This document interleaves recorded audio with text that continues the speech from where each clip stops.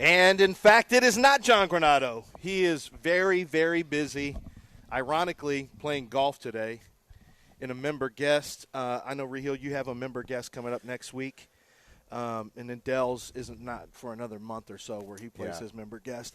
My member guest is not going to take place till August. I can't wait. So. Next week I'm going to be at Schlitzko, which is right there, East Fort Bend. Yep. Member guest. I can't wait, man. You got a member guest coming? I got a member guest coming up. Yeah, my member guest is at Rocky Mountain Pines. It's a new dude, course I love that's that out. one. Yeah, kind love of that the one. hill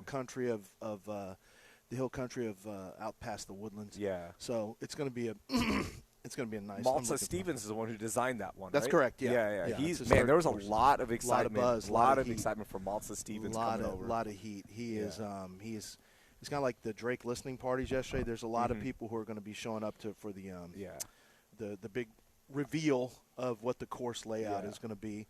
So we're here at East River 9. Their course is already I wonder if people take us seriously. Sometimes I wonder that. No chance anybody takes us seriously. They shouldn't. This is Raheel. Raheel's here today, kids. And Dell is here, of course. Just nasty as always. What did I do? Stepped right in and he's just Dell nasty. hasn't got any sleep because he's been up all night listening to all 3 of Drake's albums, which came out last night. By the way, is this closer for you or further driving to East River 9? It's closer, right? Closer. Technically closer. So we're at East River 9. We're in Birdie's right now, which is their bar and cafe, which food and drink, like everything here is great. It looks beautiful. I saw you taking a picture of the downtown when you came in. And I just want to correct something. What's up, Dell? You just lied to everyone. I was up re-listening to all of Shania Twain's albums. You weren't listening to Shania She remastered them? Yes, all her classics. Man, it feels like yeah, something like that. Yeah. Feels like a woman. God, I don't that know the song rest of it, but that had us in a chokehold. No, that was the MILF anthem. That's for why a while. you guys are casuals. If you're not talking about "You're Still the One," you're not talking about Shania Twain. No, that's true. That's a banger too. Yeah. Last night was wild. So Drake, this is why Granado's not here. He wanted the whole for day telling to the himself. truth. Yeah, he wanted to listen to all. It's like when of Sean albums. Mapes took a week off to play college football, the new college football when it dropped. Sean Mapes literally took an entire week off to play. Hey, man, John is taking at least Friday off because of Drake dropping what you told me was 3 albums. 3 albums. It was supposed to be Iceman, and then Drake said, "You know what? Let's really dilute the market and drop 2 more albums in addition to that and overshadow the NFL's schedule release date." Yeah, he definitely did that. The big date of who can make the best social media videos to just – It's really what it is now. That's all it is. It's really what it is. Nice. So the Texans – we'll go through the Texans' schedule. The schedule drop happened yesterday. And what it's become is – every social media team, literally all 32, and I don't know who started it. I know the Chargers are considered the best, but I don't know who started this becoming a thing. The Texans are not – it was not great. It wasn't, but I'm not going to – I mean, Cushing doesn't like me as a person. Yeah. It was so just like, maybe I'm biased just because I know the guy whose the entire schedule release was built around Brian Cushing. Yeah, if you haven't seen it, it was Brian Cushing recreating the Browns helmet smash thing that he did and got blood everywhere. It basically defined Brian Cushing, right? Like that moment where he just went hardo and he smashed another dude's helmet and he didn't have a helmet on and bloody face, all that stuff. Kind of who he is. Kind of who he is. And it was him like auditioning to read it.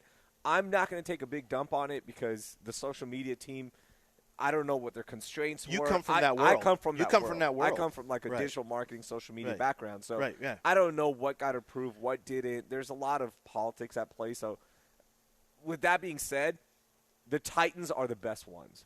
To me, the Titans keep kicking ass. And they do that man on the street thing. I don't know if you saw it. Have they always done that? They're the ones who made it popular. I think I've seen it before, and it probably was them. They started, remember, it was the logos. They would go up to people, and the way they – who's this? Like, who's this? And so the first one, it was supposed to be the Rams, and I think she said the Saints or something, and it became this whole thing. Yeah. So this time they went and walked around and found people that looked like people from the teams they were supposed to be playing. Well, like Philadelphia was Big Dom, right? The security guard, the security who I saw in person at the Senior Bowl, by the way. So it could be – it didn't have to necessarily be a player or a coach. It could be somebody just affiliated with it. So C.J. Stroud is – when we there's that meme of C.J. Stroud with the guy who – he looks like the C.J. older Stroud. guy. The older guy. Yeah. It's like, oh, C.J. Stroud is playing like this guy, and everybody posts that picture. Right. There's a new one now Yeah. because the Titans found a guy who just younger guy who happened to have some dreadlocks, and they're like, oh, look at C.J. Stroud, and now that's going to become a thing. Yeah, they did that. It's all 32 teams had a schedule release video. The Chicago Bears had one where Rome Odunze has his hair picked out, and it's he's Bob Ross from the painting. Have you seen that one? No. Yeah, so we're just going to paint that's good. little birds right here. And it's like they got Cardinals are part of their release, and it's pretty good. It's pretty clever. Minnesota does one where it's where the kicker, Will Reichard, is sitting at a table, and it's like a Michelin star restaurant. The guy comes up and asks if there's any food allergies, and Will Reichard says he'll take everything on the menu. The guy is Chris Jericho, by the way. Is that was Chris Jericho? I knew it had to be somebody. Yeah, it was Chris Jericho, who's one of the most decorated wrestlers of all time. Now, so he's the waiter. He's the waiter. So he's the waiter, and then Will says, "I'll take everything on the menu." He says, "Everything?" Yeah, and then so they show preparation of food, and then they eventually turn every food into every plating looks. It has something to do with the team that they're playing. The food looked really good, by the way. Did you see the Patriots one? I didn't see the Patriots. The Patriots one was like a recipe for cookies, some cookies, random cookies, right? And the Vikings played it safe. They didn't make any Rossini jokes or anything like that. But, of course, the Internet did. Did anyone make any teams? I didn't see it. I did see an article, though. Who sent that to me? Who said that was funny? Was it KJ? It was not KJ. As you figured out, but the Internet got a hold of the recipe little screenshot. Yeah. And, of course, they made a Rossini joke in there. But the Vikings did it, but the Internet did it. And everyone was like, oh, the Vikings did it.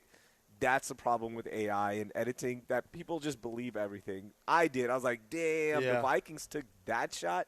It said a 4th cup of Rossini juice, like as one of the ingredients. No. And it, of course, wasn't true. So I fell for it. I was like, damn, that's cold. That's good. Like, that's what you want. You got to take shots at this. Right. You got to point out stuff. Well, the that's league. happening. So there was a Yahoo article that said the league was not going to punish any teams for making Vrabel Rossini They jokes. shouldn't. Well, the league, no, but would they have? The league, I could have seen the league reaching out saying, "Hey, this is not good." But instead, they didn't give the teams any guidance. Supposedly. Yeah, they shouldn't, because that's what makes this fun. When you give your social media teams a little bit of a leash, like, hey, go do it, and we'll have some fun with it, because the story's out there. It's not like it's not just rumors anymore. The story's out there. There's pictures. There's boat trips, all that stuff. Have a little fun with it at this point. Who cares? Well, I don't think any teams did. It ain't me. No.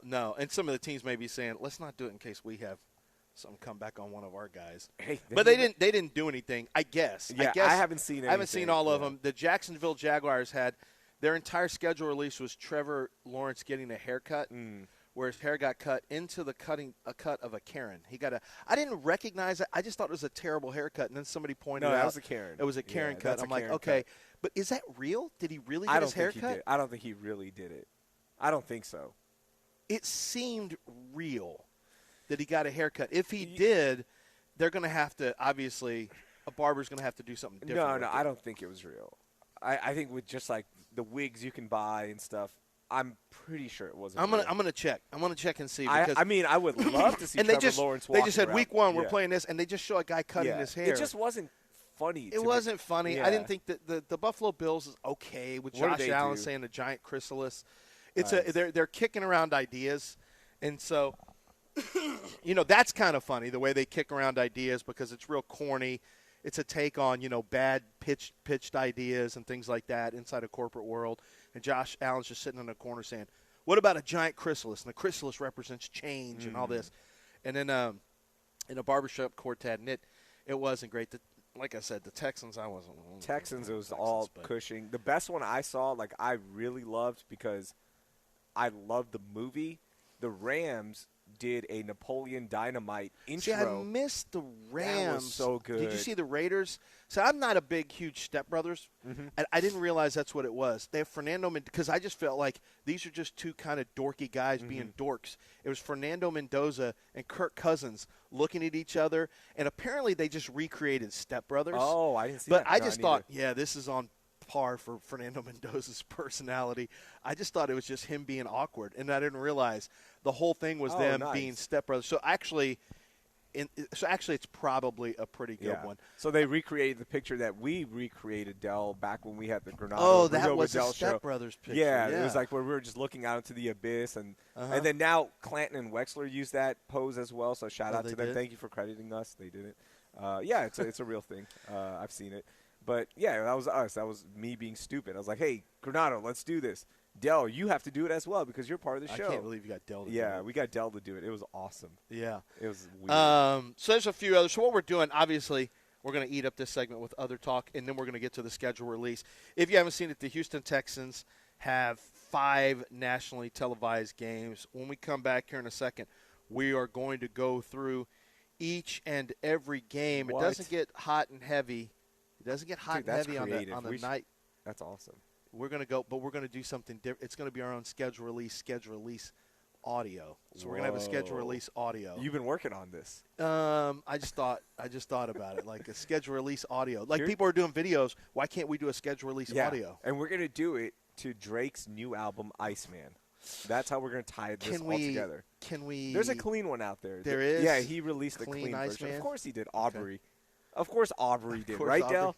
Dell? Come on. Aubrey definitely released a clean He doesn't version like of the going album. by Aubrey, though, by the way. No, but that's his name. It's Aubrey. I know, but he doesn't like that. His name is Delvincito, and he doesn't go by Delvincito. No. Well, that's not my name. Because the streets call him Del. Yeah. I'm looking for the Iceman clean version for It's AJ on Apple to play. Music. It's on Apple Music already. Well, AJ didn't have Iceman. He didn't have Apple Music. Y'all ain't got Apple Music On our Me and AJ computer, don't have it. No? On the computer we don't. What do y'all have? Spotify? Not Yeah. even. Not Yes. even? No, we don't. Not pay on the YouTube. YouTube. Yeah, Yeah, YouTube. YouTube. It's still out. It's got to be out there. YouTube. I'm a Spotify guy. I'm not paying for Apple Music. I can only pay for What? one. Why would you pay for 2? Shout out You can't pay Spotify. for Spotify and You got to go Music. Apple Music. You get Well, I Dolby could, Atmos. but I've already got all surround my sound. I've already got all my stuff on Spotify. I used to have all the There's playlists, and then Apple literally erased songs that I had downloaded from CDs that I had pulled into that's iTunes, right, and they deleted it. And I'm like, this is the most bullcorn ass stuff Yeah. I've ever seen in my life. Yeah, but now they literally it's just, took my music and threw it away. Music I owned on actual CDs. But it's on streaming now. It's okay. Well, I I know used to have but the I same had, problem. But bro, I had like a whole playlist, and they just eliminated it. Yeah, They basically were because bullying you into trying to. It wasn't a good Get playlist. with us. And Apple's like, Apple Lance, doesn't know. That playlist I had some dope ass playlists, and some of the stuff I purchased just disappears. Yeah. Like I bought this. Oh yeah. Tough luck, buddy. Tough And luck. I'm like, no. Buy it I want my again. 99 cents back times 36. Ho ass Apple Music. That's how I feel about it. Yeah, That's how I why you should just legitimately feel illegally about it. download it back in the day. Well, there is a song on one of Drake's 3 albums he released, the album Maid of Honor, called Ho Face. Yeah.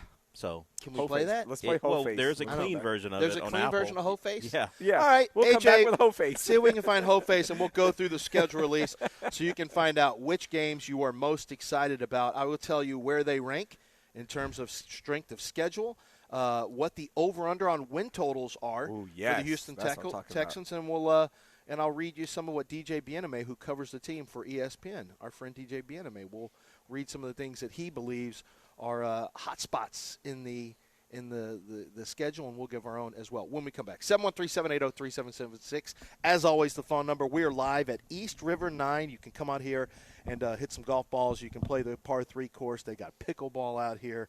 And, of course, we're going to be out here hanging around. You can actually just hang out with us if you'd like. It's completely open to everyone but people who obsess over minor league baseball players. 713-780-3776. East River 9. Let's go.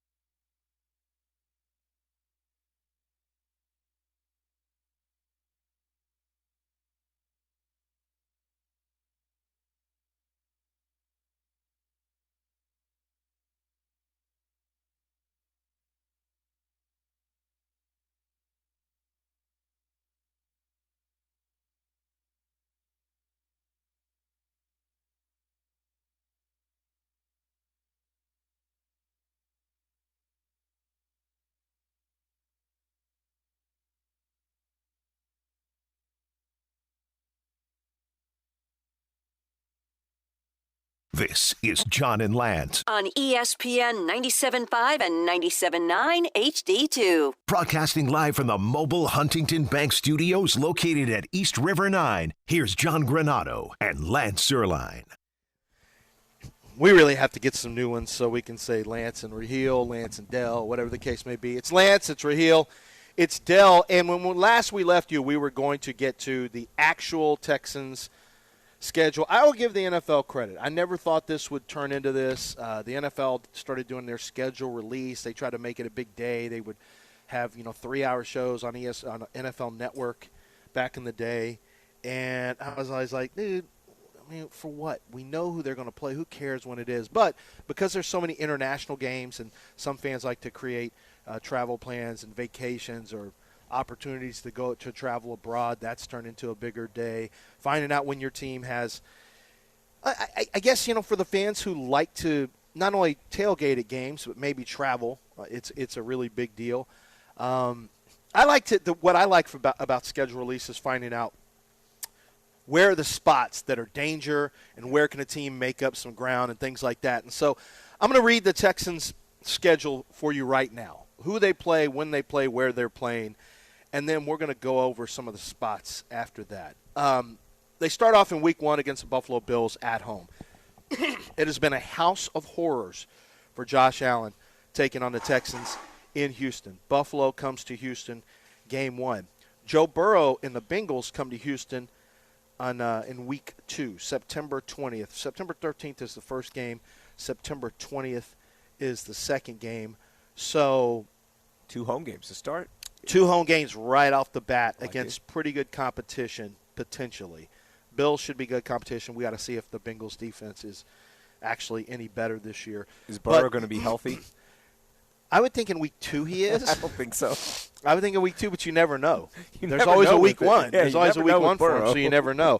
I don't know about you guys, but I like getting out of the way the teams before. Now, one way you can look at it is, they're not beat up at all, but the other way you can look at it is there's potentially some rust because there's most of these teams' starters not going to be playing much in the preseason at all.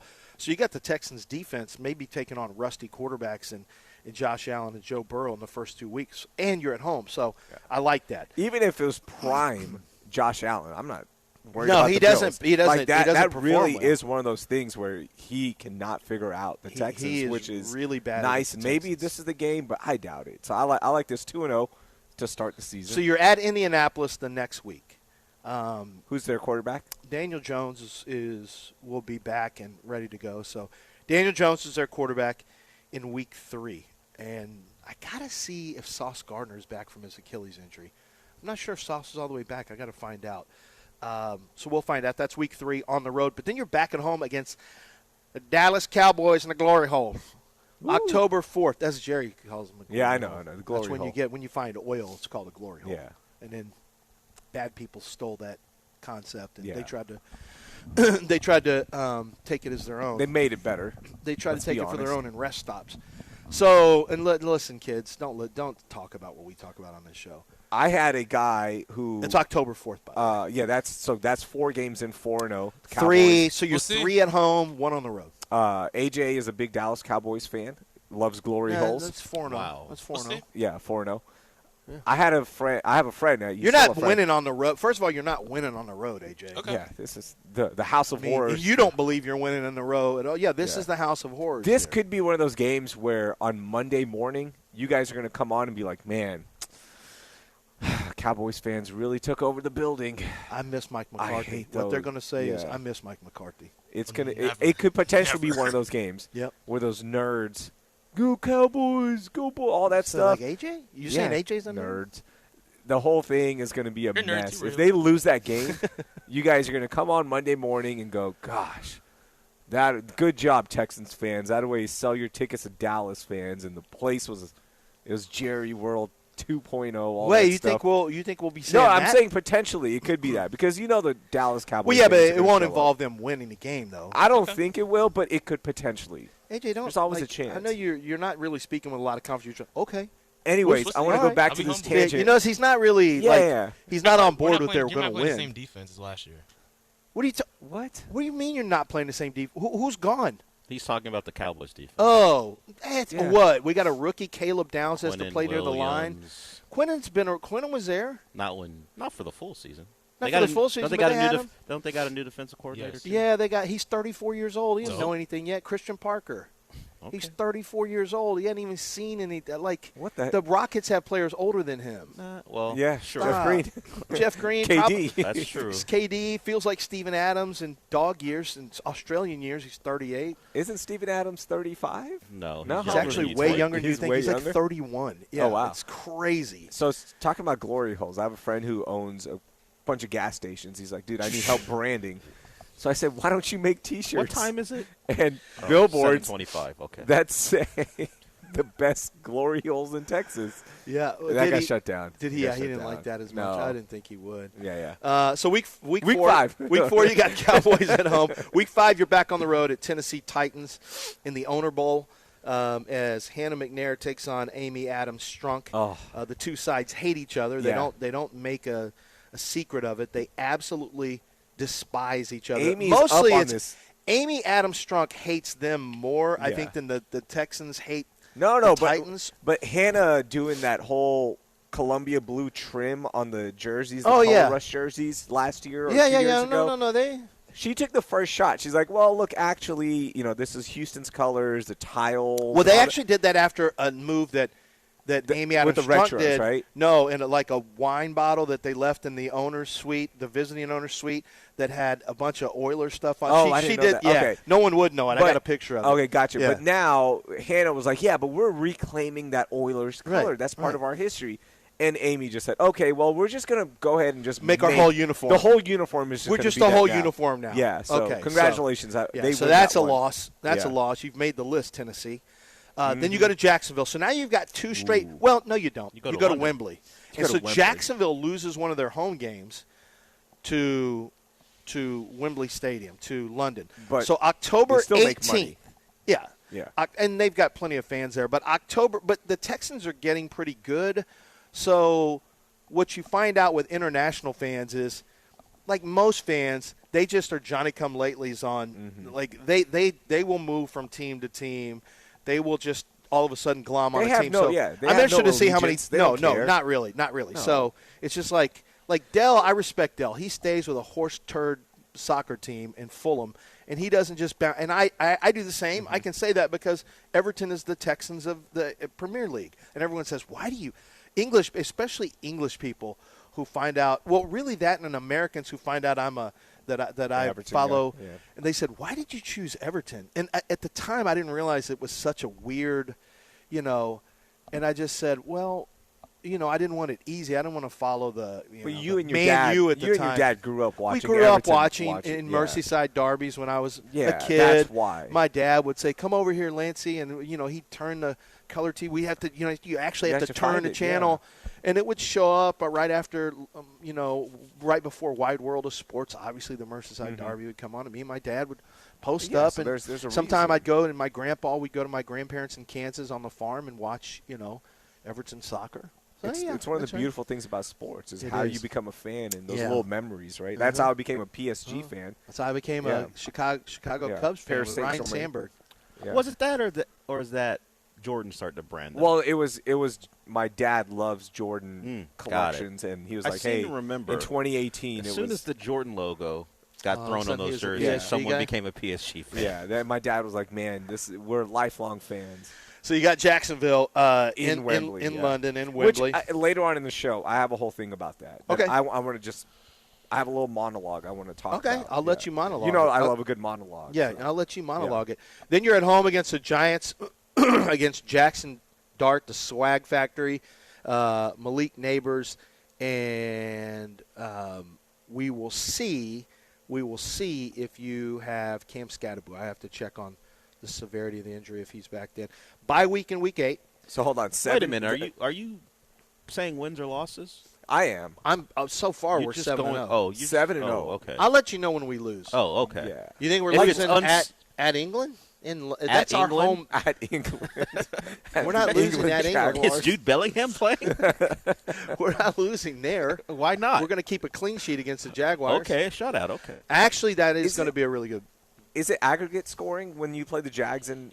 Well, you don't play them Just trying to twice get a there. No, but I'm just saying the series. Does Well, it you're then just turn trying to into get aggregate? you're just trying to get a point. Yeah. You're trying to get a result. I'm just trying to get a The result. Texans are Yeah. going over there to try to get a result. Yeah. Okay. Yeah, because it's such a huge.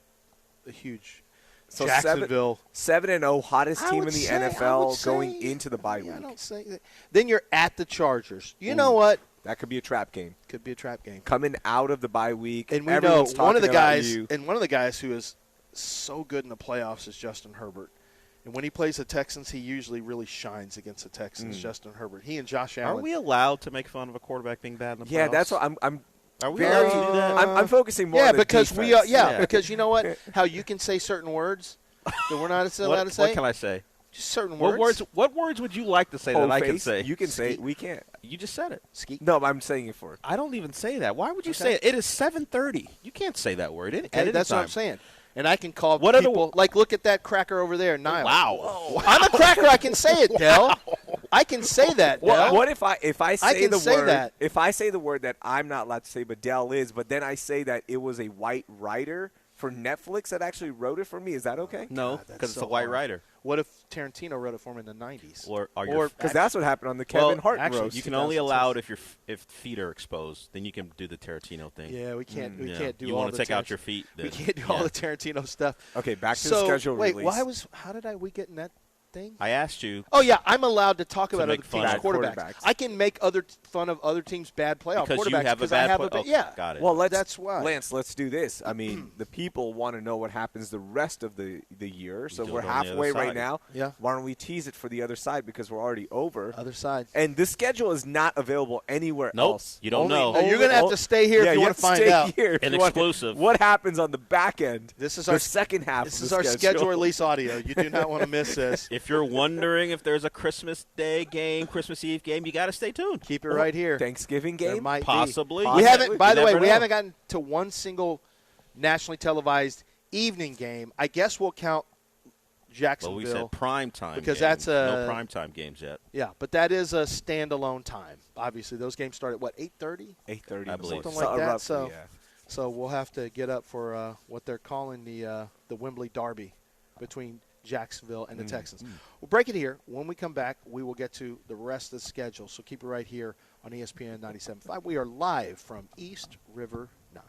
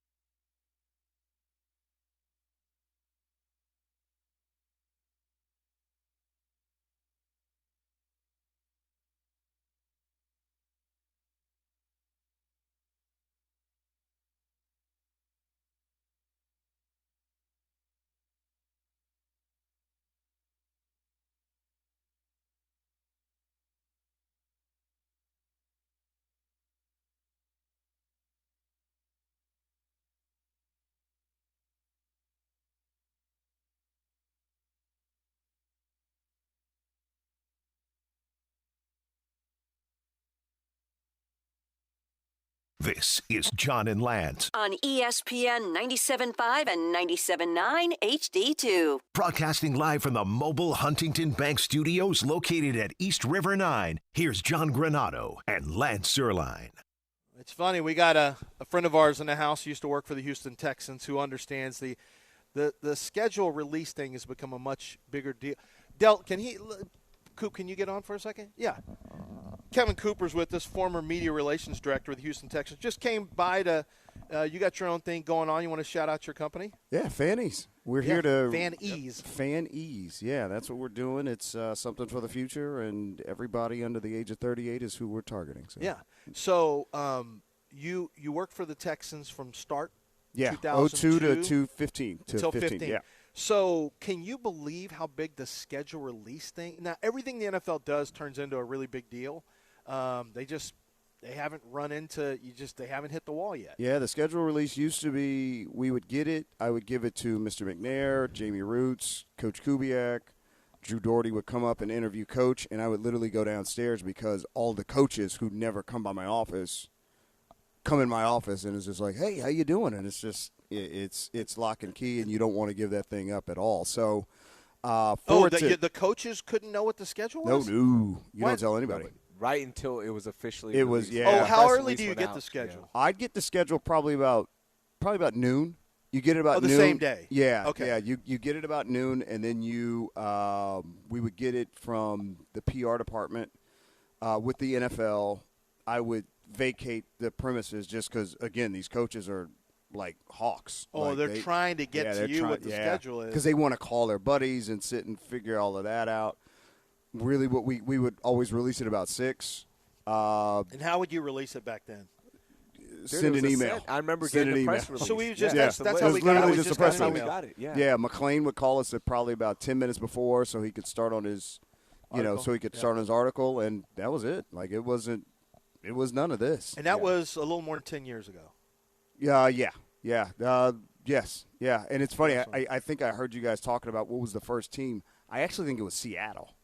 I think that they did something with Pete Carroll where it's like they had like little helmets or something like that, and that was probably like 13 or 14. And I could only imagine these budgets that these people put together and the fact that some of them were well shot short movies. Dude, the Absolutely. Chargers recreated Halo, and it wasn't like a cheap version of it. It wasn't. Do you just think it was AI done with? slop. You don't think it was AI? No, I think they actually got the game directors and creators to really dig into it. So you know who you're playing, awesome. so you have the ability. Yeah. You have the ability to create that, even if you don't know which week or you whatever. just edit it. Yeah, you can shoot. But I'm sure they get it a month or so ahead of time now, like a couple of weeks. No, I don't think they do. It's a big thing within the NFL. So like you've got. Well, you know who you're playing though. Yeah, like the one that they did with Cushing. You can have Cushing look at camera and say, week 1, week 2, and then just cut edit away. it. Yeah. So it's pretty easy from that standpoint. Yeah. But the Halo one's not like the timeline that they did. Yeah. I think they do get. And I can confirm it in a bit. I'll with find a friend out. too. But I'm pretty sure they get a pretty good runway now. Yeah. Just because the NFL knows this is a big thing for them. It And is it's true. an exciting thing for fans. That is true, and it does nothing but help to have these Yeah, it's a teams good thing. turning them into schedule release stuff. So I just can't believe how big it's gotten. While you're here, we'll go. You follow the Texans. You follow sports in general. Jacksonville and Houston going to in Week 6 going to Wembley. How tough is that on the team side? Did you make a trip overseas at all? I don't think so. We right? didn't. No. That happened wasn't in a big deal 19. just yet. Yeah. It was in 19, and obviously we just weren't as big of a brand back in 2012 when they started it, and back then. But they only did one a year back then, I think. Yeah, it started I think in like 2007 when the Dolphins with Dell and they played against the Giants, and that was the year the Giants won the Super Bowl. Yeah. And that's when it started with the international. I didn't realize they went in 7. Yeah, Where did they go? England? Was that? They went to England. It was only England for a long time. Yeah. Then it was Germany. Mexico City was the one they that went Texans to Mexico played. City. Yeah. Texans went in 16. Raiders, That's the one that they went to. It's just and a lot of that stuff, it comes down to the coach being in a good mood. You know, Bill O'Brien was probably not in the greatest of mood in 2019 to sit and have to go, and this is an inconvenience. If you start to look at it as an inconvenience, then it's inconvenient. But if you sit and say, like, this is part of our schedule, this is what we have to do, then you're fine. Yeah, the fans get excited. The team side probably there's a lot going on there that's kind of a pain in the ass. We left off with the Chargers Week 9 at the Chargers. Then you go to the Browns Week 10, November 15th. You come back home, and that's your first true nationally televised evening game. It's going to be Thursday Night Football. You take on the Colts. 4 days rest, by the way. That's your second matchup. 3 days rest because the Browns at the Browns on Sunday, so you get back and Thursday turnaround game, which is nice at home. But it's going to be, I'm sure player it's a noon safety's game, good, so you're probably going to be home by 7. Yeah, so you get 3 full days. How long, of rest. Coop? How long does that take to get home? If you fly back on, you got a noon game against the Browns in Cleveland. You fly back home. When you're back in your door, you're back in your house probably about 7. Okay, so it's not too bad. It's not bad. Yeah. That's not too bad. That's not bad. It's still short. It's when you have to make turnaround, that. though. It's when you have to make that West Coast trip back. When you make the West Coast trip back, and you lose 2 hours. Yeah, you're back in about midnight then. So then you got Thursday Night Football with the Colts taking on the Texans at home. Honestly, if I'm being just no jokes, Mm-hmm. you've got the Bills and Bengals are 2-0 tougher start. matchups, but I think you're winning both of those. Yeah. You're at the Colts. That could potentially be a loss. I don't think you lose to the Cowboys because I got to see if the Cowboys defense is good enough. You shouldn't lose to the Titans at Tennessee. Jacksonville, Wembley, okay, whatever. You might be a coin flipper. I think the Texans will be a small favorite, but we'll see. Giants at home should not be a loss. At the Chargers, you say it's a trap game, but they also are terrible from a home field standpoint. If the Texans fans travel, they will have a majority of the stadium because the Charger fans just don't really exist as much as you would think. That's the one we're all staying at Granado's house. Yeah, for sure. I'm pulling up to that. I'm pulling up at the Cleveland Browns. We mentioned at the Colts come here. Then you got the Ravens at home. Now Ravens November 29th, so you're not playing Thanksgiving. I don't trust that game at all. You don't. But I like the win. You don't beat the Ravens, but I like. If Lamar's there, we'll see you're if not Lamar's beating healthy. We're already week 12 of the season, and he tends to break down. So we'll see if he's healthy. Is there going to be a Beyonce concert in conjunction with that game, like they did the last time the Ravens were here and then lost by 50? Ooh, was there a Beyonce concert? That was the Netflix game. Yeah, that was Christmas Day. Where Not the game on was Wednesday. Over. The game was over at halftime. Like legit, the game was over at halftime. It was so bad, and everyone was just like, "I'm not here anyways for the game. Who cares? We're all here for Beyonce to perform concert. 3 songs. That's it." Gosh. You're at Pittsburgh for Sunday Night Football on December 6th. So now we've had our second nationally televised evening game, Sunday Night Football, December 6th at the Steelers. I don't know. I mean, you're going to be a favorite in that one, too. We'll see where the Steelers are at that particular time. They could be. We don't even know what's going on with the quarterback position. And even when Aaron Rodgers plays, he doesn't play great I'm lately. hoping Aaron However, Rodgers he is there. did put on a good second half against the Texans when he was with the Jets. That was a couple years ago. And that was a different Texans Aren't you team. hoping that Aaron Rodgers is the quarterback for the Steelers? I don't think he's dangerous anymore. Yeah, and nobody thinks he's dangerous. So. No. You're at the Commanders the week after that, December 13th. Then you are at home against the Jacksonville Jaguars. So your second game against the Jags is December 20th. You're on Thursday Night Football once again, Week 16. So there's a short turnaround. Your second short turnaround game is going to be Christmas Eve at the Philadelphia Eagles. That's a tough one. That's the second time that they've actually played Philadelphia on a Thursday night. First time, very infamous game, 2010. The Sunday before we played against the Titans, that's when Andre Johnson got into it with Cortland Finnegan. On Monday we come in and we're all like nervous, like, is Andre going to get suspended? And did he? He did not. No. He punched Cortland square in the head. Yeah. And did not get suspended. Didn't get suspended, and then he was able to play on Thursday because the league knew what an a-hole Cortland. Yeah. Texans they ended up losing that Eagles game. We lost that Eagles game. Yeah. 2010 we lost everything. But everything late. Everything. Like the Jacksonville was a Hail Mary play where Glover Quinn batted it into somebody's hands. It was the Texans showed signs of being a good team. But they kept losing late. They won 6 games. They were 6-10 that year. I'm almost positive. And then the next year was the big jump. We started off 4-2 that year, went to bye week, and then we defensively we just couldn't hold up. Yeah. This end of season stretch, the at Eagles, at Green Bay. They should. That's going to be crazy. You know who needs to sponsor this is Freeway because it's going to be a cold winter. They've got Pittsburgh. Let's look at the last 5 weeks. Yeah. So the last 5 weeks, you're at Pittsburgh in December. Yeah. Then you're at Washington in December. So it could be cold, and it's probably going to be cold the 6th. Cold winter. It's probably going to be cold. You're right. You ain't lying about that. Then you're at home against Jacksonville. Memories are made in the coldest winter. But then, don't listen to things like that, he says. No, it is. It's just memories are made in the coldest winter. Yes, that's an actual. Just says stuff like that. Actual saying by a great philosopher. Who? Kanye West. Oh, okay, here we go. So you're at Pittsburgh in December, at Washington in December. You're at home. Early December cold games. But then you're at Philadelphia Christmas Eve for a Thursday night game, and then you come back for a Monday night game on January 4th at Green Bay. Figures to be a cold one. So 4 of your last 5 are on the road. 3 of your first 4 are at home. But those road games, you probably want to go. I mean, you'd like to go at least 3-2.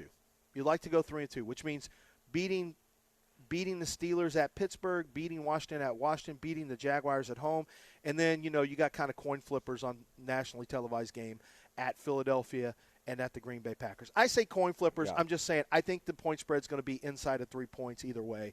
If everything holds, as it is on paper. The last week is a flex week, week 18 against the Tennessee Titans. They do not have a time set up. So you have 4 nationally televised games, but they all happen starting November 19th, which is week 11. So from week 11 to week 17, 4 nationally televised games for your Houston Texans. The over-under on wins is 9.5, set by DraftKings. That seems a little low. I take that way over. Way over. Yeah, 9.5 was last year too. Yeah. And they went way over that. 9.5 this year. The Houston Texans have the league's 7th easiest schedule. Opponents had a 47.4% winning percentage in 2025. ESPN analyst, based on the numbers, Mike Clay's projected win total is 9.4.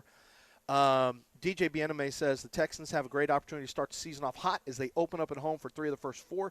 Last season, the Texans went 7-2 at home, even despite starting 0-3 on the season. If they get off to a good start, their goal of being a top 2 seed is in play. They might hit that over by week 13.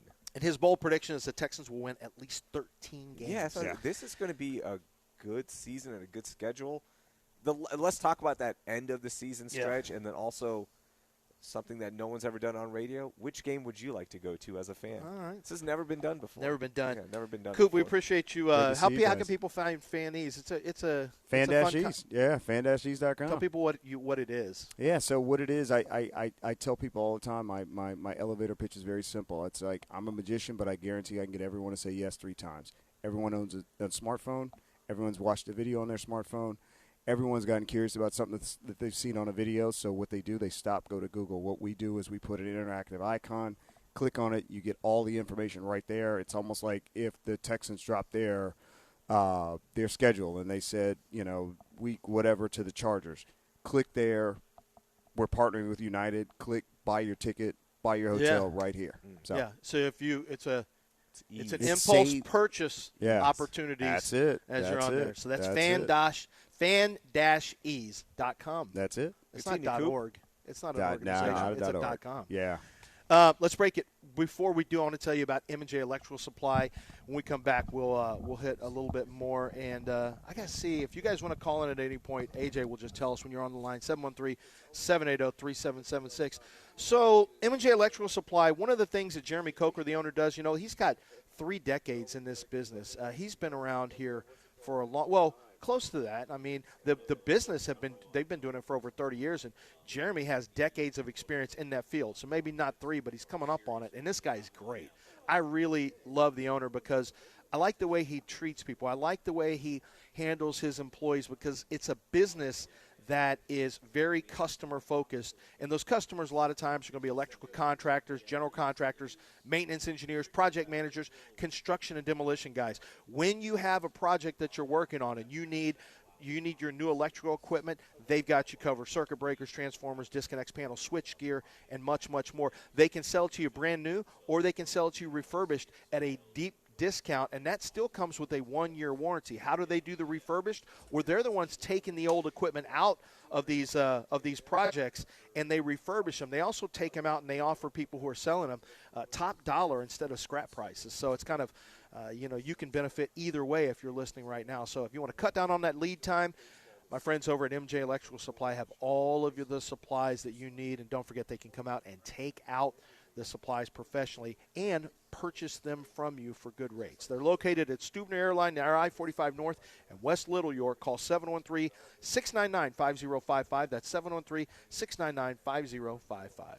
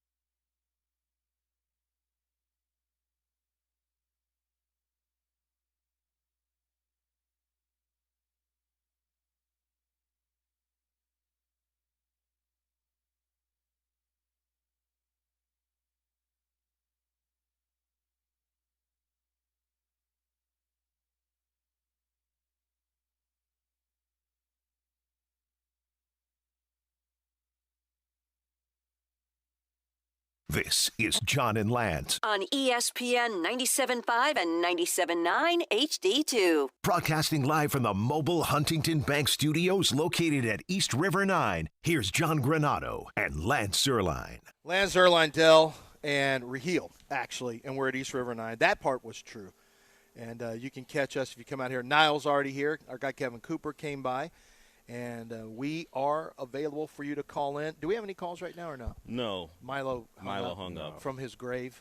Yes. Okay. From his Was it our Milo? Milo, that Oh. Milo. Yeah, that Milo. I made a mistake. I didn't I realize. love Milo on a mobile. 713-780. He's really good. Granado was listening earlier. He was? Yeah. What did he texted. say? He texted the Glory Boys. Oh, did he? What He did he said say? it was one of the best segments he's ever heard. Just talking about how fans are made and the memories we share with our parents. That's the beautiful thing about sports, how you become a fan. For F's sake, he said.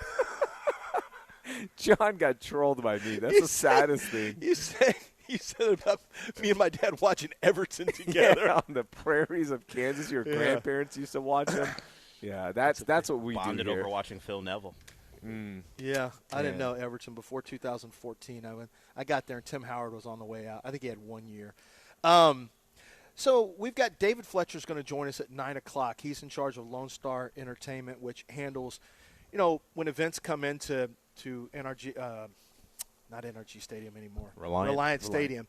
When they come in there, he's the guy, right? He's the guy who, when CONCACAF or Gold Cup or the friendlies like Manchester United, Manchester City, I was there for that friendly. Golly, I guess it was almost 10 years ago now that I think about it. So he's the guy, and he'll join us, and we're going to talk about.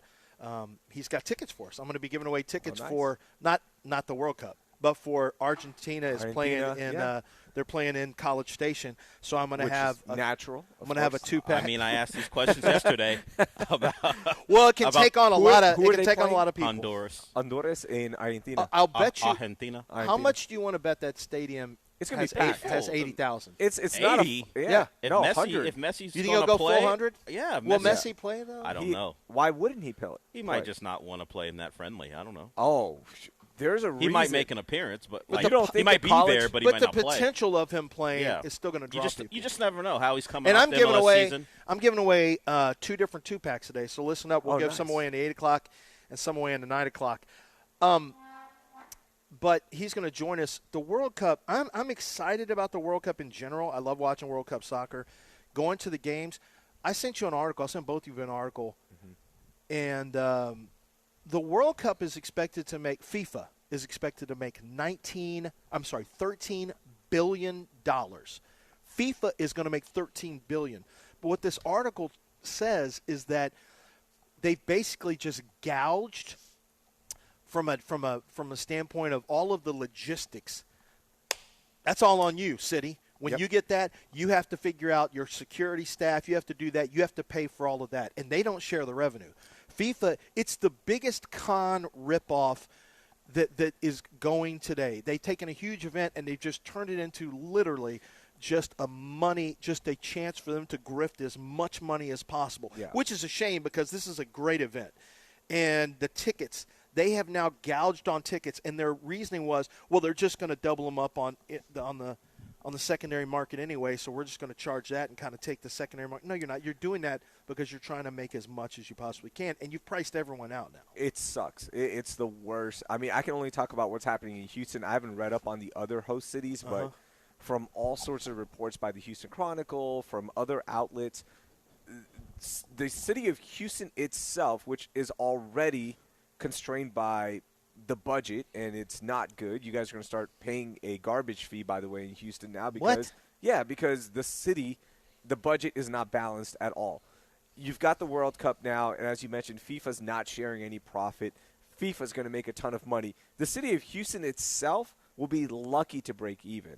There were earlier reports that there's going to be 500,000 people traveling to watch all their teams, and this is going to be the great event to showcase our city, and it might be, but with everything that's happening in the world, the cost of travel, the way FIFA's greed is pricing out people locally and internationally, this is going to be a cluster F. You drive by downtown right now, and it doesn't look ready. Well, when's the last time you were at the airport? It's been a while. So they've got so if you're flying into Terminal B, for example, you can park in AB. You have to go take a shuttle to check in at C. Oh, it's still that bad. No, it's still like the whole international they're in a mad terminal, rush. Yeah, because they got to get it done. I thought it was. Well, international I think is E. Yeah. But D and E. But but it's still a mess at the airport. Yeah. And I thought this was going to be done, and it's not done. A and B is still and that is something they wanted to have done because of the international people. I don't know if in. you saw today driving in on the east side of downtown where Shell Stadium is. They're going to make that into a whole soccer mecca almost, right? Are they really? Yeah, that was supposed to be the big thing. That's going to be the World Cup hangout, and there's going to be parties and watch parties, and this is going to be the hub. It's all dust right now.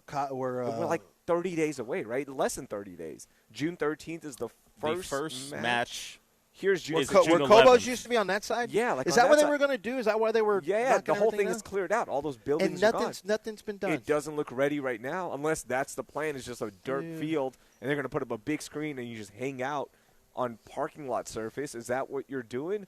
Main Street's supposed to There's get a remodel. dead dogs who have Yeah. better stadium. Who have Dude, better stadium it's going to views. be What? Scoreboards. bad.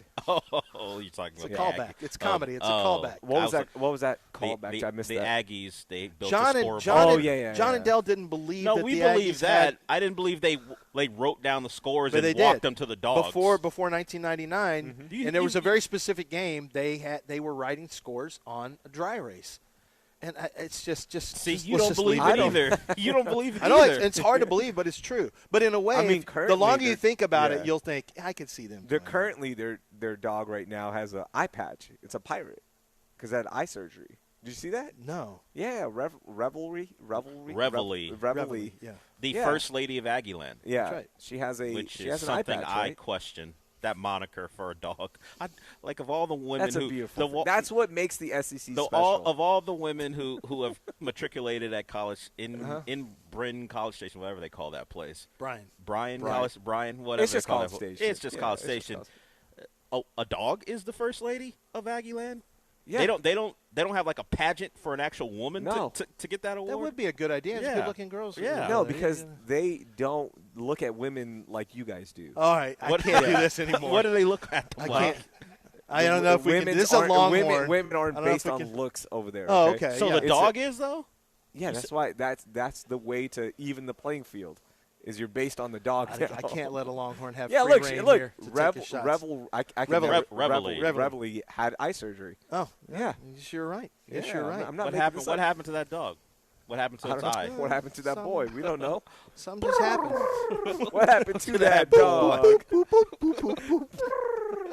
What were we talking about? I had a I don't serious even thing I want to know. talk about. The We got World World Cup, Cup, Houston, and how we're Birdman, not going to something. make I any think, money. look here. So it's locally- not on. yeah. But by the way, it's not on our guys. No. Any of the issues, the pricing, none of that is on No. our guys here. Like David Fletcher and those guys do an amazing job.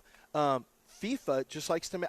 I've told the story. I was on FIFA. I was on their website I've for been there 6.5 with you. hours. Tried. In queue. Now here's the thing. I was doing NFL Network. I just left my computer open. I filmed literally a TV show. I did a live show. Then went and did a Move the Sticks podcast right afterwards. Came back, and this is after it had been on hold. And I waited for 45 minutes. Got in. Got 2 tickets in Dallas to a matchup that I was excited about, and at a reasonable price. And I just figured me and Solis would just drive up there and drive back, or drive up there, stay one night. And when I went to check out, it just kicked me out and put me back in the queue. You'll find them the day of.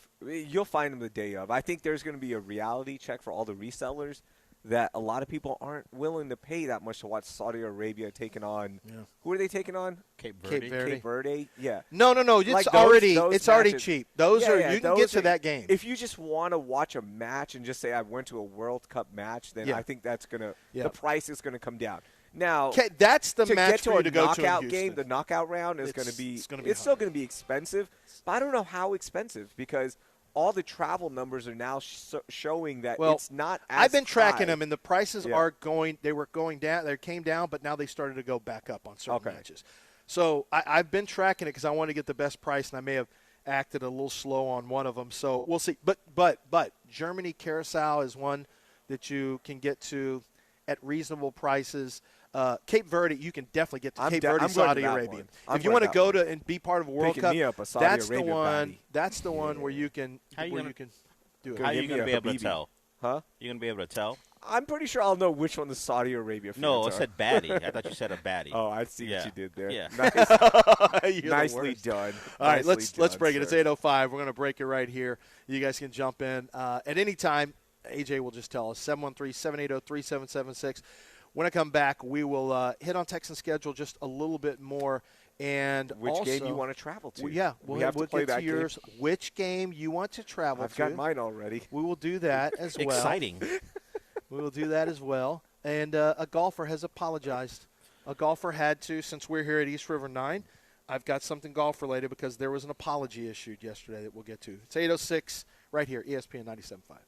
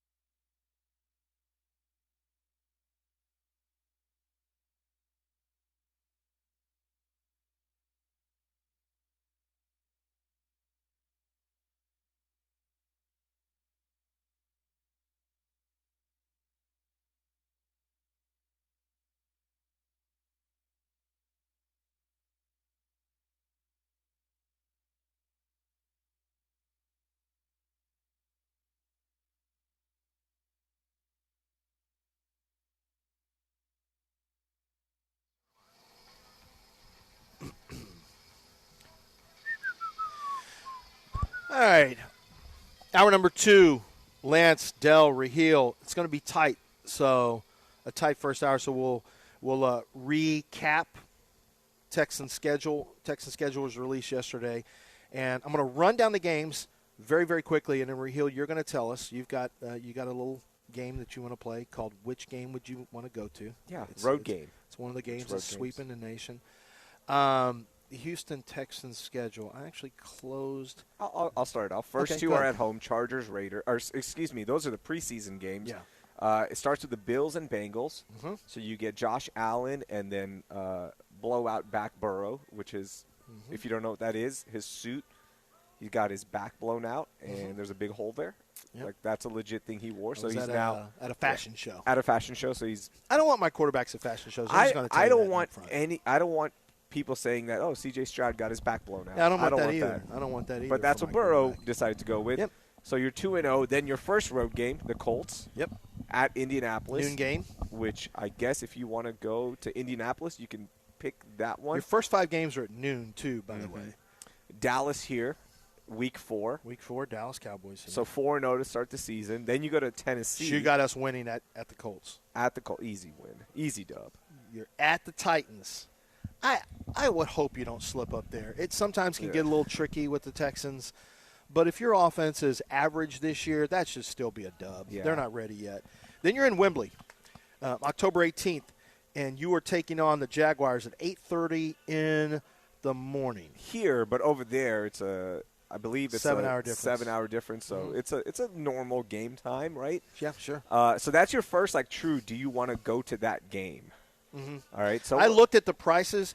To fly over on United on just a regular economy seat is $1,100. Yeah, Ooh. It's a little. How much are tickets for that game?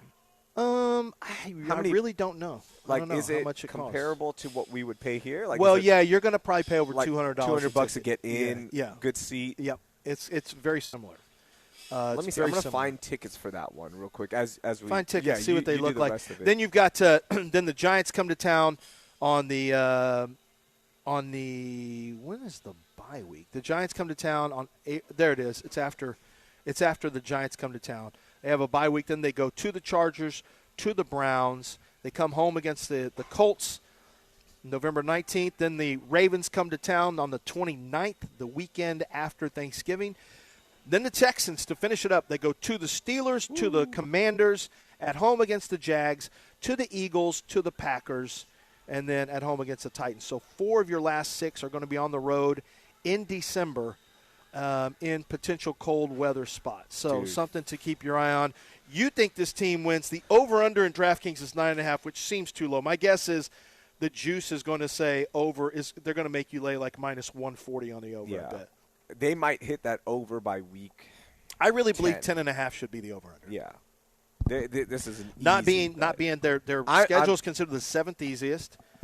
Like, what are the challenges on the schedule? The road games to end the year. You got. I think at Eagles, at Green Bay, those are going to be tough, right? That's a given. I don't think at the Commanders is going to be that tough. I don't think at the Steelers is going to be that tough.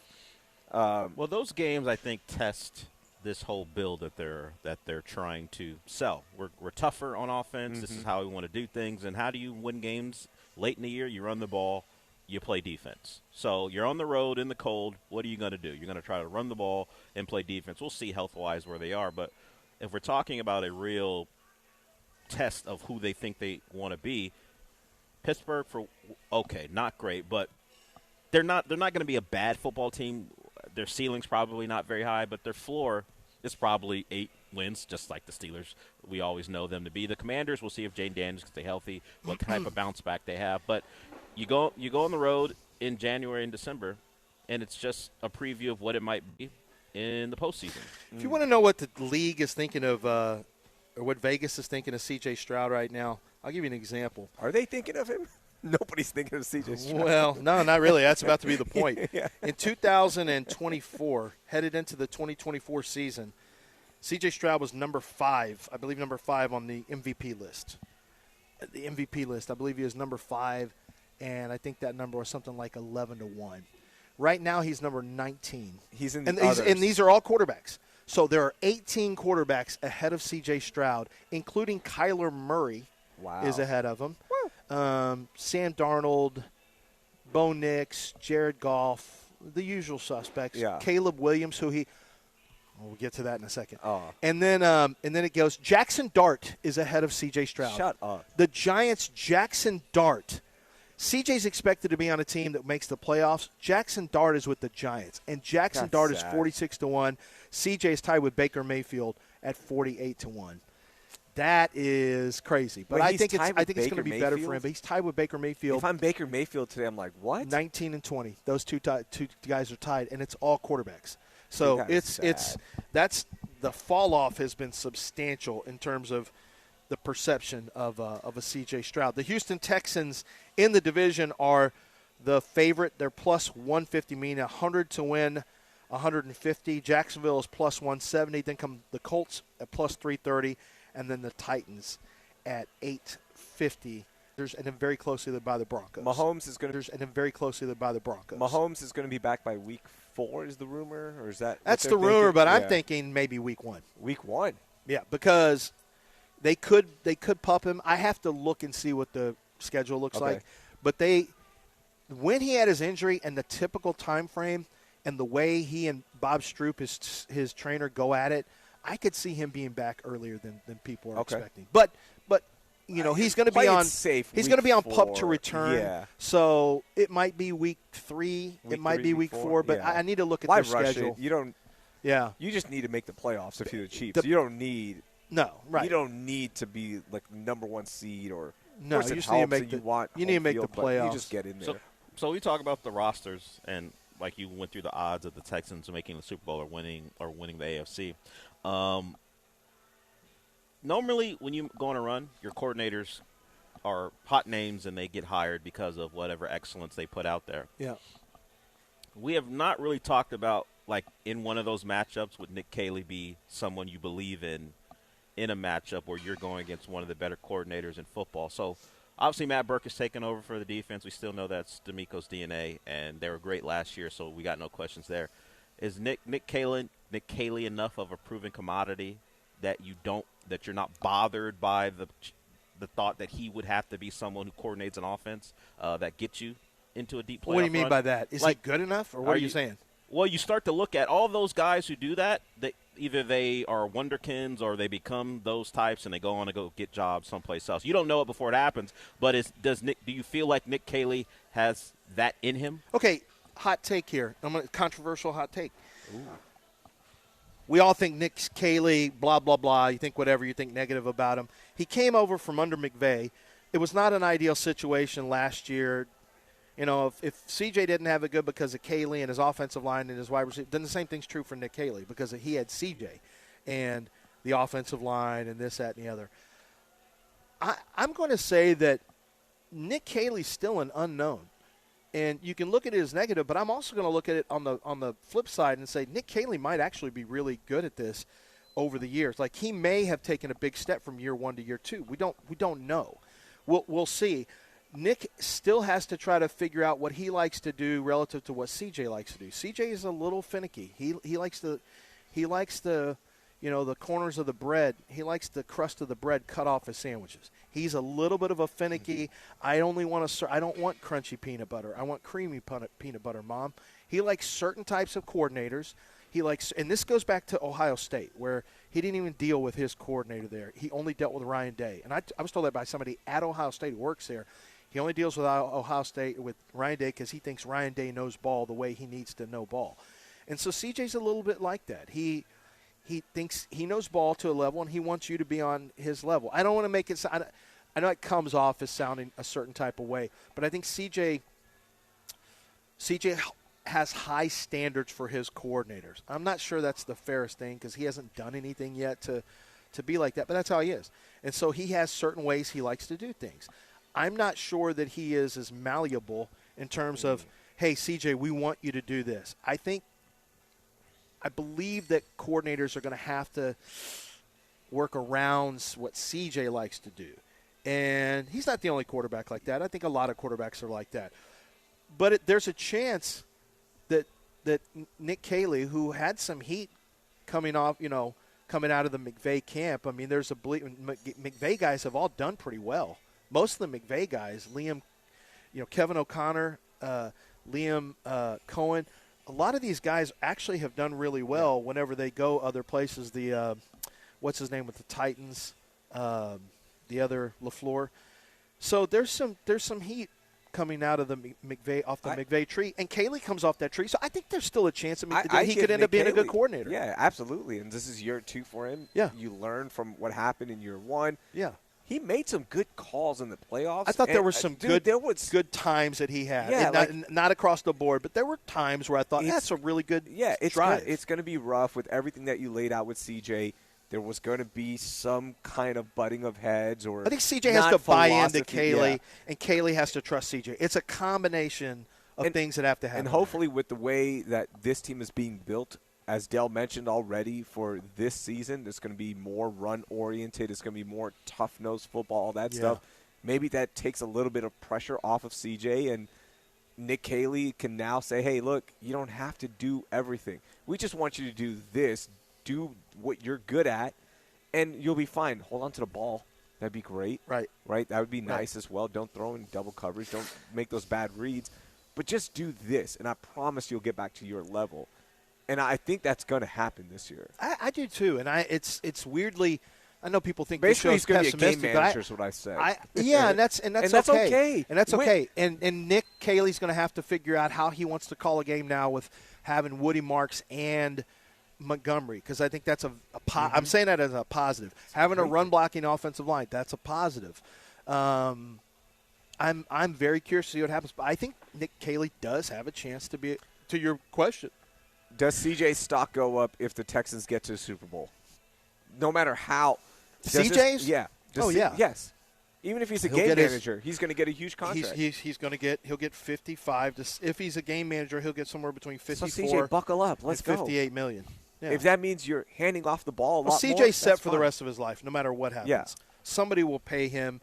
Even if he has a bad year, he'll get $30 million a year over 3 years, guaranteed $90 million. Like, his money is good forever. Yeah. It's not a problem. You're set. You and your family are set for the rest of your life. Just the fact you were drafted in the first round. I don't think the guy who ranked himself top 5 coming off his rookie season is going to be fine with the scenario. Maybe the second year under Nick Caley, he will be more malleable and acquiesce to some of the requests, but you know what he thinks of himself. He doesn't see himself as a game manager. No. I'm not saying it'll become a conflict, but it will not be something he goes into willingly if they take the reins away from him. Do you remember when he referenced, I'm having to be a game manager, I'm used to this? He referenced late in the season, or maybe it was after the season, talking about not what he wants. We know that. Yeah, it isn't what he wants.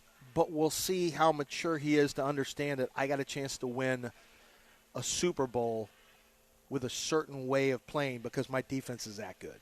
We'll see if he figures that out. It's 8:23, and when we come back, which game do you want to go to? We'll see if we'll finally get the answer. We'll see if we get to which game you want to go to when we come back. Mine.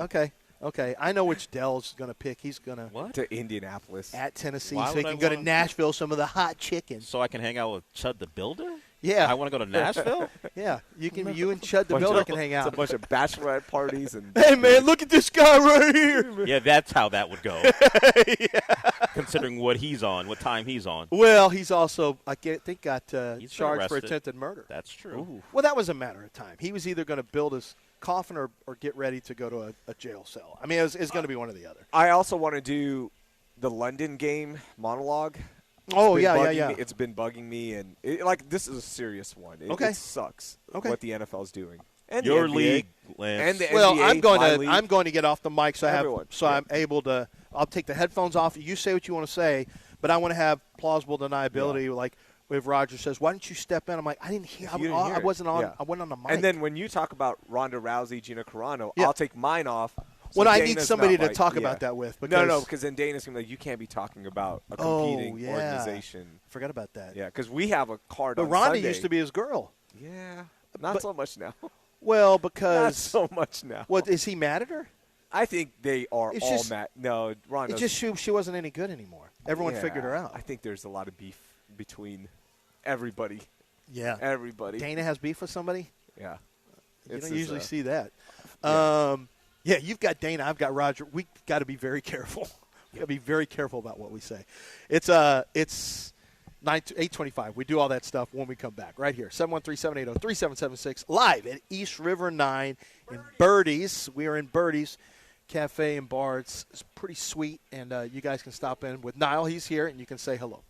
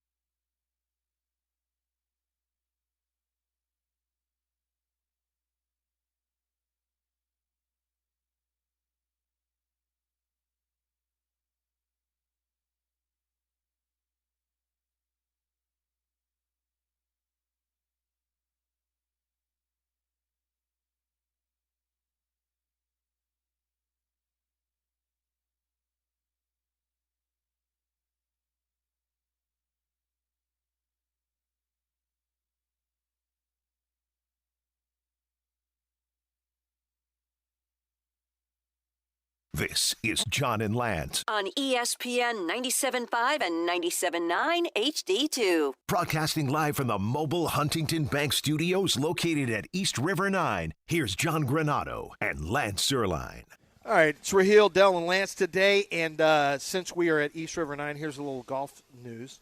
Two-time Majors champ John Rahm apologized for hitting a volunteer with a divot after he took a swing in frustration during the first round of the 108th PGA Championship that started yesterday. He was really ticked off. He turned, he smacked a huge divot, and the divot hit somebody. I mean, it's grass. Rahm was unhappy with his approach shot at the 7th, and he said, quote, "I got a flyer on my second shot that went long." He posted a 1 under 69. "It's not a good spot, just out of frustration. I tried to make an air swing just over the grass, and I wasn't looking. I took a divot, and unfortunately, it hit the volunteer." He went and apologized to the man. I mean, he got hit by grass. I think. Honestly, it was one of the most offensive things I've seen in sports. And they should suspend him for the rest of the tournament. I just don't think he's going to. Scotty Scheffler is one of so 6 soft. people tied Golf there in is the the PGA worst. Championship. Did you watch any of the PGA Championship? Not yesterday, but I will. I will on Saturday. I'll watch will? some on Saturday. I watch all on Sunday. I watch majors. You still watch majors? Yeah, I still watch majors. Why? Well, it depends on what I've got going on. Why? Why would you watch hold on, you're telling me you would rather watch the We PGA are here. Championships too? We are here at East River 9 promoting watching the PGA. I get it. Yeah, come here watch it, but like you personally. Yeah. No, there are I fans still out there who are going to love it. Okay, so I still watch watch Kentucky Derby.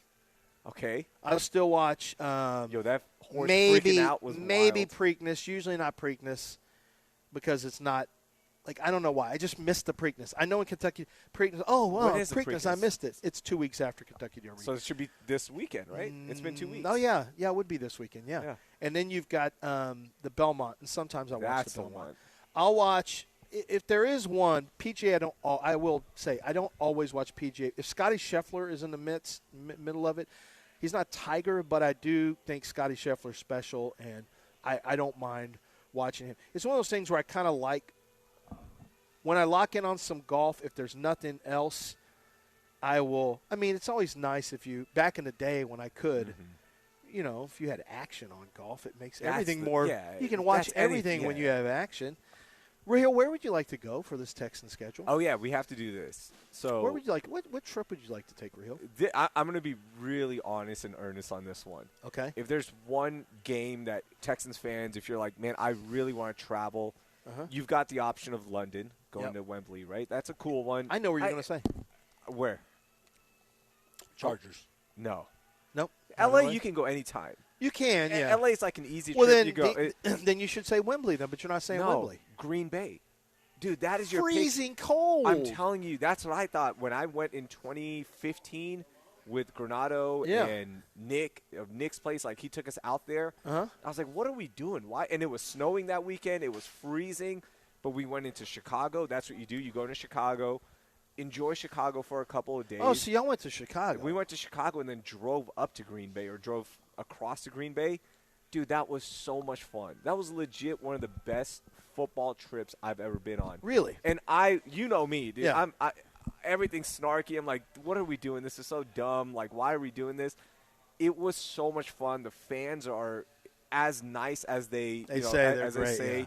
The venue, it's Lambeau, right? Like you're not getting it's history. Yeah. But it really is one of the cool things when you walk into the stadium. Everyone's like, "Hey, welcome." Some guy was like, "Hey, you don't have a hat on. It's freezing." He just gave me his beanie. It was one of the nicest things. He's just like, "Here, really? take this." Yeah, he's like, "Here, man, you're gonna freeze." They're like, "Hey, come eat with us," and it didn't matter if you're wearing Texans gear or not. So I've always heard that it's about him. So you're saying cool, it's dude. real, though? It's phenomenal. And then you get to experience the Midwest in the cold. You put on some Bon Iver, and you really like go all in on this. It is a fantastic. How did you trip. like watching a game in the freezing cold? It was pretty cold then, right? We were in the press box for a time. I had the press pass, and I was going back and forth. It sucks when you're out there and it's snowing so you're not and it's cold. sitting in it, though. But you've got the cold gear on. Most people, and if you don't have it, just rent some. Like, you can have a company ship it to you. That's what I like when we go snowboarding. You just have a company ship you all the like really cold gear that you don't own in Houston, so you can do that. But dude, that is a trip you do. So that that's a one trip. or Philadelphia, I want to experience a Philly game. Do you? I really want to experience the nastiness. Never been to a Philly the game. cold and the Been cheesesteaks, to a all that Steeler stuff. I do game. want to experience that. Been to a Steeler game, a Browns game. Browns were playing the Eagles. It got a little chippy in the crowd. This is when my dad was coaching with the Browns. I was Steelers and Texans, where Chris Meyer got annihilated one play by Casey Hampton, and everyone thought that play represented his play for the rest of for at least 3 years. Like, no, it was just a bad play against a guy much bigger and stronger. Good. But it was bad. It was remember bad. That play, I remember that. And that's when I sat when my dad was grading the offensive line for the Steelers after the game. Me and my mom and him, we went to the Steelers' offices, and he was watching game tape after the game and giving grades on every play to every offensive lineman. My mom would – that was the thing. She'd be on the computer, and she'd write down the original Pro grades. Football Focus. Yeah, and every coach does this. And that's when I realized, wow, you really don't know anything. Like, if you think you know football, and especially offensive line stuff, which I thought I did, you realize how little you really know when you're watching with a coach who's explaining grades to his wife, like why he's given a minus or a plus or whatever. That was like your humbling. mom was a saint, dude. That's She was crazy a that saint. she's sitting there and like. I know she Could did you it for imagine, every. Do you think Nicole would sit there and go, "Hey man, No. I would love to hear your grades on this"? She might. She actually likes listening with me and like Jeff Nally, my friend who's an agent. She loved being at Texadelphia with us back in the day. We'd sit and talk about football stuff. She actually doesn't mind that talking stuff. Football stuff. Well, this is different. This Yeah. is grading. Like she doesn't. Like, if I asked her to come up and take some of that I want to give her, that I want her to transcribe notes on scouting reports, she would 100% not do it. No. And no my chance. mom, She God sat rest there her and soul, took she the sat notes. there. That's awesome. For my dad, the entire time my dad was in college and pro football. That's amazing. Except when he was in Arizona. They don't make love like that anymore. No, he was a coach's wife, and there's a lot of coaches' wives that are like that. That's just. My mom was a special woman. I try to tell my wife, I'm like, hey, I have a Fury card this weekend, Fury FC 119, 21 fights. So he'll calls just so people. Yeah. Fury is an MMA production here in town, and you were the play-by-play guy. Yeah, I'm a senior play-by-play host for Fury, which is on UFC Fight Pass. We're the #1 feeder for the UFC. Josh Van, the 125 champ who just defended his belt last Saturday. He was our guy. I called all his fights as he was coming up before he got to the UFC. But we have 21 fights What this a weekend. fight the other day. Dude, he is phenomenal. His hands landed every – man. He did that Dude, the here. Japanese guy might need to learn to slip a punch, move a little bit of side to side. Josh the Japanese Van, zombie. He didn't – dude, he stayed in that fight way longer. That was phenomenal. I know. Josh It looked like Josh was in serious trouble in round one, and all of a sudden, man, when it turned into some boxing – Josh Van, and they say Josh's hands are nice. He is the best boxing at that weight to have the power, the speed. The speed is there for all 125ers. Too, yeah. The accuracy, but the power as well. He just finds it. But I have 21 fights this weekend. Okay, so that means I got to prep for 42 guys, right? 42 guys. You think my wife is helping me prep, or I'm like, hey, what do you think about this storyline? Stuff right there. Yeah, she's not doing that, man. That love is gone. Yeah. That type of love is gone. No, your wife's not doing that. Green Bay is the game, dude. Speaking of that, I want to show you guys something I brought for us because we're a very multicultural show. Yeah. We're a very diverse show. One of the most diverse shows you're going to find. At least today. I have you are a Pakistani, also known as Southeast Asian. Southeast man, Asian. married to Just not to take chances. Just say Southeast Asian. South Asian. Yeah. married South to Asian, an Southeast Indian Asian. woman, so that's different. 25% Indian. Okay. Yeah. Okay. Yeah. And then Quarter Indian. I mean, if she didn't reach the level where he had to toss her back. Yeah, oh, 25%. Okay, We would have had issues. But Yeah. Okay. 25 is okay. I am married to a Mexican woman. Yep. Mhm. You're married to the game. I'm married to the game. You're married to the game. And so Who happens to be what race? All of the above. No, we need a race for the game. No. I want to know The whole what point. race is the The game. whole point of the game is there is no specific. you don't know. It doesn't matter. The game's not there for you. it The is game is the also- game. You're not in the game anymore, so it doesn't yeah. matter. It's also AAPI month. If Yeah. you're Asian American Pacific Islander I'm month, glad. which I I'm celebrate. glad John's not here for Yeah. you to mention that because he would have done something with that. I don't know He what. would've- We would have done something like that. I brought this book for us. It was written by my friend Mike Yam. Raheel, would you like to do what you were doing before Oh, yeah. the show? Tell about me the that book name. What is it? The book name is Fried Rice and Marinara. And it's written Go by on. Mike Yam. Go on, Raheel. Written by Mike Yam, who is Asian. And this book is about a child who is going to have Mike is an awesome dude, one of my favorite guys.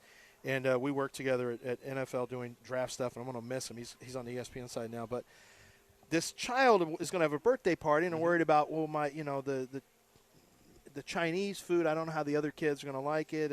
And the whole thing is, it's okay. Yeah, I'll show you. Let me see it. Is it Americanized Chinese food or well, it always authentic is. Chinese food? Well, it's always like Americanized. what American kids don't like regular Chinese Well, it's just food? this whole thing was this whole book is about bringing cultures together. It's okay to be proud of your culture, but you can also include other cultures. Hey, Mike Yam's kid, if a young Del Olaleya was coming to your birthday party, trust me, the fried rice would have been something I would have appreciated. Yeah, you would have liked that. The spicy chicken I would have appreciated. Not young Del. Would yes, not I've always young loved Del spicy chicken. What are you talking about? You like spicy chicken, young Del? Yeah. Yeah. I was brought up on Chinese food. What were you doing earlier that I need to know about? Are you reading this? Nope, he can't. I'll read it off air. Okay, read it off air. Yeah. Read off air. I'm giving this. He doesn't even have to read. He can just read the title off air. Fried rice and marinara. Yes. It's the name of his book. That's the name of Mike Yam's book. They loved it so much they had it printed. Like he's a published author now. That's so cool. And I'm just going to do this unboxing with you guys right now. This is kind of that's exciting. Fun. Unboxing. An unboxing. So you've had unboxings, right? You've seen them where you break cards. Yeah, it was and when that you got some Jordans, right? Yeah, you did an I unboxing. did like an unboxing of CP3 So can you describe this for people on the videos here? Yeah, Can you describe this for people on radio too? I'll do it. Okay, Okay, so there's a white box about. It looks to be about what 10 inches by 6 inches roughly. Let me measure it real quickly. Del, come here. I think it's about 8 Del, by 8. Nope, come here. not playing that game. It's 8 by 8. Don't play any games with him. Nope. And so I'm opening my box, and this is a sweet It's unboxing. definitely not 6. I'm very excited. But it's not 10. Oh! Not 10. Whoa! I got a sapphire He's got disc golf. Disc golf. 10-6. It's got a 10-6, a -2, and a 1.5. Oh, also look. It's a orange Grace one. distance driver from Latitude 64. I'll hold it up here. Wow, this is the unboxing. I'm really excited. Got 2 new discs. I where thought you were can go play. unboxing more books. I didn't No. know you were No. unboxing disc golf No. discs. So, I wouldn't have wow. allowed this. This Wow, is so this sad. is really exciting. 2 Are new you about discs. to go throw it? Yeah. Today I've got my disc golf clothes in my car. You got got special clothes? That's special clothes. You can't just go out in that? Yeah, Well, I don't want to get What's the these are my difference? good shorts. I don't get Your my good shorts. dirty. shorts? Yeah, I don't get my good What shorts bad? dirty. What are you dirty? How you get dirty? Do you fall down? No, What do you mean get dirty. It's You dirty mean and sweaty? sweaty. Oh, and sweaty. The whole Yeah, nine. sweat. That's I different. respect, The whole but dirty. Dirty. Yeah. How do You're you not get dirty? going through the trenches. Well, What are you it's talking sometimes about? you have to go through the brush. You can get dirty. So Which park are you playing? wow, this is amazing. TC So guys, Jester. we just had an unbox. TC Gesture, yeah, Dell's right. We just had an unboxing. That's his home here. course. Don't my you home get course. bored of it? Don't you know the ins and outs No, of TC it's a Jester? challenging. No, they course. moved They the changed pins it. around. They moved. They the- actually do on 9. I'm Yes. not happy with 9. Yeah, they moved the pins They around. What's it moved called? 9. They're The caging? baskets. The They're baskets. Okay, They the moved the basket. receptacles? It's Are a they really- receptacles? They're Yeah. baskets. Well, they can be receptacles. Okay. Yeah. Okay. I mean, we don't call it that, but they're baskets. And I wear my shirt. I got my shirt in You there. have and your it says, disc golf shirt? I'd hit that, and it's a basket. Oh Mm. god. A disc golf basket. And it says, I'd well. hit that. Sometimes it's never. So to wrap this segment up, Uh-huh. go to that Green Bay game. But I do want to. I think I'm going to go to the Philadelphia game. I would go London. My cousin I'd go lives there Wembley, now, but so- it's too expensive. Yeah. I mean, it's too You expensive. don't want to but go that London. London sucks. okay. So if it's London doesn't suck. London sucks. Why does London suck? There's only one fun area. London's the worst city. I was there for a whole week, full paid trip. Now I don't and I wanted stay to get a the hell out of long there. time, but I like London it's- fine. things Amsterdam, are I actually small. like Amsterdam better. Food's when I not that good. No, that's true. All their good food is ethnic food. Like, That's actually true. Yeah. That's I fine. mean, you can get your fish and chips. You do it. It is what you think it is. You can get fish and chips It's and French chemo. fries and it's French It's not fries. the same. I don't know if it's the same though. There's a There's a British guy. Do who they started- have vinegar? Do they have the right kind of vinegar for your Yes, fish and you chips? can import everything in now. Uh, London's it's just not different. worth it. It tastes different in the London. bagel. The water makes the bagels taste better in New York. You never Oh, heard that, Raheel? No. Yeah. We got to break it. And the Underdog. pizza. All right. I want to tell you about Underdog Fantasy. When we come back, we got other sweet stories to get to. Underdog Fantasy, I told you guys go higher on Cade Cunningham, points, rebounds, and assists, and he blew it out of the water. It's an easy win for you. When you play the Pick'em Challenge, when you play the Pick'ems on Underdog Fantasy, what you're doing is every player you see is going to have stats. And you'll take a look at these stats. We got a couple of playoff games going on today, as a matter of fact. So I personally think you are going to see – and they've got him for the PGA Championship. I'm looking at Rory McIlroy right now. 69.5. You want to go higher or lower for his score? Tournament finishing position, 20.5. Better or worse? Remember, he's got that little blister underneath his toenail, so you got to keep an eye on that. That's one of the reasons you're saying 20.5. This is easy. Not so fast, my friend. But with NBA, I think the games are going to be very competitive. Detroit and Cleveland, I think, turned into a grind. I'm looking for a lower scoring game, so I'm going to look for lower statistics on some of the players from the Pistons and the Cleveland Cavaliers. So this is what you do. You analyze the game, use your sports knowledge to analyze the game, and then make decisions based on matchups, based on tempo or flow of the game you're expecting to go higher or lower. Maybe somebody's going to really, they're going to keep a player from shooting. Well, that means he might have more assists. Or keep as you're watching these series, keep an eye on different trends that are developing, because you can then make 2, 3, 4, 5 different picks, 6 different players where you're going stats higher or lower, and your payout, the more players you have, the higher your payout goes. You can go up to 5,000 times your original payout, but you cannot win if you don't play. It's completely legal, real money right here in the state of Texas. Download Underdog Fantasy and use promo code Lance, and you are going to get $50 in bonus entries when you make your first $5 play. It's Underdog Fantasy, promo code Lance.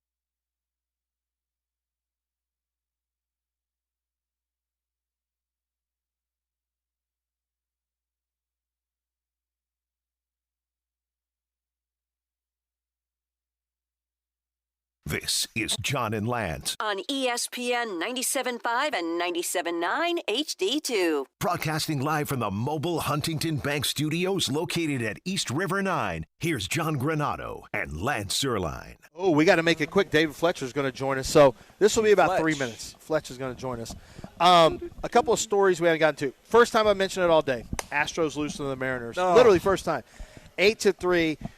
John's boy, Did Mike he Burrows. apologize for pumping up Mike Burrows, and then he gives us that performance yesterday? Mike Burrows had to stay in the game because because they're yeah, like, we're there's not nobody burning up. else. And I actually, watched they only it. went through 2 pitchers. Bro, I watched it because I knew I would be on today. I was like, I'm going to put on some day baseball. I Yep. did my work. Yeah. How do y'all watch games? This is terrible. This is not. It's not It's fun. not ideal. They usually get their Dude. ass kicked early in the game and have to try to come back. Or if they take leads, bullpens will give it up quickly. It's been so bad. I mean, 7 earned for the- runs given up by Mike Burrows. 3 walks, 4 strikes. He was one of the good pitchers supposedly. He's got a 5.72 ERA now. Yeah.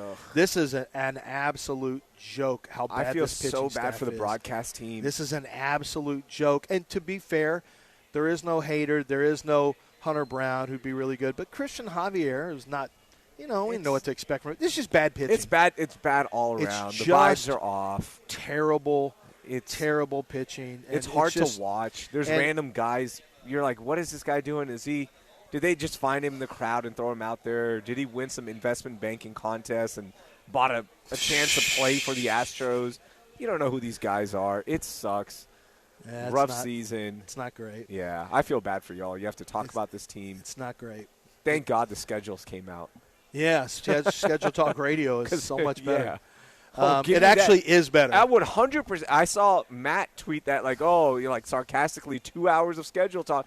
Dude, give me that over 2 minutes of Astros talk. Yeah. Hard pass. All right. What so else do you have? Sorry. I don't. Well, not. We have callers. Well, let's get one caller. Jared on. wants to talk to you about the Ryder Cup. Ryder Cup talk. That's my talk. Let's get Jared in here. What's up, Jared? Hey, guys. Big fan of the show. I'm a first-time caller. And since it's a holiday show and y'all are at East River 9, I thought I'd call in with a holiday show question. Yeah. Lance, have you been working on your Ryder Cup rankings yet? Just wondering if guys like Spieth and Fowler can make it. And I got a sleeper pick for you. You might not have heard of this guy. I've heard he's been playing some good golf down in Mexico lately. I think he plays with a certain John Granado. Arch Manning, do you think he can make the 2027 Ryder Cup? I'll hang up the list and thanks. I think there's a better chance of him making that than winning the Heisman. Even though No, he's what the are you favorite one. What are you talking about? Yeah. Why do Arch we act ain't- like Arch had a ain't good winning the season Heisman. last year? I don't understand how that happened. Because it was the Where Ohio people State act game. like No, it was they the act Ohio like State game. none of the Florida games game. happened. It was a Mississippi No, State game Mississippi too. State and Kentucky. Kentucky was booty Florida grease. Yeah, too that until wasn't the good. fourth Florida, quarter. he mentioned Florida. Yeah, Florida was the one that, to me, was like, ugh. For the first 3 But quarters. then he was fine towards the end of the season. He found his footing. fine. Well, He was The fine. end of the Fine, season he was was fine. Kentucky was the end of the season. He was fine. terrible. He'll figure Mississippi it out. State was Heisman. terrible. Arch ain't winning the Heisman. Heisman. Everyone just makes assumptions about Arch Manning. Like, yeah, he'll be okay. He's Manning. No, but The good Manning is the one, the little kid that's throwing dimes right Marshall? now. 14-year-old that looks like he's already should been be trained by Peyton. playing it. Yeah. Well, he got trained Peyton's by kid. Yeah. You got Why Marshall y'all think Manning. Cooper's kid was going to be the guy? Y'all leave it. Cooper's kid was going to be the kid. Start writing your number one pick profile on Yeah, it Right now? for Darian Yeah. Mensa. Go Stop ahead. Start talking writing and it. write All the right, number Start one writing it for Mensa. I'm That's gonna, right. I'm gonna break it right now. Mensa? Yes, he'll win the Heisman for Arch does. All right, let's put money on No, it. because Sark is going to play fast tempo. Miami is you're- too. No, No. they're going back to Cam Ward stuff because Sure they are. they did with Cam Ward. Fletcher came back so he could pass protect. Fletcher ran in that offense. Your with running Cam. back didn't come back Stop to school it. so he could. And He's what- getting They toast. brought in 3 receivers and Malachi Tony. They brought in Cooper. They do Buck. have Malachi What are we Tony, that's talking true. about? They They're do have going, Malachi and they don't have Tony. any tight ends. All right, we'll Back break to Cam's offense. All right, what do we got Coming up, I'm about to give away a pair of tickets to go see Argentina, Honduras. Argentina. And we'll tell you all about that if you want to have a chance to go purchase tickets. David Fletcher joining us next from Lone Star Entertainment. You are listening to The Bench right here on ESPN. I think that's what we're still called. ESPN No, not 97.5 live from East River 9.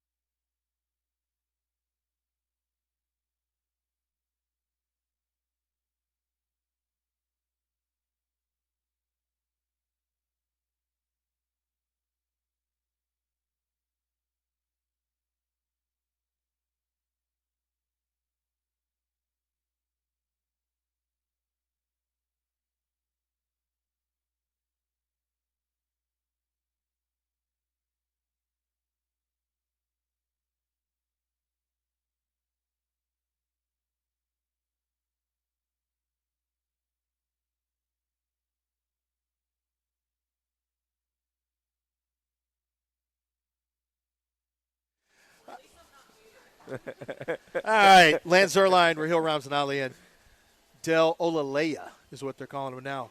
And we're live at East River 9. And joining us right now on the phone is David Fletcher. David is the general manager of Lone Star Sports and Entertainment. When events come to now, once again, Reliant Stadium, when they come, David's fingerprints are going to be all over that, except for the World Cup. FIFA is a World Cup, although I don't know. Well, I'm going to let you answer that one real quick, David. How much is Lone Star Entertainment, how much is your arm of that involved in what's going on here with the World Cup matches that are going on? What does FIFA allow you to do? Well, good morning to you guys, and thanks as always for the opportunity to talk the world's game. You guys have a pretty good one in Glenn Davis on your airwaves pretty regularly, and the best. But you've obviously heard from him throughout that we're less than a month away. Matter of fact, guys, today is Moving Day, is officially the start of FIFA's preparations. Now, granted, they've been going on for years, but they are here at Houston Stadium. And we are less than 30 days away from the biggest 7 events to ever come to Houston. We at Lone Star have played a role in being a part of this moment coming together. NRG Stadium, Reliant Stadium, pick any name you want, hosted some of the biggest matches ever in this community and in this country. And we're very proud of the partnership we have with the organizing committee, with the Dynamo, the Dash, and really the soccer community as a whole here that we have been able to contribute in making this a reality. And there's a lot still to do, but a lot going on and a really exciting time for Houston. David, I've been to events there, Gold Cup last year, U.S. versus Mexico. I have been to the friendlies with Man City, Man U. Went years and years ago when Ronaldinho came in a friendly and played against. I think you and I may have talked about that. He played against. There was MLS. Club America.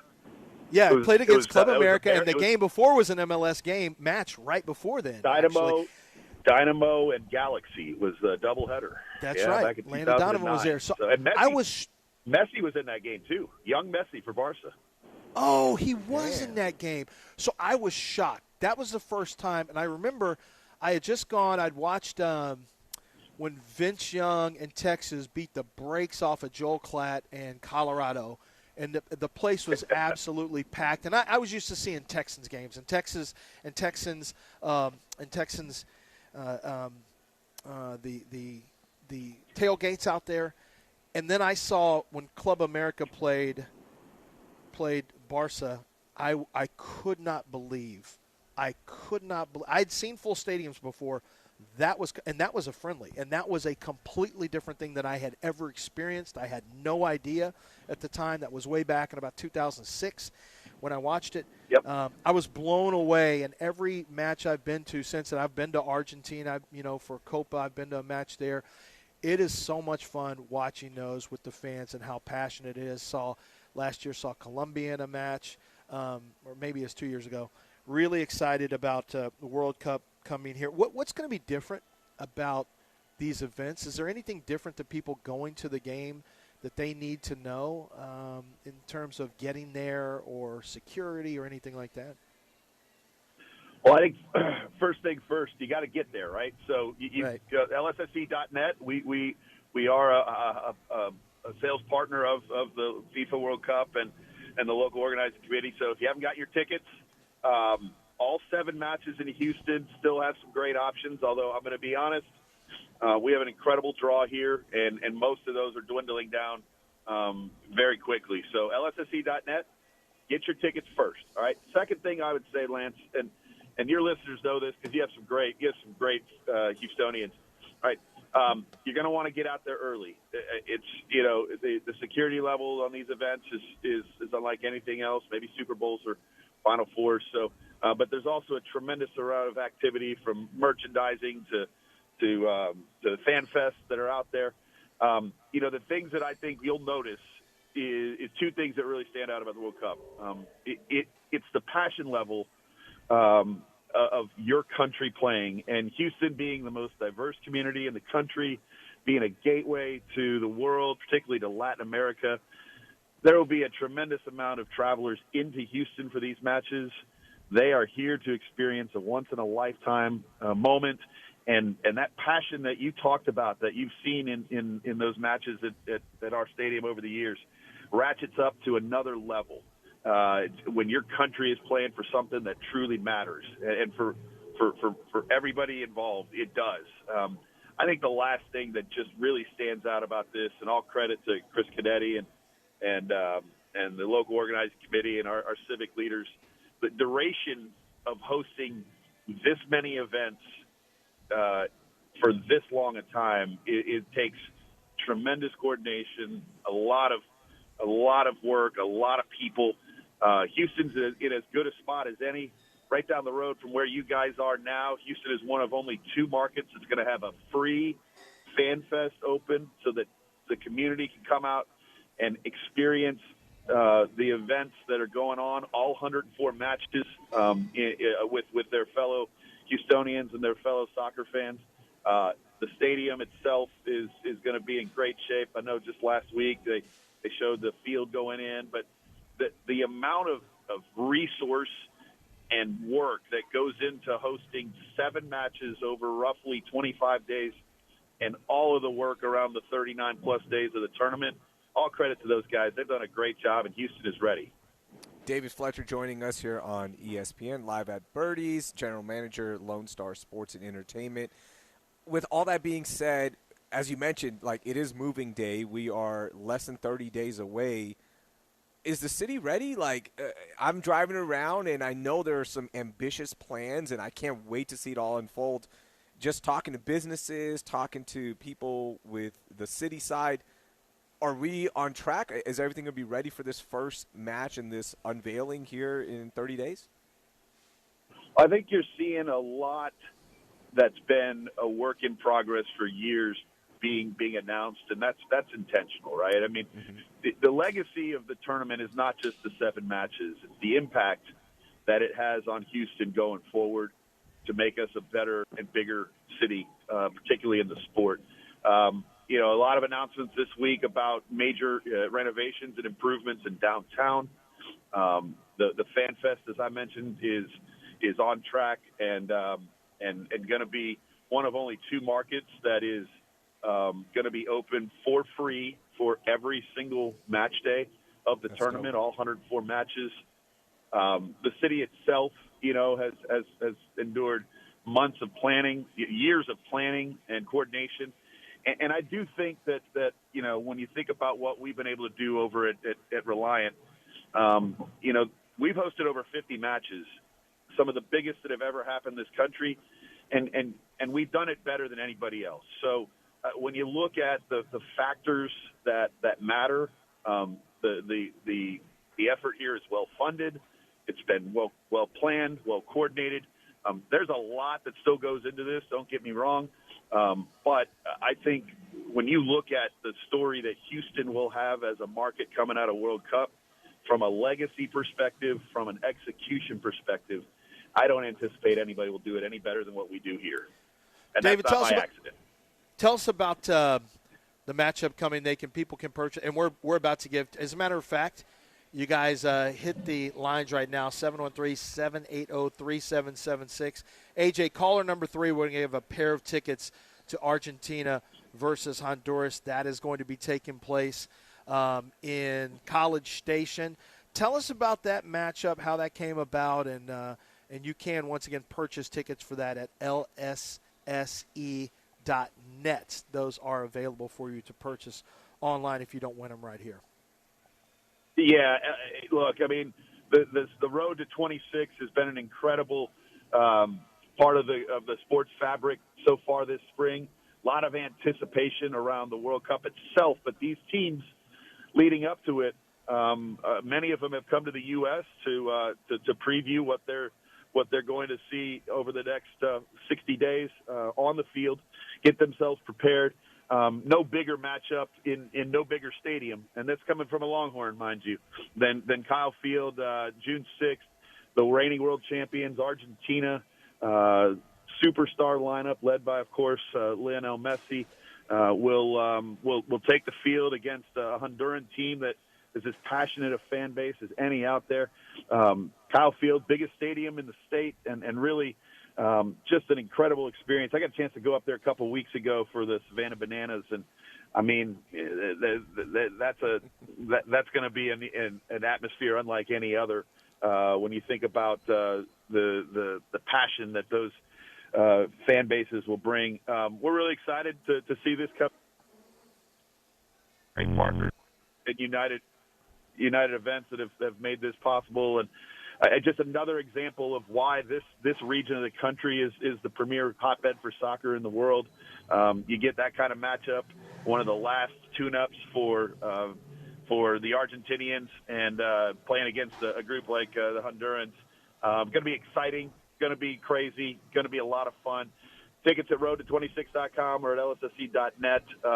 But you don't want to miss that one. One of the last opportunities leading into World Cup to see arguably the greatest player of all time, and should be a lot of fun. Yeah, that's definitely the big thing, right? Like, I know you're on the phone with Messi's people, like, hey, he's going to play for sure, right, in the tune-up, right? I know you've got that access to Messi. I trust me, there are people that have learned that the hard way. What I would say is, he's got to be over here for the World Cup anyways, and that's about as much as I can say. So, yeah, we watched him play when he was here for CONCACAF here at Reliant or NRG back then. It's amazing when he's in there, that buzz in the building, it's second to none. Although he is the James Harden of soccer, like, play some defense, bro. Like, you just do it. No, we're there to see him score goals. Come on, we get it. He is incredible. I mean, he's incredible to watch. The buzz is wild, and to have it. I watched him in NRG Stadium. Remember, just it was a like couple of years ago. 2017, right? No. I watched him just. He was here for 2016 was the last time he was here in Houston. No. He was here in 24. He was here in 24. Yeah, he was here in 24. I watched him in the summer. Yeah, he missed a PK. That's right. I forgot was about crazy. that. I wasn't there for that in the shootout. He missed. He airmailed it. It was wild. But you got a chance to see him at College Station and see that entire team as they gear up for World Cup. Are they going to be doing whooping and all that stuff? No, the Aggie stuff is not. We're not doing Aggie stuff. Are they going to sway the Argentinians? Are they going to sway together? It's a long. I wouldn't put it past them. That's a great experience, no matter what. And again, I'm a Longhorn. Everybody knows that. But there's an atmosphere second to none up there for sure. No, it really is. It's a tough place to win in as well. Sure. Well, that's you can read up on that and get your tickets at lsse.net. Also, hospitality packages are available for the World Cup, but they're going quickly, so you want to take a look at that. And AJ, just take the name and email address down and get a phone number, if you will, for the person who is the third caller who won those tickets, and I'll give away another pair of tickets a little bit later in this hour. David Fletcher, thank you so much for joining us today and giving us an update on the World Cup. It's coming less than a month, so we're all very excited about that. Hey, guys, no, thank you. Real quick before I go, just because I know we talked about the great sports city that Houston is. One of the biggest sports fan and a great friend of us all, Big Daddy Royce Huffman, under the weather right now. Been in the hospital the last few days. Just want to give him a shout out to him and the boys. Hoping he can recover soon. Nobody bigger when it comes to life, and nobody bigger when it comes to his fandom of Houston sports than Big Daddy. So wishing him the best. No question. Oh, man. And TCU sports. Yeah. Big Daddy Royce Huffman. Yeah, friend of the show. I did not know that about Royce. Going to make sure Granado knows that as well. Get well, appreciate that. Yeah, so get well to Royce, Big Daddy. Thanks, David. We appreciate it. Thanks, guys. All right, so did we get our winner, AJ? Okay, we got that. Sit tight because later on in this hour I'm going to give away 2 more tickets, so you got to be here with us to do just that. Let's break it right here. When we come back, we'll see what other kind of trouble we can get into right here live from East River 9. We're in the Birdies Bar and Cafe. You can stop in and see us at any point or just come out here, hit some golf balls on the driving range, play the 9-hole par 3 course. They've also got pickleball here, and they got great food and drinks. I wish they opened their 10 o'clock. kitchen earlier. They're opening 10 o'clock. I'm eating. I'm Hey, eating too. I'll If we're open at I'm going to 10. be here till like 11. So if you want to come get your ass whooped in pickleball, If you're looking for an ass whooping in pickleball, You Raheel wanna said catch some he'd out. love all the smoke. And I've got 2 new discs if you want to look at my new discs. discs. Got 2 new discs. Discs. Two Yeah, of them. two. Yeah, We got 2 of them. It's 9:18. Keep it right here.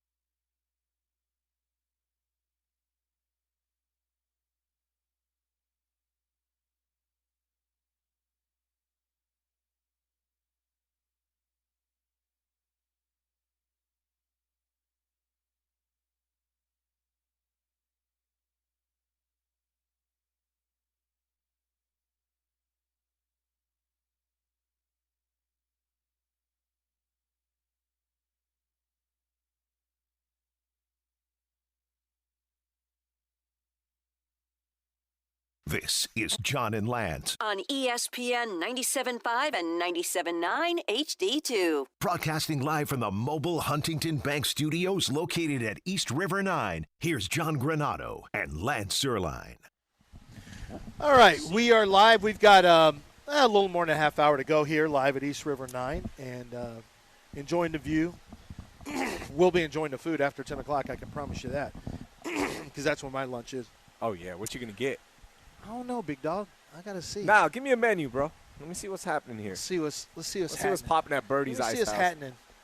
They have tightened the menu up, so it's a smaller menu than before. Probably crispy chicken sandwich is probably. Basic. I know. I just have. Ain't no spice. How about any spice? How about some thing? caddy snacks? Caddy snacks. If I'm going some caddy hummus. Snacks, I'm not. I can get hummus. I can walk. I can throw. I know you got way. I can throw a rock near my house. You're in hummus. Great capital. hummus. Yeah. What about hot shot shrimp? I could end up doing that. I mean, burgers, chicken sandwiches, tacos. While you're doing that, are you going to do your monologue? I do have a monologue. Texans schedule is out, by the way. Get excited. Hold on. Can you play some? Can you play Ether? Can you play the? Just like the guy played the instrumental of Ether underneath this is Raheel. Can you AJ just play that? The instrumental of Nas's Ether.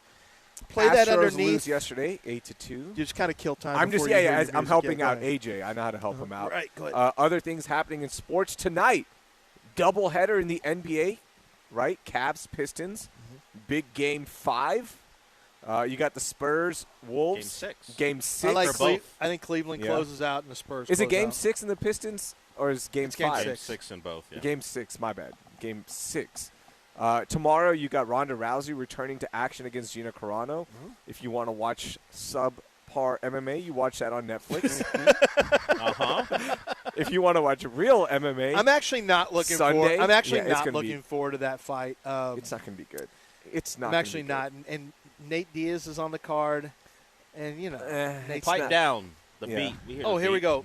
Ngannou's fighting as well. Just want to throw that in there. Pull it up. Pull the music up a little bit, AJ. So this has been bugging me for a while now, and what's happening in the NFL, 9 international games this year where the NFL is focused on the growth of the sport, which understandably, yes, you have to, and you're going to go try to squeeze out money from every single market, but what's happening across sports in the NBA, NFL, not as much in the MLB because tickets are still affordable, and even the WWE, a product that I love, and I watch every single week, twice a week with my daughter, right? So we love it.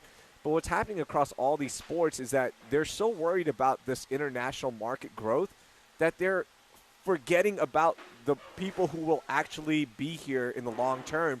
And the ticket prices, look at the ticket prices, they've gone up 100 to 150% over the last 10 years. You're focus on a growth in a market but not focus on growth in your own markets. This is going to hurt these leagues a lot in the next 10 years because you know who's not going to games right now and becoming a diehard fan? My daughter, the 11-year-old, the 12-year-olds. They're not as invested into sports because these leagues are more worried about international growth and not about how can we make this more accessible, more affordable, and just create more diehard fans here locally and across the United States. This is going to hurt everybody. I'm telling you right now, they're not going to feel it now because the contracts, you got the $54 billion deals with TV and all that stuff, and players are making crazy money. But in the next 10, 15 years, as this gets to that point where, hey, I want to go to the games, these kids aren't going to want to go to games because they have no connection to these teams because they're not going to the games right now because it's so unaffordable. Do you really think going to the games is a big deal for that generation now? Absolutely. Why do you think that? Because that's a generation that everything they consume is on the phones now. And here's the other part. Consuming full games is nearly impossible, it seems like. What do you mean? Oh, good luck. You better have Space City Home Network. You better have Prime. You better have Netflix. You better have this. You better have that. So it becomes harder to actually watch games and become fans. Yes, you can get digestible clips, but that's not how fans are made. We've seen that. You can get highlights, but you don't become fans, diehard fans, just watching highlights. You become fans by going to the games, by watching games with your dad, your mom, your friends, your family, all that stuff. And that's not happening. Here's where I'll push back a little bit on you.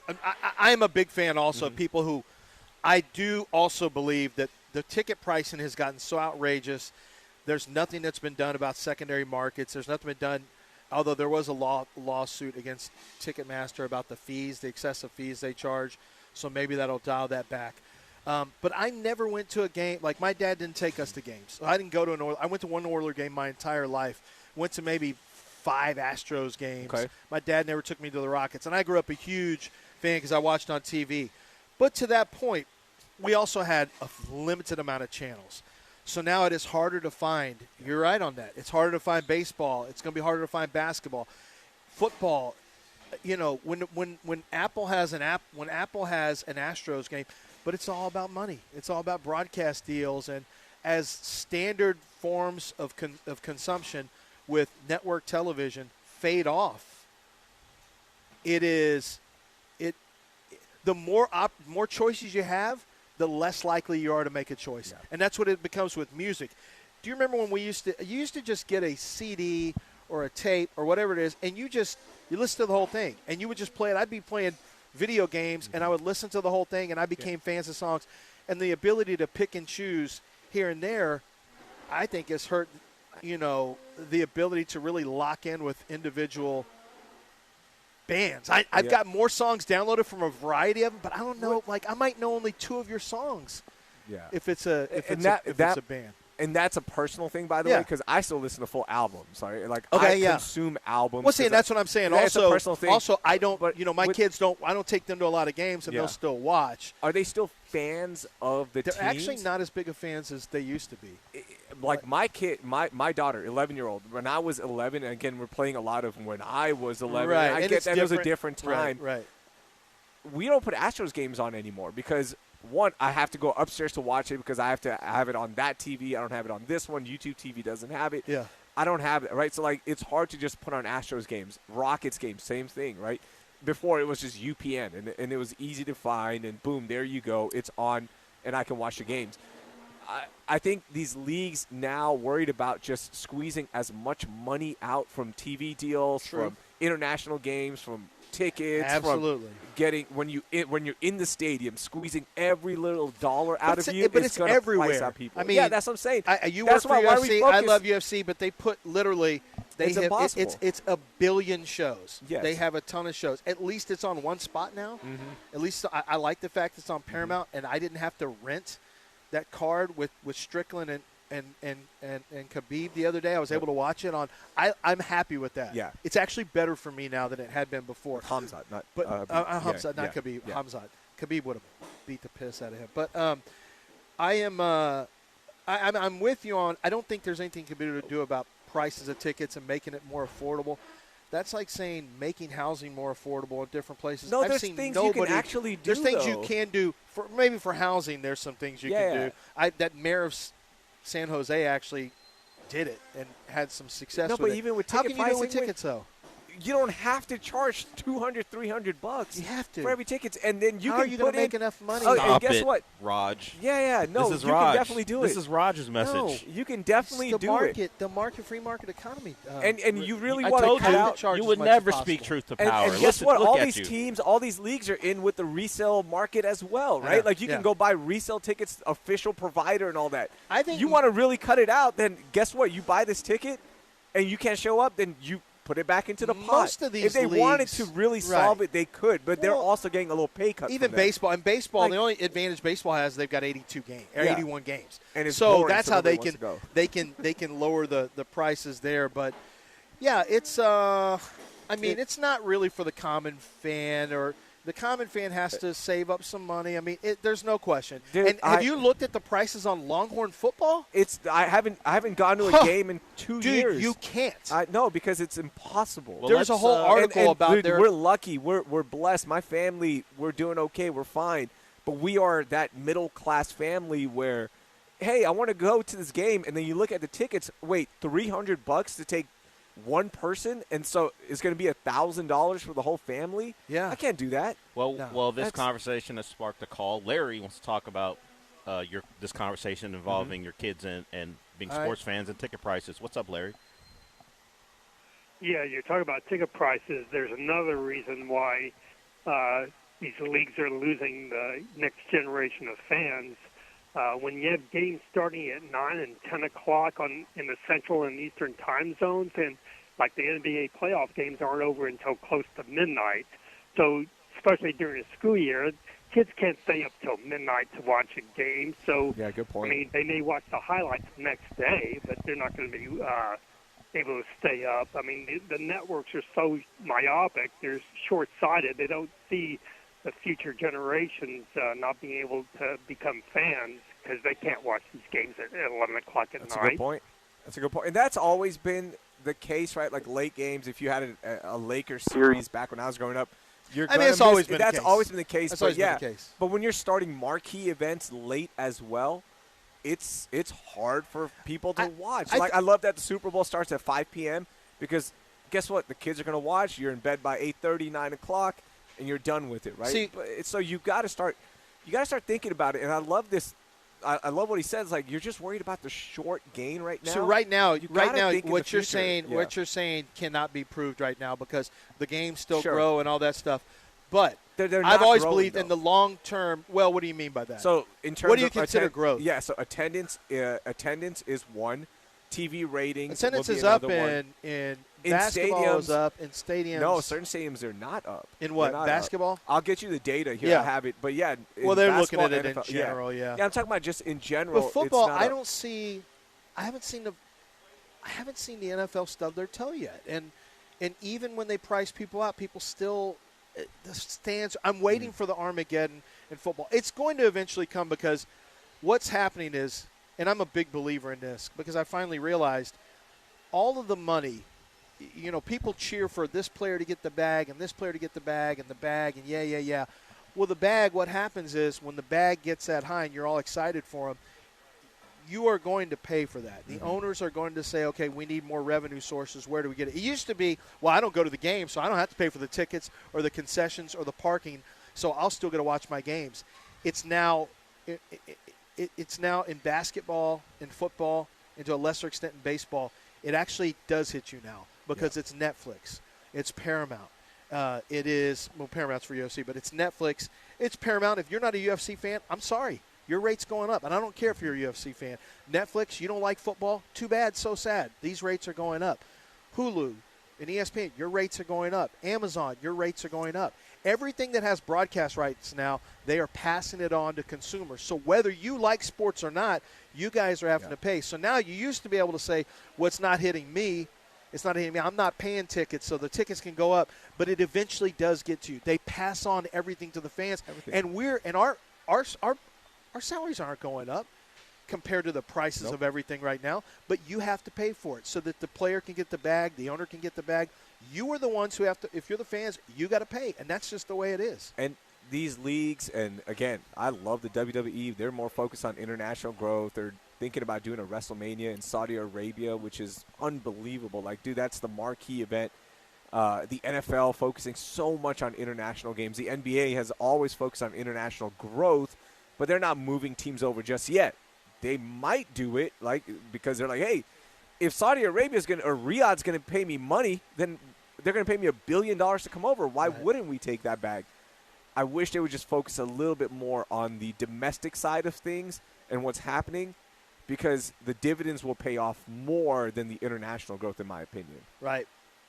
I think when it happens, I don't know.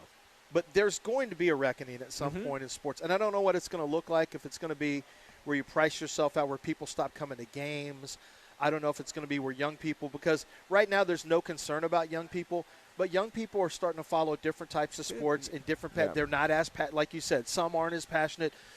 I don't know when it all hits. I've also wondered this aloud. Is there ever going to be a time where young people, and I know nobody listening is going to think this is even possible. You can't imagine it be possible. But if you recognize the fact that esports is a thing, when is there going to be a time where young people will watch AI sports? It's not even real people playing. You act like – I know there are people thinking there's no way that could happen. You have no idea what a 7-year-old is going to care about. They watch people unbox. They watch other people play video games right now. They watch unboxings. They watch people open baseball cards, and it's a really big deal. You think that watching an AI for them, which is going to feel like reality, they'll absolutely watch that. And I'll end with one last thing. I know we got to hit this break, but could you have imagined when you were growing up that we said, man, people aren't going to go to the movies anymore? What are you talking about? What are you Movies, talking movies about? They're going to stay at their house and watch? Guess what? No, AMC, they're not going to stay at their house and watch. They all did. They priced out families, right? Yeah. To go to a movie, it ends up being like $150. That's actually true. And now movie theaters are closing. There was a Palladium right by me, one of the best experiences ever. They just tore that thing down because they're like, guess what? We're not making money. No one's going to make money with movie theaters. So we've seen it happen to other industries. And the pandemic didn't help them. It didn't help the movie theaters either. And I will say the box office, at least for the first quarter, is back apparently. Had its but they keep trying to do the same types of movies. Like for people like me who like, well, if you look at it now, who like different types. Well, of you look at it movies. now. We haven't had a Marvel movie in the theaters in a couple years now. There's something about like Detective Sheeps. That's well, original. Sheep Detectives apparently it's like 99%. is a big hit, and so there's your new stuff, Lance. Go support it. Yeah. And go watch. No. You wanted new stuff. No. It's a mystery. Dude, cartoons. It's a sheep. That's Is it cartoons? No, it's real life. It's not real sheep, but they're like they model as real sheep and they're human beings, and they solve a mystery, and it's supposed to have heart.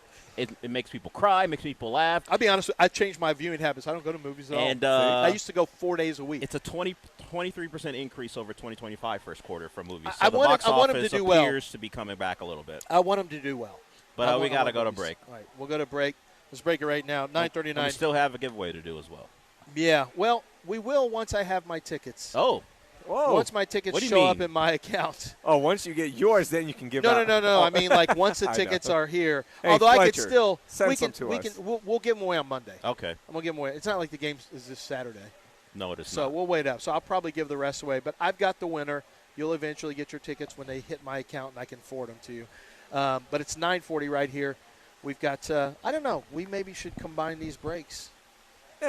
Nah, just don't. Just don't. Play Oh, it by whatever. ear, AJ. We'll go into the Dell show. Who cares? Dell doesn't care, do you? There it is. I guess I don't care. Do you care? I guess I don't care. I thought we're homies.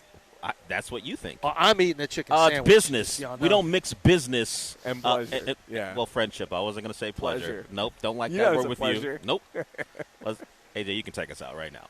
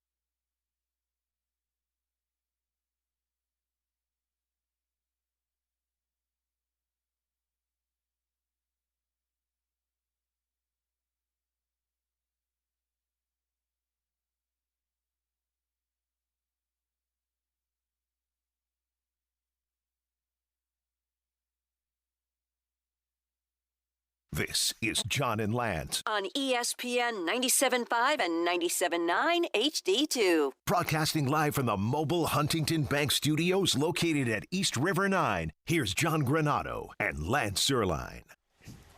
Lance Raheel dealt. Terry Stotts and Jerry Stackhouse, 2 assistants for Golden State.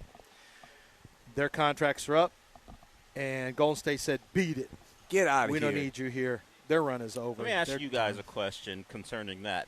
If you were, like, let's say Ime Udoka had a little whimsy. He doesn't have any, but let's say he did. And you found out, like, in had a little what? Whimsy.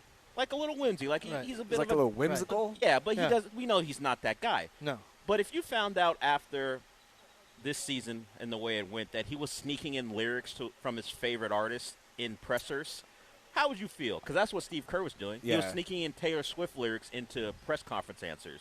He was? Yeah, and he said nobody noticed. Nobody noticed. Well, yeah, because they're not 10-year-old girls covering your press conferences. What did you Ethan expect? Strauss wasn't recognizing. Yeah, what do you? Well, and plus you are kind of a serious, like.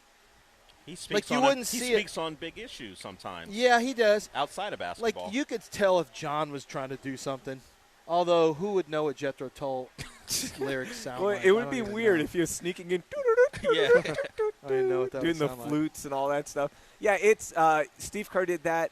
If Ime did that on, let's say, like, hey, all season long I've been sneaking in Iceman lyrics from Drake's new next album. year? I'd be like, what? Dude, win games. Yeah. Win games. You have no championships to do this. If you win games, you can get away with doing anything you even want. if you have a championship But if you're pedigree, not- you can get right. away with it. Steve Kerr can get away with whatever he wants to do. He actually Dude, you got can. titles. He actually You got can. titles. He's got multiple. Ime does that. I'm like, hey, can we get rid of this You guy? can't even figure out how to break down a double team. Yeah, can you sneak in lyrics on breaking down double teams? No, It's I like don't the do that. hardest thing in basketball. Or can you figure out, hey, we don't have a ball handler. And it wouldn't be Can you figure Iceman. something It'd else? be Gap Band lyrics most likely. You think it's Gap? I don't know that he would be an How Iceman old? guy. He's No. about 40. What is he, like, 45? late 40s or something? Yeah, Ime Udoka age. He feels like he is 48. I don't think he's an Iceman guy. No. Cutoff is like Maybe 46. Maybe the Blueprint. Yeah, he's like, hey, I've been sneaking in Blueprint lyrics. Well, dude, no one listens to the Blueprint Not anymore, anymore. unfortunately. Yeah. No. Except for people your age. Hove has not aged well, by the way, with the young generation. Oh, they don't like him? No, there's a whole thing now. They're saying the greatest scam that Jay-Z ever pulled was making Rihanna famous. They're starting to turn on Rihanna now. Wow. That's how much they hate Jay-Z. Who's turned on Rihanna? The young generation. Are they? Yeah, they're like, the greatest scam Jay-Z ever pulled was making Rihanna famous. That's not fair. It's very fair. You don't like Rihanna No, stuff I either? love Rihanna. Look, man. How's that fair then? My artist. What about Foxy Brown? You watch some of the clips of Rihanna performing. You're like, she wasn't a the great best performer when she was younger. Yeah. Oh, yeah. But Yeah. she ended up, she got a great voice. And she still somehow ended up becoming one of the biggest names in music So history. you think it's a big old? Was she a plant? Do you think? Psyop? Oh, not this industry. She was plant. a psyop. You better watch what you say. Not that Kevin Hart is an industry plant. By the way, congratulations on Who are you Matt, congratulating? you, ACC. For what? Matt Hayes from the USA Today had an article What did the ACC about do? how they crawled back to the Big Ten. Even after the Big Ten smacked y'all around, Hey. y'all slither back to them trying to Slither? hang on. Yeah, like, can we still be friends? So you're going to be – so the Big Ten now is back into wanting this 24-team alliance. Yep. Again, and now the ACC, even though they got punked out last time and they disbanded the Pac-12. You know you're talking to the wrong person, right? But the Pac-12 you know how back I don't care about conference affiliation at all. Doesn't matter. The I'm entire putting you on ACC it. could burn to the ground for all I care. It will. I don't care about any of that. It Preach will, on, brother. Because you don't care. You don't care because you're going to be in it. No, I don't care. I You're mean, being a 20. I grew up with Say my something team. if you're Washington State. I bet you wouldn't feel that way. I grew up or Oregon State. My team was an independent when I was growing up, and not into the Big East and the ACC. I don't care about conference affiliation. See? That's What not do I care? Get rid of my all brand is conferences. the brand of Miami, even as bad as it had been up until the last couple of years. It's too big. I don't care about the ACC. ACC. F the ACC. Same Wow. thing. Dude, leave the SEC. I don't Texas care about is that. Its own brand. Wow. I don't need a. Oh, I don't you need trying to get feel out of the valuable. SEC now? Yes. Texas Cash is that not, check and get the Texas hell out is of not there. an SEC school. They We're not happen an to SEC play in the school. No, conference, I but their agree with brand that. is too big for the SEC. Yeah. They're bigger than that. Ooh, they're too big for the Texas SEC. Yes. Texas Yes. is Yeah, we don't need to. I dare you to say that in Mississippi, Alabama. Well, I wouldn't say anything. Louisiana, Florida. Hey, I'll give you a little hint. They wouldn't understand. I won't say anything in Mississippi or Alabama. Doesn't matter what I'm talking about. about. Georgia? It's fine. Tennessee? Fine. I didn't say Atlanta. I said Georgia. My people are from Georgia. My mom is, at least. But the SEC. Texas is a separate brand, and then they happen to participate in SEC competition. Well, I agree. It's also why they shut down basically the Big 12 because Texas decided Big 12 network. I mean, Longhorn Network, which failed and which also began the descent because Nebraska bailed. People didn't like the way that Texas tried to be an independent inside of a conference. Oh no, not Nebraska. God forbid. Yeah, God forbid Nebraska.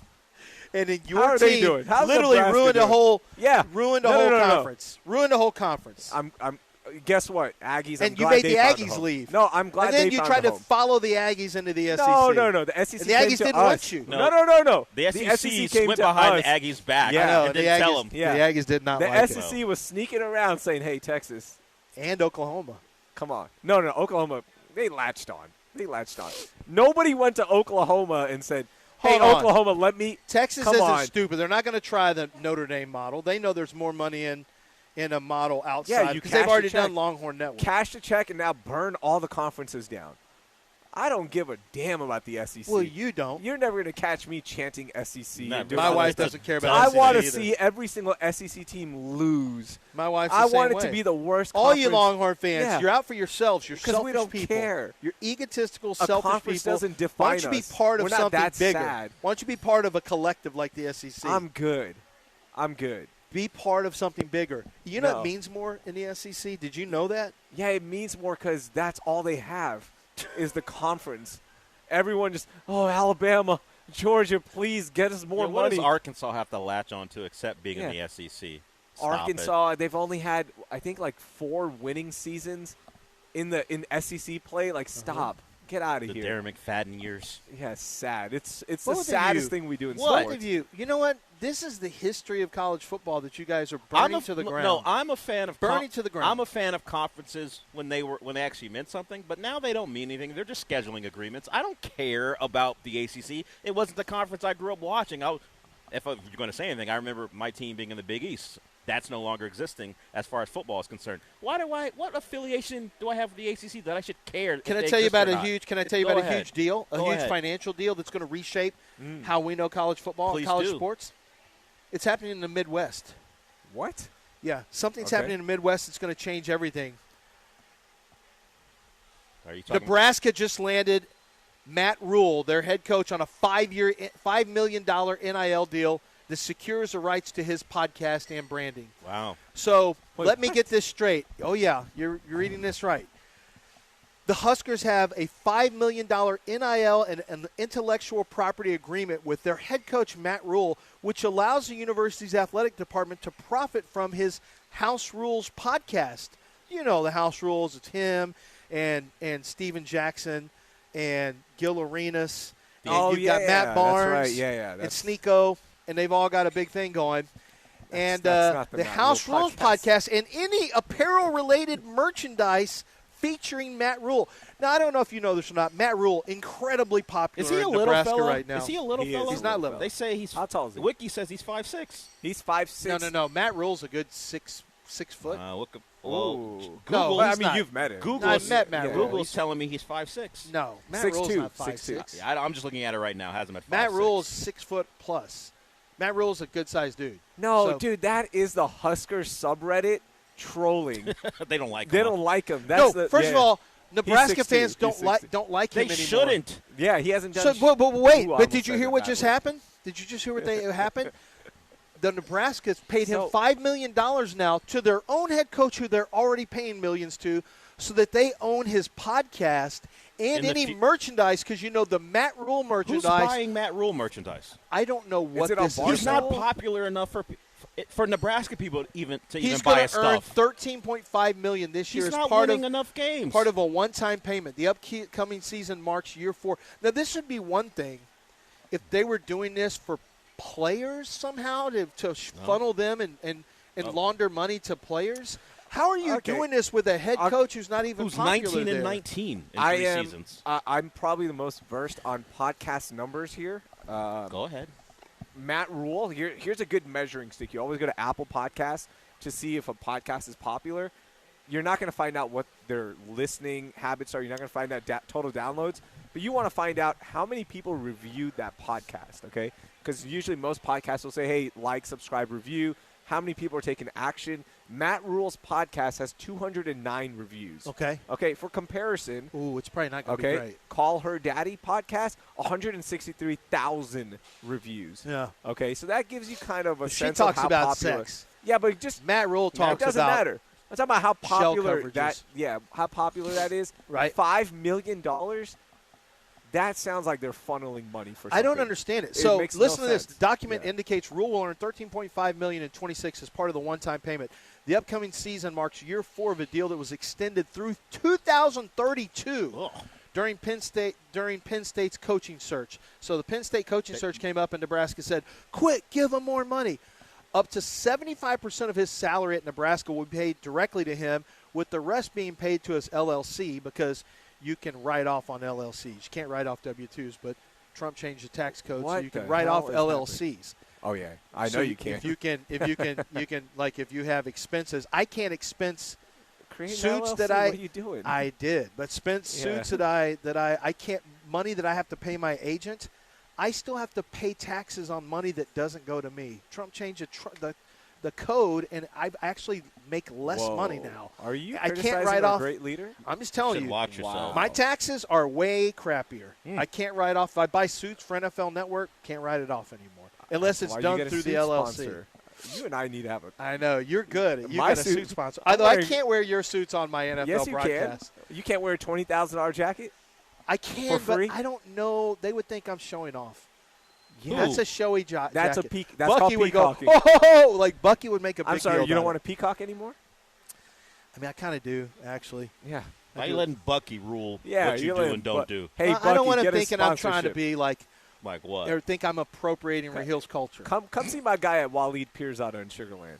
Can I do it without people saying Lance is appropriating culture? Yeah, you know me. You can say I know a Pakistani guy. I can say I know a Pakistani guy. I'm friends with a Pakistani guy. That's the only reason I listen to Kendrick Lamar. I go, hey, I know Dell. It's fine. I'm going to say I'm friends with a black guy who likes but that would be Evanescence. That'd be a lie. It's not a lie. No, it's actually not a no. lie. The lie is we're not friends. It's not a lie. No, It's actually not a lie. we're We're not. actually good friends. We're not. Yeah, No. we actually Have I ever are. been to your home? You've been invited. When? You haven't, Have but you in ever- my heart I invited exactly. you. We're not good friends. Don't lie to the people.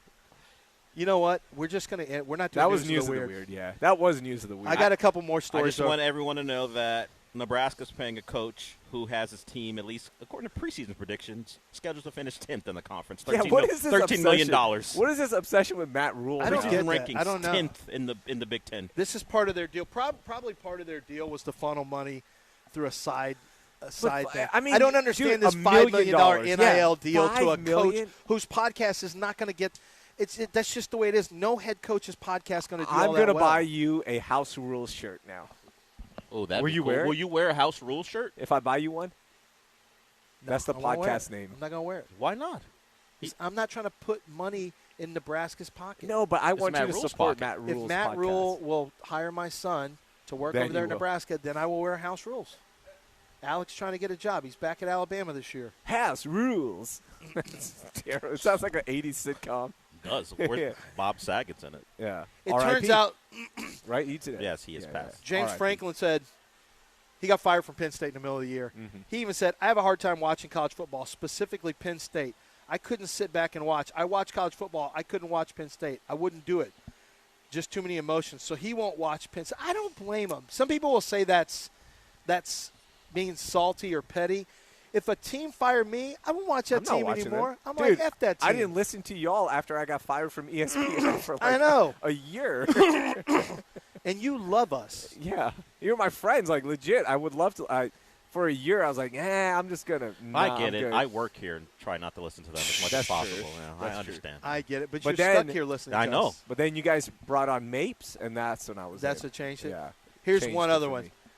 Los Angeles Dodgers have another headache to worry about reliever Edwin Diaz. The three-time Major League Baseball All-Star pitcher has been linked to illegal cockfighting events. What? yes, in his native Puerto Rico. Photos on that's social media awesome. obtained by USA Today reportedly revealed that Diaz was pictured in a Dodgers uniform advertising cockfighting He was tournaments advertising? in 2 separate Facebook That posts is in awesome. February. Are these Facebook posts real? These are real. Edwin Diaz here, and if you Nueva want the Dia. best cockfighting in Puerto Rico, you come to my place. It's definitely me. Look, Dude, it's my that is jersey. Awesome. I can't, normally Okay. these guys, because they don't get the licensing agreement, they appear in some generic jersey. Yeah. We know the Dodgers wouldn't have allowed it, so he just said, hey, didn't he just join the Dodgers this season? I think so. So he grabbed whatever jersey they made for him, took it down to Puerto Rico and filmed this? Dude, that Yes. is phenomenal. There's I a didn't want to story. root for a Dodger, but that There's is a pretty story dope. in the local I would do newspaper. that. It I says would do that. he said, and I quote, "It's a pastime I followed since I was a child. Oh, yeah. It's legal in Puerto Rico, thank God. Otherwise, I wouldn't be here." It's something I've done since childhood. Cockfighting is not actually legal in Puerto Rico, look as at a that. federal ban on cockfighting went into effect in all 50 states and U.S. territories back in 19. Additionally, the maximum penalty for participating in a cockfight is 5 years in jail and a fine. In contrast, the maximum penalty for attending a cockfight as a spectator is 1 year in jail. And you guys had a problem with Lance being a coffee maven. They've got a reliever I involved know. in cockfighting. I'm tired of our reliever slinging coffee. Their reliever is a cockfighting promoter. We need to do that. That's why we suck now. We need more cockfighting. This is how you know he's only doing radio on a part-time basis, because he's promoting cockfighting. I here love on the that. show. Some people would say, Now, if there's I live had a- spots, I mean, if there's live spots, if they- I won't yeah. do them. The league would not have me doing them, but Ooh. maybe you could. oh, I mean, I don't know how we get this done, Dude. Todd, but if I can – Delaware here for cockfighting. No, No, Del- you're oh, League no, City. it wouldn't be called cockfighting. League Hold City. on, League it- City's got cockfighting well, somewhere no, they in a don't. No, in it a would be- backyard. Well, Del yeah, That's not maybe somebody is. sanctioned. That's not well, sanctioned. no, none of them are It would sanctioned. it would be called Well, it's not a CFR. governing body. CFR. Well- Cockfighting ring.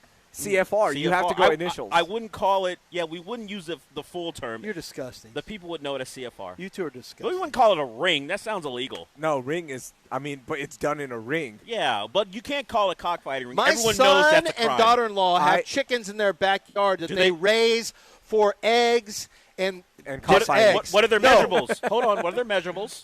And we don't do measurables No, what are with their them. No, measurables? we're not, Lance, that's the whole thing. before- I have 2 dogs. I would never want. What are hate their dog measurables? fighting. Oh, yeah. No, I hate dog fighting. The same way. Del no, Olay dog here. fighting's Roosters- terrible. Although Yeah, they do we have love 2 our dogs. roosters. We love our dogs. Yeah, we love our Well, dogs. we eat chickens. Cockfighting? We do, but Yeah. still, I it's illegal. I had a whole thing. I don't know if you Every remember state, this. it's illegal. I said in Bolivar we were going to put on an unsanctioned event where I would take on an actual cock from a cockfighting yeah. with blades on.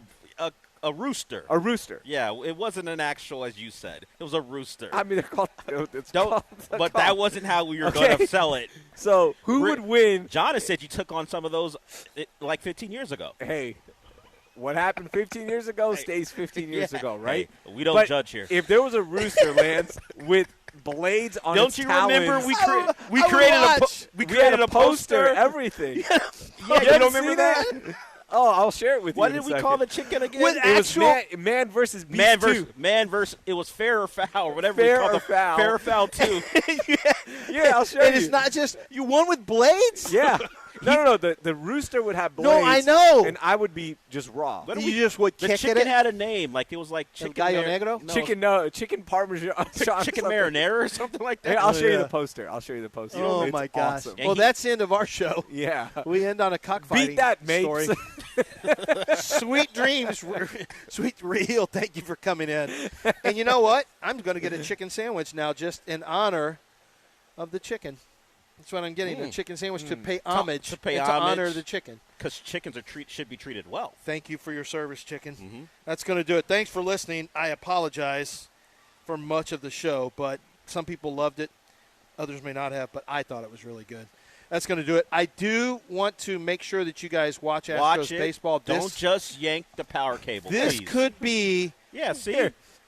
We had a whole unsanctioned Friend or foul. event. Friend or foul. Five Palms RV Park, Chicken marinara Marciano. That was the chicken's name. Crystal Beach, April 28, 2018. Back when Hill and Dell was and a you thing. got Thai kickboxing shorts Yeah. on. I told Oh you my we were going to gosh. do this thing, but then it got shut down by the local government. Just like the show did. You really were going to do Yeah, it? we had at the Crystal Beach Okay, washout. well, let's talk off the air because there's no reason we have to make Are you this still a in big deal. fighting shape? Yeah. Can you still I'm more take on? pickleball shape. Can you still take on a rooster in a fight? I can always take on a cock. Oh, see. Okay, we got to go. Bye.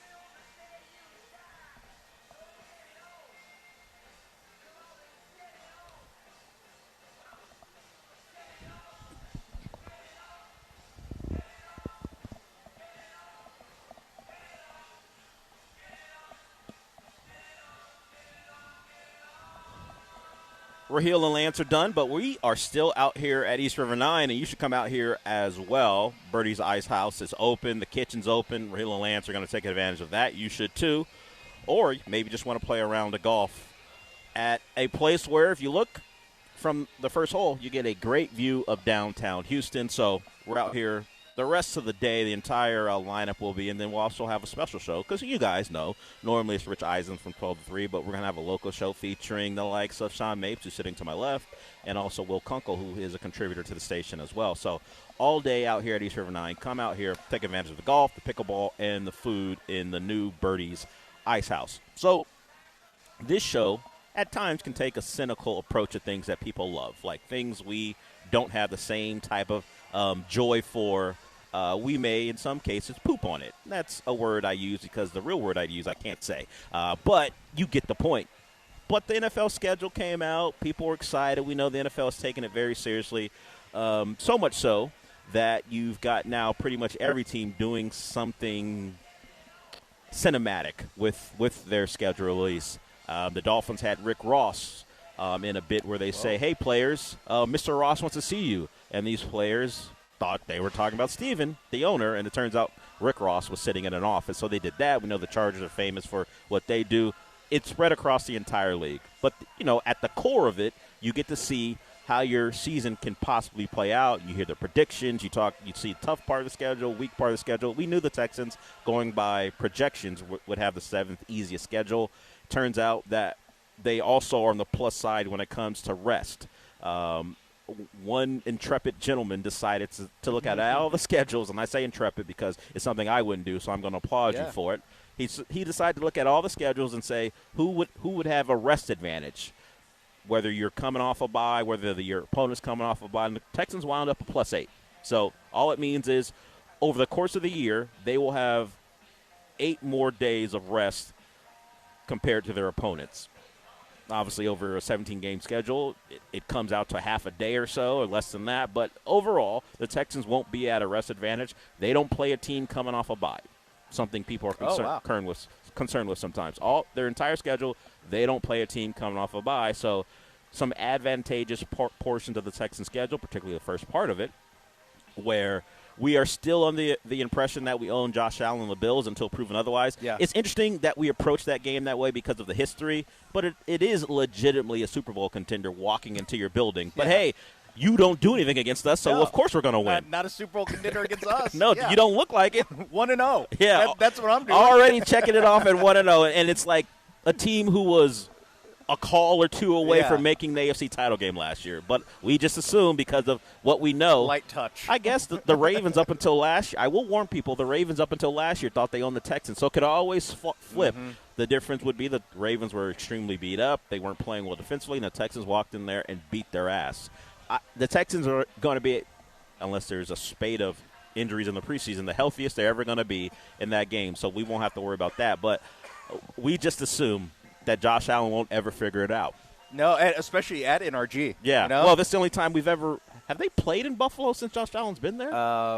It is a – if they did, it was like 2019. It had to be very early in before he became Josh Allen. It is an interesting quirk that whether it be playoffs or simply a regular season game, they don't have to travel up to Buffalo. Buffalo's got a new stadium, so it would be an interesting thing to go see the Texans there, but that won't be the case. It is at what is now Reliant Stadium. Well, currently it's Houston Stadium because the World Cup won't allow for sponsorship. But once the game rolls around, it will be Reliant. So 1-0.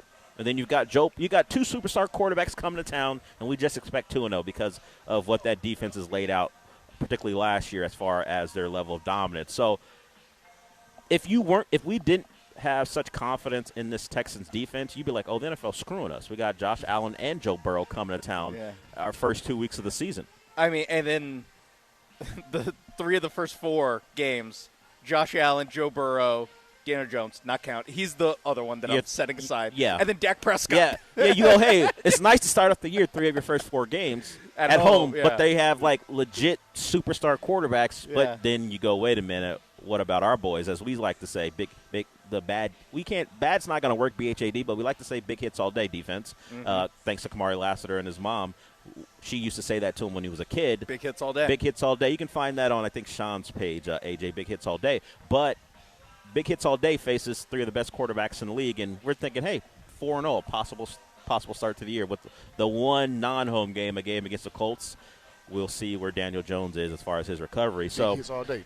There it is, the Big Hits All Day defense. And while we have a Cowboy fan who just played that, probably, and he did push back on the first show about the thought of the Cowboys not winning that game. But if you go by the projections, the Texans will likely be favored in their first 4 games, and that will continue because they got at the Titans, then they go face the Jags in London, so that might be the first time they're not favored in a game. But even with the Giants coming to town the next week, 6 out of 7 games, the Texans are likely favored, which would be a change if they play like that projection, because they started off last year in a place where they would have to do something pretty unlikely, and they did it to make the playoffs because if I remember, that was a team that was 0-3 to start the year. 0-3 and in a dogfight in their 4th game against the Titans, the win at the time also winless Tennessee Titans. So, yeah, it is a big swing of, like, if you take our show from whatever, October 4th last year, and now it's like we're looking at the schedule that starts with Buffalo, Cincinnati, Dallas, and a Jags team who ended up winning the division last year, and we look at this and we're like, you get to the bye, we're looking at 6-1, like it's or I guess 6-1. You're looking at that like, man, this is a pretty good spot. It gets tougher later in the year, but man, the NFL helped us out to start the season. Compare that to where we were after 3 games last year. It sounds ridiculous. And yet, some will be extremely disappointed if they're not 5-2 and 6-1. I would just say, you know what, the NFL season, now we feel like it takes forever for it to get here, and then we feel like it goes by like this. But you have your ebbs and flows, of quirks. You just never know how, because of how long the season is, how many games you have to play. Let's just start off 1-0 and let's do that. Thank you. Let's perhaps Thank hope, you, Coach Olalaye. let's perhaps hope that Josh Allen doesn't figure it out. That's my hope going into Week 1. That the superstar quarterback who puts up numbers against everyone continues to struggle against your team. I mean, law of averages says he's due to break out.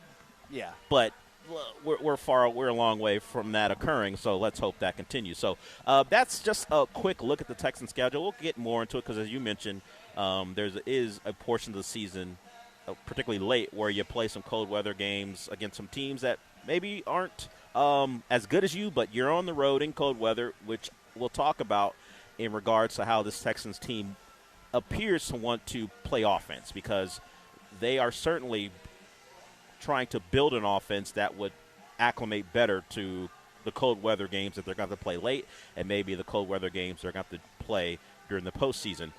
If the plan comes to fruition, then they should be well placed to play those games. We'll talk about that a little bit later. So we're just getting started here at East River 9. Sean and I till noon, and then Sean and Will Kunkel from 12 to 3, and then Jeremy and Joe after that. If you want to join us, you can call us at 713-780-3776. You can also maybe call a little bit later, because I know some of you like to wait for Michael Carroll to join us. He'll join us at 11:30. He'll be back in the studio, but he'll certainly join us. And so maybe Michael has some insight on the Expendables. If you don't know what that is going to be an all-female version of the Expendables. Sean and I were doing some dream casting before the show began.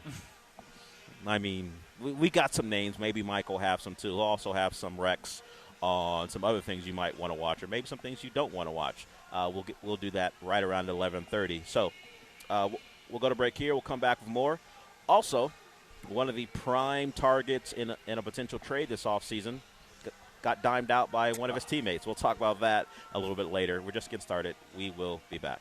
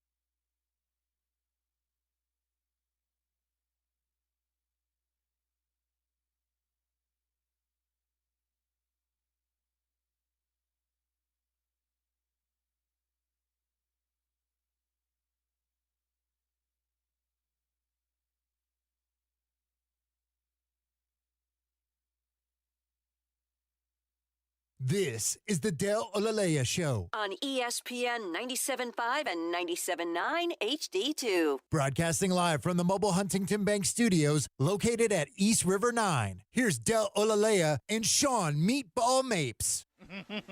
Is that how new is that? From yesterday. Why Meatball? I was talking about how I've never had a nickname in my life. And I was like, yeah, no one's ever been like, there goes Meatball. I just came up because one's ever. I was trying to reference the Seinfeld episode where Costanza goes by T-Bone. T-Bone. And I thought it was T-Bone. And I thought it was Meatball. Oh, okay. And so I just misremembered that, and now it's turned into Meatball. So you're Meatball Mapes now, huh? Yeah, and Brian caught some Meatball McDonald's. Or McMeatball. McMeatball. That's not bad. McMeatball. Yeah. So everyone's kind of Meatball now. Got it. Well, Lexi was in on it, too. So we'll see what else Michael has in store for us. I was wondering why the rejoin was taking so long. And now maybe I have my answer. Which one was the Meatball one? Yeah, I got to go find that one. So we'll see what happens the rest of the show. That's Michael Carroll, the inventive Michael Carroll. He'll join us at right around 11:30. So early in the broadcast day, of course, John and Lance. Well, John's not here, but it was Lance and Raheel. And Drake's 3 albums came up, and one of them has apparently his mother on the cover. I did not know his. It was the R&B album, I believe. His mom's on the cover. Okay. Let me ask you this: we all have different relationships with our mother. Some of us are close. Some of us are not so close. It all depends on how you grew up. This is not a judgment. This is me just assessing and knowing the facts of life. Would you put your mother on the cover of an album when one of the songs is called Hoe Phase? Not that he's calling his mother a hoe, but one of the songs is Hoe Phase, and his mom is on the cover of that album. Phase. Hoe Phase. Like Phase. Phase, yes.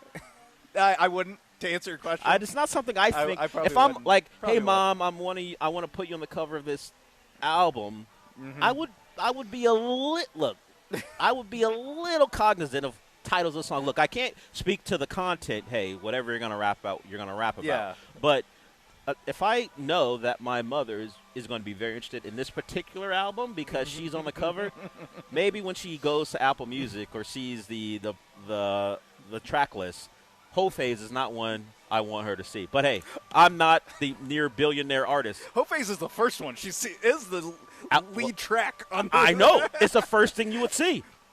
I would mix it in, maybe 7, track 7. Yeah. Maybe as soon as she opens up the Apple Music album or the album on Apple Music, she doesn't see Hoe Phase. Hoe Phase interlude. Yeah, so that is that was one of 43 combined songs that Drake put out yesterday. He's had a lot of time to try to recover from what happened last summer. And 2024. Oh, 2 summers ago actually. It's been a while. So this is his comeback. People have gotten dissed. Joe Budden. He mentions Steph Curry in a positive way. Of course, Kendrick caught his. But Hoe Phase is the one that I noticed, mostly because his mother is on the cover of the album. We played the clean version of Hoe Phase, thanks to AJ finding it. We played it. So, but that's non-sports related. The clean version of Hoe Phase. Yeah, you got it. No, I mean the song. It's a funny sentence. I know because the title is the title. Yes, it's still the title. There isn't a cleaned up title.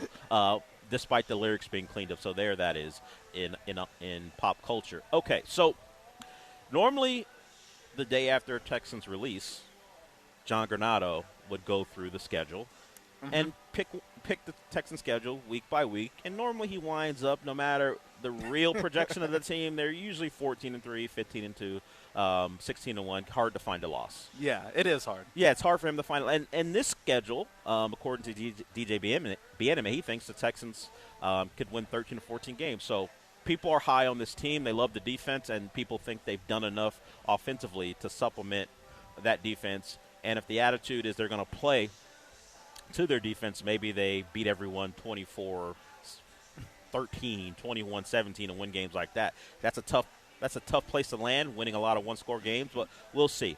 We'll see about that. But the thing I did want to get to is I never thought I would compare John Granado and Mike Greenberg. They kind of do the same job. Mike Greenberg was a long-time radio guy. He's on TV. John has done TV in the past. He currently does radio, of course. So they are in the same business. I did not know they're the same in this regard. Mike Greenberg, can you guess what he has the Jets projected as? So in this light, Yes. I'm assuming it's positive. And I didn't hear the context. I didn't watch the show, so I'm assuming it is. You mentioned in this light, it's probably lighthearted the way he's projecting them. But we want to guess what he decided to do this morning. I mean, I'm gonna guess like 10-7. Oh, you must have not heard John Granado. No, I mean, you think he had some credibility attached to it? Of like, hey, get a wild card berth, because this is a team that them and their fans were like, do not draft a quarterback this year because we want to draft a quarterback in the top 5 next season. So this is a team that's already like punting this year. Of course. And so the way to go high on it, it's like, 10-11 wins, that's shocking. That's crazy. It is crazy. He has the Jets winning as many games as they've won over the last 3 seasons. Combined? 15. 15-2. He's got them at 15-2. So, as I said, I did not know those two were as similar as they appear to be. I thought there'd be some, I'm Mike Greenberg credibility. Yeah, is it? Granado's Granado. Yeah, there's a lack of credibility when it comes to this particular topic, picking your favorite team's schedule. Do you think John has seen Greenberg or heard Greenberg do this in the past? Because at times, John's show has followed right after Mike and Mike. Yeah. Do you think he took it from Greenberg, or did Greenberg take it from John? I think Greenberg took it from. I would agree. I think that was a John Granado original. Yeah. And Greenberg needs to send reparations. Yes, I use that word phrase on purpose. I think he needs to send. Yeah, that's true. He does call himself that. He needs to send John a couple bucks. If you're going to take that on national television, at least make mention of the guy who brought it to us first. John will be back on Monday to pick the Texans schedule. To do the thing? Yeah, to do his thing. I mean, because I know everyone's missing that, so we'll hear from John on Monday on what he thinks of the Texans schedule. But overall, I think particularly locally, there is a belief that the only thing that's going to keep the Texans from, beyond injuries, keep the Texans from reaching the heights of 12 to 13 wins is that stretch where they're going on the road in the cold against teams that, well, we'll see what they are at the end of the year, but teams that aren't projected to be great per se, like the Steelers and the Commanders, but they do face those teams in what we might predict is inclement weather. And we saw how their quarterback handled less than stellar weather the last time around. He couldn't catch snaps. He threw picks. Whether that be the pressure of the moment being in the playoffs or just the weather, we don't really know. We just saw CJ. While we questioned some of his play, we did not see the turnover-prone player that we saw in those 2 games at any point really in his career. There have been a bad throw here, a misread, but never to the point where he was unplayable and people were calling for Davis Mills at halftime of a playoff game. Yeah. That's what it was, and maybe that is leading to some of the thoughts about this team overall. I was listening to, outside the city, I was listening to a podcast, and they were talking about the Texans and what they've done this offseason. And a lot of it goes to beyond all the words about the defense and how great it is. Did they do enough on the offensive line to match what they want to be? Because we think Wyatt Teller is an improvement. We think Braden Smith is an improvement, and they should be, or Nick Casario got this really wrong. From the national perspective, there is a thought that the best football for those guys is behind them. And there's a reason the 2 big acquisitions this offseason on the O-line, as far as the guys you brought from the outside. Of course, you drafted a player and then you brought Ed Ingram back. But as far as established NFL players you brought in, there's a reason those guys are available. Because it's always, hey, what teams just let really good offensive linemen go if they're willing to stay? So beyond Mike Clay ranking the Texans the worst offensive line projection-wise in football, I don't agree with that, because if that's the case, then Nick Casario, throw that extension in the trash. Yeah. You should get one. You should be out. I don't know, Nick. We're going to find out. I don't think it's accurate, Nick. I don't think you just put together the 32nd best offensive line in football, or worse, depending on how you look at it. I think being average would be just fine. Is having an average offensive line enough with that defense to go on the road where we think we're going to de-emphasize your quarterback and win these games? I think it is. I just hope Mike Clay is wrong and the people he talked to is wrong, and we get 15th, 16th. I'm not expecting Braden Smith and Wyatt Teller to be great. They wouldn't have been available if they're going to be great. But if they're going to run the football down people's throats and be better than having Woody Marks go for, 3.9 or whatever he was average-wise, couple him with David Montgomery, I would agree with people who think they can get to 12 to 13. Hell, they couldn't run the football last year and got to 12.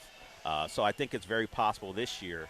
I would just love for them to be healthy late and to see this model be put to the test against teams who may still be in their own races for playoff spots in bad weather and see what they got. Yeah, I mean, because after Thanksgiving, the only games you play are either at home or in, like you said, we don't know if there'll be inclement weather games, but they're in cities where inclement weather does occur. Yeah. It's and they're all, teams that I think at the very least, at the very least, they think that they're playoff teams, or their fans are looking at their schedule and think that they're playoff teams. You host the Ravens, go at Pittsburgh, at Washington, host the Jags, team that won the division last year, and then you go at Philly, at Green Bay before wrapping things up at home against Tennessee. But I mean that is a stretch of games where it's if any of those games are under 40 degrees, it would not be a shock, and it's. What we were talking about before, what was it? The Steelers game where it was the Houston Texans franchise when it's 40 degrees or less and it's not pretty, and you're going to get, probably at least 3 of those games because not only are they in these cold, they're all night games. It's Sunday night against Pittsburgh in Pittsburgh. It's Thursday night, Christmas Eve in Philadelphia, and it's Sunday night or Monday night against the Packers on January 4th. These are all going to be cold at night games, and it will be a real test of can they Iowa football it up, as we've talked about, and just run the ball, play good defense, and that being enough to get out of Green Bay, Philadelphia, and get out of these places alive with a win. Can they make Kirk Ferentz proud? Yeah, it's they built this team knowing they were going to get the schedule. I don't. That's not the case, but this specific end of the season is we need to run the ball. We need to learn how to run the ball. You're talking about them going into last year's playoffs. I was asking because you mentioned historically how bad the Houston Texans have been when the temperature is under 40. It's part of playing as a dome team, and of course they're not built that way. They're not. The narrative about them isn't that because of what their defense is. But their quarterback certainly played like he was a dome quarterback in the playoffs. Certainly, and this is a guy who played at Ohio State, so you wouldn't have expected that type of performance. So maybe we shouldn't just put it all on weather. But the evidence we have for him in the playoffs in less than ideal temperatures, the Baltimore game wasn't crazy cold in the playoffs. But it wasn't warm, and he didn't play particularly great in that one either. His rookie year, so we can maybe – and you want to couch that as his rookie year, not you specifically, but if you talk about a defensive – well, it's his rookie year, first road playoff game. It was his best year as a pro. So there's the give and take of that. So if the plan is to take it off his plate, I would say it's a needle that you're threading that's pretty tough because – at some point, he's just going to have to make plays. Oh, yeah. So maybe the off-line gives them time with the play-action stuff, and that certainly can work in their favor. The in-breaker, so Nico Collins off that play-action likely will be a staple. But I wouldn't say a soft start. You just have a lot of home games. I think despite what we think of some of those teams in the back half of the schedule, you pointing out the night portion and then the locations will be a real test. It's a real interesting breakdown of how the schedule goes. Yeah, and really, I think my first takeaway was they don't have a primetime game until November 19th. That is A, a little strange, and B, a weird vote of confidence in this team of that they're going to be good. That they're going to be good, and so they're going to be put on Thursday night, and it's not things that you can flex out of, really. It's Thursday night against the Colts, whatever. That's normal Thursday night divisional matchup. That we're kind of used to that, but week 13 Sunday night, week 16 Thursday night, Christmas Eve, so it's a standalone night game, and then Monday night against the Packers, second to last week of the season. This is. We talked about the Giants getting the Week 1 Dallas matchup as because do you want to see a potentially 3-9 Giants team in early November? No. The NFL knows that, so they are going to front load those kind of matchups with teams that we're less sure about. This, to me, seems like somewhat of a vote of confidence that, like, oh, we can put this team on prime time, and it's not a traditional powerhouse ratings monster, and it won't be a disaster because we think they're going to be pretty good. And I would agree.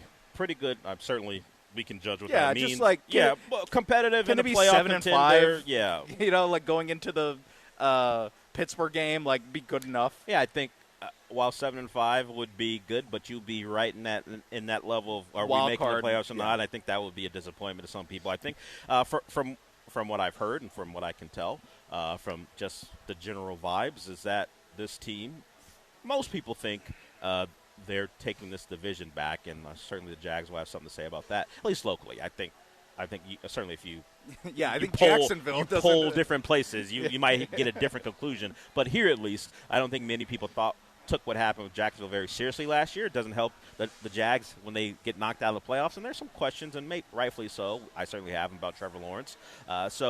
There's certainly no clear reason why the Texans can't win this division again, because there's not a real powerhouse at the top of this division. I mean, speaking of Trevor Lawrence, I don't believe that's a real haircut. Okay, I agree with you.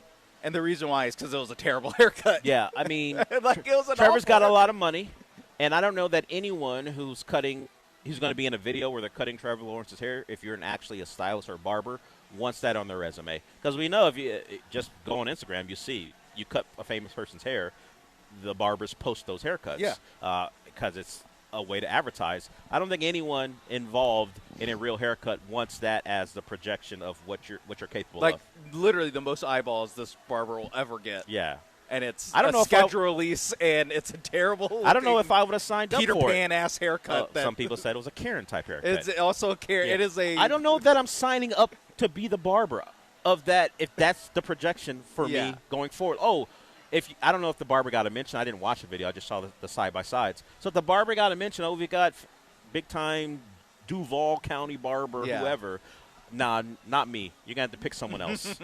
That's not going to be what people think I'm capable of. Yeah, or it's like Trevor getting a better haircut. But I don't. Yeah. Yeah, we both think that it was some sort of forgery, whether that's like him wearing a Trevor Lawrence wig on top of his Trevor Lawrence hair, and then them only cutting the wig or whatever that is. It's a fine idea. I'm on the record as being anti Trevor Lawrence? Schedule release content. Got it. And that's not like the most offensive, like that's just like a fine idea, whatever. Yeah, it's not completely creatively bankrupt. Like it's all right. Yeah, speaking of that, it's at least short. We didn't have to sit through very much. And speaking of that, the NFL gave no directives to their teams about the Diana Rossini-Vrabel thing. And good. Comedy is legal again. Some comedians being put upon by the rules of society. Thankfully, they've been able to fight back. So worried about those guys and women and their freedom of speech. Yeah, comedian. Sean, comedians. I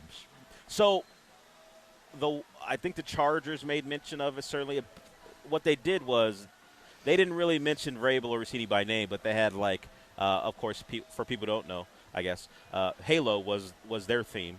And it looks like they got the people from Halo to help them out because it wasn't cheap. It looked like the game itself. And in the corner, when they were talking about their game against the Patriots, it was a New York Post icon pop up. So that was their reference to the Vrabel Rossini thing. I don't know how. Pretty soft. Don't know. Yeah, they did the. Inside the NBA went harder at them. Yes.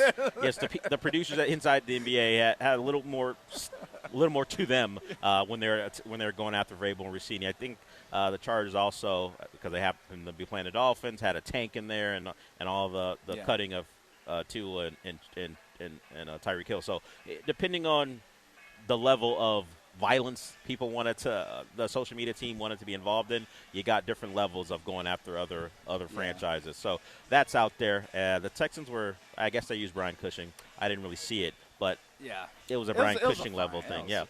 As I mentioned, the Dolphins had Rick Ross. So we had people did different things, and the Chargers is the one that people root for or wait for. The Titans were on their game again. So those are all out there. But as far as the schedules, they're there. You can, I guess, plan your trips or just pick your winners and see how it goes. We'll go to break with that. We're here at East River 9.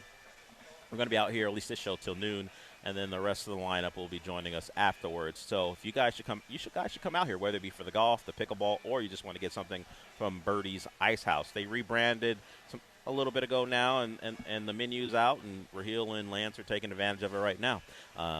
Good food here at Birdie's Ice House. We will be back.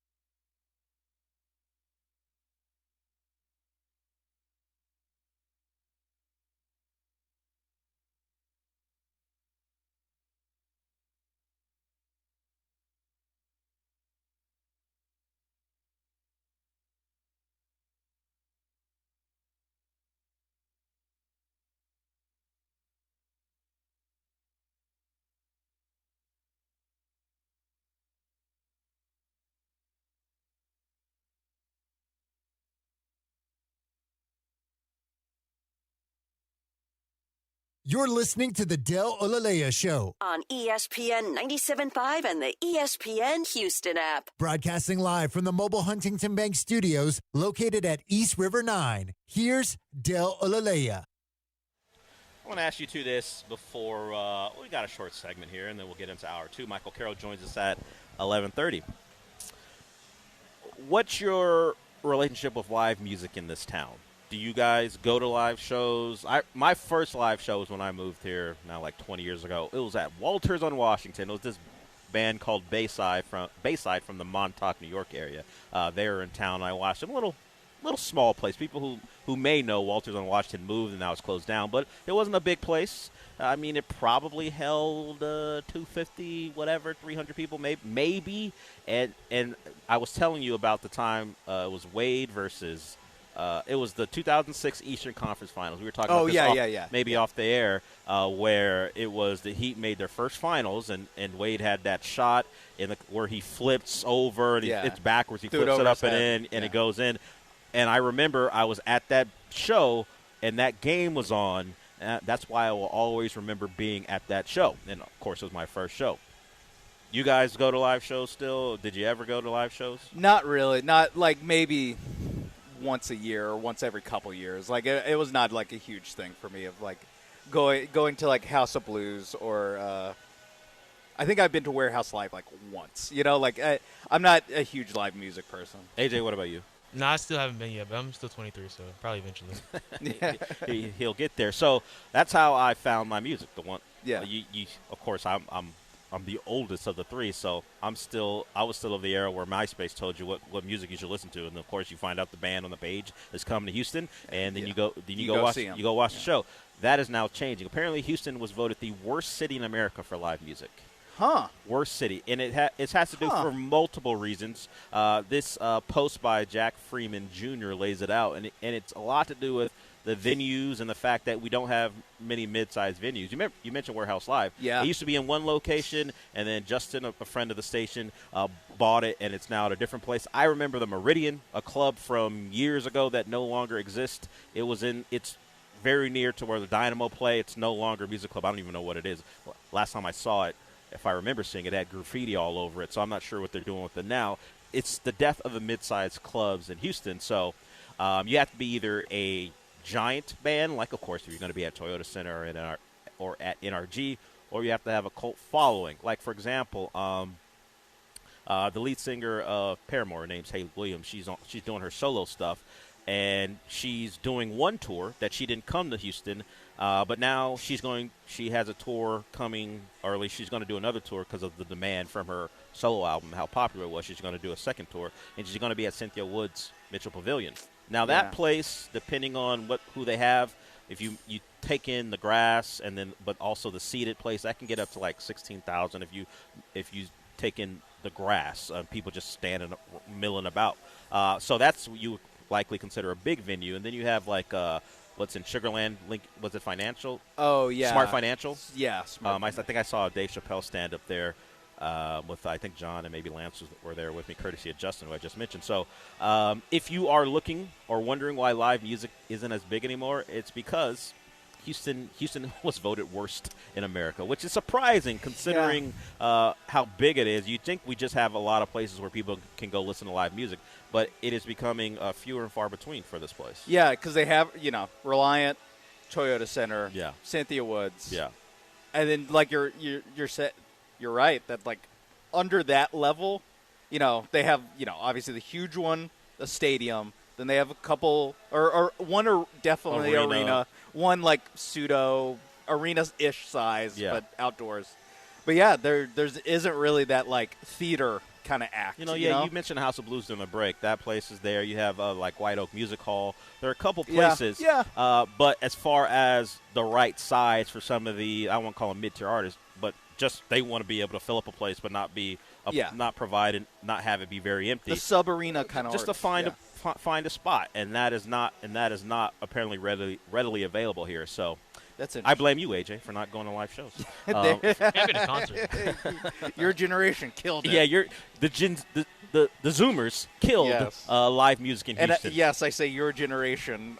You're a young millennial. Yeah, take that on. But I also say your generation when talking to millennials. Yeah, so you're right in the middle. Depending on I get to have my cake and eat depending on what's wrong with a certain thing, you can just blame whoever you want to blame. That's the game, baby. And because I am strictly the millennial generation, I blame the Zoomers. Yeah, because and mostly because you're right. because Zoomers is a ridiculous name, so that's why I like saying it as opposed to Gen Zer. Let's get to Jerry. Jerry, we'll get to you when we come back. Jerry, we'll get to you in an hour or two. We'll go to break with that. And hey, people, if you love a live show, if you love live music, go because the artists are starting to stop coming to Houston because of the lack of the venues and the lack of attendance. So just be aware.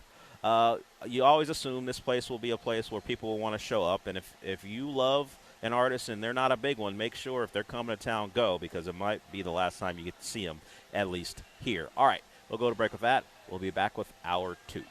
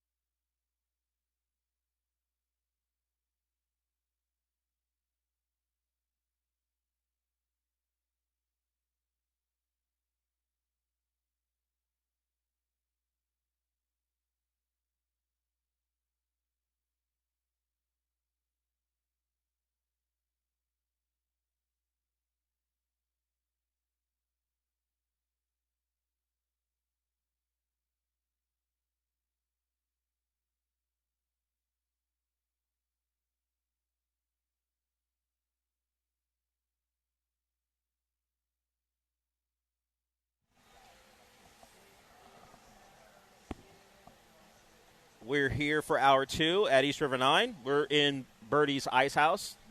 the restaurant, sports bar, all together. You can get great food, get a drink, watch sports of your choice with all the TVs. And, of course, if you're outside, if you're here to enjoy outside, you got golf, great views of downtown Houston, and throwing pickleball as well. You can do all that here at East River 9. Okay, let's get to Jerry here, and then we're going to play some sound from Miles Turner. Why am I going to play some sound from Miles Turner? Because the potential biggest acquisition of the summer is a topic of a conversation between Miles Turner and Breanna Stewart. Some new insight into Giannis from what could be his ex-teammate here shortly. But first, let's get to Jerry. What's up, Jerry? Hey, Dale. I heard you earlier talking about the schedule and the back end of it, of the weather. I think the first 4 games are tough, simply because you got Buffalo, who has 4 months to prepare for you. You got Cincinnati, who the offense can carry them. The Colts in Indianapolis is always a tough place, and then you got the Cowboys, who could just easily put 40 points if they want to. I can see the Texans going 3-1, but I can also see them going 1-3 if they start slow, just like they did. And I got a question before I let you go. And I know the draft has happened a couple weeks ago already, but I'm still scratching my head on this draft pick on Max Klein. I watched film. I just don't see what the attraction was. I have the trauma of the Texans drafting tight ends at a high level. I mean, at the high pick. You got C.J. Fedorowicz, didn't pan out. Brevin Jordan didn't pan out. Tylan Warren was terrible. I always put the tiers of drafting a tight end along with punters and kickers because I just don't see it. Thank you. Appreciate it. So I didn't really think about a team having – it's normally associated with college football, having all that time to prepare. I did not think about Joe Brady, and we haven't talked about him, first-time head coach, having all that time to get ready for the Texans.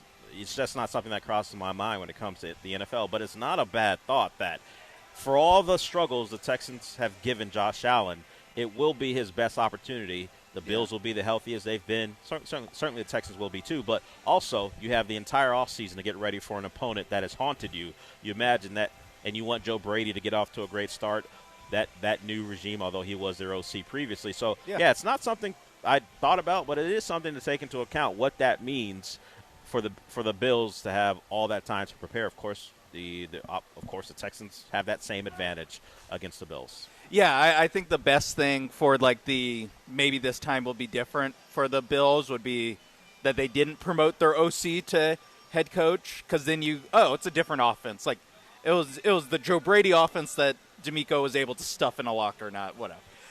Even though they did it with Dable was there too. But the second best thing is to play him in week 1 so that, maybe you can make the case that they can boutique game plan it a little bit more with it being week 1. And but less stuff on film for the Texans to see. Yeah, so there are things, and the Texans, if they have any different things they want to show the Bills, they can certainly take advantage of that too. And like we said to start the show, it is at worst like the second or third best quarterback in football.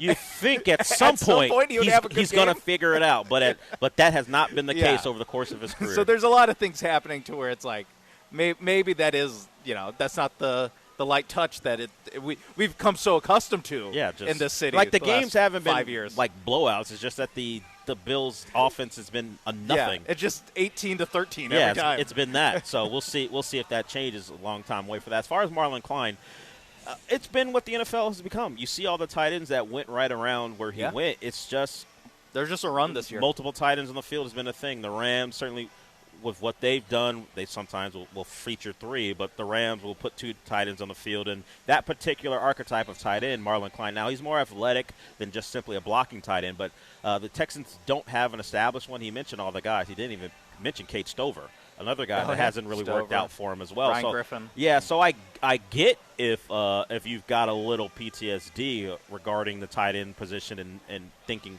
when are they ever going to get one in the draft that actually works out? Of course, Dalton Schultz came over from the Cowboys, and let me workshop a name. I haven't brought it to this show. I mentioned it on the previous show. I want to call Dalton Schultz free access because of all the free access yards he gets, because he's never really covered off the line of scrimmage. Yeah. And he had a productive year. I mean, as far as touches, I mean, he caught it was under 10 yards per reception, but he did catch a lot of footballs. mostly because he was at least in my eyes, at the back of the game plan for all these teams. I'm just going to call him free access. If I say free access, no, I'm talking about Dalton Schultz. And if he can free access his way to another productive year, fine, that's fine. But they are not dynamic at that spot. I don't think Marlon Klein is – I don't think that's the goal for him. I think they would just like to find a tight end that they believe can complement what they hope is a good run-blocking unit and go from there. So, yeah, Jerry, it has been a spot where they have kind of whiffed on. I mean, we focus on O-line stuff for Nick Cassera when it comes to drafting, but he has not drafted tight ends well either. Now, some of that is injury. Kate Stouffer suffered from that, certainly Brevin Jordan, but overall, it's been a whiff there. We'll see if they get it right with Marlon Klein. I'm a little interested in, like, is this a position where, I mean, to bring college football back, where it's like, I'm not paying to develop these guys. I'm paying to have veterans that already know what they're doing. Yeah, I'd be interested if that's what if that's kind of a strategy more teams take. I mean, obviously not this year. They drafted a bunch of guys in the second round this year. But if that is like something that if those guys don't work out, that's kind of the new plan is that, hey, it's a developmental position, and we're not going to invest highly on guys that need to develop.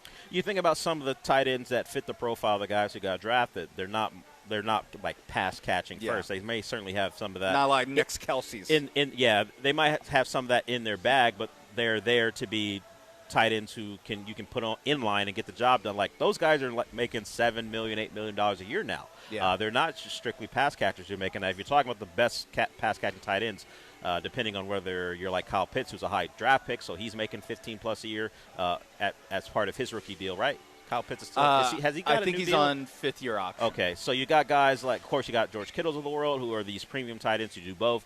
Trey McBride, we know in Arizona. So you have those guys at the top. Yeah. But if you're talking about like A.J. Barner, who I think he had a touchdown in the Super Bowl, those type of guys, like Colby Parkinson's making $7.5 million for the Rams. So if you can find them in the draft and hit, then you don't have to pay a tight end who is not even a pass-catching tight end, who's on the field to be a guy who, in some cases, is your fifth and a half offensive lineman, sixth offensive lineman type. You don't really want to pay that guy nearly $8 million a year if you don't have to. So that's why you saw these tight ends get drafted. So appreciate the call, Jerry. We'll see if they get it right with Marlon Klein. Let's get to this before we go to break. Okay, we're not going to play this sound. Rafael Stone joined Ryan Wassillo to talk about the Rockets, and certainly it's along the lines of all the things they've talked about in the aftermath of the year. We need to get healthy. Acquiring KD wasn't just about the 1 year. We still feel good about our team, so on and so forth. We'll see how motivated, we talked about yesterday, how motivated they are to get Giannis in the building or another star. Well, Giannis, who may not be a Buck for very much longer, Jimmy Haslam, their owner, talked about, hey, we wanted to have a decision by the draft, and the draft's about 5 weeks away. We'll see about that. Well, Miles Turner is talking about a superstar teammate like he's not going to be around. We may ask why is Miles Turner snitching when he's on his podcast with Breonna Stewart. But here's Miles Turner talking about the lack of structure with the Bucks under Doc Rivers, and then he mentions Giannis by name. We get fined for all types of stuff now. You guys get fined a lot? It depends on the coach. So Doc Rivers, he didn't find anybody. Guys were late all the time. Guys were, showing up to film whenever they wanted to show up. Guys were missing meetings. Like, it was one of the craziest things I personally ever experienced. We literally, if the plane took off at 2 o'clock, we weren't leaving until 4:30. I'm being so serious, bro. It was crazy, dog.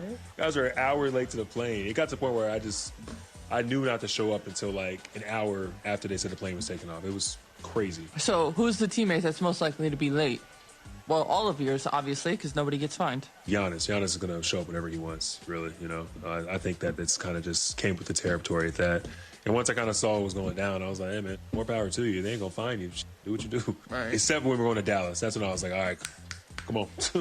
Right now we're getting fined for missed free throw box outs. Honestly, that's a good one. I'm not mad at that. I'm actually not mad at that at all. Well, we're a little bit mad about it.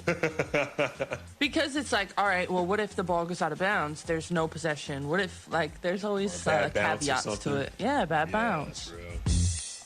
So that is a clip from the Recognized Game podcast. Breonna Stewart starred in the WNBA, and Miles Turner, who got a lot of money from the Bucks after they waived and stretched Dame. And he's telling us that their superstar, their leader, holds his teammates up when it's time to go. And the Miles Turner reference about Dallas, he's from Dallas, so he wants to get back in town. So that's why he was like, hey, let's go. Let's get on the plane so I can get home. It's not exactly what you would want from your team's best player. Now, superstars get superstar treatment. You just would hope that it's not putting your teammates in a spot like that, though. Yeah, it's not. To me, it's not crazy that that the star player holds up the team plane or team bus. Like, that's not like revolutionary NBA in the NBA. It's the fact that Miles Turner feels comfortable enough to be like, yeah, our best player held up the team plane for 2.5 hours. And it's consistent. Consistently. He's the worst offender. Yeah. He didn't fump around and go, when I don't know if Pat Connaughton was on the team when Miles Turner got there. He didn't go through the list. Yeah. Rollins. Portis was late. Yeah. Yeah, he didn't go through any. Well, Kuzma. Portis might punch him, so he might not say that. Right. But, yeah, Kuzma would have been the one that was like, yeah, Kevin whatever, Porter, of course. None of that. He Cam goes, Thomas. They had plenty of the top guys. of the list. He goes, Giannis, the latest, no question. Yeah. And everyone took their – and he mentioned, I took my cues from him. If he was going to be late, I knew not to get to the plane on time. That was the other most interesting thing to me is that maybe it is Giannis checked out on the Bucks, and it's a little bit of like, hey, I know I'm leaving this job pretty soon, so I'm not going to be, putting in the best effort. But that is, it makes me question the leadership chops. It's not like you're getting Kevin Garnett in 2008. So if the Rockets did acquire him, would they acquire two superstars who don't like being leaders? You team Kevin Durant and Giannis, like, you do it. No, you do it. Would that be? Oh, I know. We got Fred, so we don't have to worry about it, I guess. But it'd be those two guys who you would think would take charge, and neither one of them is like, it's not for me. Yeah, I mean, maybe this is just a Milwaukee Yeah, it was. Miles Turner was only there malaise for thing. A year, so who knows what Giannis was like before this year under Doc Rivers. Yeah, so that is the bit of I won't completely crush Giannis for that because. It's more of just the whole how he's going about his trade request without requesting a trade. Sure. That is like, dude, just request. If you're going to do all this, just actually request a trade.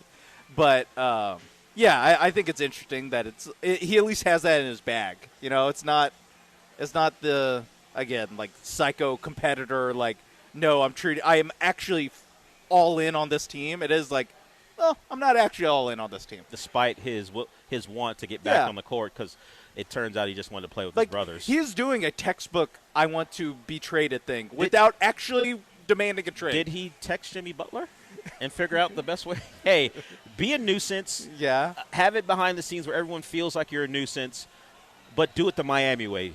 Giannis, don't do it the Minnesota way where you do it before practice. And eventually Jimmy's stuff became public during the year, but Jimmy was apparently a giant nuisance mostly the last 3 or 4 years, 2-3 years of his Miami tenure. It really got ratcheted up when he found out they weren't going to give him an extension. Then he really became a problem. That's when he got suspended. Yes, when he said, "Okay, enough is enough." He lost his joy. Oh, yes, and then he found it back in San Francisco, and then. This past season towards ACL. Now he is a guy people think can be used as a salary dump to acquire Giannis for the Warriors. So he'll still get his money, but who knows if he's still a Warrior after this offseason is over. All right, we'll go to break. We're a segment away from being joined by Michael Carroll, so certainly if you want to call in for that, the number is 713-780-3776. If you want to get in for that, you can join us as well and call us and talk about whatever you want to talk about. We'll go to break. And I'm a person who loves to drive. I don't like the thought of being in an automated vehicle, and now I've got more reason why, considering this story that happened, I believe, in Atlanta. We'll talk about that when we come back.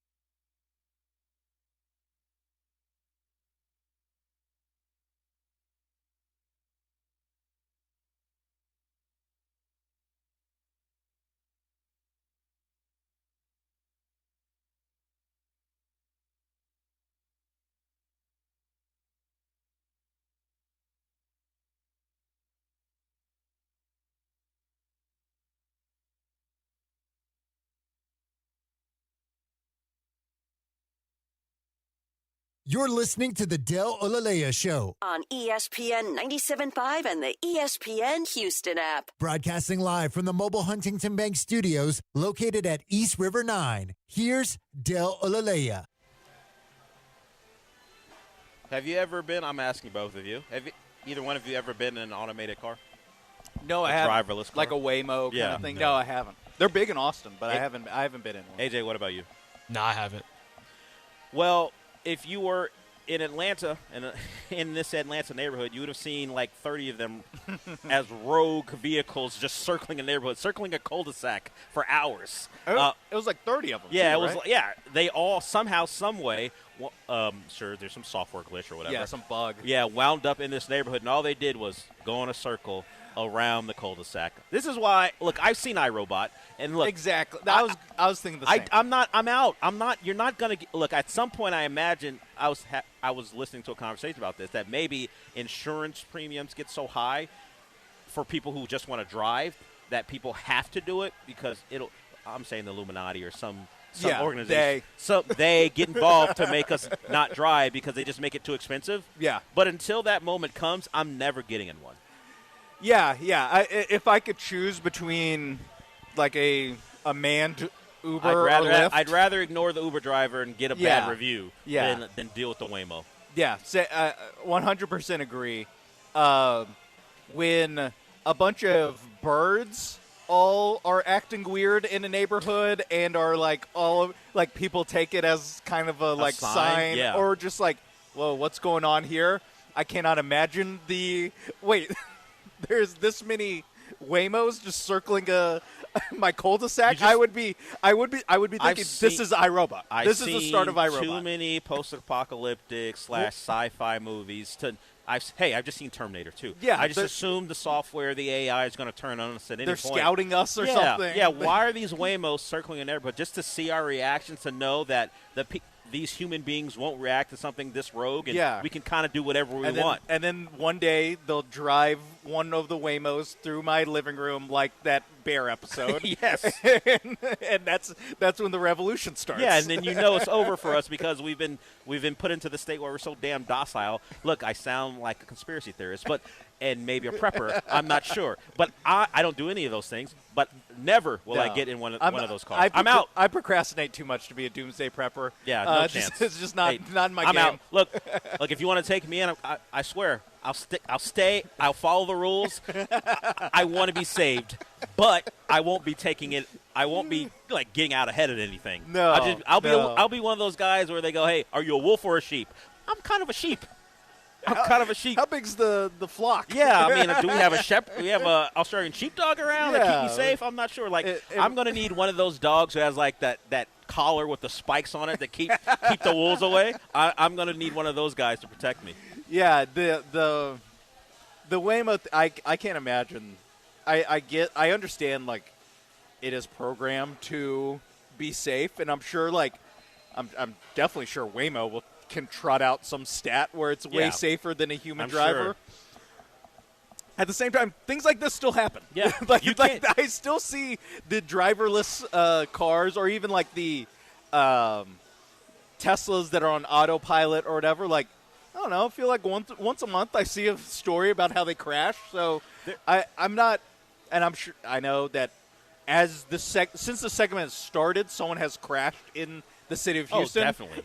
So I understand, but there is something about I just need a human in there. I need to trust a human. Even if I'm a more defensive driver maybe than most. I'm always actually thinking more about what the other person in the car is going to do as opposed to me. I'm always I'm a computer calculating what they might do in a certain situation. I'm assuming that they're going to screw up. Screw me over that at some point. That is how I approach driving, and thankfully the last, decade I have not been in a car accident, thankfully. So, in fact, the only time I've been in an accident was someone hit my parked car when I was inside someplace and I got hit. So, I've been doing a good job, I would say. Mm-hmm. So, Waymo, I'm sure it's much safer than a human, but I don't trust it. And along those lines, because a lot of people feel the same way, it was just a couple. They did a test where they tried to simulate a child hopping out in traffic after getting off a bus. So what they did was they had a stop sign, which I guess these automated vehicles or driverless vehicles are supposed to recognize and stop. They just put one of those temporary ones at a crosswalk, and they had like obviously not a real child, but what they did was they had like a model or like a mannequin, and they just crash test dummy. Yeah, pretty much, and they yanked it out from behind another vehicle as like a kid unaware just walking, and the Waymo right through the kid.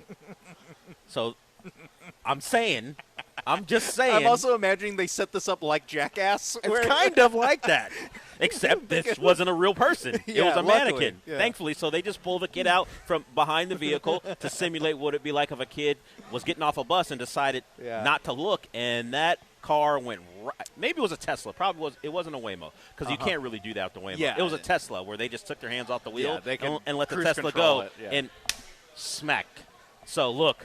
I get it. Like our own buddy, I think Raheel has a Tesla. So, look, I get it. I saw a Tesla truck driving through. So I know they're out there. But for me, but even the Tesla, keep your hands on the wheel. The Tesla, like, you do have to have your hand on the wheel. There is some, like, responsiveness that they need from the driver, too, even in the driverless mode. Like, they still are in there. Yeah. You know? Like, they're still in there and, like, within arm's reach of the wheel. Yeah. It's the Waymos that I'm like, I'm just getting into an empty car and praying for the best. That's a bridge too far. Look, the Uber driver wants to play all 43 of Drake's songs. Much better than me getting in the Waymo. I don't know where I'm going. Maybe he's skipping through. They're all not bad, but they're not good either. So he's just skipping through, and I hear all 43 of them on my drive. Face. I'm interested. Interesting. I'll do that before I get in the Waymo. And my friend and friend of the show, Kevin Joseph, asked, so y'all are fans of the movie iRobot? Yes, I have TNT, so I've seen it. I've seen it a lot, 15 times. Look, I'm a fan of Tom Brady's baby mom too. Bridget Moynihan's in that movie. Look, generally, the white athlete doesn't get that moniker, the baby mom, so that's why I do it. Tom Brady had a baby mom, and his mom's in that movie. That he left. Yeah, for a supermodel. So whether you agree with that or not, it happened. Who among us? Yeah, well, not among us. It hasn't happened for us. So, but it did happen for Tom Brady. So, yes, KJ, I do like iRobot, mostly because if I flipped on TNT like 6 years ago, it was always on. I'm not sure how often it's on now. Is KJ on the side of Waymo? He can tell us. I don't know, but I think maybe he just gets the automated car talk and is saying, iRobot's one of those. No, I don't like what was happening in iRobot, but I do enjoy the movie. It's a great film. Yeah. And, it's a good film. It turns out I'll walk great, that great is strong. It turns out the robots were being programmed to be out to get us, which is kind of what we fear. But at least that's in a movie. I can watch it that way. I don't like it becoming reality. And what are we, 3 years away from them just taking us and turning us into their slaves? Yeah, it turns into Matrix real fast. Honestly, yeah, they're going to have us plugged in, and Joey Pants will betray us. All right, we'll go to break with that. We'll have Michael Carroll when we come back. The host of Comicast will join us. Anyone want to join us? The number is 713-780-3776.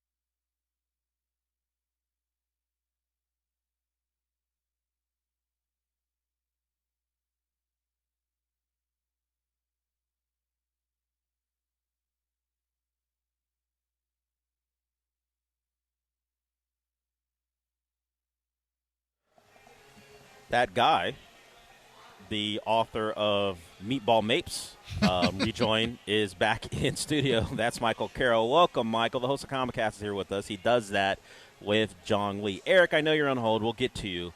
Michael, before we get to the bulk of what you want to talk about, yeah, we were talking about this yesterday as an aside as we were coming back from a segment or coming back from a break.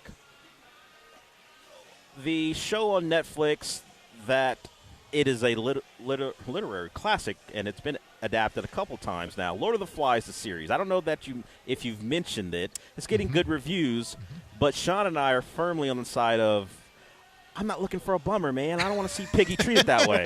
I know. I literally know. I know what this is going to happen. And look, I'm a person who watched Game of Thrones. I read the first 4 or only 4 books at this, or 5, whatever how many books there are. So I knew what was happening up until a point, but it was still not the type of bummer that Lord of the Flies is, man.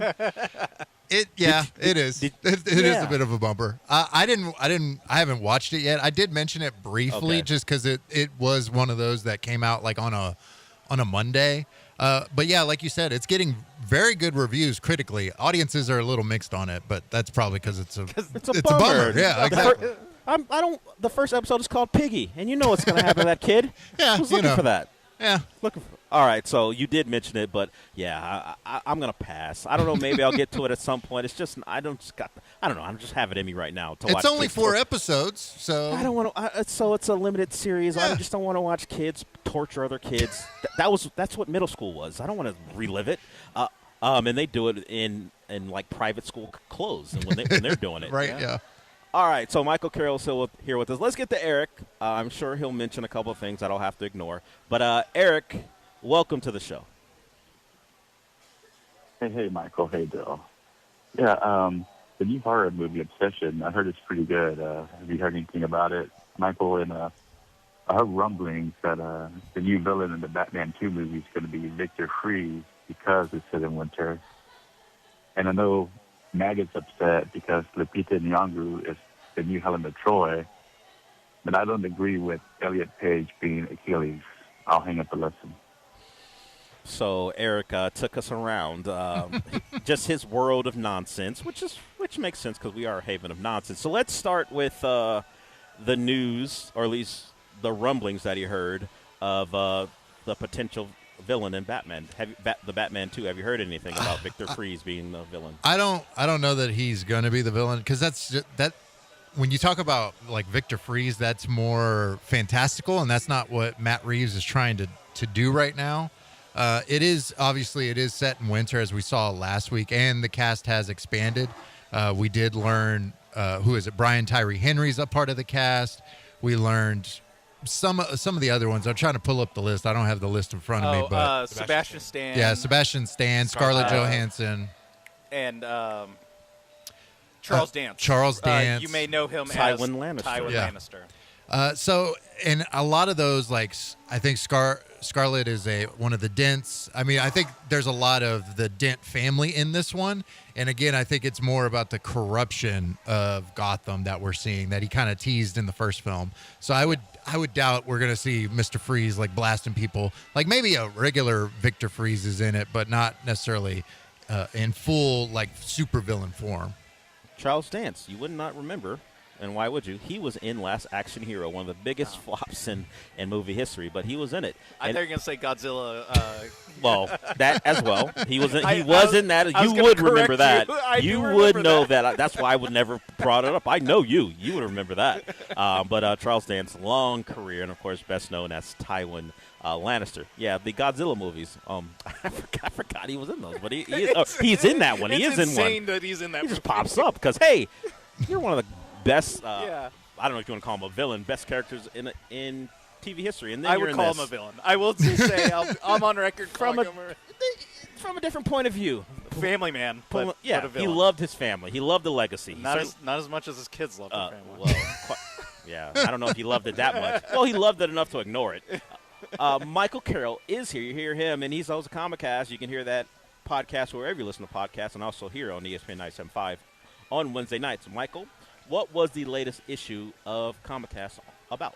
The latest issue was about the Punisher One Last Kill, the special that released on Disney Plus earlier this week. Jong and I both watched it, and we dived into full spoilers about that, as well as we got into a bit more about Comic Palooza, which is happening next weekend at the George R. Brown Convention Center. We'll be podcasting live from the event on Sunday, May 24th at 12:15 at the Podcast Pavilion stage, and then I'm going to be part of a few other panels, so we get into all of that on the latest issue. Yeah, so if you like what Michael does on Comic Cast or here, you can also go out and see him at Comic Palooza. So Eric also mentioned Obsession, which is a horror movie that people are reviewing pretty well. Have you heard about it? What is the buzz on Obsession? I've watched it. It is. Oh, okay. I saw it a couple weeks ago, and it is incredible. It is an amazing, amazing movie. Now, for folks that probably know me or have listened to this, no, typically I'm not like the biggest horror fan, but this one worked so well. It's truly one of the better films I've seen this year, and I think it's up there. I mean, we're very early into the year, so it's still hard to say that, but it is a really special horror movie this weekend that I think folks should definitely check out. Yeah, it opened today or maybe last night in some places. I think I'm gonna watch it this weekend. Maybe before I make it home tonight or today, as Cinemark is right on my way home. So, Michael, we're gonna come back. We're gonna get to your full-on recs or maybe things we shouldn't watch as far as TV and movies. We'll do that when we come back. I did want to clean up a couple of things we discussed throughout the show. We got a couple responses from listeners. Art chimed in on the music talk. He says they knocked down Fitzgerald's years ago, and now I think it's a parking lot for all the stupid hype spots on White Oak. Yeah, Fitzgerald's was another place I went to when I was younger to go watch bands that I once again found on social media to go see them live, and it's another one of those places that no longer exists. For context, we were talking earlier about Houston being voted the worst place for live music in the country, despite what you might think about the place. Apparently not a thriving live music spot. And also KJ, who talked about iRobot, says he has pictures from what happened a couple Sundays ago involving Waymo. It's just a lot of them just lined up, and it is creepy. It does look like they're about to get up to something. They're up to something. Yeah, so he won't ever get in one of those, and he says his daughter, who'd never seen iRobot, even just thinks the idea of it is scary. Look, the movie is a fun one. It's because I'm not involved in it. That's all. I don't want a real-life iRobot rolling around, particularly when it comes to the cars that were controlled to nearly kill the hero, Will Smith. I don't have it in me to do what Will Smith did in that movie. I'll say it. No. I told you. I'm a sheep. I'm one of the people who would need to be protected in a AI robot apocalypse. Yep. And iRobot available to watch on Disney Plus and Hulu. Who are you, Granado? I know he's got stake in Disney and what they're on, but not you.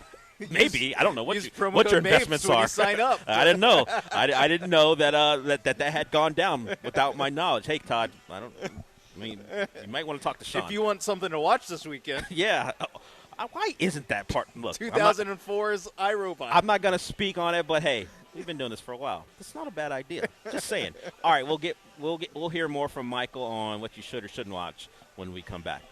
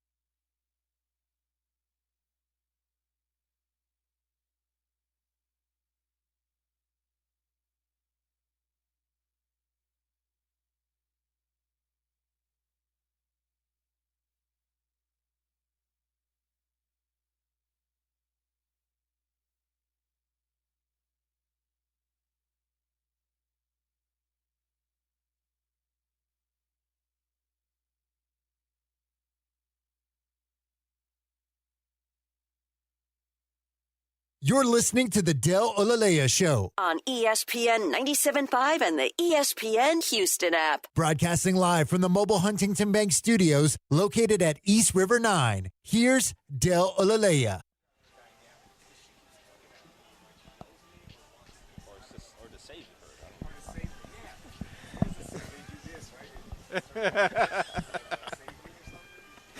Sorry, that's Sean laughing at Raheel, who's still here, as we come back for our final segment. Michael Carroll back in studio as we talk about what you should or shouldn't watch. And Raheel says, hi, Michael. Hi, Raheel. He says, hi, Raheel. Right back. All right, so, Michael Carroll, what should or shouldn't we watch this weekend? Let's start with TV. Or movies. We normally start with movies. What about movies beyond Obsession? Well, really quickly, to kind of go back to Obsession, because I think this is a first, I got a live reaction in terms of Brian McDonald just called me because he just got out of Obsession. And he was just saying that movie was insane. Like, it blew him away. And he's very he called you? He called me. Because he called you to talk about the movie? Yeah. Like, when I tell you guys, I can't stress this enough. This movie is insane. It has one of the best performances of the year. I mean, it's an incredible movie. I would highly recommend folks check it out. 95% with critics, 95% with audiences. This is a special one this weekend if you want to go check it out. So we've got two full-on go see it from Brian McDonald and Michael Carroll. So that should be enough, guys. Go see Obsession this weekend. Now, in terms of you mentioned TV releases. The TV releases for me are a mixed bag, so I would recommend theaters this weekend. Of course, we've talked about Obsession, but also Is God Is a new film, a revenge thriller from Alicia Harris. It's about two sisters who embark on an epic quest for revenge, confronting a charged family history that will push them to extraordinary lengths. This, of course, stars Vivica A. Fox, Sterling K. Brown, and a couple of newcomers in Cara Young and Mallory Johnson, and Janelle Monáe's in it. It's getting higher praise from critics who have watched it, 98% right now. It's a little bit of a twist on the revenge thriller, and it has some almost mythological themes to it, which is very different, so it may be something to check out for folks this weekend. There's also, which I'm a little disappointed by because I've been excited for this movie, In the Gray. This is the new Guy Ritchie film starring Jake Gyllenhaal, Henry Cavill, and Isa Gonzalez. I thought my red flags started rising up this past week when there had been no reviews. I've only seen some ads for it, and outside of that, I hadn't heard any buzz regarding the movie. And sure enough, the review embargo lifted like last night as first screenings are going live. And they're not great so far. There's not a ton of reviews because since the review embargo was held up to be so late, 55% with critics right now. It may be more of a crowd-pleasing type film. It's about a covert team of elite operatives that are living in the shadows when a ruthless despot steals $1 billion fortune. They're sent to take it back in an impossible heist. Hey, there you go, Sean. That erupts into a deadly game of strategy, deception, and survival. I'm still going to watch it because I typically like these types of Guy Ritchie films, but it may be something you want to hold off on depending on how you view Guy Ritchie films. But speaking of heists, and this one's for Sean, because we have a new entry into the screen life genre, which is screen life are the films that are told strictly through the computer or phone or tablet. Yep. This one's called, go ahead. I was going to say like 2025's War of the Worlds. Yeah, like the prime example of that genre. I would go to Searching, but yes, War of the Worlds is also in that genre. More recent. You're right. But Lifehack is in limited release this weekend. But it is Kyle and his friends hack for fun, pranking online scammers, seeking a bigger thrill. They target a billionaire through his daughter's Lindsay's social media, stealing his cryptocurrency. 97% with critics. When I first saw the trailer, I was like, I don't know, but everyone speaks very, very highly of this. And it's done in a way to where a lot of screen life films, they like War of the Worlds was told in real time, and it was a mess of a movie because of that. This one, there are moments where they're like offline, but majority of the story is told still through the computer screens, and I think that works well for it. And it's a unique way to do a heist film. It's the first of its kind, so maybe check that out. It's limited, but you may have options at a theater near you. So I don't really recognize anyone in the cast except for one guy, only because I know his last name. I recognize the last name, Charlie Creed Miles. He is the father of the actress who played Hannah in the TV series, Esme Creed Miles. If you watched that, I think it's still available on Prime.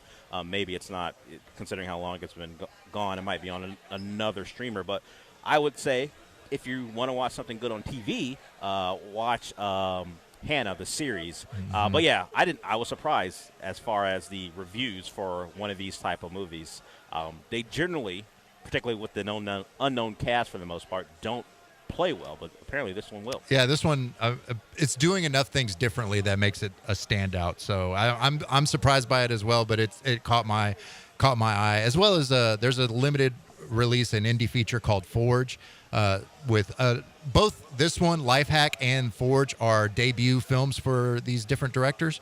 And this one is siblings Raymond and Coco Zhang run a forgery ring course by a disgraced millionaire. They create counterfeit masterpieces for his family's collection. FBI agent Emily Lee investigates a new string of art forgeries. This is a very small budget, but the way they shot it makes it look extremely like this big, massive blockbuster type budget. And it's really well made, 86% with critics right now. Not a ton of reviews, but still, it might be something to catch. It's also limited, so theater times might be small for folks. Let's get to Becky. She called in. She wants to talk about apparently the movie of the moment right now. She wants to talk about Obsession as well. What's up, Becky? Hi, guys. I would like to know, how good is this Obsession movie? Eric usually picks great movies. I'll hang up and listen. Eric usually picks great movies. So considering the source of this call, we're just going to say it's a great movie. Go watch it, Becky. Let's move on. What's up? What's next, Michael? In terms of streaming releases, it's a lot of stuff that's not really in my genre, or it just didn't grab me. Specifically, probably the biggest one of name is Dutton Ranch, the Yellowstone spinoff, which the first 2 episodes premiere on Paramount Plus today. I've never been a Yellowstone fan. I don't know about you guys, but I don't know. It's Yellowstone in Texas. That's the best way I can describe it. So it's involving Beth, the daughter, and the ranch hand that became her husband. I forgot his name. Rip, I think that's his name. They move on to Texas, and now it's a show about them. So if you like those 2 characters and their love story, I guess, now you have it.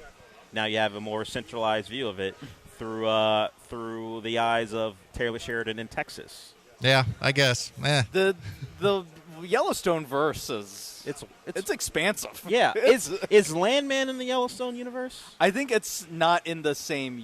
I'm talking completely out of my ass. I don't actually know, but I'm pretty sure it's a distinct show, free of the Duttons. Yeah, but it is by the same guy, man. Taylor Sheridan. So yeah. Could I see Zoe Saldana's Lioness meet up with a Dutton at some point?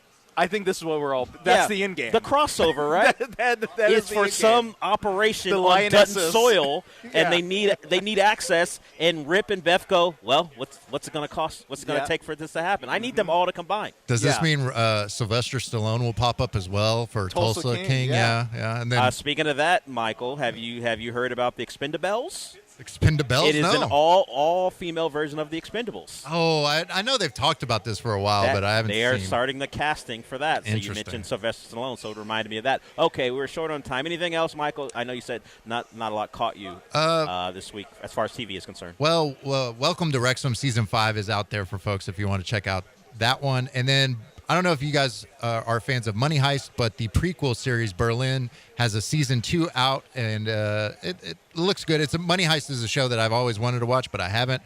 So it's another show in that universe. Yeah, they've had several spinoffs. Now, Sean, it is in Spanish, so subtitles are a must there. All right. But Money Heist, at least the first couple seasons I watched, was pretty entertaining. And then, how many times can you try to heist and also have the big twist that fools everyone? That's kind of how that series goes. But you hear the music, that means we're done. In fact, we're done for the week.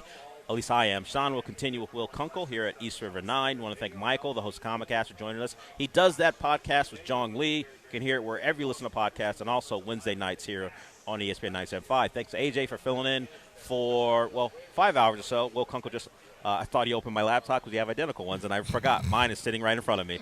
So I was like, hey, wait a minute. Well, don't do that. But that just means I'm done with radio. I'm tired. I'm going to go watch a movie like maybe Obsession. Shout out to Becky and Eric for that call. Michael, thank you. Thank you. We'll talk to you again next week. AJ, once again, thank you. Thank you to Sean. Thank you to everybody for calling in. I'll talk to you on Monday.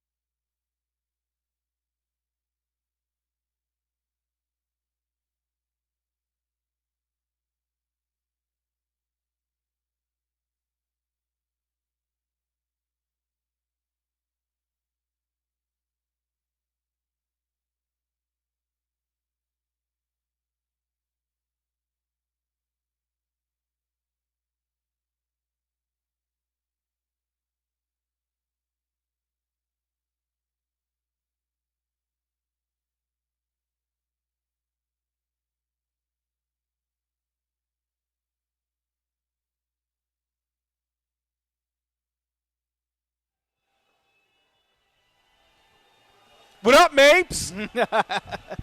How's it? I was like, is Will ready? Is he ready to go? Yep, he's ready to go. You just co-hosted for about 2 hours. 2 hours, so now you got 3 more hours. You got 5 hours of talking you? We'll share the ball. We'll share the ball. We'll keep it. We'll keep it moving. We're going to keep that ball moving. We're going to get good spacing, unlike the Rockets. Yeah. We're going to find the open man. Exactly. We're going to score buckets. We're going to have a good day today. Yeah, let's do it. We're here, East River 9, Birdie's Ice House. Got a great menu. You've been here before, right? Yeah, I've been here a bunch. Obviously, one to play golf, have a couple beers. Seltzers, walk the course. That's my favorite aspect, the fact that you can walk the course, play the 9 holes, all par 3s, a couple clubs, maybe 2 or 3, and carry a bucket of beers. That's there's nothing better in life. And the PGA Championship's going on. Yep. PGA Championship on the TVs here. If you even just you don't want to play golf, you want to treat it like a sports bar, it's a great sports bar here at the Birdie's Ice House. And it's brand new Birdie. What was it before? I think it was just like the clubhouse place at at East River 9 or whatever. So yeah, it's a new branding. I think a little bit different of a menu. Yep, pickleball. Still have the excellent chicken sandwich that's here. You had, I think you've had. I got the Caesar. I got the chicken Caesar last time. I believe it was. It was solid. They got pickleball. They got a driving range. So if y'all are like at home right now or on socials, or however you're watching, like it's too hot. Well, there's an inside. There's fans outside. The air moves. It is well worth it. And like I said, you can stay hydrated on the course with a bucket of beers while you're out there, or a bucket of seltzers, or maybe they can do bottle service. You can take a whole bottle of tequila out there. I don't know. Whatever you're into, man. Depends how much you tip, I guess. Will Kunkel alongside Sean Mapes today, covering up Rich Eisen. So if anybody's tuning in to listen to Rich, you, my friend, are blessed. There's a bird in here. Yeah, there's a bird in Birdie's. Yeah, it is Birdie's Ice House in more ways than one. It's a crow, though. It's not exactly a cool bird. Yeah. Appreciate everybody coming in. If you came to listen to Rich, well, you've been blessed with Sean Mapes and Will Kunkel today. You can find me on all the social media handles. Just type in Kunkel, Kunkel, my show on YouTube, Kicking It with Kunkel. Had Mark Schlereth on recently. You can go check out that interview. But I don't know if y'all have heard, the NFL schedule has been released. The videos are out. Sean, how many have you watched? I'm not a big schedule release video guy. I'm kind of like, just give me the schedule. Give me the list of games so I can visualize it. So I have watched a couple. I watched Trevor Lawrence, probably not, but appeared to get his haircut. He didn't get his haircut. Yeah. The smoking gun on that is how terrible his haircut looks. If he was going to get his haircut, it would be a better haircut than the one he got. It's all for content. Yeah. So I saw that one. Saw what the Texans did. I thought the Texans did I actually a pretty didn't fun watch job. the Texans one. The Brian Cushing. Okay. He basically sat in a chair, read off the thing, but they had him fake hit his head with the helmet, and so there's just more and more blood on his face. It was a pretty funny bit that they did. I'll be honest. The Texans won. Just, you know what, Sean? Circle of trust here. No. Yeah. Just between us. Just they've never earned the my watch. Hit play? Yeah, like it's never good. Yeah. It's just not. Like the Chargers have earned it over time. Yeah. Chargers are the gold standard. And I usually don't really connect with what they do because I'm not an anime guy that they've done in the past. Yeah. I actually hilariously have never played. I played Halo once or twice. I never got into Halo, even though it was my generation. But the way they do it and the shots they take and the creativity are always so good. You got to watch it. So last night I asked who to watch, and The Simpsons won by the Cole. I didn't see the Simpsons one. Someone did a Simpsons one. It's tough to watch all 32. Well, that's the thing. The Titans have earned my click. The Titans, I know everyone in Houston's going to lose their damn mind over that. With the Broadway one, right? Yeah, when they were, so a couple years ago they did Who's This Logo, and they all got it wrong, and it was hilarious. This time they went up to people that looked like people affiliated with the teams that they are playing. Okay. So they went up to an old guy, and they're like, Jerry Jones? They went to a guy with, like, long hair. Trevor Lawrence? That's a pretty good idea. That's a good refresh on the same concept but different. Yeah, exactly. So I saw that one, or I saw the Texans, the Chargers. I forgot. There's another one that I saw that I obviously didn't stick with me because at the end of the day, it is just a list of. It is just the Lions. The Lions did like an anti one where really Campbell was just in his office. He fakes, goes to the printer, picks something out, picks up a sheet of paper, pins it on the board outside his office, and it's just a schedule printed out. See, it's like very low effort, but I almost it's lazy though. It's like we're going to be lazy because we don't care, but in reality, you're just actually being lazy. Yes, no, but it's all business. That's how they framed it. That Dan Campbell doesn't do all this gimmicky. You're forcing me to buy into your laziness, and you're not going to fool me. This is your moment. This is your time because you don't get to. Punt. This is your biggest moment if you're a social media team in the NFL. Truly. Yeah, no, you're 100% right. So, do it. I don't need to necessarily be in on all of them. I don't need to celebrate all the videos. I don't have time to watch all of them. But the ones that I watch, you want to make memorable. Don't be lazy and punt on your biggest moment. Yes, I will say, as someone who doesn't, really love them, I do enjoy kind of a little bit of the middle finger to the, to the I see. front. But that's the thing is it even that though, or are you actually trying to draw more attention by not? It's like the person you talk to is like Shawshank Redemption isn't that good. It's of a contrarian. Movie. It's contrarian. Like, come on. Yeah. I like it also because it was like 30 seconds long. The 2 minute ones, it's a bit crazy because 30 teams like. Theoretically, that's over an hour of content. It's like, all right, I don't actually care about these. I don't care about these every team's schedule really, and like we've said, some of the ideas aren't like amazing. So, yeah, I think the Texans overall, they did. You liked it. They beat were they better than the Lions? Like, it was pretty low effort, but it was more effort. It was more than zero effort. Yes, they at least had to get packets of fake blood to put on Brian Cushing. All right, so let's talk about the Texans schedule. I know you talked about it quite a bit, but I don't think it can be said enough that this is a tough schedule to start, obviously, but it's at home. You open up with the Bills, and then you open up with the Bengals. I've never been fearful of the Bills for this team. I think the Bills are a Super Bowl caliber winning team. I think that you're putting good money on them to win the Super Bowl. It's a good bet because I think they're one of the best teams in the NFL. However, the way they match up against the Texans, it doesn't fear me. They have a great offense, but the Texans have a great, if not a generational, if they can actually win the Super Bowl, defense. So you can slow them down. They're not a team that can rush the passer very well. So you're not going to exploit the Texans where they're weak. It doesn't worry me. And it's at home. Dude, we've seen what happens to very good offenses, whether it's the Lions or the Bills last year, in that building when the defense can get after it. Like, good luck, dude. You're not going to have success.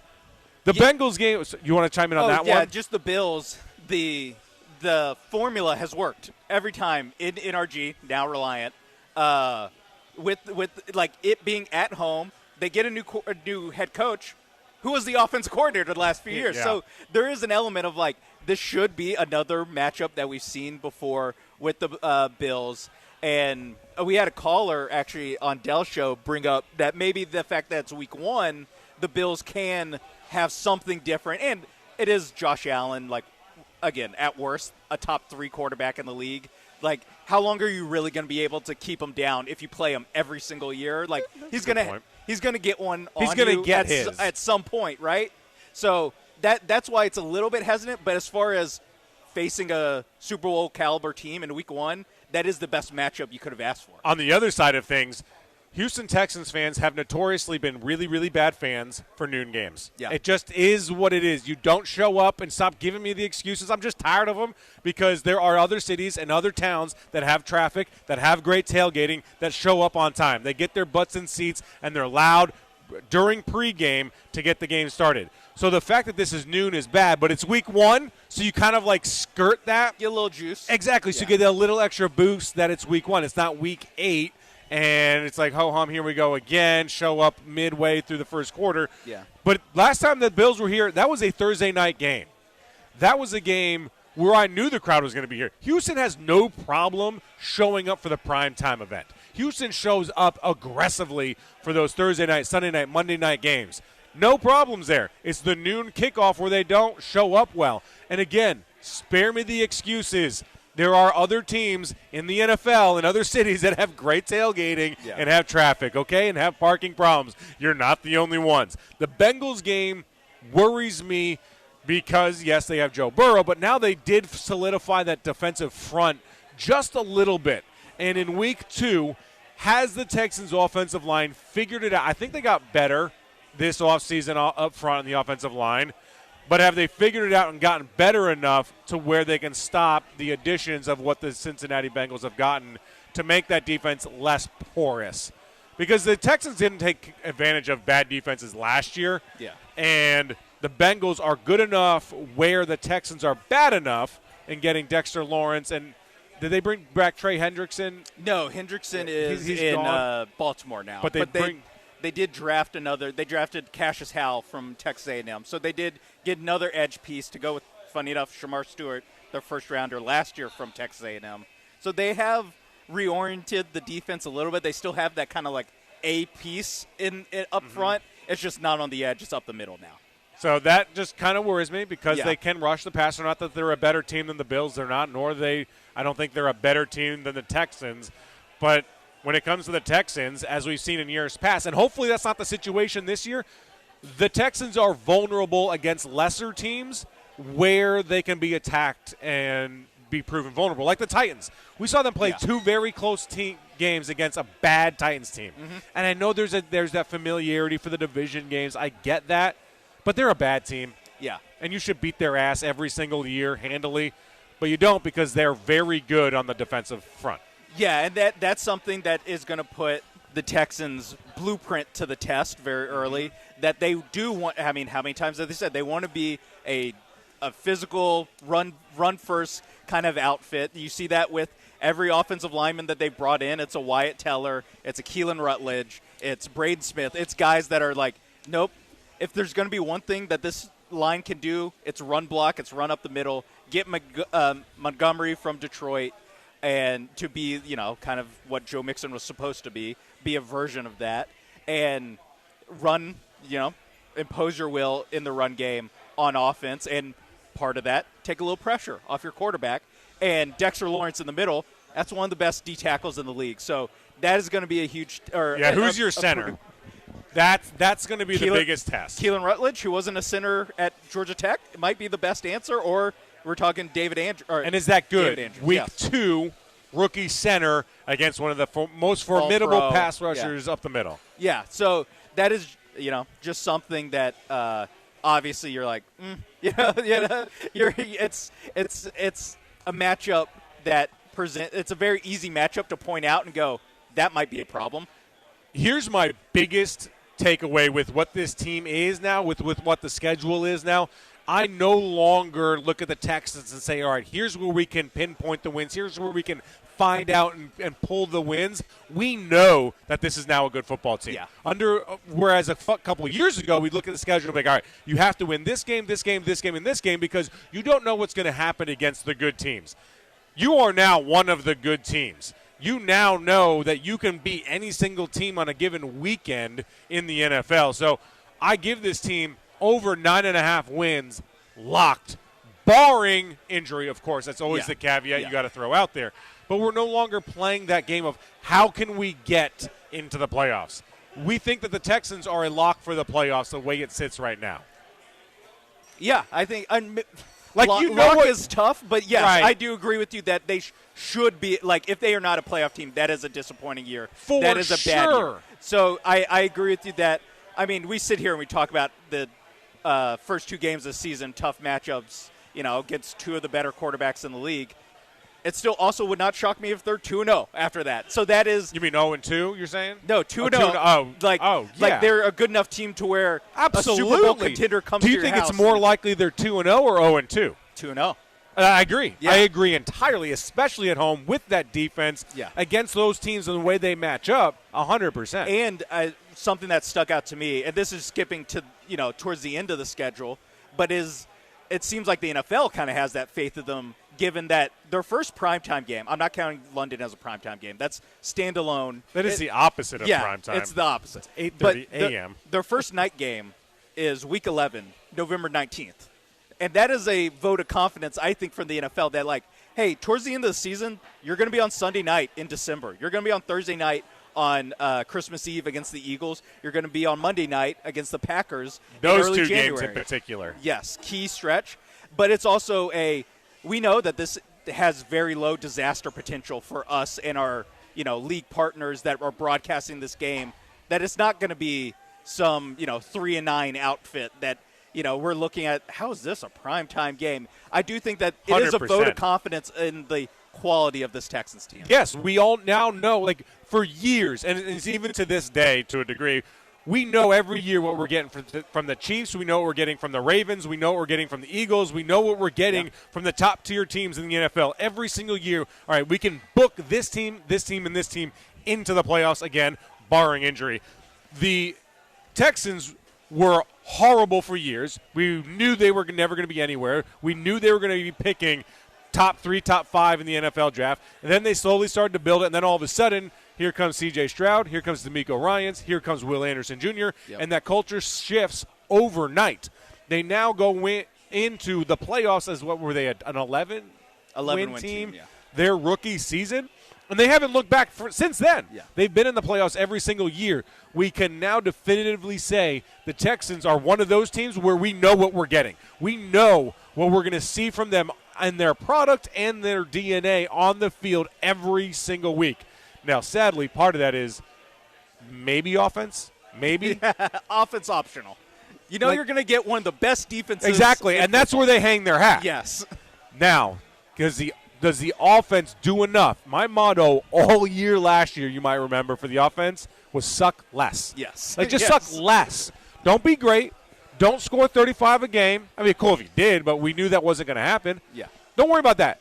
Win the field position battle. Win the time of possession. Score in the damn red zone every once in a while. Mm-hmm. Your offense has to suck less in order for your defense to carry it. But this year, if they want to take the next step and win the Super Bowl, the offense has to be a contributing factor. Yeah, I think that the offense can roll out there and do what they did last year, and we're still talking about a 10-win team. It is that next level that they want to get to that they need this step up, and a lot of it is they weren't able to play complementary football with their defense. They weren't able to control the ball. It's not a high bar to set for offense, but you got to Iowa Hawkeyes it up a little bit. If you're going to have a bad offense, be a bad offense in that way, where at least you're holding on to the ball, you're shortening the games, you're getting your defense some rest, and you're winning the field position battle a little bit to where even if you're not going to score touchdowns, be explosive offense, you can still set yourself up for some modicum of success. They weren't doing that. Good for you. Hey, listen. My heavens. Yeah. Hey. Do you know our audience? Check my ACT score. That's all I'm saying. Good Lord. But yeah, you can have some level for the other people, level of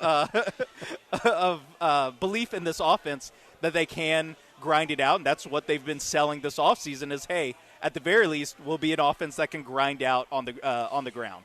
All right, let's take a break here because I have a soundbite that I wanted to play, and it's the one soundbite I didn't send Ryan, who's back in studio. It's the one cut from Mark Schleyer with my interview on Kicking It with Kunkel. I had a conversation with him a lot about the Texans. What do you do with C.J. Stroud and Bryce Young? You guys can go find that a little bit later. But after the break, I want to see if we can play that a little later in the show because I know it's going to take a little bit of work to get into the system. We're hypercritical on the Texans for a reason, and that's just kind of the way it works out where they are in their journey to winning a Super Bowl. We're going to dive into that a little bit. We're going to get to the Astros a little later as well. We are here live at East River 9. I'm Will Kunkel alongside Sean Mapes. We are live on YouTube, Twitch. I'm live on my TikTok right now as well. Just type in Kunkel, Kunkel, and all the social media handles, and you'll find us. Come on down to East River 9, though. Get an onion ring basket, get a burger, get some beers. Let's hang out. The booze will be flowing, at least for us, at 3 o'clock. We'll see you in a little bit when we come back on the other side of this break.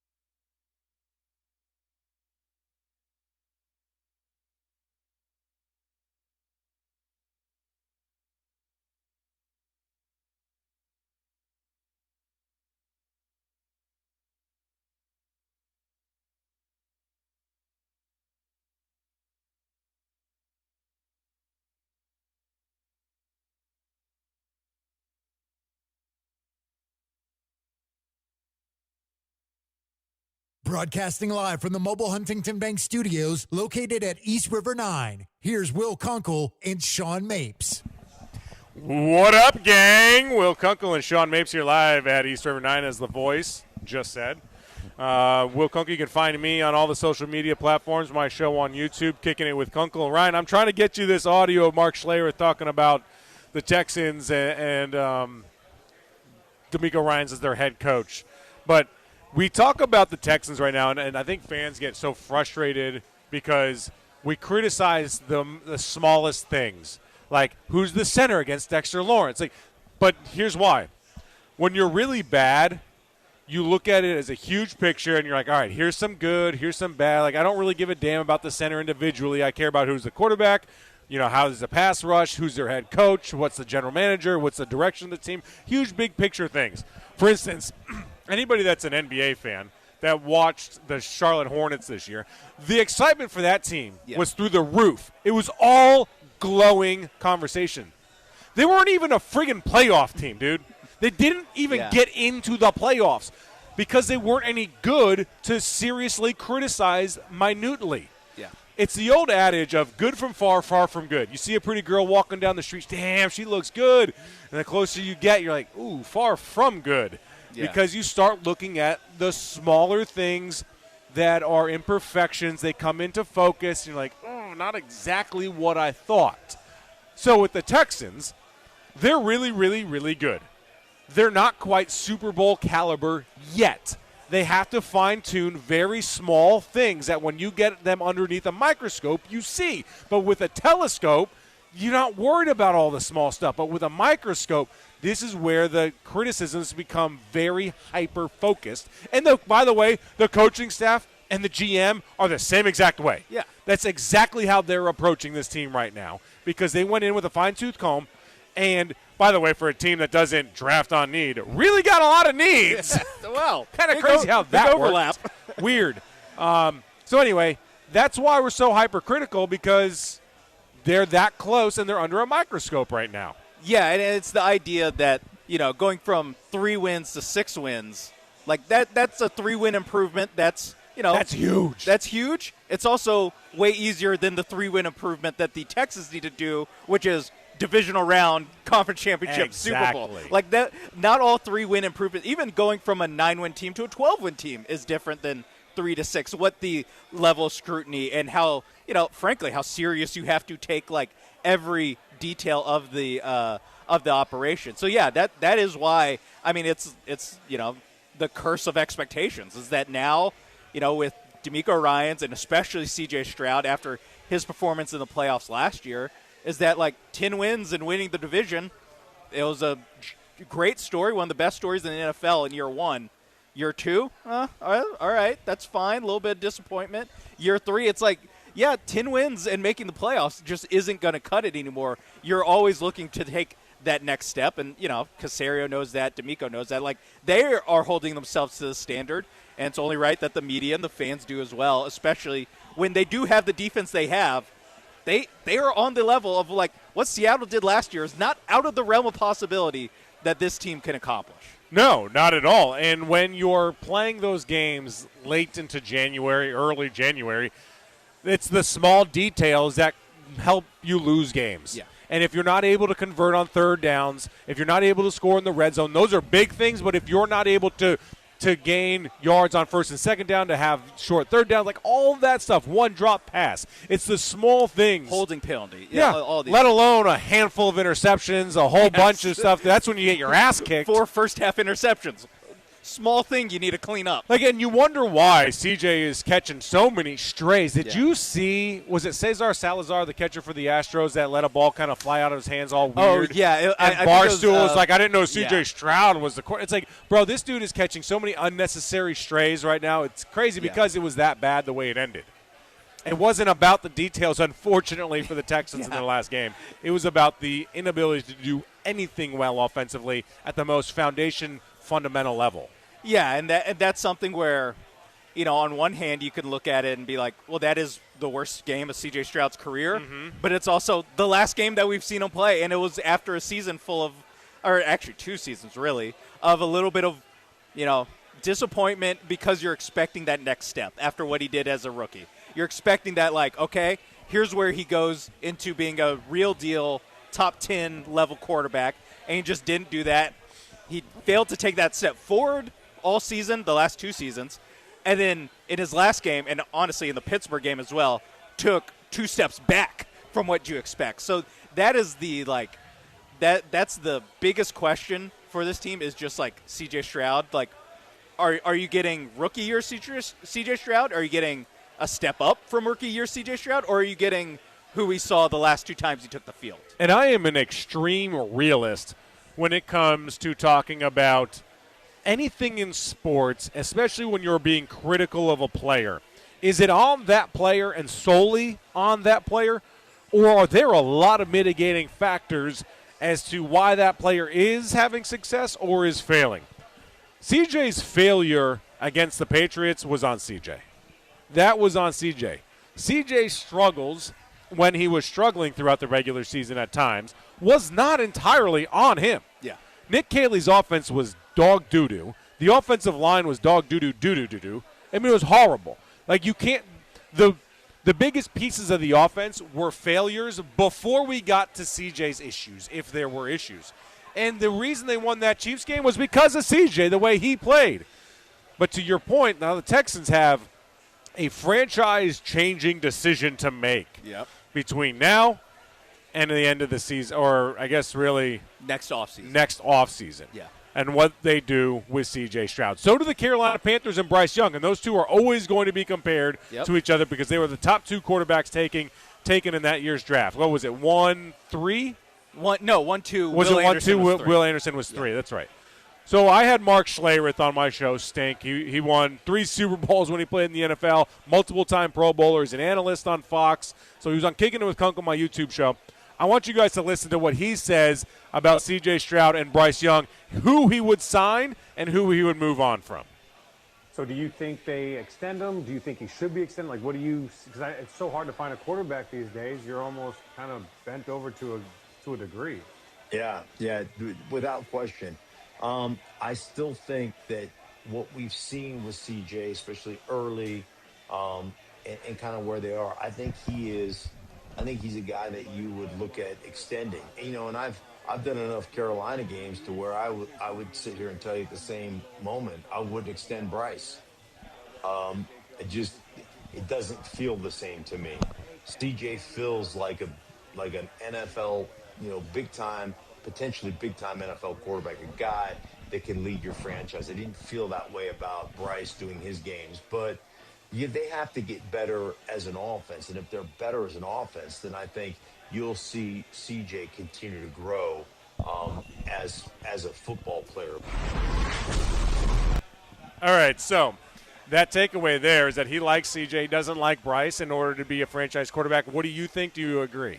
I agree with them directionally. I think that I would have CJ a notch above Bryce just because of the kind of stability of his play. It's funny. We just talked about he threw 4 interceptions. But it's like I think you need to be careful of being a prisoner of the moment when the 30-game sample size that we have of C.J. Stroud. Significantly more important than 1 game. Yes. But also it matters. And it matters, and it's better, or at least more, feels more sustainable than I always joke that we only ever hear about we need to relitigate the Bryce Young, C.J. Stroud conversation. It only ever happens after Bryce Young plays well. Like, it only ever happens. That's the only time we need to relitigate it, is when Bryce Young plays well. For the most part, we kind of know where it is. So I think the fact that both these guys are up at the same year and kind of find themselves in a similar place, but I agree with Mark Schlereth. Who would I be to actually stink? Have you thought about it this way? But that C.J. Stroud is a level, maybe even 2 levels above Bryce Young, and he is in the pay camp. It's just I would like to negotiate that. It's not a whatever, $1 more than whoever got paid last situation. No, it is we're going to have to sit down and really talk about, either the guaranteed money or the outs that you have as a team, where Bryce Young, I feel like, is more in that I think he can be an NFL quarterback. It could be more of and I'm not just doing this because he's a short guy, Baker Mayfield situation where Baker's a damn stud. Yes, but it's hard to pay that guy like when you're taking him off his rookie contract. It's a little bit easier when he's the veteran that you bring in to stabilize your offense. Yeah, it's going to be interesting because David Mulligetta now is the agent for Stroud. For Stroud. Okay, yeah. So super power agent. Yep. He's like the Scott Boras of the NFL. Yep. There's so many layers and levels to this, and I mentioned this in my question to Stink was, if you're an NFL team, you're kind of getting bent over a little bit to the fact that there are how many elite quarterbacks in the NFL? 4. Josh Allen, Joe Burrow, Patrick Mahomes, Stafford was the MVP, obviously, and is on his way out. Yeah, and then like Drake May, second MVP. Like but he's obviously not established. Yeah, he's on the bubble. I would say he can play himself into that group this year. Like Dak is getting what, 60 or 55 million a year, and I wouldn't. I know he's not elite. He's not better than those guys. Top 4, top 5 to be elite in my book. You're right. Lamar Jackson, of course, forgot to mention him. There are 4 guys in the NFL that are elite. The other guys can be really good, can be very good, aren't as consistent, don't change the game as consistently as those guys do. Not everything is on their shoulders. Yeah. And then there's the crowd like C.J. Stroud and Bryce Young, where they're young. They've had a lot of issues around them, so it's hard to really read into how good they are, what's their fault, what's not their fault, what we think they can be, and try to project that. At the same time, if you want to sign them, the league says it's going to be at least $50 million. Yep. And if you don't want to sign them, okay, but what's your alternative? It's like if you want to move on from your agent, if you want to move on from your head coach, if you want to move on from GM, cool, fine. But who's your replacement? Your second move is as important, if not as important, if not more important, than the decision to move on from, because you can't just move on to move on sakes. Yeah, and you're going to be picking, 20. What were they? 26th this year? Mm-hmm. What was their actual slot? 28. Moved around. Yeah, they started 28th. They went to 20. Yeah, something like that. But you're not going to be in a position. Point is to draft. Where you drafted C.J. Stroud or Bryce Young. You're not going to be in that position to draft the top-end guy this year, and you're in the position where you drafted a top-end guy in 2023, and in this scenario, you didn't pay him because you don't think he's the guy.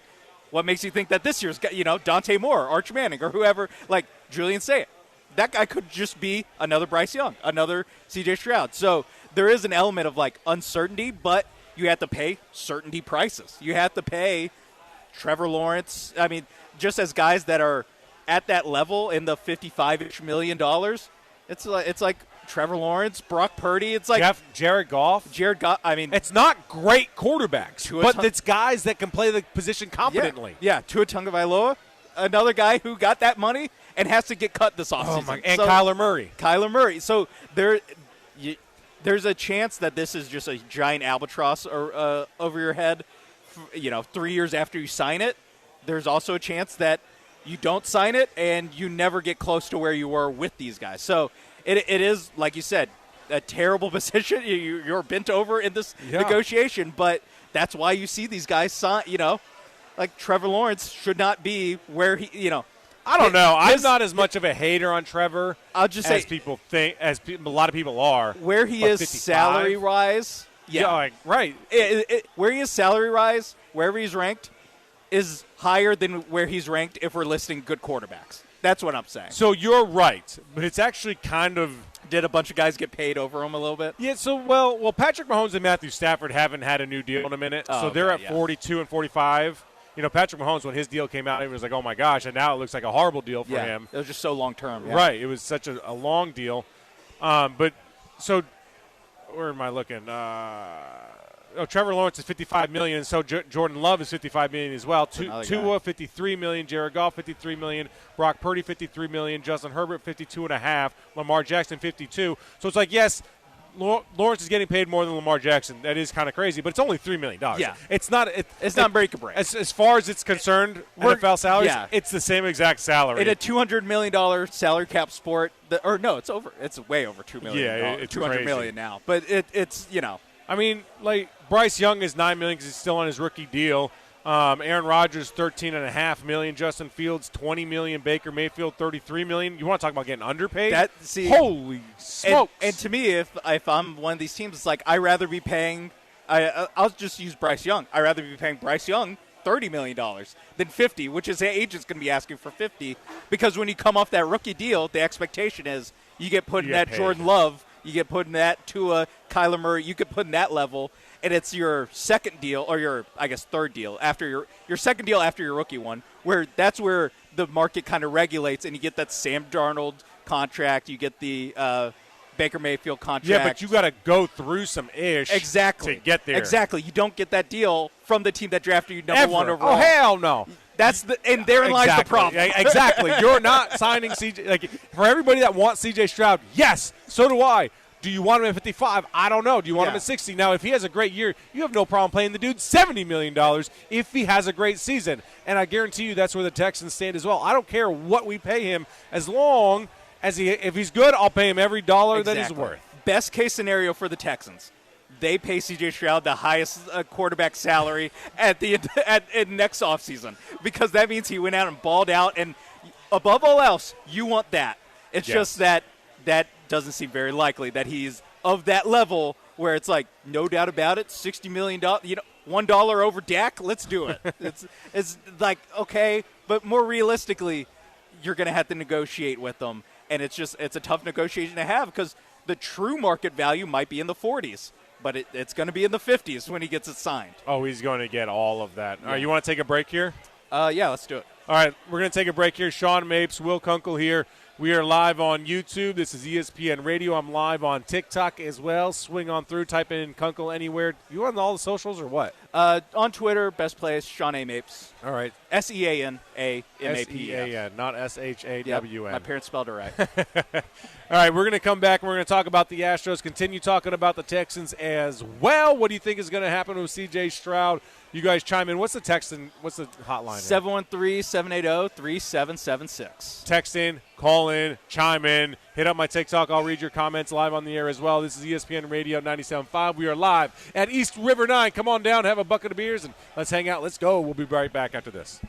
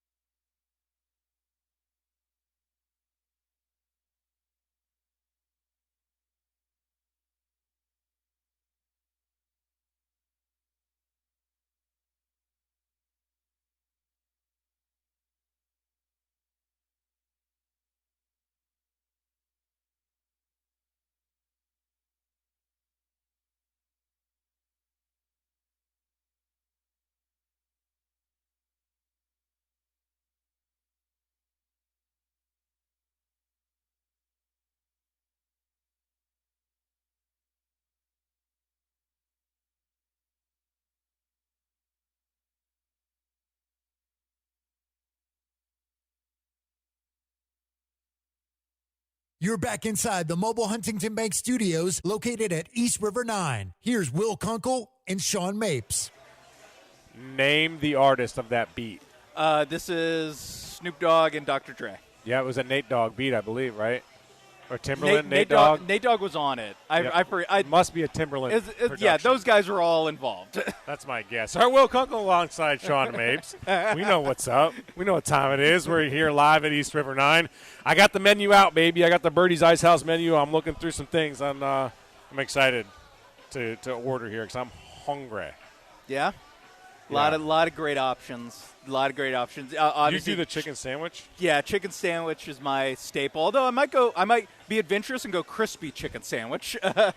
Damn, dude. Yeah, you really, animal. really going. It's a Friday, getting crazy. Dude, I can't wait to have a beer. I have not. So usually, like when I do daddy daycare throughout the week, and usually I have like a beer. I actually did have a couple. I had 2 beers last night. Damn. I was about to say I haven't had one at night. Damn. You're about to pat yourself on the back. Golly. Yeah. I forgot I had 2 last night. I'm about to have at least 2 more tonight. I was at HEB, and they had a discount, like clearance beer rack going on. They were rearranging some things. I got 2 25-ounce Lone Stars for 77 cents. Oh, my God. Yeah. What year is it? Bro, they were on, like, discount, like, no returns, as if I was going to have the beer and throw it back or something. This beer is terrible. Crack it open. Sir, it's empty. Yes, that's how I know how terrible it was. Both of them were horrible. Yeah. All right, let's talk about the Astros. Speaking of returns, discounts, horrible. This team sucks, but they're also not that bad. I did a video on this on my channel, YouTube, Kicking It with Kunkel, and I said that this team is hilariously awful because they're frustrating. They're one of the best teams offensively in all of Major League Baseball. That's how bad the pitching is right now. The pitching is so bad from top to bottom, and I was saying this coming into the season, this is where the Astros are going to get their ass handed to them. It's going to be with their arms. I think they could be fine offensively, especially – now, here's the problem. We do the if the game. Yep. If this happens, if that happens, then this, then they're good. Like, if Jordan's healthy, okay. If Christian figures out, then okay. So those actually have come true. Jordan has been nails. He's slowed down a little bit, but he's still the absolute man. Available, the most important part. Yes, he's in that lineup. Christian Walker has been awesome, and the rest of the offense has been very good. They have been one of the best offenses in all Major League Baseball. Now, the pitching. Holy crap, dude. I don't even – you want to talk about being held together with duct tape and spit? Yeah, it's not even glue. Bro, it's so bad. And everyone says to me, what about the injuries, the injuries? Yes, the injuries aren't helping. Hunter Brown, of course. He only pitches 1 every 5 days. Yeah. Now, the Josh Hader injury I actually believe is worse for them than the Hunter Brown injury because that's potentially 3 to 4 times a week that he would pitch. And then, obviously, Brian Abreu's not in that situation. You elongate your bullpen. It clicks everything into more place. You kind of turn that, that dial, and it clicks into place. So you slide down the bench on the piano, and you get into key properly. I think that injury has been worse. But the injuries haven't been the issue. I know that they're banged up. I get it. But don't tell me they're not good because Jake Myers isn't there. Yeah. Or they're not good because now Carlos Correa is hurt. I know you lose some things with Carlos, but he's not a great baseball player anymore. He's over the hill. Okay? Yeah, and honestly, it fixed their infield a lot. Yeah, it helped guys play more consistently. It's the most replaceable position as third base. Funny enough, but yeah, the pitching is like really like by but magnitude this is who they bad. had. Yes, yeah, like Imai, I get. Dude, he is not a Major League Baseball player right now. He was on the IL, but yeah, injuries wasn't the problem with Imai. Mike Burrows did kind of hit like a decent groove, which is about as well as which meant he was the best pitcher on the Astros. Essentially, he hit a decent groove, and then obviously yesterday he gets knocked around by a decent groove. He had a couple quality starts. He had back-to-back quality starts. 2026 Houston Astros. That is a good. That's a great hell run. Yeah, dude. I did a piece about Christian Javier. I believe his last time he had back-to-back starts was 23. Yeah, that sounds right. 23 or 24. I mean, something you're like, wait, what? And that's what the problem was. We're counting on guys that weren't any good. Mike Burrows was not a guy that was going to be your number 2. No, or had no track record of being that, and in years past, you think Astros pitching development, you get a guy, sprinkle a little pixie dust on him, and all of a sudden Charlie Morton goes from a, kind of also-ran pitcher to key part of a World Series team. And Wade Miley goes from, again, MLB journeyman to really good starter in 2019, and then he kind of falls apart at the end of 2019, but you still got, 4 good months out of him. That just is 100% dead and gone for the Houston Astros this season, where not only do they not get better stuff out of pitchers, they have the worst pitching staff in baseball. Their team RA is 30th. They're at 5.59. Second worst is 5.01. The Rockies? Nats. So the Rockies had a good start? I guess. 2 days ago, they're, they were 483 is what you we're have looking two guys, as of a couple of days ago when I looked at all of the numbers and I made my video for Kicking It with Kunkel, you had two guys with a 9.24 ERA. Yeah. And it was your closer and your number 2 and number 3 guy in Lance McCullers. Yeah. Like, you can't live that way. Your backup catcher, Cesar Salazar, had a lesser ERA with a 9 ERA. Yes. Like, dude, yes. What? And that's where there can be some optimism with the, hey, listen, you're just going to get 600 Brown innings at worst every week. Every 5 days? Yes. But and then you're like, all right, dude, we need a quality start out of you every single time. Every single time. And you're getting your 2 best pitchers back. So, yes, you can, you're getting less innings from non-MLB players. But that is still not going to be enough, especially if the offense really regresses any more than it already has, which it did not have a good week last week. And so you need to you just need to be the best hitting team in baseball to have a chance to get back into this. Another, silver lining is that you're still able to get into this because the AL is so bad, especially the AL West. That you're not actually out of it, no matter you're 10 games under 500, and you're not actually out of it yet, somehow. So here's the scary thing. Okay, so I want to touch on a couple things. As for guys filling in, 4A guys, Braden Shoemaker, I want to put an R on his name every single time. He's hitting 378, 3 home runs with an OPS with 1.027. That ain't holding, dude. No. You can't rely on that throughout 162 games. Now, you mentioned that they're not out of it in the American League. And as a fan, you don't have any decision power, so thank God. But what you want to do, at least emotionally, and if you're the franchise, be very cautious with saying, hey, we're still in it. Yeah. When in reality, yes, you are, but it's not because you're good. It's because the median is so low and so bad that you're not chasing good, you're chasing mediocrity. Yeah. And that's what you don't want to do, is fool yourself into saying, hey, we're in it. The window's never closed. We're going to chase it. We're going to become buyers or at least hold pat and go for the AL West and play that game. And then you set yourself up for the next 2, 3, 4 years of, what the hell happened? We're not any good. Like, everybody else is better. Well, it's because you acted like you were a good team and you weren't a good team just because the AL had a really bad, weird year. Yeah, and I think that's something where when you get closer to the deadline, you can just because the sample size will grow in the next month of baseball, but also, at some point, some team is going to go on a run. If it's not you, at least there will be some clarity that, okay, now you are 7.5 back on July 1st. Now it's like, all right, it might be time to at least hit the eject. Maybe not on the big red button Yordan Alvarez huge rebuild, but for the expiring contract guys, if Walker can keep it up long enough that you can maybe flip him for a decent prospect, you can get something for maybe an Isaac Paredes, Brian Abreu. Those are the type of moves that if there isn't a turnaround with the Astros, even if they're still kind of in it, you could squint and kind of see them in it in July, you should still make those trades, because you being kind of in it with Jake Myers, with Christian Walker, isn't good enough to not get a piece back that can help you in a year where you're a more serious contender.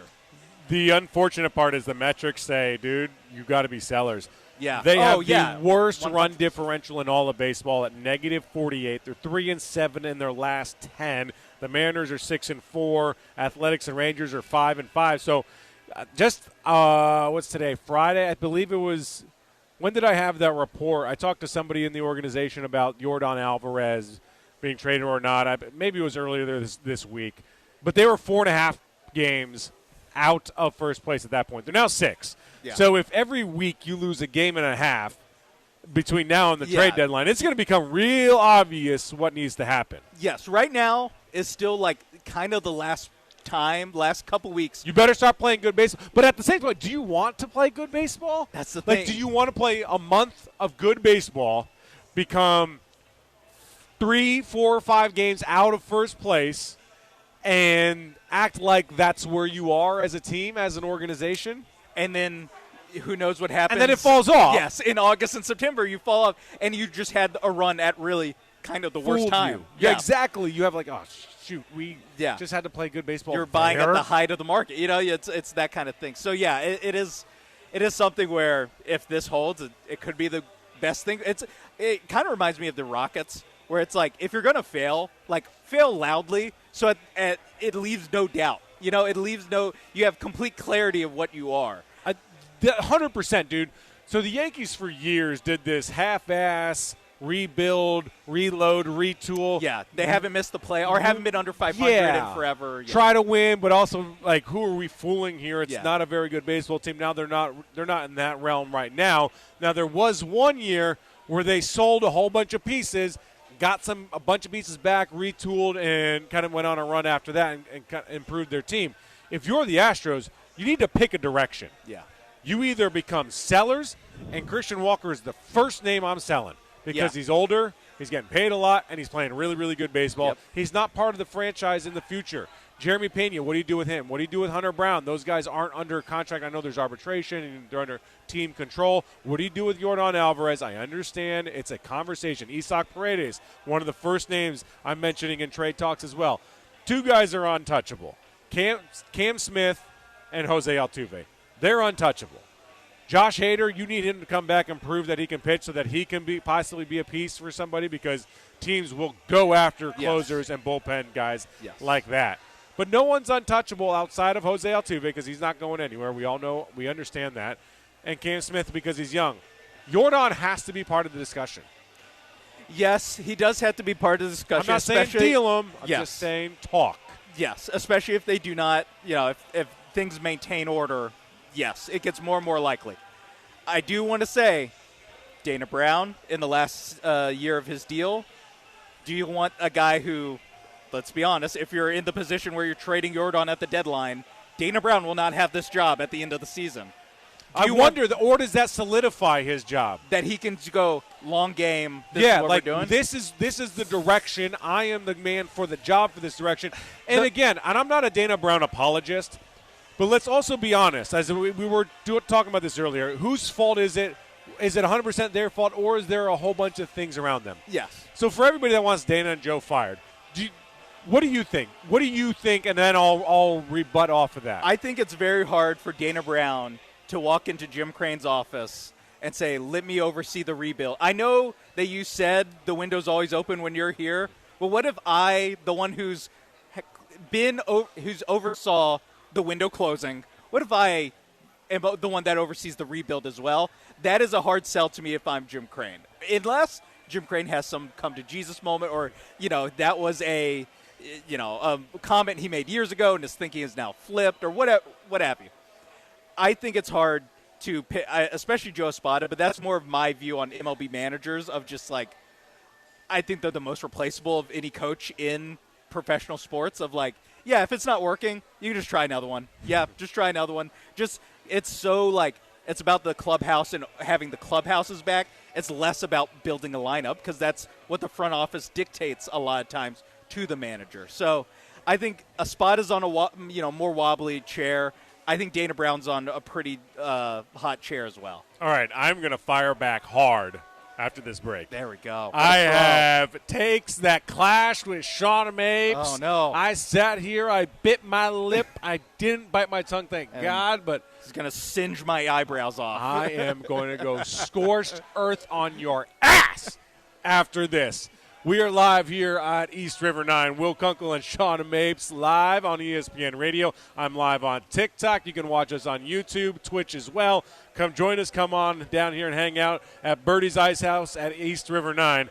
I am going to bury you so deep in the earth they will never find you after this. We'll be right back.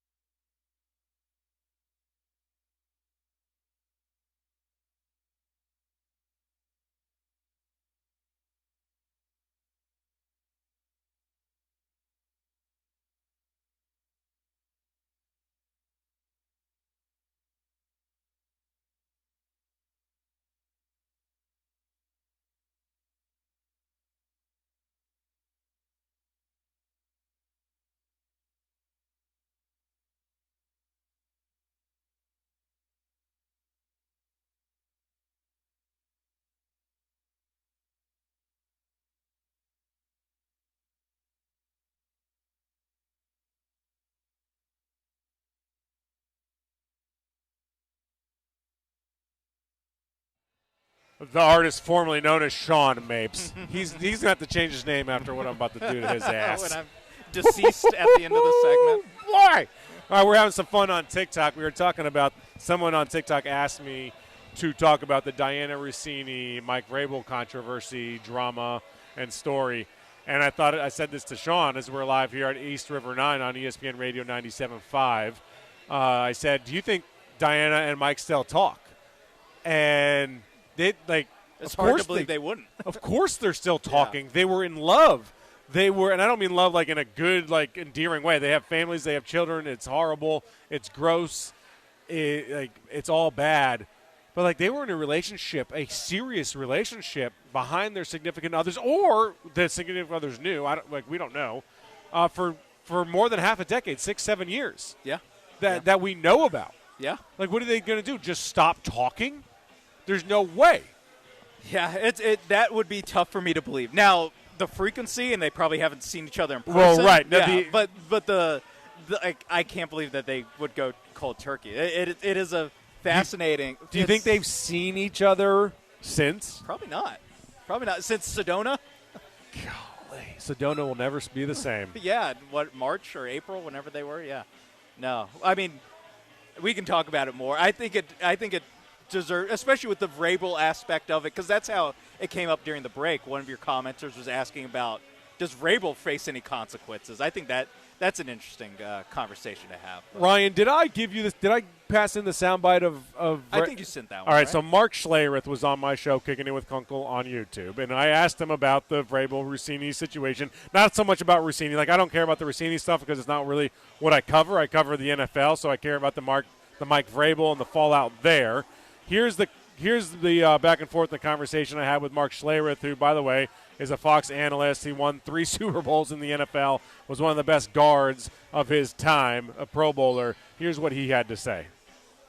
Mike Vrabel's a distraction at this point. I mean, the story's crazy. Yeah, it is. The issue gets into if you're not going to be forthright, you're not going to really be honest with your players, and then you're going to ask your players to do the right thing, to be on time, to not be running the streets, to not do all that stuff, and you're doing it, then that's when it becomes a distraction. When you're not practicing what you preach, that could be a problem.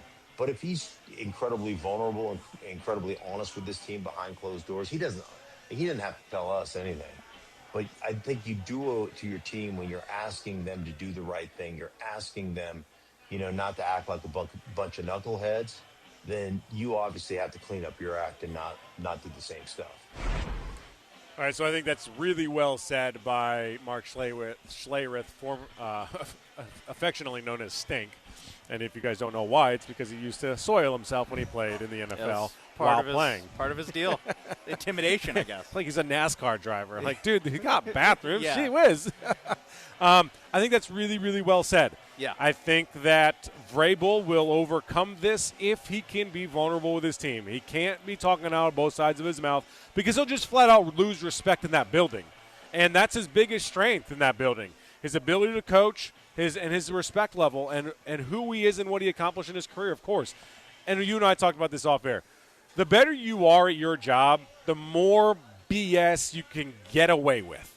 No matter whether you're an NFL coach, an NFL player, you're a radio host, you're a CEO, whatever it might be. Like, people will look the other way if you're making them money. If you're good at what you do, people will look the other way. And that's where we are in this. But he's got to handle this properly, and he's got to handle it like a man. He's got to handle it like a good man.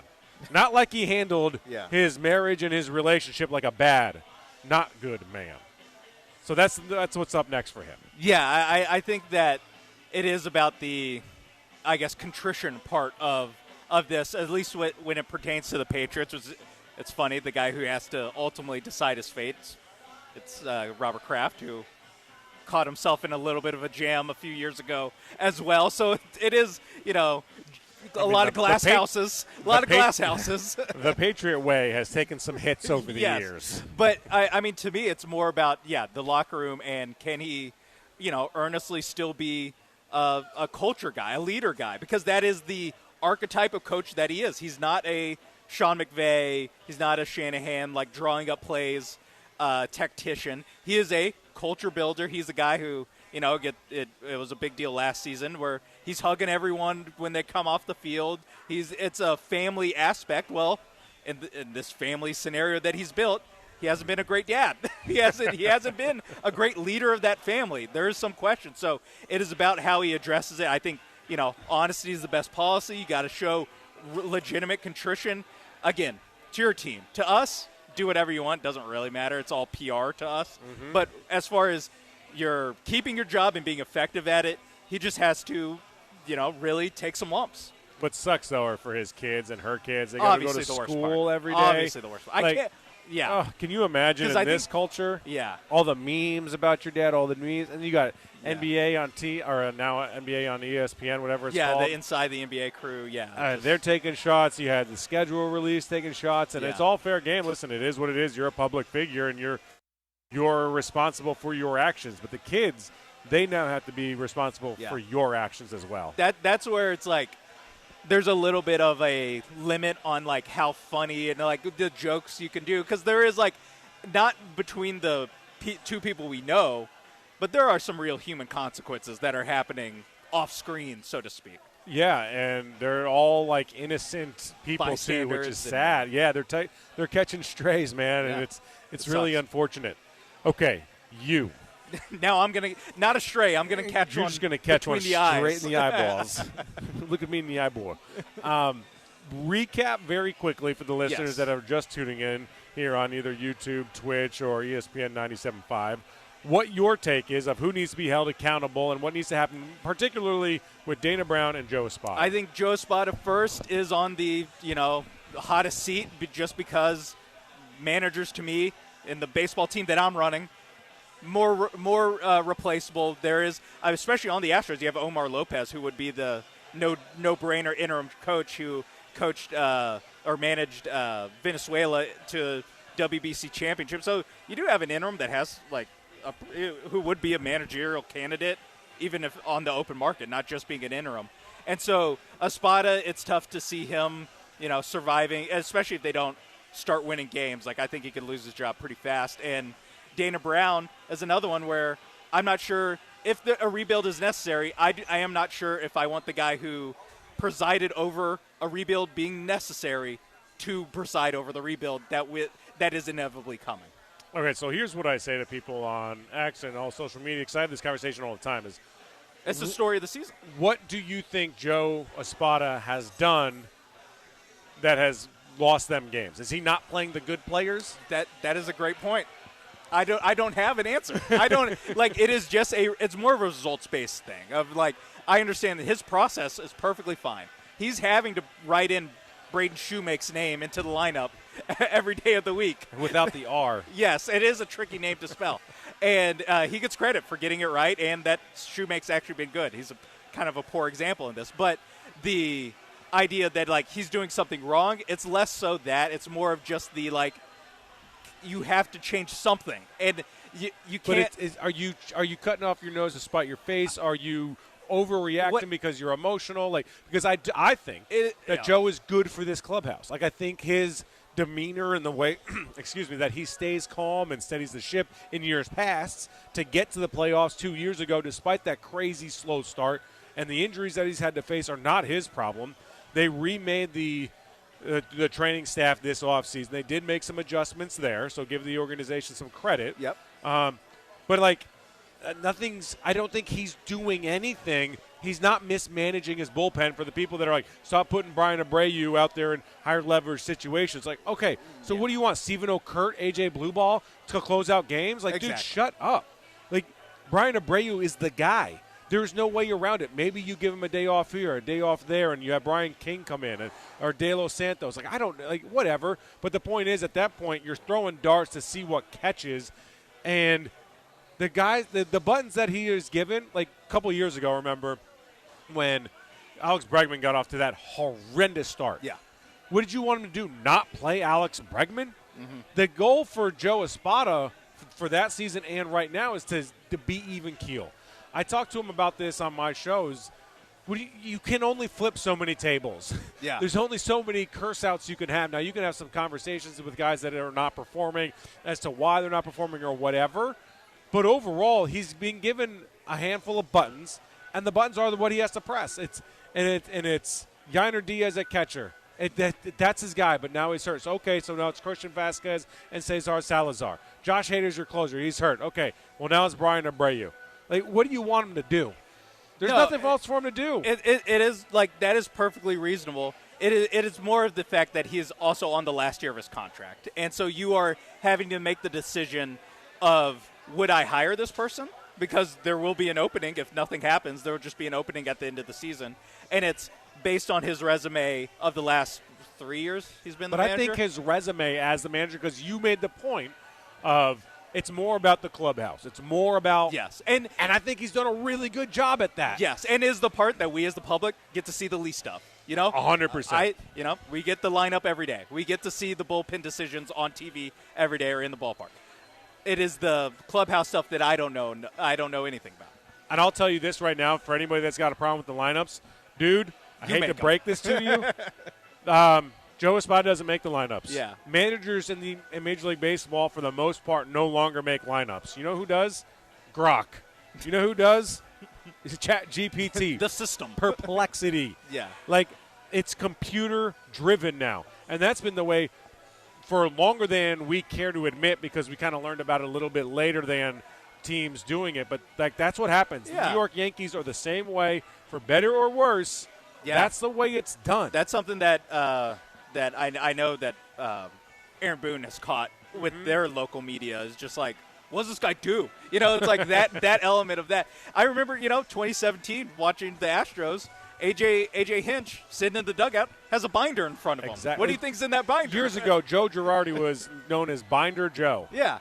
Like, it's just that's the way the game is played. And these now. are guys from almost 10 years ago now. So, like, imagine all the, it's only getting more analytical, not less. So I agree with, like, the what do you want them to do? It is more of just a, like, so are you signing them to a 3-year contract at the end of the season? Like, that's the hard part, is, like, I want a – It's not like you're paying – it's not going towards the salary cap or that doesn't exist. What are you paying them, but a couple mil? It's the opportunity to get a better manager. Okay. That's the thing. And that's fine. If you think there's a better manager, then so be it. And it might be the guy – but this team is not going to the playoffs because they have a different manager. Yeah, that is true. This team is no better. Again, I'm not going to sit here and, like, bang the table. Like, it is more of like Joe Espada has buttons to press that are only the buttons he has available. These are also, team-building wise, it's one of the easiest buttons to press is try a new manager. You saw the Phillies do it. Yeah, but you saw the Red Sox do it. It's a button that doesn't work. It's like you can mash that button repeatedly if you want. It's not a big red one. Yeah, it doesn't. It's just it's the little blue one. You're like, ooh, what does this do? Yeah. I didn't notice any. It's I can turn some knobs on this. Nothing happens. Yeah, exactly. It's that light switch in your house that doesn't. You can't figure out what the hell it does. It's that third one at the end. Yeah, you flip it. Did that do anything? All right. No, did that do anything? Light, Let me try it again. This one's the fan. Let me try it again. Joe Espada is me at midnight going to my refrigerator. I open it up 7 times. Nothing's changed. Same products. Nothing in there is desirable to eat. Do you have a camera in my apartment? I did that. I caught myself. I did it twice last night. Where I'm like, what am I looking at? Same food, dude. It's the same food. It's still Brian Abreu is not good. Still Mike Burrows. It's still Zach Cole. It's still Isaac Paredes and Jose Altuve as your better players. 100%. Like on the IL team for the Astros right now is better than the team that's on the field. Like I get that, but there is just a I don't know. There's an element of if it is so out of his hands, well, I can have someone else who's also out of their hands. That's the kind of the give and take. I think Dana Brown's more interesting because Dana Brown's background, and that's why I have him power ranked second on lose their job list, is that his background isn't scouting. It is in minor league development. So, theoretically, if you're going to hire a new GM who's going to lead you into a new rebuild, it would be a guy with a resume a lot like Dana Brown's. And a lot of the issues that have faced the Astros are less about the farm system that was super depleted when he got the job. And it's extremely Yes, depleted. and all the best guys right now in their system are in A-ball, single A-ball. So you still have a process to go through there to build that farm system back up. But if you're going to let go of him, it's like, well, who better to do that part of the job than him? What's went wrong is Jose Abreu contract, Rafael Montero contract. And the Jose Abreu contract was before he was hired. Exactly. Rafael Montero before he was hired. Exactly. So there is like a lot of, a lack of culpability with the big stuff that's gone wrong. It's just more of like do you trust him to oversee the next phase? So here's how I approach the Dana Brown situation. It's a little bit more nuanced. than the Joe Espada. So what's the worst move Dana Brown's made? I'll have to is it – probably Imai right now, right? Yeah, Imai right now. And how much Christian Walker maybe. You know. So he was Christian Walker. Yeah, he's played his way out of it. Christian Walker has been probably their best offensive player after Jordan this season. And he entered last year with an oblique injury and never really recovered from it. He should never have started playing. He gutted it out and got crushed for it, basically. All right, Milo, we see you calling about the Texans schedule. We're going to get to you in a little bit. I want to finish my thought here on Dana Brown, because his worst move is now – what was his worst move is now a great move in Christian Walker. Yeah. The Yusei Kikuchi trade. He turned nothing into something great that made a push into the playoffs. And made Kikuchi a lot of money. The Imai deal. That obviously right now is the elephant in the room. How much do we think he had into it? How much Jim Crane had into it? Because it is that Japanese. It's Daikin. It's a huge business move. All of that. They said at the press conference that they will build out their Asian scouting system as they were announcing that they just signed an Asian player. So there is a little bit of like, wait, so did you scout him? Like, is this, questions can be asked, especially how it goes. We're kind of playing the result. But maybe just the pitching as a whole, just the Burrows, like all the moves that were made, they've all been disappointing. But Mike Burrows and Tatsuya Imai. Yeah, but these aren't like huge. They're not huge signings, which I agree. Now I'm shutting the book on Mike Burrows. He's had some years in the big leagues. We know what he is. Imai, I'm not shutting the book on. Like, we've got some time.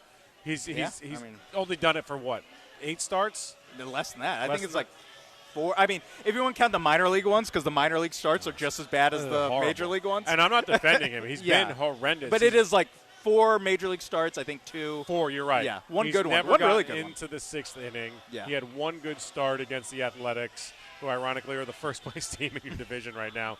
So I'm not shutting the book on him because I think that would be wildly irresponsible. I'm also saying I don't think he's a major league pitcher at this moment. But the fact that he's in the bigs, 1, tells you about the guys that are hurt. 2, it tells you the business decision that went into that to have him in to the big leagues and what that does for your franchise. I will also say this. The way that Major League Baseball is structured, you have to be perfect if you are not willing to spend everything that you have over the salary cap or the tax limit. So Jim Crane is spending a lot of money. I think he's got the 6th highest or perennially top 10 in that like 5, 6, 7 range. And I don't mean a lot of money for you and I mean a lot of money by baseball standards. Yeah. He's spending money. This isn't a Jim Crane is cheap deal. This isn't a Dana Brown is bad deal. Dana Brown is being put in a situation in a box where he needs to be perfect. If he misses on Mike Burrows, you're not swallowing that. You're not hiding it with your other crazy move that you made. If you're the Dodgers, you miss on Kyle Tucker because he sucks and he's always kind of soft and he's not that great and what he's being paid is not even close to what he's worth. That's just the facts. Yeah. But they can pay him, what was it, $240 million and have that guy bat 6th and 7th. They can hide those mistakes. They're on easy mode. Yeah. Yeah. The Astros aren't there.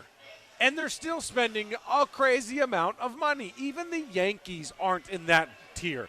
Now, there are exceptions where the Mets are spending the most in baseball, and they stink. Yeah, worst team in baseball. They're horrible. But if you're Dana Brown, he's being forced to play this game against teams that are willingly spending a tax over the tax threshold, and they can cover up their mistakes. He's not able to. He has to be perfect. And I think that's not fair, and I think that's why we're about to have a strike in baseball, which sucks because, again, this is where I get nuanced and I go on to levels and really think about this and dissect it, is that the players don't care about the game of baseball and the owners don't care about the game of baseball. You and I, the fans, we care about the game of baseball. The owners want to make as much money, the players want to make as much money, and they are adversaries when it comes to that because the players want to take the owners' money for themselves, right? So when they're going through their collective bargaining and they're going through their contract negotiations, they're not saying like, hey, I don't know that it's good that the Dodgers have all these stars because now you dilute other cities and other towns of having star power. The greatest thing about Major League or National Football League is that there are stars in every single city. Every town. Like, Miami Dolphins are going to be abysmal, but they just signed Achane to a long deal, and they're going to have at least a star until they trade him. Every city, the Green Bay Packers in Green Bay, Wisconsin, have stars. Los Angeles, Vegas, Dallas, Houston, every city's got a star. And Major League Baseball is not that way. Yeah. You can't turn on the TV and have stars everywhere because the way it's structured. And I don't think that's Dana Brown's fault. It's not Joe Espada's fault. It's not even Jim Crane's fault. But it's the fault of the players and the owners of not caring about the game and the longevity of the game and knowing what is good for the game long term in order to make even more money because the game is in a better spot. So that's kind of where I sit with, it's not Dana's fault. He's being forced to bat 1,000 over and over again. Yeah, he has a tougher job than, David Stearns, the Mets GM, than the nameless, faceless organization that is the Dodgers, and their infinite money and deferment payments and all that stuff. It is like a tougher game that he has to play, but even, it's a little bit of it's a curse of when he got the job. Is you get the job coming off a World Series, and now making the ALCS every year, including his first year in 2023, but is there's really no way to go but down. And so you're the guy after the guy. You're Kalen DeBoer taking over for Saban, And you were given a bare cupboard in your minor league system. Your major league team was good, but it was aging. And now you have nothing you have nothing coming up in the immediate future to make this team better. Yes. So you're up against it, and that's not to be a Dana Brown, a Joe Espada apologist, or a Jim Crane apologist. It just is what it is because there is no salary cap in baseball. Yeah. And I'm not advocating for a salary cap as much as I'm saying something has to change. Yeah. Because the salary cap ain't coming, but there should be one. Because you need to know this, too. Sports are no longer about the game. It's no longer about the sport. It's not about the numbers and the history of the way it used to be. Yes. It is about entertainment. It's not about competition anymore. You need competition for the fan. Yes, it's number two, though. It's about entertainment first and foremost because that's what sells. And then competition is part of that entertainment bubble. But it's no longer about the purity of the game. Forever, baseball held on to that, and we got away from it, thank God. And I've been a baseball traditionalist my whole life. However, 4.5-hour games you can't do anymore. You can't watch it anymore.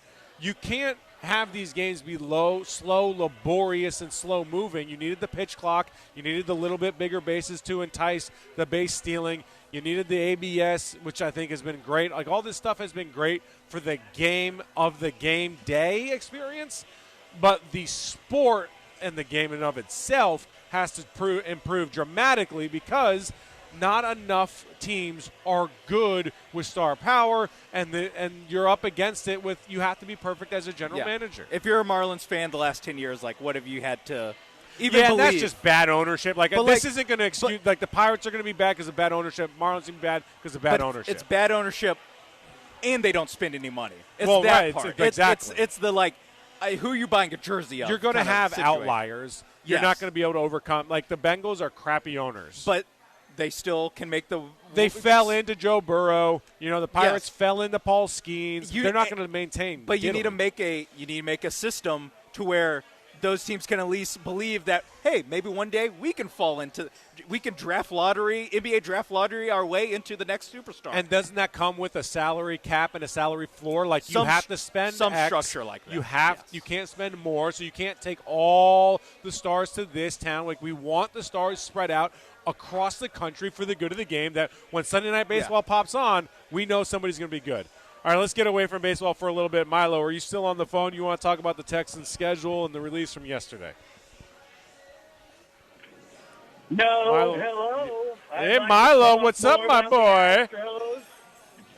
Hey, I was going to sit there and say some stuff about the Texans, but we're talking about a garbage team here. I wonder how long it's going to take for the Milo, you're on the air, buddy. What do you want to talk about with the Texans? Can you hear me, Pally? All right, you got about 2 seconds, Milo, if you want to talk Texans. Go. Oh, hello. All right, Milo. Thanks for calling in. Have another. Is he here in the ice house? Is he the guy in the corner about to fall asleep and passed out with a bucket of beers? Yeah. All right, that was great. We're past due for Great a break. insight. Yeah. Let's get to a break. Thanks, Milo, for We that. all need a break. we all need some water, buddy. All right, Sean Mapes and Will Kunkel here at East River 9. We are at Birdie's Ice House, the clubhouse here, if you will, of the 9-hole golf course. 9 holes, par 3. You can play this thing in 90 minutes with a bucket of beers and hang out. They got pickleball. They got a driving range, outdoor seating, indoor seating. It's a blast. I'm hungry as heck. I need to order some food, and I need to get a drink. So if you guys are around, come down, hang out. I'm live on TikTok. We are live on YouTube and Twitch as well. Get involved, Mapes. What's the number for people to call in? Maybe it was something a little bit better than what Milo just had to say. 713-780-3776. All right, we'll be back right after this.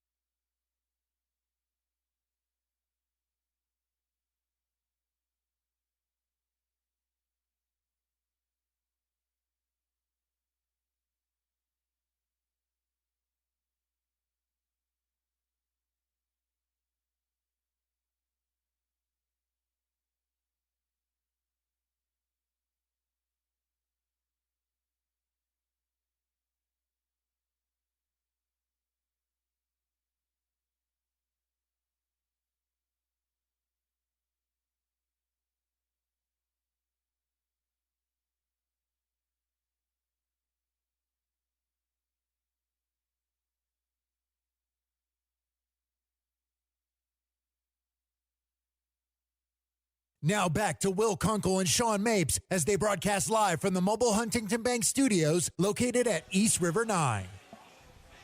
No Rich Eisen for you today here on ESPN Radio. Will Kunkel, Sean Mapes, as the voice said. You're welcome for being here for you. If you're not familiar with East River 9, we are inside Birdie's Ice House in Edo, the East town area of Houston. I highly recommend you come on down here. You can play some golf, hit the driving range. You can play some pickleball, hang out inside, watch the PGA Championship, and hang out with us as well.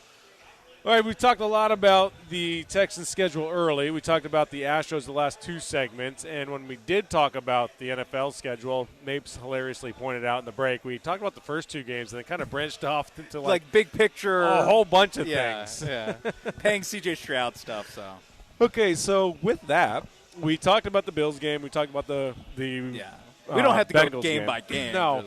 But I do think overall in the first month of the season, you're going to see three of arguably the best quarterbacks in the NFL. So we're about to see what's up with this defense because you're going to see Josh Allen, Joe Burrow, and Dak Prescott in the first 4 games.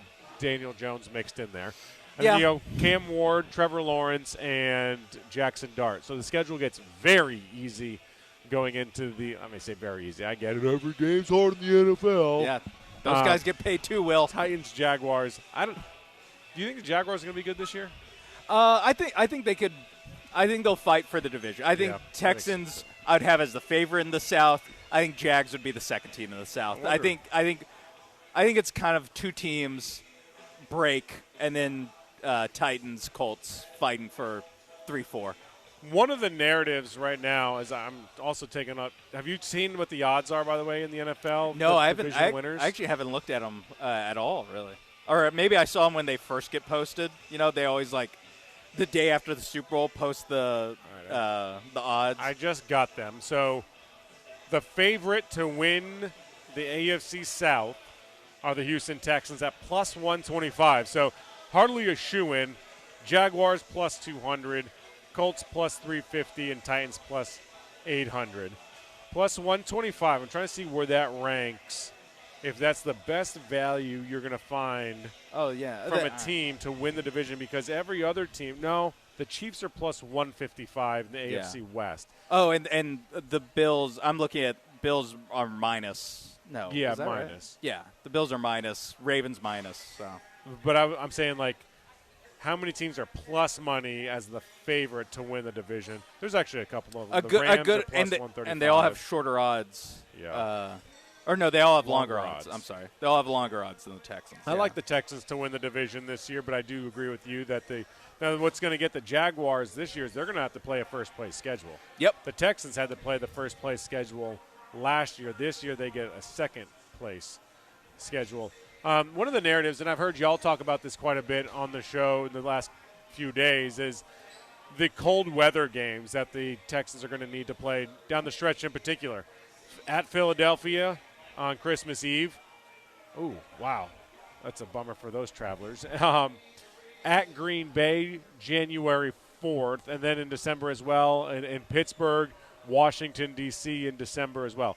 I don't give a damn about playing in the cold for this team. This team is built for the cold. Yeah. If this team didn't play in a dome in Houston, which I know that's where the narrative stems from, to me, this team is a ground and pound, David Montgomery. They want to run the ball down your gullet offense, ideally. That's what they've been trying to do. Now, I think they don't want to necessarily have to do that because they would like CJ to be good. But they want to take the pressure off. Right. Yeah.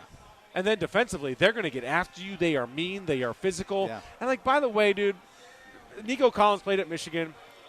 CJ Stroud played at Ohio State. Jaden Higgins, Jalen Noel played at Iowa State.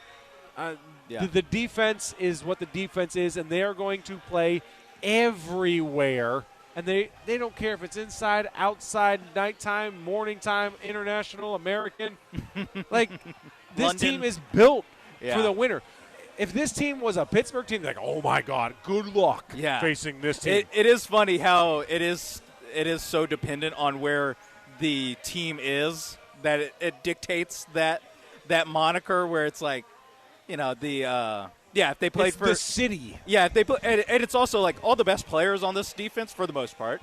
It's Stingley who went to LSU, Daniil Hunter went to LSU, Alabama for Will Anderson.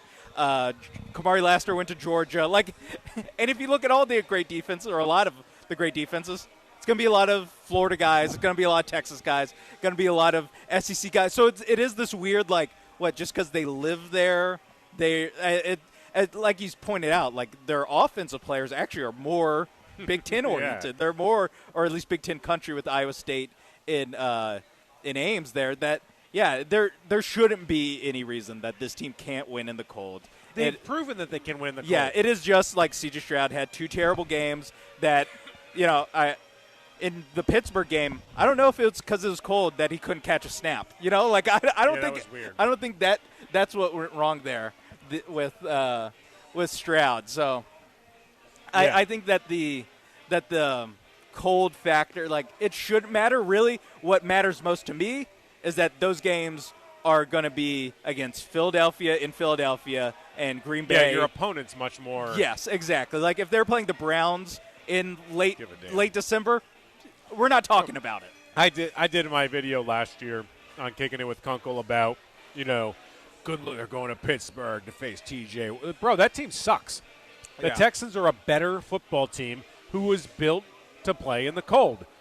Tell me a defense that is weak-minded and soft and is fast but not physical and doesn't have the mindset of we'll play anywhere. Yeah, exactly. Like, give me a good defense that doesn't subscribe to all those metrics. Yeah, especially, like, I can't. I honestly, even, like, Legion of Boom, it's like, well, the Boom was Cam Chancellor who would those guys would go anywhere. Yeah.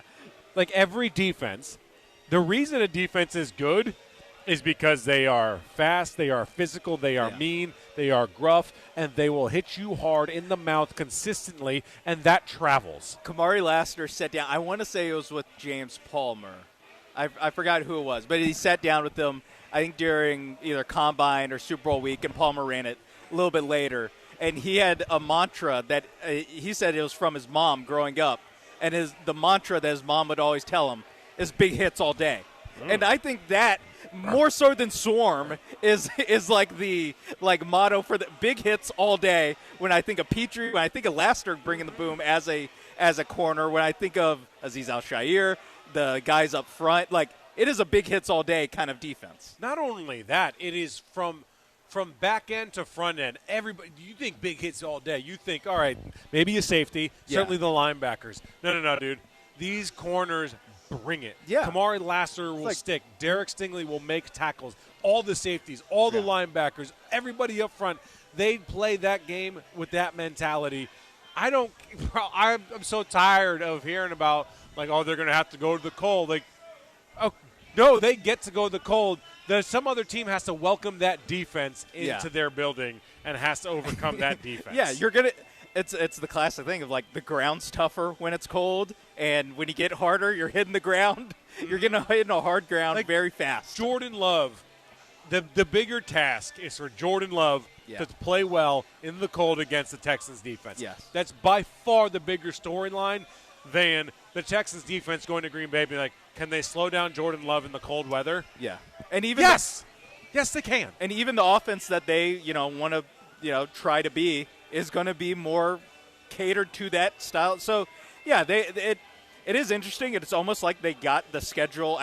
This is not the case. It's almost like they got the schedule and then built the team around that, where it's like we're going to be a run-first or at least run-heavy offense. We're going to try to be an interior rushing team. We're going to invest very heavily in not just guards and tackles, but guards and tackles that are good at moving forward and moving people. We're bring in Knuckles from Sonic and Knuckles and David Montgomery. Like, it is a very, like, oh, they're ready to play in Lambeau in January. They're ready to play at the Link in Philadelphia the day before Christmas. Like, it is a weird, like, is serendipity that it just worked out that we're going to see the blueprint put to the test the hardest stretch of the season when that structure is going to get tested the most.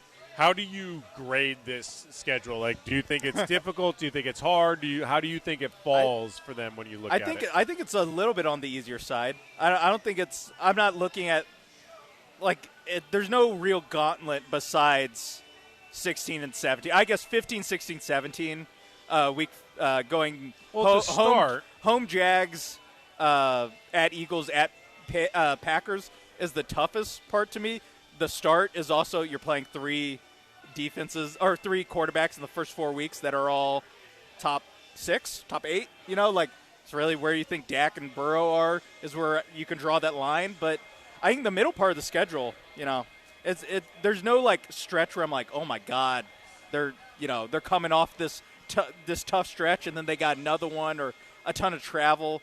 Bye weeks in a decent spot. It's probably a week too early for my liking. I like it more in the 9-10 range, but it being week 8's not a disaster. So yeah, I think. What were they last year? 6? Yes, they're on the earlier side. Yeah, I like the schedule, the way that it falls for them and the way they're built and who they go up against and where they go up against the good teams in particular.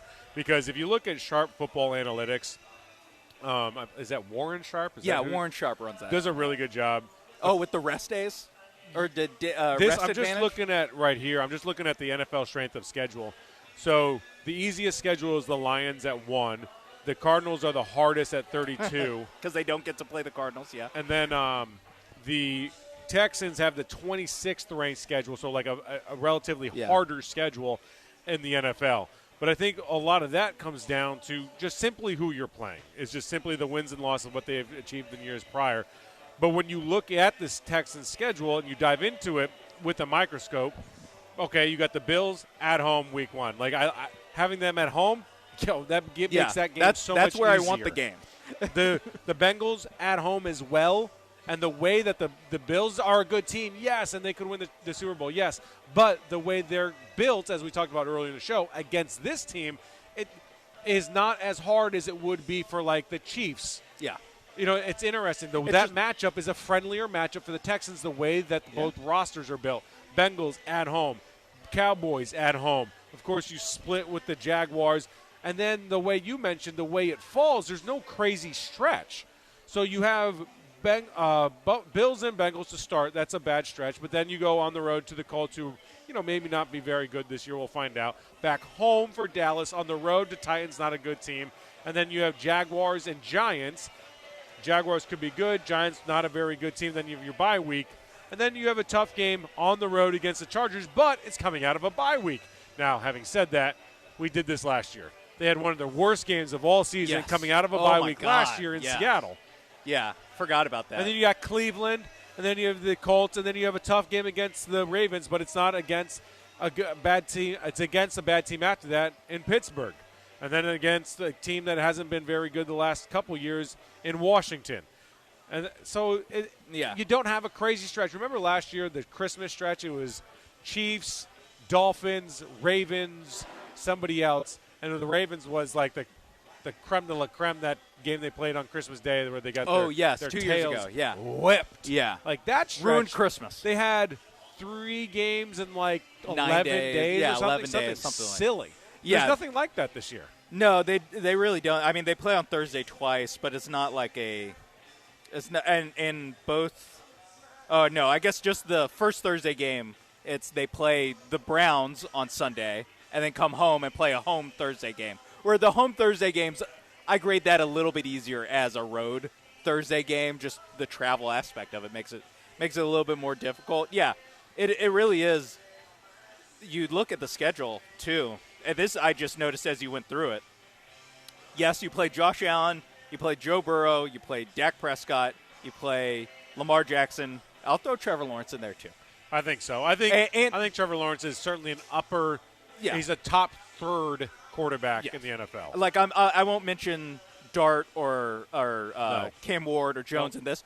All those guys have in common, they're playing the Texans at home.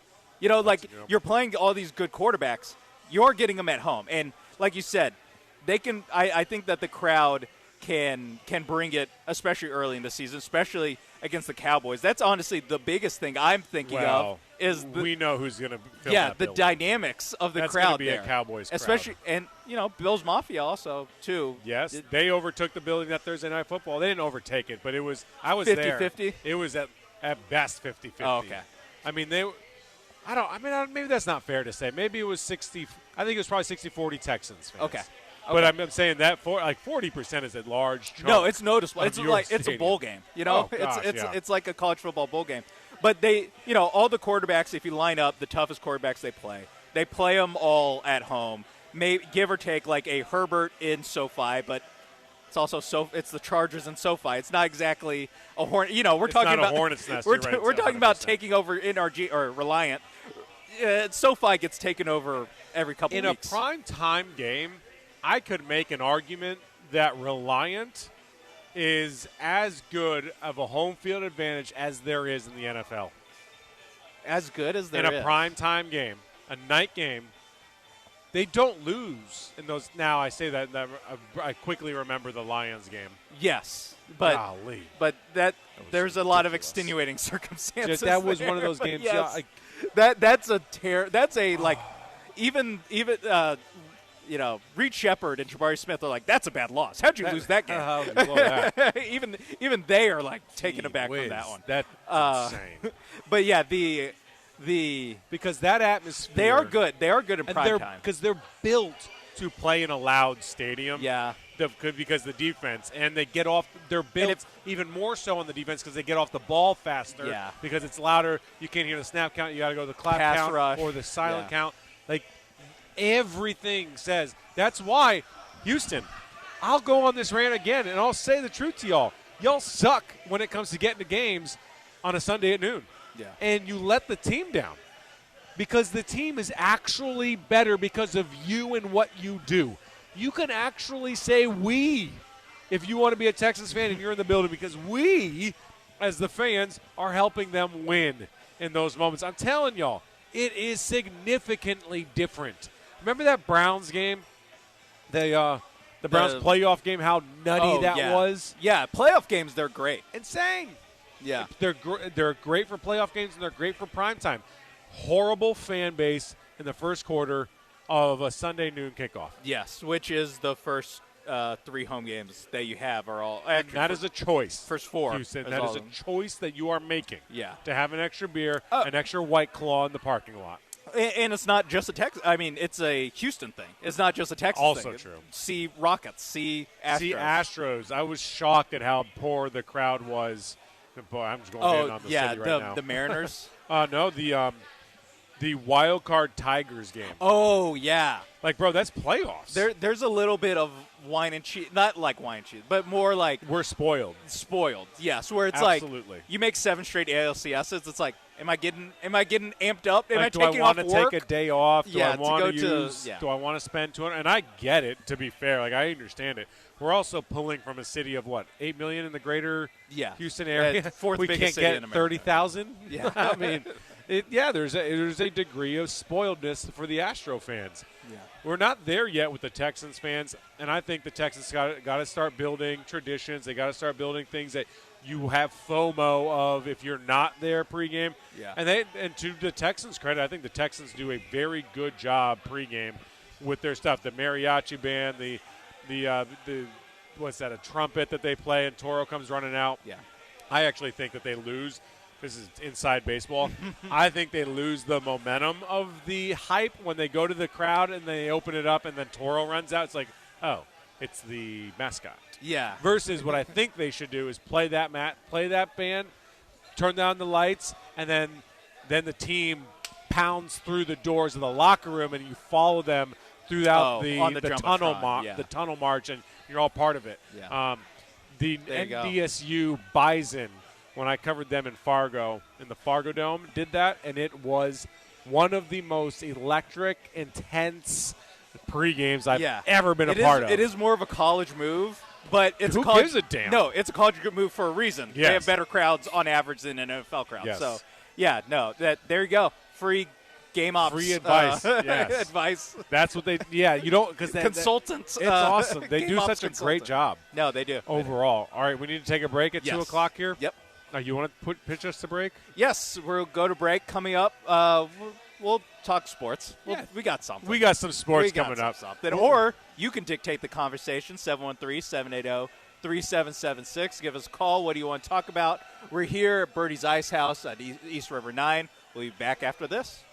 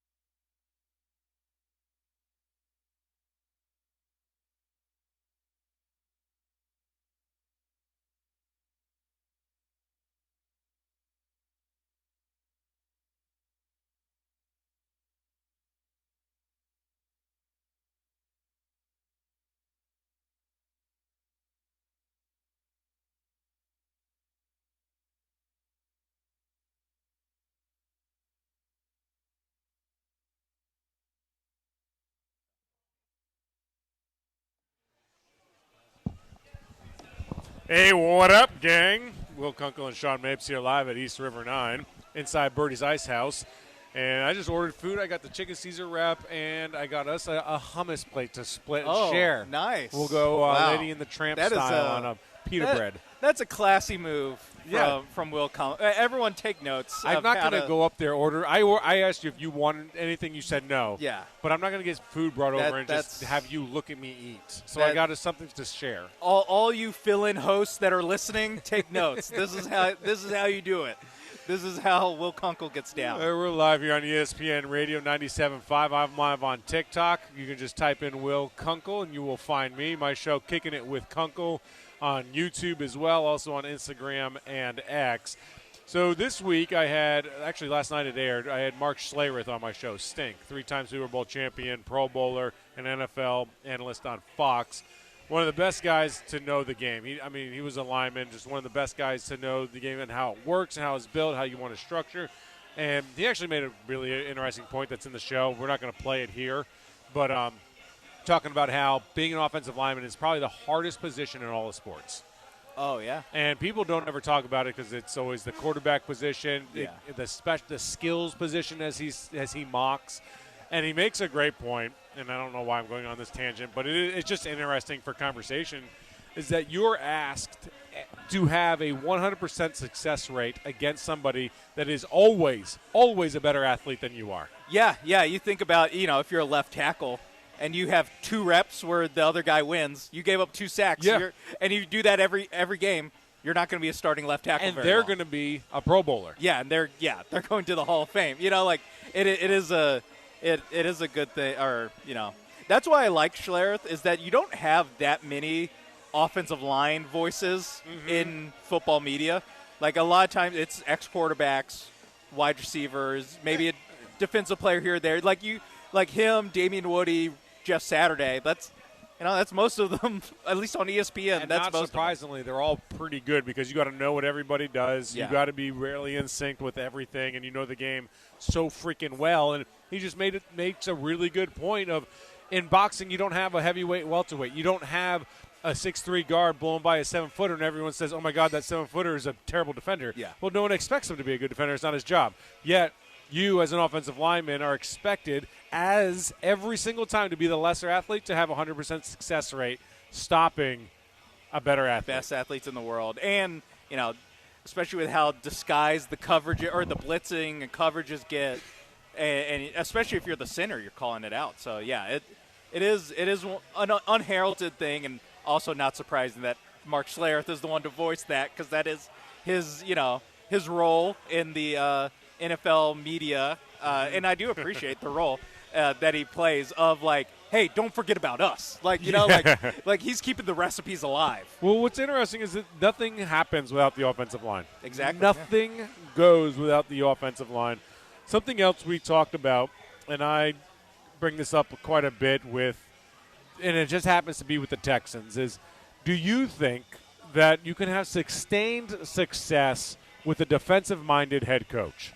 And I ask that because we've seen with this team that they can't figure out the offense.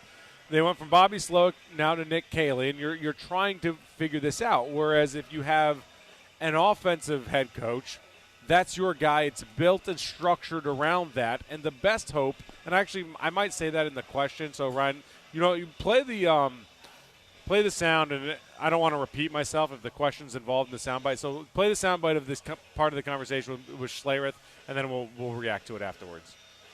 I think the world of D'Amico as a head coach. I think he's excellent. Obviously, he's a proven, fantastic defensive coordinator. But to your point, if you're bringing in an OC, your best hope is that you lose him, because then he was good enough to become a head coach, but then you're still trying to figure out the offense every single year. So, do you think that this recipe with a defensive head coach is even – can you do it?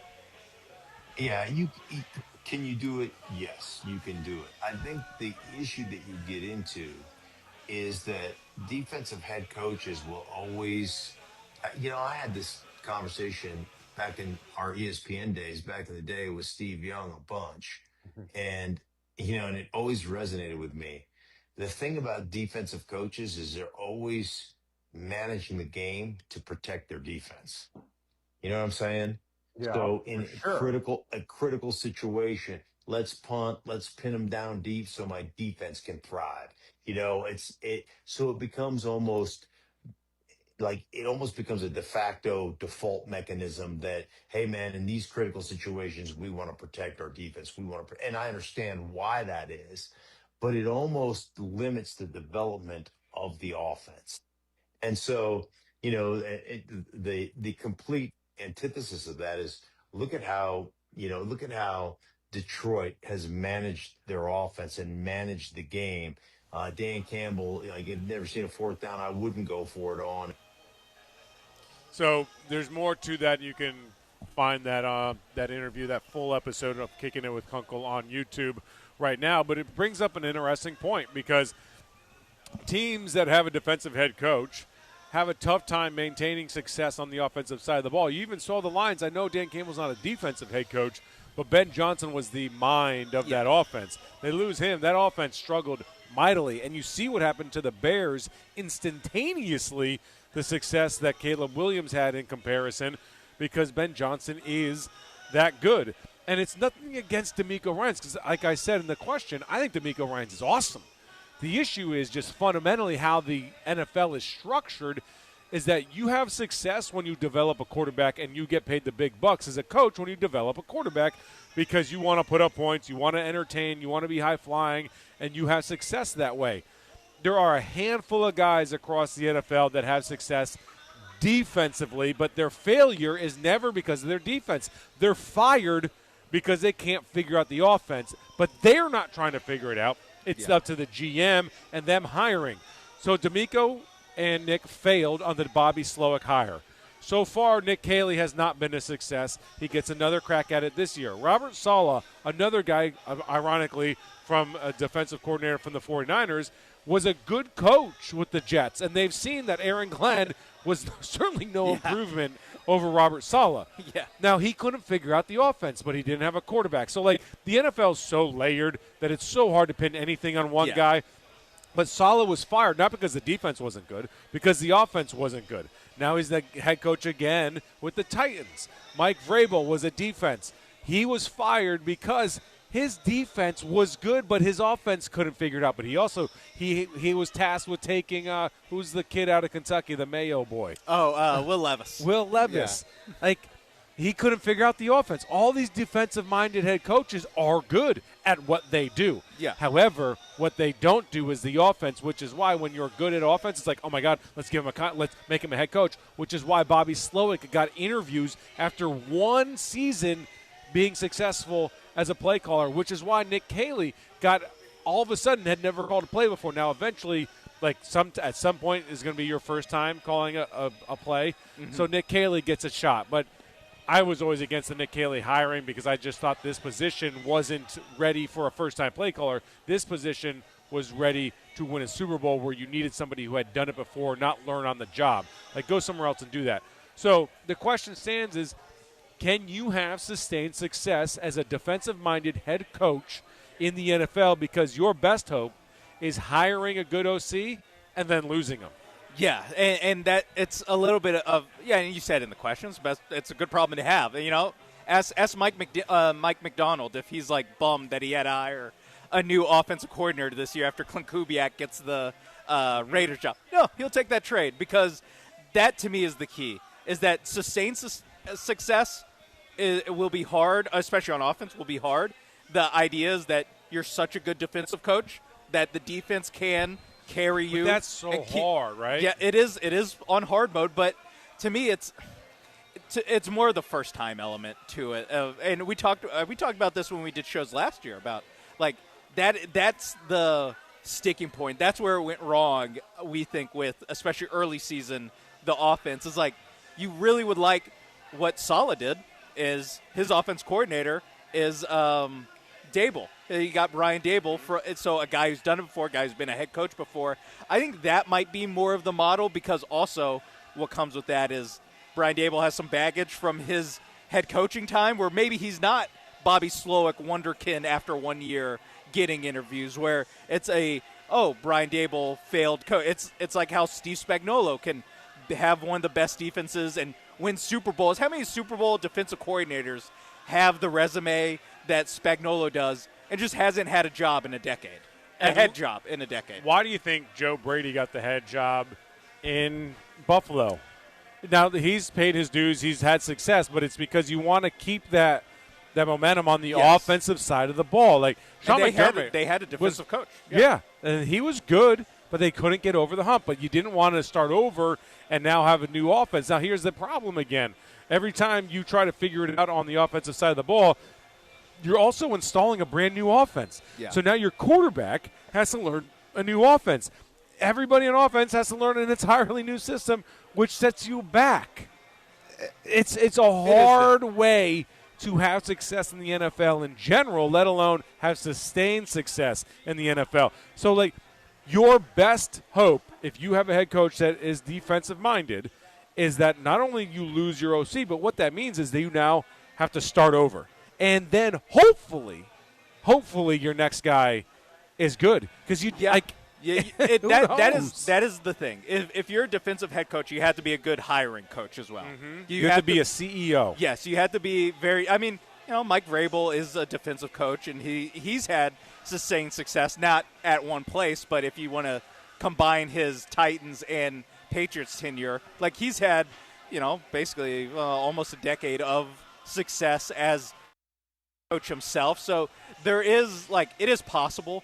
It is you are able to do it. Bill Belichick's the greatest coach of all time, was a defensive-minded head coach. He also, he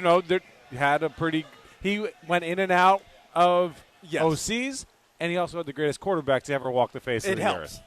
Who was kind of the de facto OC. It in every way is an extreme example, but I do think that it puts different stresses on you. Like, obviously you would like to just have the best offensive coordinator play or head coach, offensive coordinator. You'd love to have a McVay. You'd love to have Shanahan. You'd love to have Reed. But the thing is, you're not going to be able to hire that guy. So I'm not going to go chasing this guy every single time I'm hiring.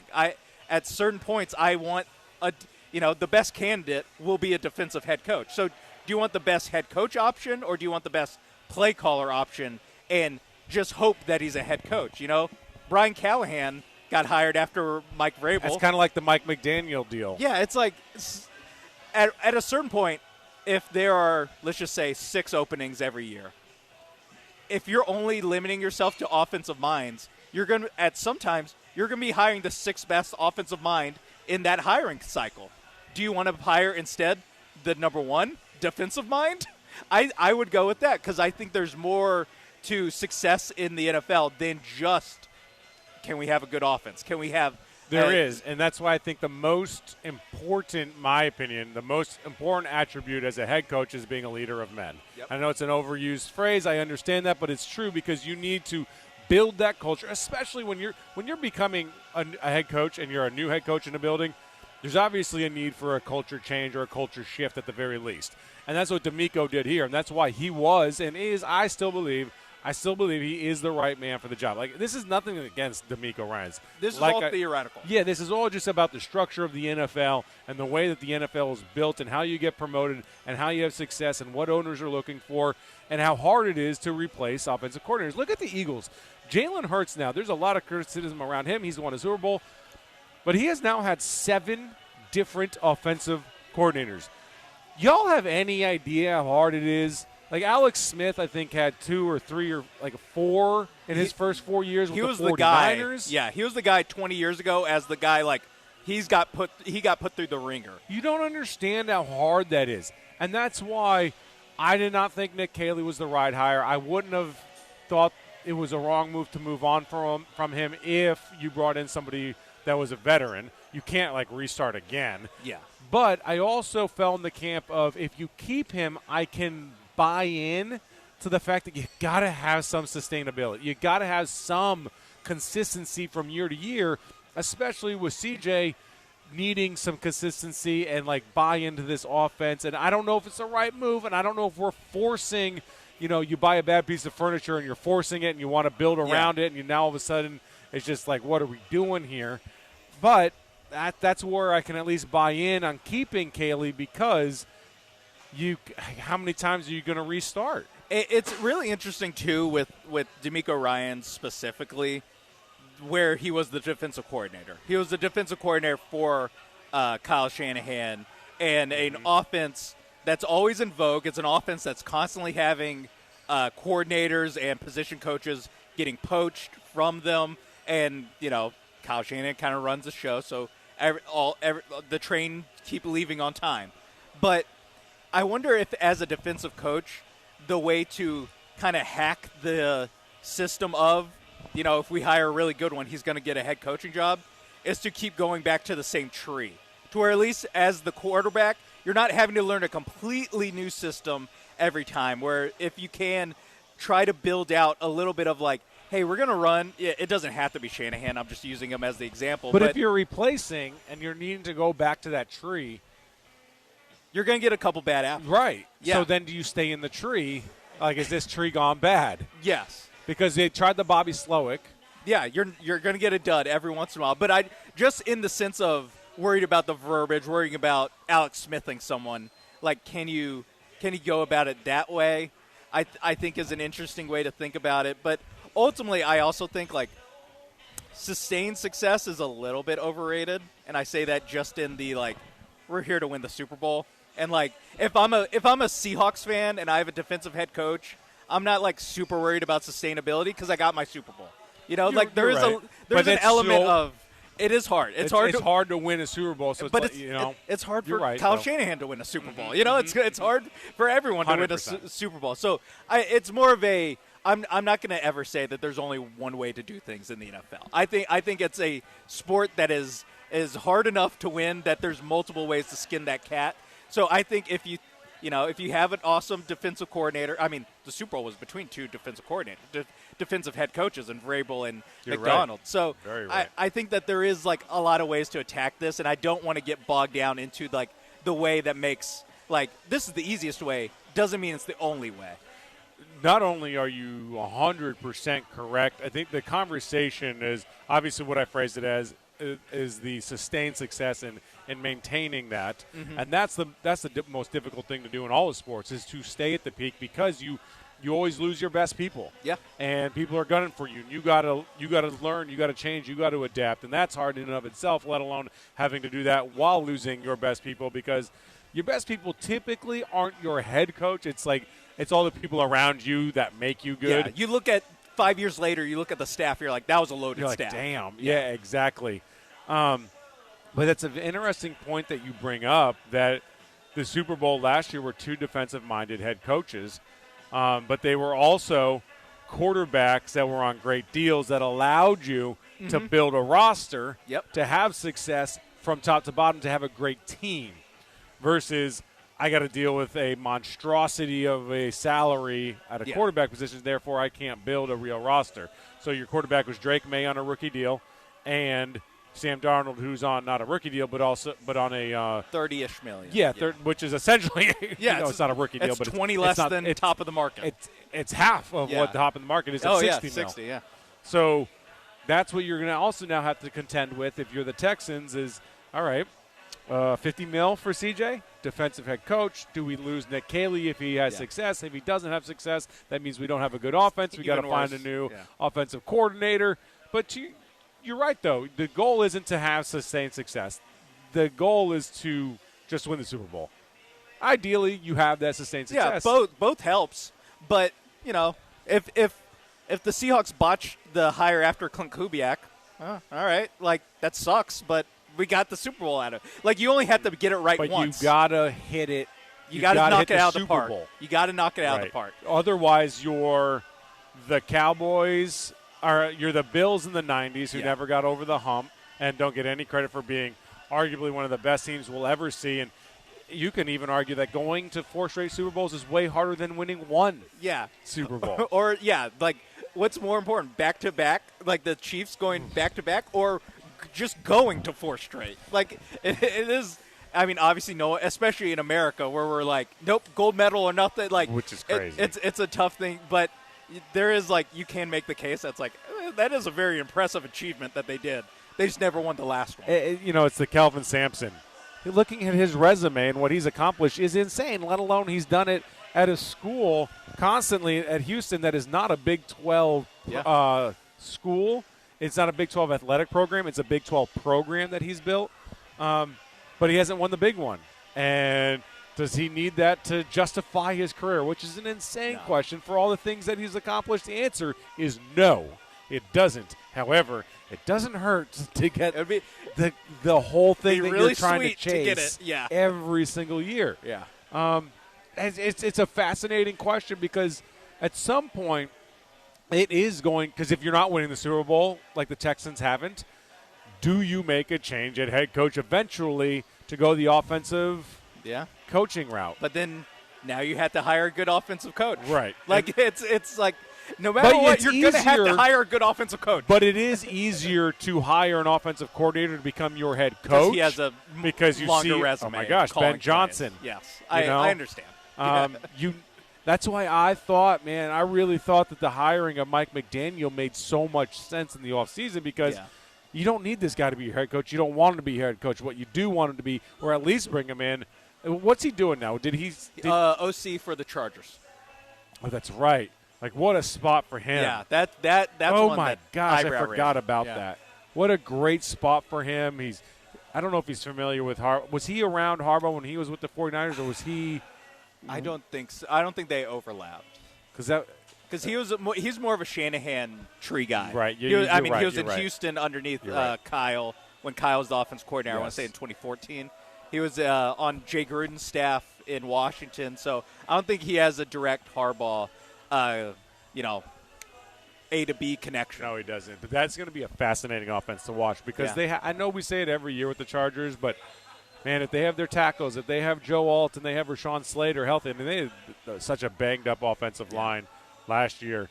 But the Texans, they're in a peculiar – I don't think anyone's in the hot seat. I want to make that very clear, very clear as we're here on ESPN Radio on 97.5, Will Kunkel and Sean Mapes, because I think they're all really good. I think it's really, really, really hard to fine-tune your roster that much more, and then you stay healthy. You got to stay healthy. That's my biggest concern going into this season is that they had no injuries on the defense last year. Yeah, and that's why I think it's big that they added to the defense with Reed Blankenship, with McDonald.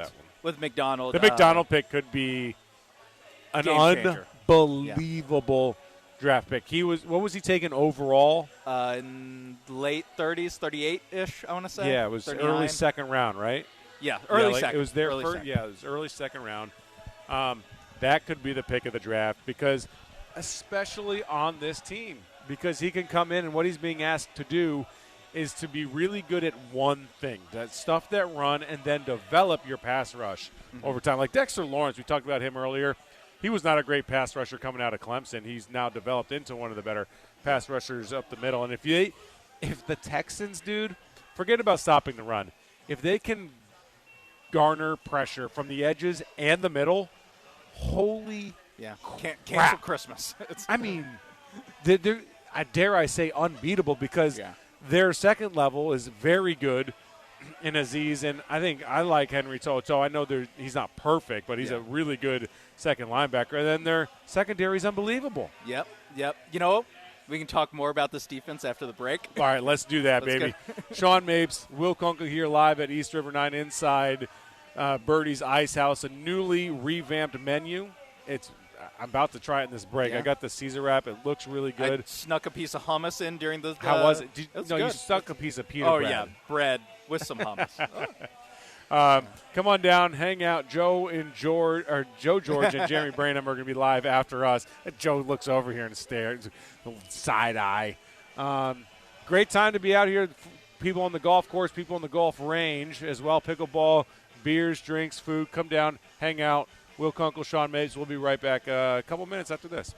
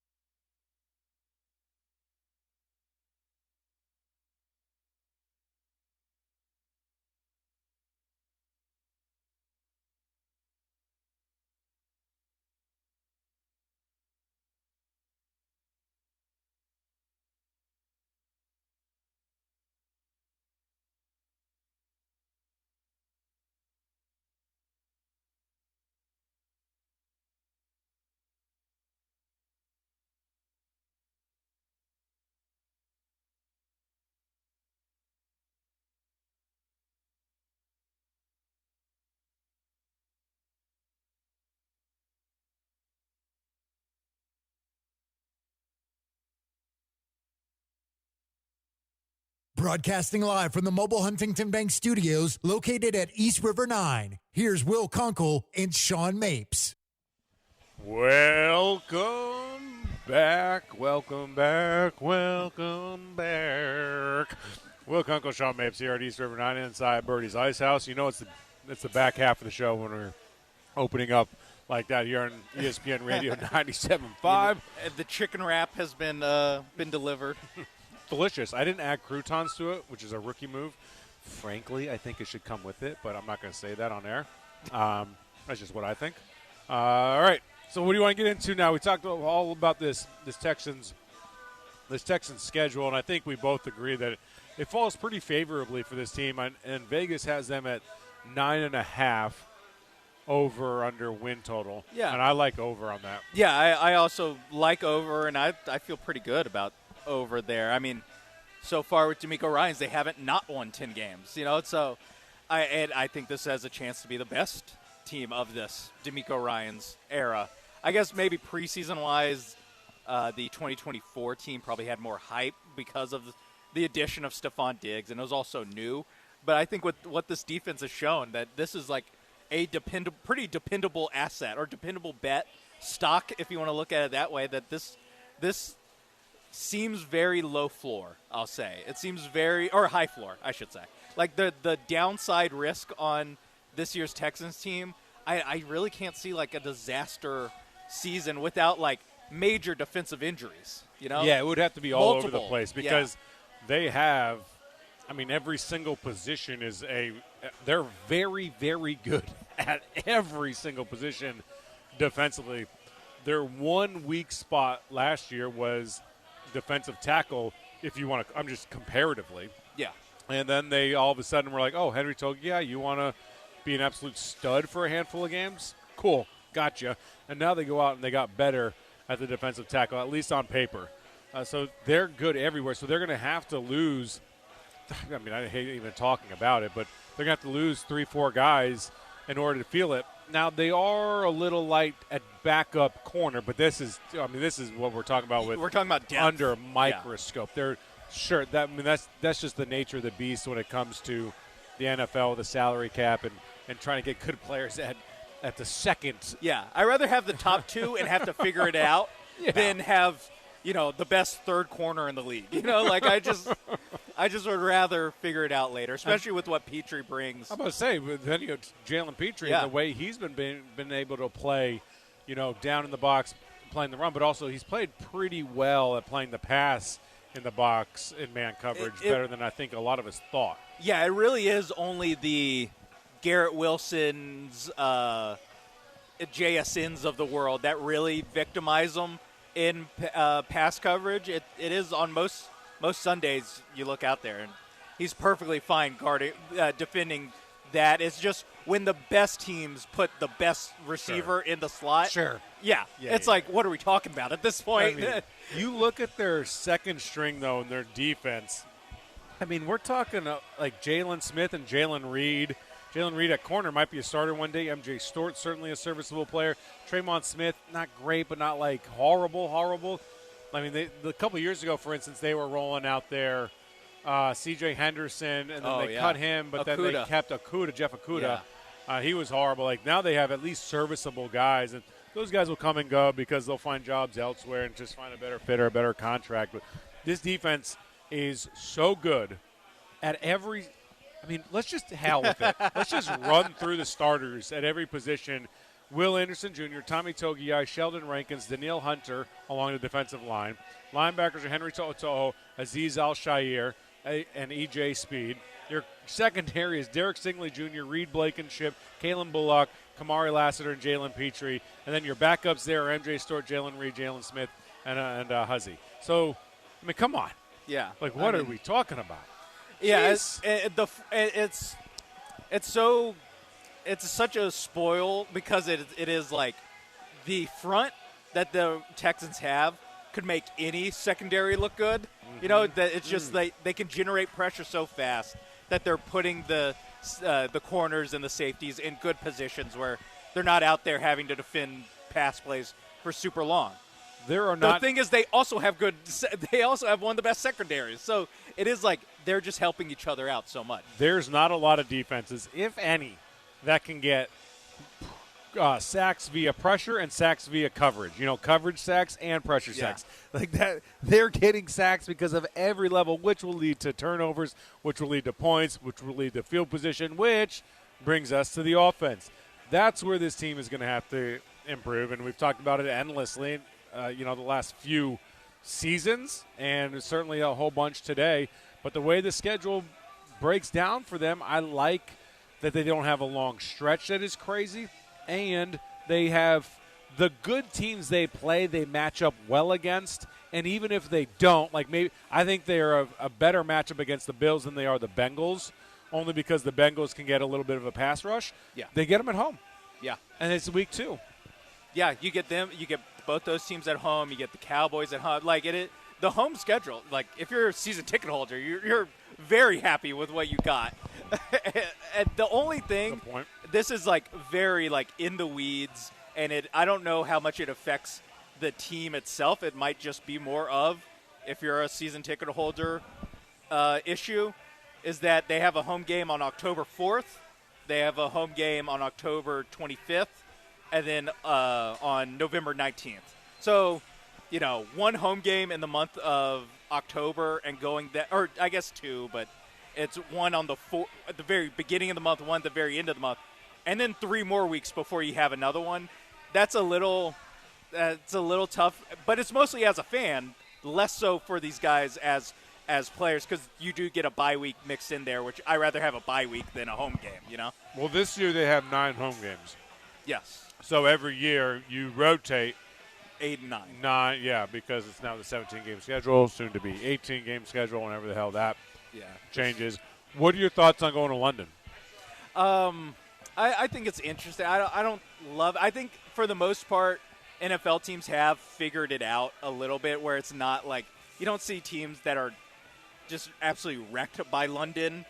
You've even seen teams decline the bye week, which I guess the Texans did as well. Normally you are offered a bye week when you come back from London, and the move in recent years is decline that bye week, so you get it a little bit later, especially if you're going to London in week 6 like the Texans are. You want that bye week a little bit later. I like the fact that they play the Giants at least. Yes. When they get home, a bad team. Titans, London, Jags, bye week.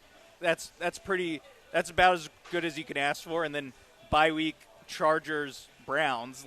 This is a real nice stretch that you hope that you can, that this is again where I talk about the high floor of I just don't see how a bad team beats the Texans. How a really bad team with a bad offensive line, with that defense, it feels like such a tough hill for. Who was the worst Shedeur team they Sanders lost to last year?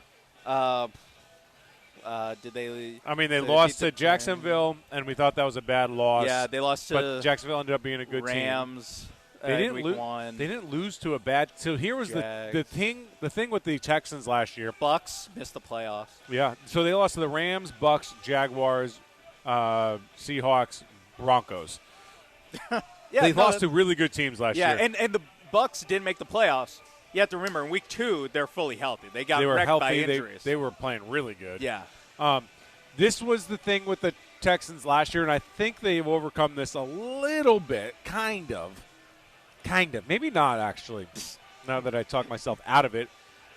But I say this because I think we think they got better this year. They're better this year than last year. Do we think that? I think it's close enough to where, maybe you can convince me of it. It's more about the offensive line. That is it. Do you 100%. think that do you think they hit on the offensive line? That's really because the defense, I think it's going to be really, really good. But there is only so much better it can get, and there's a lot more room for regression, like we talked about with injuries. They're very healthy on defense last year. Maybe that, but I also think that with McDonald, Blankenship, they kind of shored that up to where maybe they can even withstand a little bit of luck going the other way. It is about do you believe in Keelan Rutledge, in Braden Smith and Wyatt Teller to be difference makers that take this offensive line from one of the worst in the league to, above average? Is above average too much to ask? Maybe it is. Maybe just an average line. You can talk yourself into, this offense actually figures some things out with the young receivers. You have to remember as well that they're depending on. The teams they beat last year were bad teams. Yes. They failed to beat good teams. They only beat, from what I can remember, they beat the 49ers who made the playoffs. Yes. They beat the Jaguars, the Bills, and Chargers. Yeah, that's not, So, but that's not a terrible resume. No, but they played to the 49ers without Brock Purdy, and that's true. And the 49ers had a whole bunch of injuries. I forgot it. That's actually, I wouldn't, the same way that we don't count the Bucs as a bad loss, I don't think you can count that was not a good win. San Fran as a good win, yeah. The Bills was like that hornet's nest situation. Now, I'm not taking anything away from the win. I'm just let's be honest a little bit to the situation. The Jaguars was a good win because the Jaguars were better. And now I always expect you, if you're a good team, you need to at least split with the good teams, at the very least, of course, in your division. And then the Chargers were so banged up in Week 17. It was crazy. It was done. That was an easy win for them by them. But they lost to the Seahawks. They lost to the Rams and the Broncos and once to the Jaguars. So, they would lose to the good teams.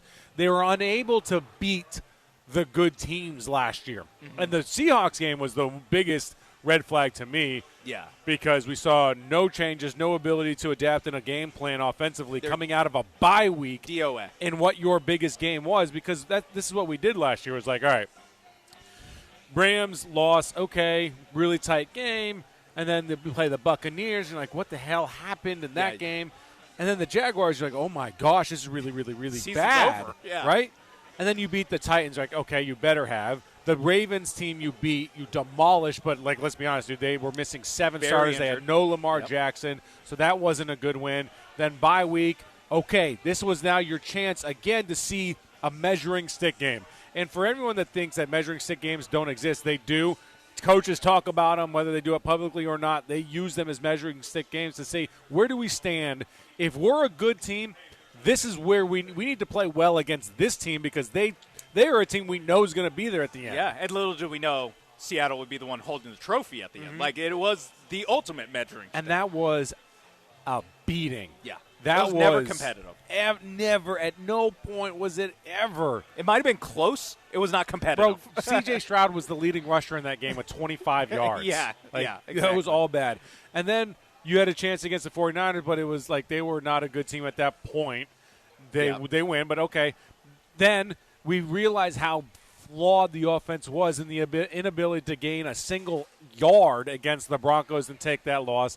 And then they rattle off a whole bunch of wins against the Jaguars, okay, good. Against the Titans, Bills, Colts, Chiefs, who were not a playoff team. Bad Cardinals, bad Raiders, bad Chargers, bad Colts again. So Jeremy Branham, if you're watching on YouTube, has now hijacked our live stream. Yeah. Can we get some time to ourselves? Can we give the people what they want? They're so they see you all the time. The next 3 hours they'll get their fill of Branham. It's unbelievable. The audacity. These are our clownery. I thought the voice of UH would be above this, but sadly we are mistaken. So anyway, what I'm saying about this season is I feel more confident in their ability to beat some of those teams and win some games against playoff proven teams than they were last year. But again, it all comes down to the offensive line and the offense. Can they convert on third downs more consistently? And can they score at all in the red zone? Yeah, red zone is going to be huge for them. That might actually be if I could see one stat, but at the end of the season, you could go back in time and show me right now one stat. It might be red zone efficiency in the offense for is this team going to be good? Will there be improvement? I think that's the most measurable piece of improvement that you could see in one number that would mean a lot. What this offense can be because they're so dependent on Kaimi Fairbairn. You never really want it's nice to have a good kicker. You never really want your kicker to be setting franchise records. It's one of those bittersweet things. Yeah, it's I'm glad he's making them at least, but I hate that he had to be out there so much. I think it's fair to say that Nick Caley might be on the hottest seat in the NFL to start the season. Woo. Now, here's the issue, and this has been my issue with the Texans' offensive coaching staff for years now, is that there's no one to really replace him with. Yeah, who would be the interim? Gerard Johnson's now gone. So now, you know what I really hate about that move? Is that they don't have anybody on staff that played professional football at played quarterback at a professional level. Oh, wow. No one on staff. That's a good point. That has done that. Gerard was the only guy that played at the highest level. And I don't like that for CJ, because I think it's important to know what goes into playing quarterback in the NFL in order to be that guy. Yeah. Caley better start off hot. Yeah, he better. And what a note to wrap things up on. But we were very positive. We ultimately are pretty positive, but there are some stakes, and that's what happens when we talked about this earlier. Heavy as the crown. Heavy as the crown. When you are good, you get put under the microscope and you see all the blemishes, and the goal is to fix the blemishes and address the blemishes, and that's what we do here. Sean Mapes, Will Kunkel on ESPN Radio 97.5. You can find us on all the social media platforms. Just type in Sean Mapes, S-E-A-N, or Will Kunkel, K-U-N-K-E-L. Jeremy Branham, who's stuffing his face right now before his show starts, is coming up next with Joe George. They're ready to roll. We're here live at East River 9. We're inside Birdie's Ice House, about to be outside Birdie's Ice House here in a little bit. We'll be in our cars. Yeah, I'm going to be finishing this food. It's been so freaking good. Check out my show, Kicking It with Kunkel, on YouTube. My interview with Mark Schlereth. You can do that now. Peace.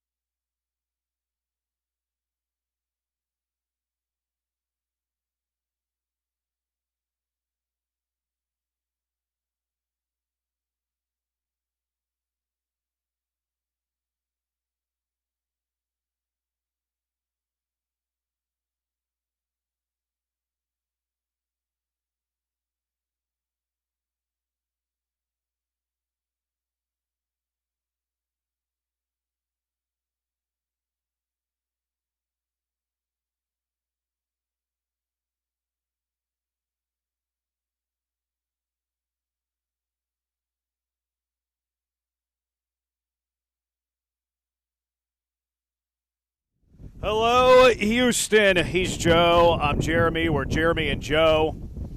Brian's here with us. Lexi's here with us. Brian. Will got all pissy that I interrupted his show, and then he interrupts my show 30 seconds into this thing. See that? Will's going to do what Will's going to do. He's saying hello. That's all. Kunk's going to kunk. Yeah. That's not what I thought you said. I mean, that's what I thought you said the C word. Joe doesn't like that. The word that we hinted around with Rossini's husband? Yeah. Oh. No, not that one. Oh, that one. Yeah. Oh, God. Joe. See you next Tuesday. Yeah, see you next Tuesday. Wow. Plenty to get to today. Maybe if I get suspended, I will see you next Tuesday. It is a Friday, though, so who knows what's going to happen. I'm also going to leave early. Yeah. I might have to leave a little earlier day than that ends early, at too, one. because I have to fix my hair. Need your makeup done for TV tonight? Yeah. I don't blame you. Yeah, absolutely. I'm at bedhead now, too. You'll be all right. I don't think I will. Okay. I'm not sure I'm going to be able to recover. I'm not sure I'm going to be able to do this. You'll be okay. Lots to get to today, though. We'll bang on the Astros a little bit. It is a Friday stuff, so, our normal Friday stuff. Bad Take Boulevard, Mailbag Monday on a Friday. And then Brian and Joe carry you the rest of the way from 5 until 6. Good of Lassiter to come on the program, even though, they don't really like me over there on Kirby, but he was still kind enough to do the show as long as I wasn't around. How did it go? Go all right? Yeah, I thought it went really well. He gave us a good answer about wanting to have the best defense, one of the best defenses of all time.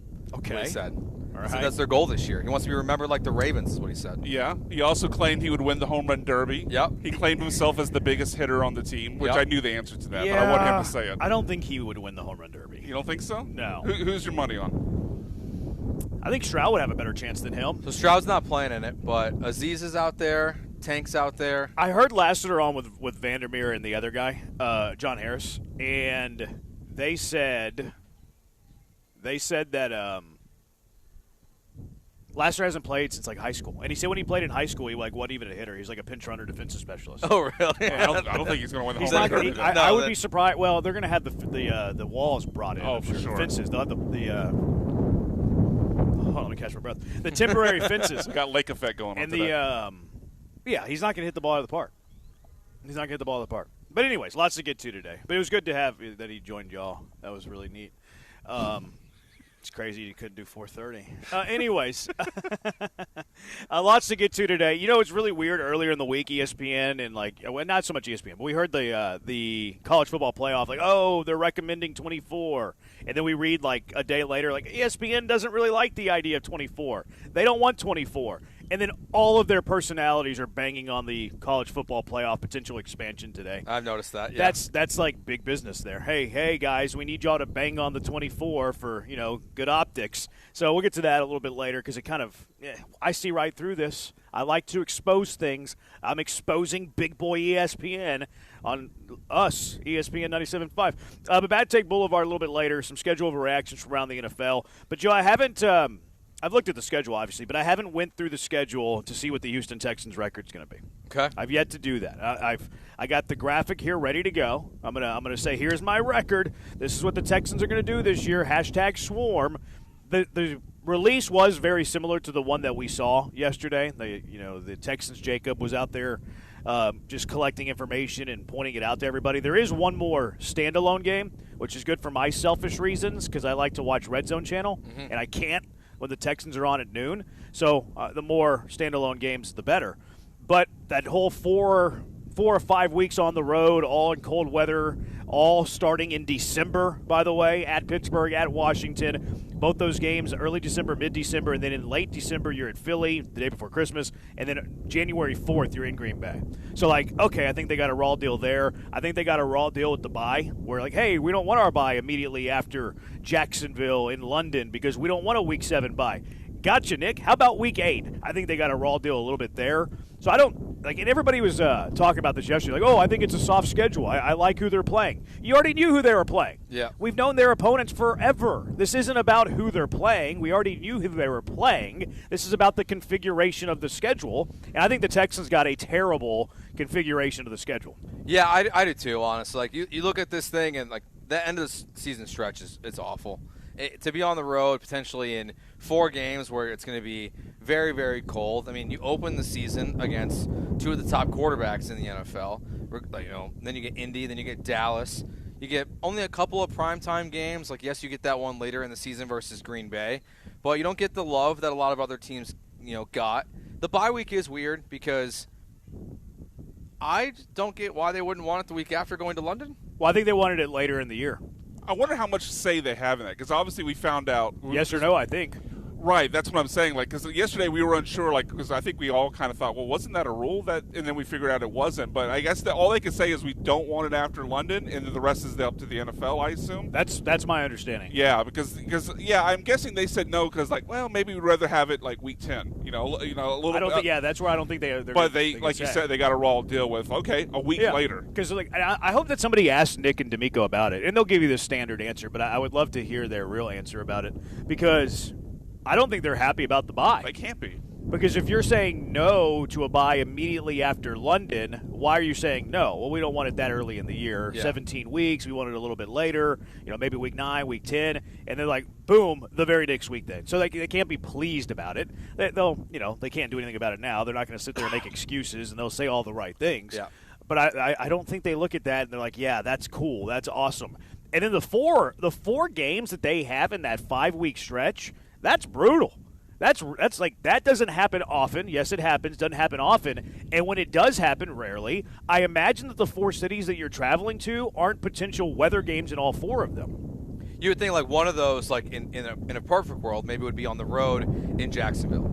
On the road, even in Tennessee. Like, if you could have got that later in the season. Indy, you're in a dome? Yeah, but I think Indy's that middle game with the 5, isn't it? No, that's Jacksonville. Oh, it's Jacksonville. But it's at home. But it's at home. Yeah. Okay. But, like, all your cold weather games are really in November and on. Because it does start November 15th at Cleveland. It could be cold then. Like, it could be snowing very easily in Cleveland. November 15th? Yeah, your last 5 road games all could be in low 20s, snow. It might be a very brutal stretch for them. I guess the positive is maybe you get used to it. You get a little acclimated to it. I think you're either good in it or you're not. And I do think that we overrate, they're from Houston, they're a bad cold weather team, whenever half of their roster's from the northern half of the country. But you're in this for a long time. They're going to be up there in training camp in 110 degree weather and sweating their tails off, and then all of a sudden, later in the year, not all of a sudden, but later in the year, they're going to be playing in these very frigid games. I also don't think the 3 of the 4 first at home is great, because that would have been your opportunity to separate, and maybe you get one of those at Pittsburgh games or at Philly games in the first month of the year where it wouldn't be as cold. So it's I think they got a raw deal. We already knew who the opponents were. It's not about the strength of schedule, because the strength of schedule from last year, their opponent strength of schedule, looking at last year's games, they're actually one of the better ones in the league, best third-ish. It's more about the configuration, and we knew these opponents forever. But whatever. Keep track of your wins as you go through this. I don't know if y'all have done the win-loss thing yet. Home for Buffalo. W. Okay, I got a win too. I think Josh Allen can't handle this defense. Cincinnati at home. Win. Okay, W. I have a win as well. Bengals are terrible in September. At Indy. That's true. W. Win. Yeah. Is Daniel Jones be back by then? Great question. That's the question. Maybe he'll 3D print his brace like he did last year. I don't think he will be if I had to bet on it. I wouldn't either. Yeah, and so I guess it's Riley Leonard still? Anthony or Richardson. Oh, yeah. Leonard's going to get hurt right. in the first 2 weeks. So I'll say W. Home against the Cowboys. Win. Yep. I think it's a win, too. At Tennessee. W. Win. W. 5-0 start, boys. In London. In London against Jacksonville. Loss. Really? Yeah, because the Jaguars have already been over there. They've had a chance to get acclimated for a week. I think that's advantage Jaguars. I agree. I'm going loss here. Why'd you answer before, Joe? I don't know. 6-0 for me. I think they're going to win that game. London calling, they're going to win. They're going to go to Big Ben and take over. Swarm Big Ben. Careful. Yeah. Royalty might not be happy about that. Given the current political climate, careful. Jacksonville. W. I don't know why I said Jacksonville again. Giants. W. W. Oh, man, we're 7-0 entering the bye. Although you are. Joe and I are y'all had Jacksonville losses. Yeah. At L.A. Chargers? Yeah, Chargers. Because Rams are on the schedule. Joe, go ahead. I was going to let you. You were trying to trap me there. No, I was just going to let you go. You were talking. I wasn't going to interrupt you. I'm not rude. I'm going to go. I'm going to go loss. Same. Yeah, same, actually. I don't know why you went ahead of me that time. You asked me. At Cleveland. W.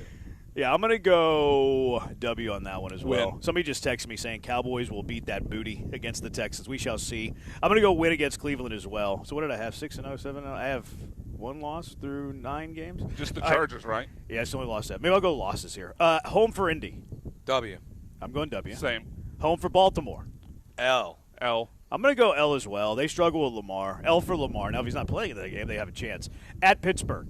W. Yeah, I think they win that game. Win. They won last year there. They're a better football team. Who's quarterback?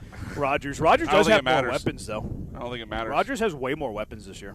Their receiving core is way different than it was a year ago. What, DK Metcalf? Who did they draft? They Jeremy Bernard. Yep. And they traded for Pittman. Yeah, Michael Pittman. Yeah. Their running back room's also they signed Dowdle. You know, I think they got way more juice offensively. I think, but I still think they win. Did they also bring in that kid from Navy too? I think it was the running back, the Heidenreich or whatever. Yeah, Heidenreich. I don't know where he landed. I think it was Pittsburgh. At Washington. W. I think they're going to win that game too. Same. Win. Okay, home for Jacksonville. W. Same. At Philly. L. So you all think Jalen Hurts is better? You would do that trade? I think it's equal. That was a trap. I didn't even know I was going to do it. It was a good trap too. It was unintentional, but you got me. I'm going to go loss at Green Bay. L. I'm going to go loss. Same. And then finish the season home for Tennessee. W. I'm going to go W as well. If they try, yeah. Oh, yeah, because they could, yeah. Because I think by our count, I was at 11, and you guys, or Joe and I were 11, and Jeremy was at 12. I got 13. Into the game, yeah. Going into the game, so there's a good chance they don't try, but I would say that'll win. So that puts, I think, Joe and I at 12 and Jeremy at 13. It's harder, though, to rest your starters now with only the one bye. Yeah, I also True. Based on the way this played out, they'd be going into Week 18 for me with back-to-back losses. I'm not resting my starters. I'm not going 2 losses. But couldn't you be in a situation where you're like last year, they have no chance at the bye? So at that point, it's just do you prefer this matchup or that matchup? I kind of think they'll be in the same spot as they were last season. Who knows? But it's on the table, sure. Yeah, they could be locked into the 3 seed, something like that. 3 or 4, right? Locked into their seeding where it doesn't matter. Where it's okay, well, it doesn't matter. We're going to be locked into the seeding no matter what. Is it beneficial to rest our starters? And they proved to us last year that they played do value a half and then pulled everybody. It's like a spring training game. Yeah. For the good old Texans swarm. And even if they are doing a spring training game, I think Cam Ward can lose to Davis Mills. You don't think they're going to be better? I think they're going to be marginally better, but I don't think they're going to take a big leap this year. Okay. At this point, I mean, maybe he'll surprise us. I'm not a super Cam Ward believer at this point. The coaching staff. Isn't it kind of early to say that?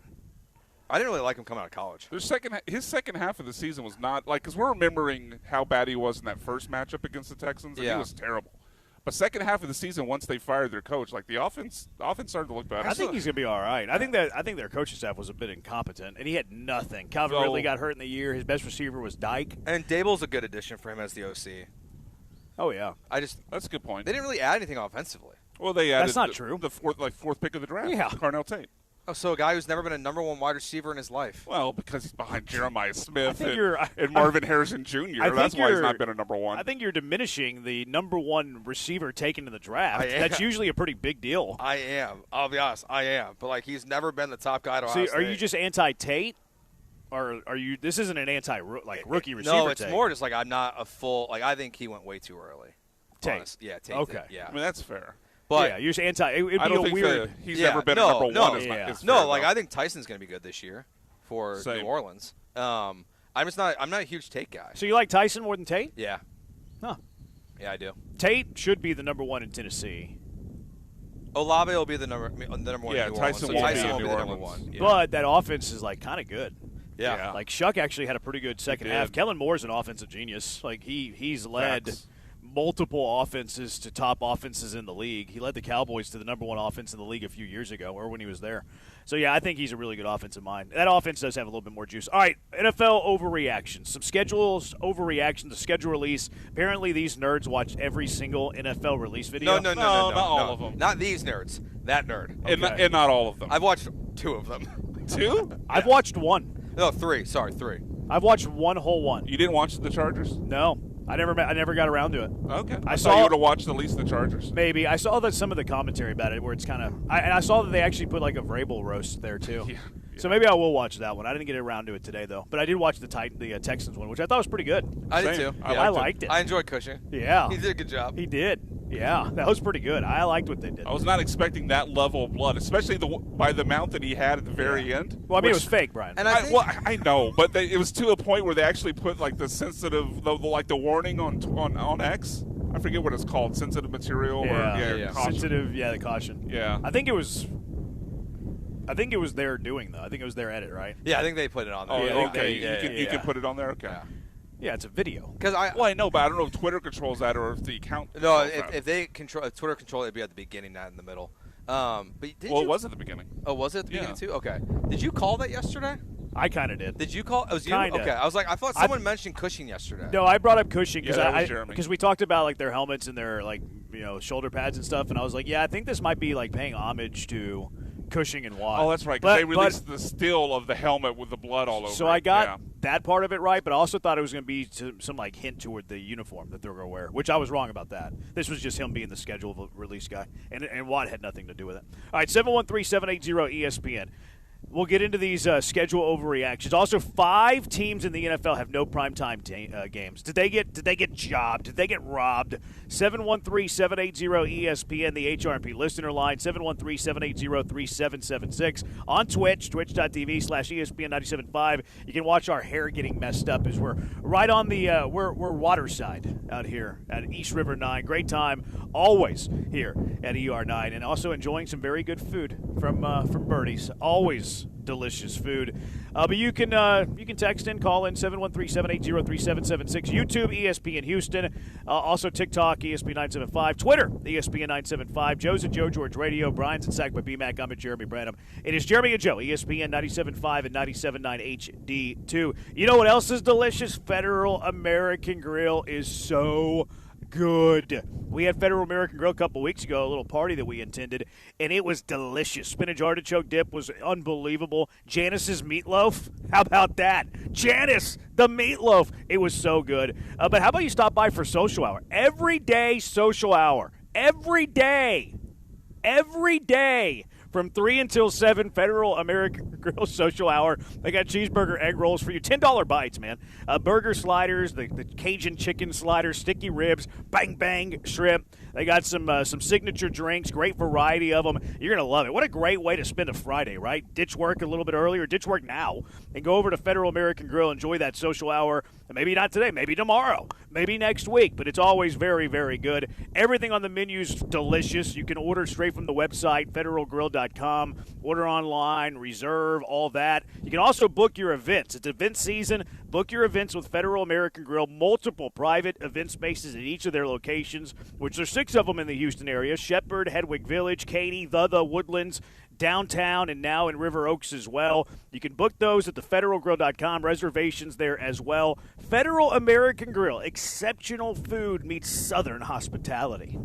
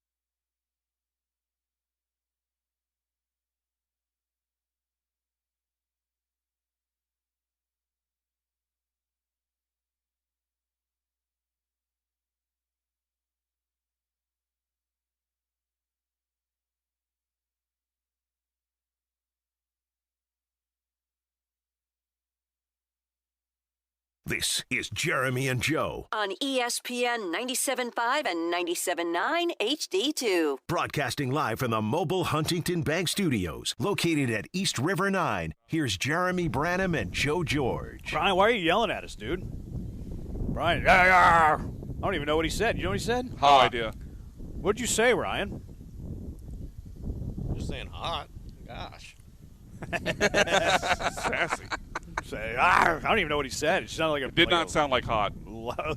Yelled. Sounded like, yeah. That's how they talk in Arkansas. Sounded like Brian Cushing at the end of that video. Ryan's an Arkansas fan. That's how they talk in Fayetteville.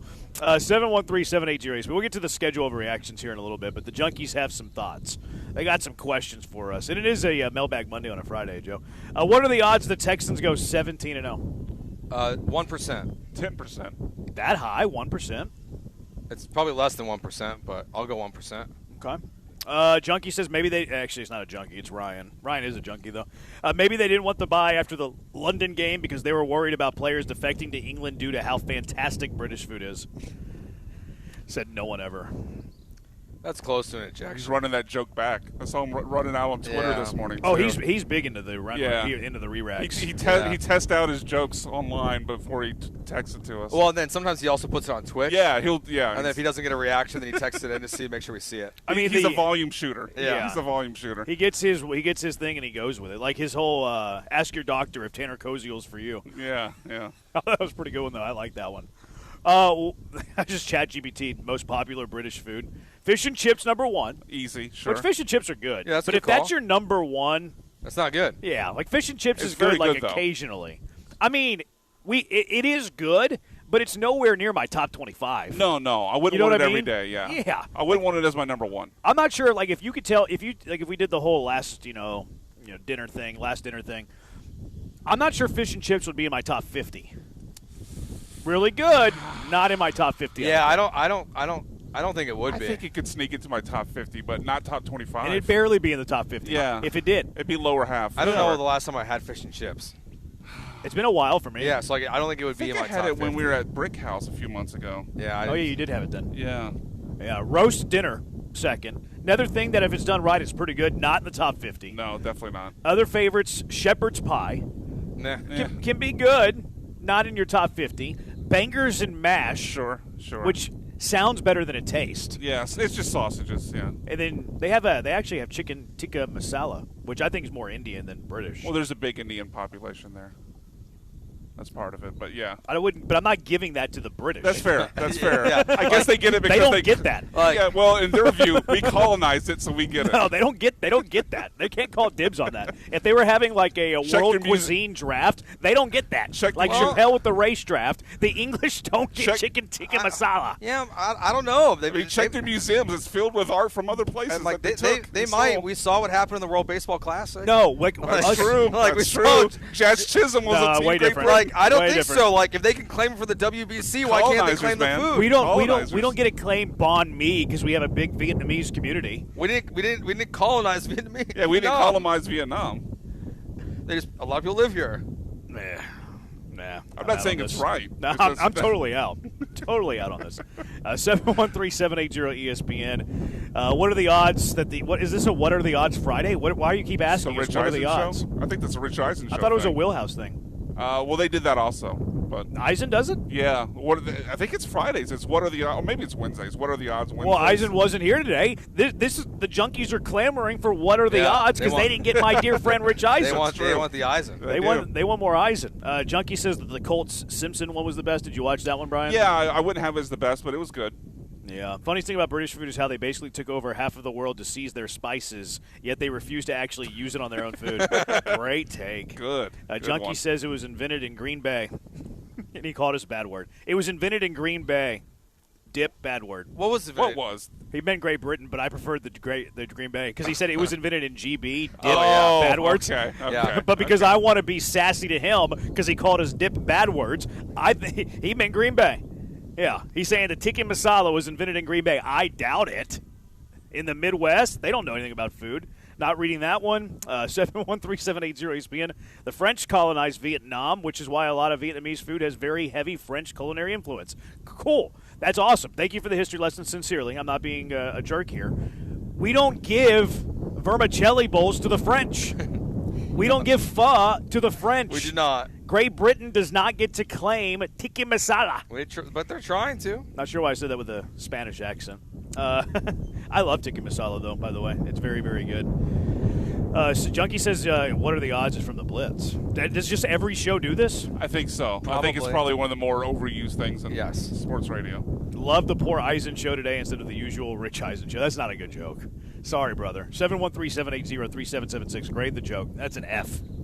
0. Not a good joke. I appreciate you shooting your shot. Continue to shoot your shot. I don't want you to be discouraged because we're banging on your joke. Continue to send in the jokes, because actually bad jokes turn into pretty good content because we can ridicule how bad the joke was. Kind of like Brian's jokes. He's got some good ones. You got Junkie the Day 2 days ago off your bad joke. That was a good one. No, it's not. Y'all both laughed a lot. No, we did not. Y'all laughed a lot. We laughed at embarrassment for you. What was the joke? I don't even remember now. I'm trying to purge it from my memory. It could have been that bad then if you can't remember it. Or maybe it's less memorable. It was a good joke. No, it was not. All right, 713-780-3776. Time out. Do you remember it? No clue. But my best work just comes off the cuff. Okay. Because I'm an improviser. Yeah. I'm a counter speaker. You know what I mean? Sure. I think it was rob Peter to pay Paul. Yes, that's what it was. What was the setup, though? What was the... Because Peter called, and he was talking about how... because my Junkie today was Peter not paying off the... He didn't pay off his joke. Yeah, that's what it was. But Peter was complaining because he didn't get his bonus that year because his boss said he didn't delegate work. That's right. And he had nobody else in his department to delegate work. And I said his company was robbing Peter to pay Paul. That was a great joke. That's a great... It's good recall. It's having, good... just, being very diverse. Explain it more. It'll make it better. Sophisticated. That was a well-versed joke, man. Yeah. That's showing that I have range. Sure. I have comedic range. And people always talk about how great of a personality I have. They do? Yeah.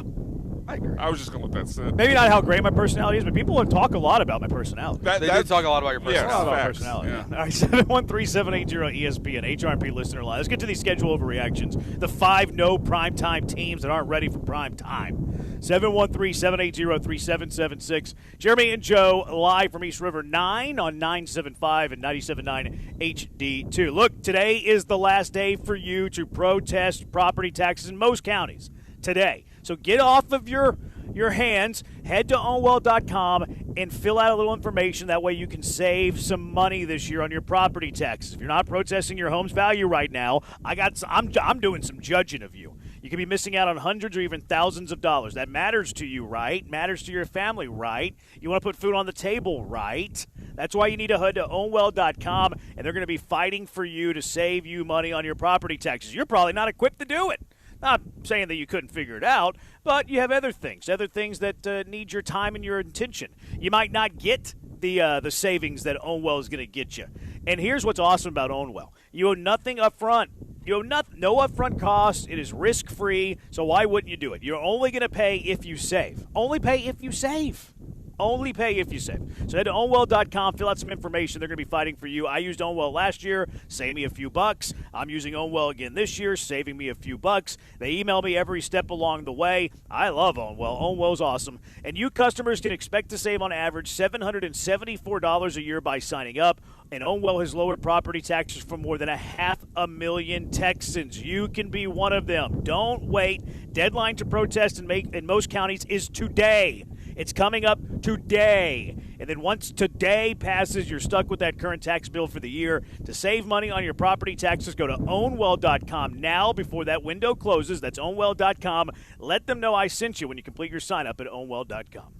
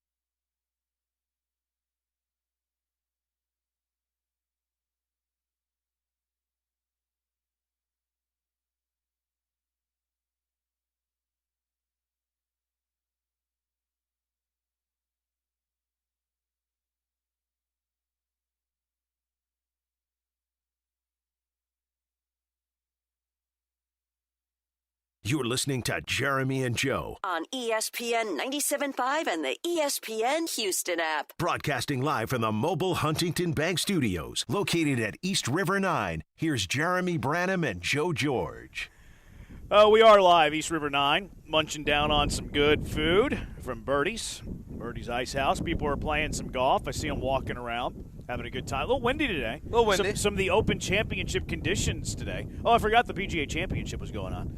Great spot to watch your PGA Championship all weekend long. Great spot to do your own PGA Championshiping. Great spot to do some golfing, some pickleball. Maybe just work on your game, full driving range, all of that. 3 hours of golf talk, at least the next hour and a half. Pot Getter still leading the way, Joe. Okay. What's your favorite moment of his career, Joe? 500. When I just heard his name for the first time. Mentioned his name yesterday. When I just heard his name for the second time. Alex Smalley, 4 under, solo Okay. second. And then you have a contingent of folks at 3 under. Chris Gotterup. That's a fake name. Hideki Matsuyama. I know that one. Yep. Stephen Yeager. And Maverick McNeely, snubbed from the Ryder Cup last year. And then a bunch of golfers at 2 under. It's playing pretty tough today. Pretty tough over in Philly at the Aronimink Golf Club as they fight for the Wanamaker. Maybe the best trophy name in sports. It's pretty good. It's no silver boot, but it's good. Our sweats of the day not going well. We're only on one game really. We're on Aston Villa and Liverpool. Okay. I bet half a unit on a Liverpool money line win and half a unit on a draw. So basically, what I was doing is I was betting a unit that Aston Villa was going to lose. And they're winning. They lead 3-1 in the 80th in the 79th minute. Yeah, but it's only a unit, so no big deal. But if we lose that, we'll be minus 4 units on the week and minus 2 units in a quarter on the year, which no big. I mean, we started off this Monday. We were down 5 units. Yeah. Minus 4 units, pretty good. Well, we had no day baseball this week. We stopped really. the bleeding. No, we didn't. Well, we did yesterday. Bleeding. We screwed that up. Well, we split it, didn't we? Split. Oh, did we split? Okay. Yeah, we split it. Yeah, 1-1. We screwed up the Astros side of it. The other side, we were all right. Yeah, we should have known better. Yeah, we really should have. We really got fooled by that one good Mike Burrows game. Yeah. Which, by the way, a spotter yesterday after the game was talking about, oh, we really like his stuff. It's starting to annoy me, man. Like, oh, Mike Burrows, he's got this elite stuff. Go look at the metrics. Like, who's saying it's elite? Well, he's unlucky, Jeremy. Yeah, which, by the way, I tweeted that as well. Whenever he hung that 0-2 slider over the middle of the plate, who hit it? Was it? I don't remember who it was. Rosarina? No, it wasn't Rosarina. No, that was the day before. But Burrows yesterday hung an 0-2 slider. The dude hit it to Lubbock? Yeah, he hit it far. It goes a long way. And I tweeted, I was like, look how unlucky he is. Yeah. But I didn't do the /S, and everybody took me seriously. Oh, no. They're like, what do you mean that's lucky? You don't know ball. He hung a slider middle. That's the worst you could do. And I was like, yeah, there's a narrative going around that he's unlucky, and I was being sarcastic. I had to send that to about 50 people. You should have quote tweeted the original one. Yeah, but I like to or do that. reply to it. What do you mean? Yeah, I don't reply to your own tweet. Right, but yeah. I mean, it kind of turns into a rage bait, which I was like, okay. That's true. You get good. It was like it was an unintentional rage bait. Yeah, which does numbers. It can. Yeah, they probably helped the impressions that people took me seriously. And I was like, how are people taking me seriously right now? Like, are y'all unfamiliar with this narrative that's going around? People have a real trouble with tone on the internet. It is tough. The good news is they have Burrows for like 5 more years. I'm just saying, he won't be unlucky all the time. I mean, he'll sometimes have a good he'll start. just be bad. He's a bottom of the rotation starter, which is fine. But they're like, oh yeah, he's got elite stuff. No, he doesn't. No, it's pretty run of the mill, maybe even below average. He's got a plus changeup. Slider's okay. Fastball's okay. He's not Paul Skeens, guys. Pirates traded him. For nothing. He's got 5 years of club control. If the Pirates thought he had elite stuff, do you think the Pirates would have traded a cheap, controllable starter? No. Especially when the return was, or they're trading him to a team with no prospects. They got Brandon Lowe. So, they did get a good piece. And I think they got an outfielder that's their 4th outfielder that's okay. But are you going to trade an elite arm that's cheap with years of club control for a guy who's got 1 year left on his contract and a backup outfielder? No. Not if you believed him. So you had one team telling us that he has elite stuff. You have another team telling you that he's a guy, that they have 5 other guys they'd rather have in their rotation. The more this goes on, the more I'm just convinced that Dana Brown, just the one Astro start. when he dominated the Astros last year. Oh, probably. And he just fell in love with him. He's like, that's the guy I want. Or Dana struggles to evaluate big league talent. Possible. There's a lot of track record there, Yeah. especially with the pitching staff. Like, he's fine. He's been able to find some like fringe arms, right? Like Peter Lambert's been a fringe arm. I liked our left-handed, red-headed Tom Glavine last year. Brandon Walter. Mm-hmm. Like Alexander gave him a little bit of work. Smoke and mirrors though with Alexander. So like I think Aniel De Los Santos was a pretty good pickup. I think he's capable of finding arms that can like be in the bigs. I don't know if he's capable of finding like, okay, this guy's gonna be really good. Because the elite talent. And that's hard to do, right? And people that are really good, you're not going to want to give them away, which, again, is an indicator of Burrows. If Burrows is really good, Pirates aren't giving him away. No, but you also have to be able to identify those guys and that maybe teams are undervaluing, and you find, the guys that are steals. It's an extreme example, but Jeff Luhnow, Yordan Alvarez. Like, he identified a player that he really liked. And he probably got lucky there. Probably. Mainly because they thought they were trading for someone else. The Dodgers. Yeah, I think he got lucky there. The hit rate's better for Luhnow. I mean, Luhnow traded for Cole. Traded for Greinke. Traded for Greinke at the deadline. Now, Cole's kind of, I think, was an obvious one. Cole was an obvious one, yeah. but also the Pirates were willing to get rid of him. Yeah. Was Morton a trade or was he a free agent? He was a free agent acquisition, which, I mean, that's a good find. Yeah, it was a good find. Remember, he also found Wade Miley. Yeah. Wade Miley had a really good year. Sure did. So, like, Luhnow found guys that, like, can help you in a playoff rotation. Dana Brown, like, helps find you guys that could be the bottom of a rotation for a team that's 500. Yeah, or Shoemake, those kind of guys. Yeah. Like just depth pieces that you go, hey, this guy would be really good on a good baseball team as, like, the last guy off the bench. Yeah, he needs to go be the GM of, like, the Marlins. He's going to be a great assistant GM. What makes him great? He's going to find the guys that he can focus on the little pieces, and the real GM can focus on the big pieces. At least he'd have a filter if he's the assistant GM. He's also not finding these guys. Like, these are the people that work for him. This is his infrastructure. Like, hey, this guy we think can help us. What do you think, Dana? Okay, yeah, why not? Like, I think we look at every single move a general manager makes and be like, oh, yeah, that's a Dana move. That's a Casaria move. That's a whatever. Sure. Like, you listen to Dana over the years, and I listen to all of this. Dana's talked so often about how Gavin Dickey runs the draft. He's talked so often about how they have big league, like, development guys, whatever they're calling them, that finds these players whenever they hit waivers. Like, I mean, I don't know. I would love to be a fly on the wall. And Dana's the symbol, so I get it. He's the head of the Snakes. You give him the credit. Sounds like you're getting close to dropping the Office Space line of what would you say you do here? What would you say you do here? No, I mean, overseas. And I think there is value to having a good manager and CEO of it. I think a lot of the best general managers oversee it and just kind of make the final decision. Yeah, because that means you've hired guys around you that are good at their job. Yeah, that's part of it, right? You're president of baseball operations. You hire guys who are good at their job. 5 teams, Joe, that will not be in prime time this year in the NFL unless something gets flexed late in the year. The Jets, the Titans, the Raiders, the Cardinals, the Dolphins. Do any of them surprise you? The Raiders. Yeah, I agree. I thought you put Mendoza in the spotlight at some point, and maybe and pull up their schedule. I don't know. It's also just a name brand. Yeah. You figure they get a Monday night game. Because, you do see teams that are often bad that have the first pick. They just end up on Sunday Night Football or Monday Night Football for no reason. But, even Week 4 here, Fernando Mendoza hosting Patrick Mahomes and the Chiefs for the first time, you can make an argument that that's primetime worthy of a game. Yeah, Thursday Unless night they don't football. think Mendoza's going to start by then. And maybe that's why, the way the schedule worked out. But, even later in the year, going to Denver, Week 11, that's the only one that really surprised me. I mean, Jeremiah Love, they're going to be so bad. Is a late-season Jeremiah Love and Carson Beck showcase do anything for the future of the NFL? No. So Mendoza and the Raiders, to me, are really the only one. Maybe the Titans. You could have talked me into a Titans-Texans Thursday Night Football matchup of Cam Ward versus C.J. Stroud, just on the off chance that Cam Ward really does develop into a guy. I'm okay, thank you. I appreciate the offer. It's very kind of you. Yeah. Maybe the nicest thing you've ever done. That's not true. I'm a gentleman and a scholar. Yeah, sure. You know what I found yesterday? Your squishy ball. Where was it? It was under the desk. On my I side. looked under there. It was under my side. Lance. Yeah, I found it yesterday. That's so such I'll a Lance give it to you on Monday. It's got to be filthy. Oh, yeah. Yeah. Unless someone, I'll have to clean it. Unless someone stole it and brought it back. I'll clean it. But yeah, maybe the Titans, but no, the other ones, there's no need to put Why it did in. your mind go there then? What? Why did your mind go to the squishy ball just Because now? you did something nice and I did something nice for you. I found the ball. Yeah, I think it says a lot about you. ADD. It's saying that you need you need tit for tat. No, it just gave me a reason to remember. Let's go a little therapy with Branham here. What is this? I mean, did you have some childhood issues, Joe? No. You needed my nice gesture after your nice gesture.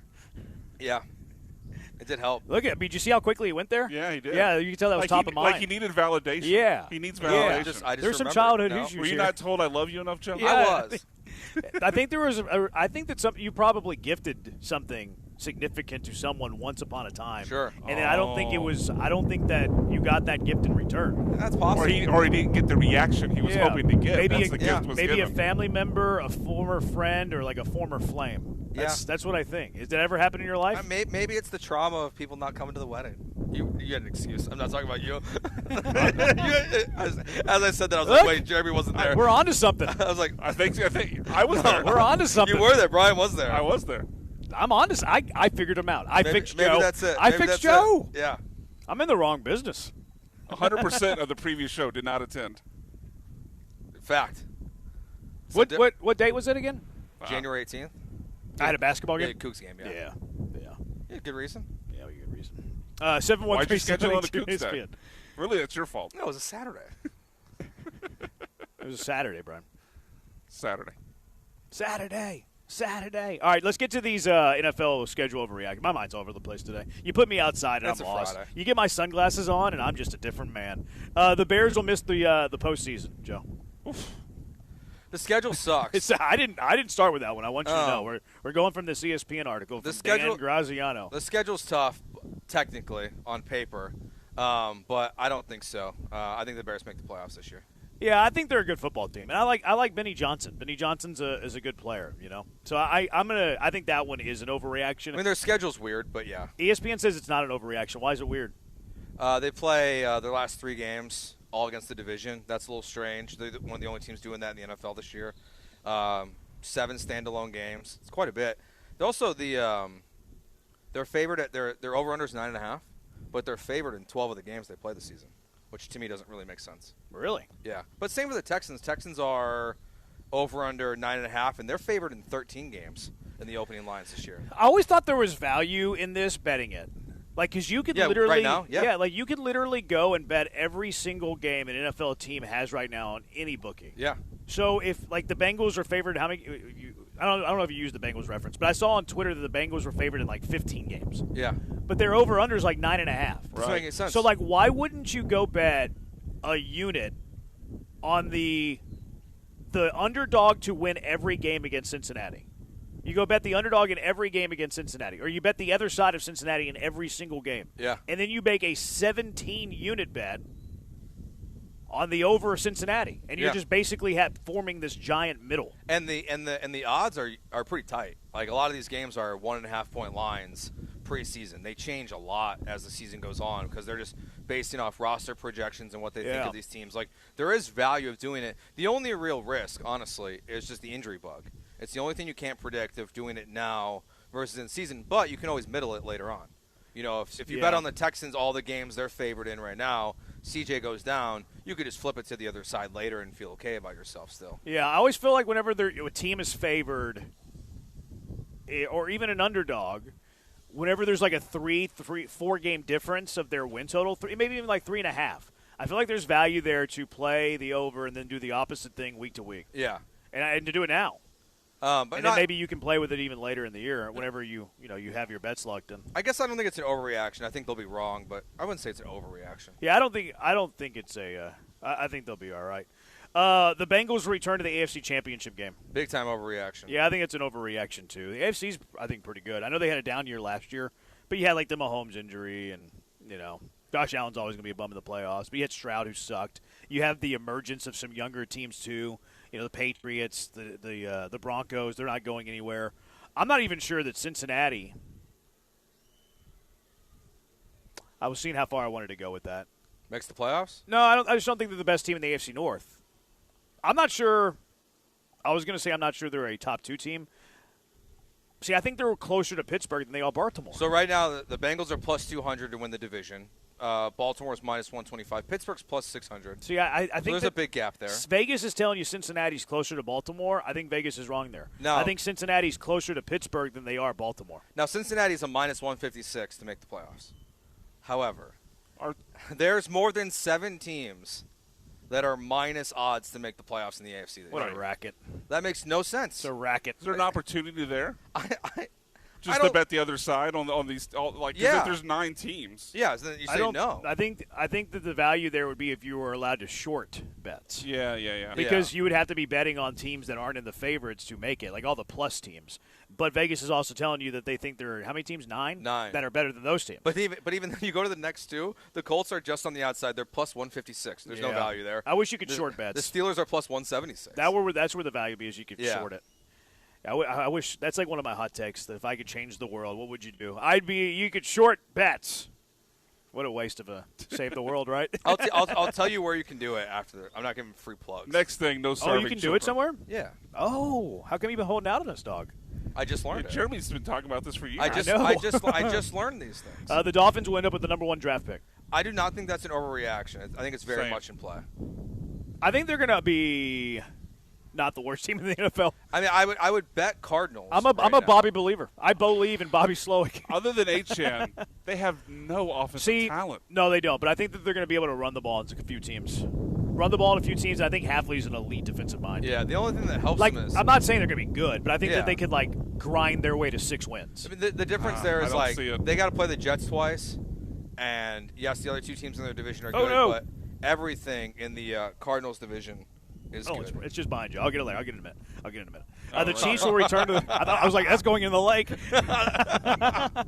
The Chiefs will return to the Super Bowl. Not an overreaction. Not an overreaction. I think it's an overreaction. I think it's in play. Yeah. I would not bet. I would not bet it. I don't think it's an overreaction. I don't think it's going to happen, but I'm also not going to bet against Pat Mahomes. Yep. Is he back by week 1? I'm going to say yes. I don't think you put the Chiefs on Monday Night Football against the Broncos in the first game of the season if you don't have some kind of confidence from the teams that both Bo Nix and Patrick Mahomes are going to be out there. Hold on a second. Let's play this. Let's play out this scenario. You think the NFL schedule makers are talking to the teams? Yes.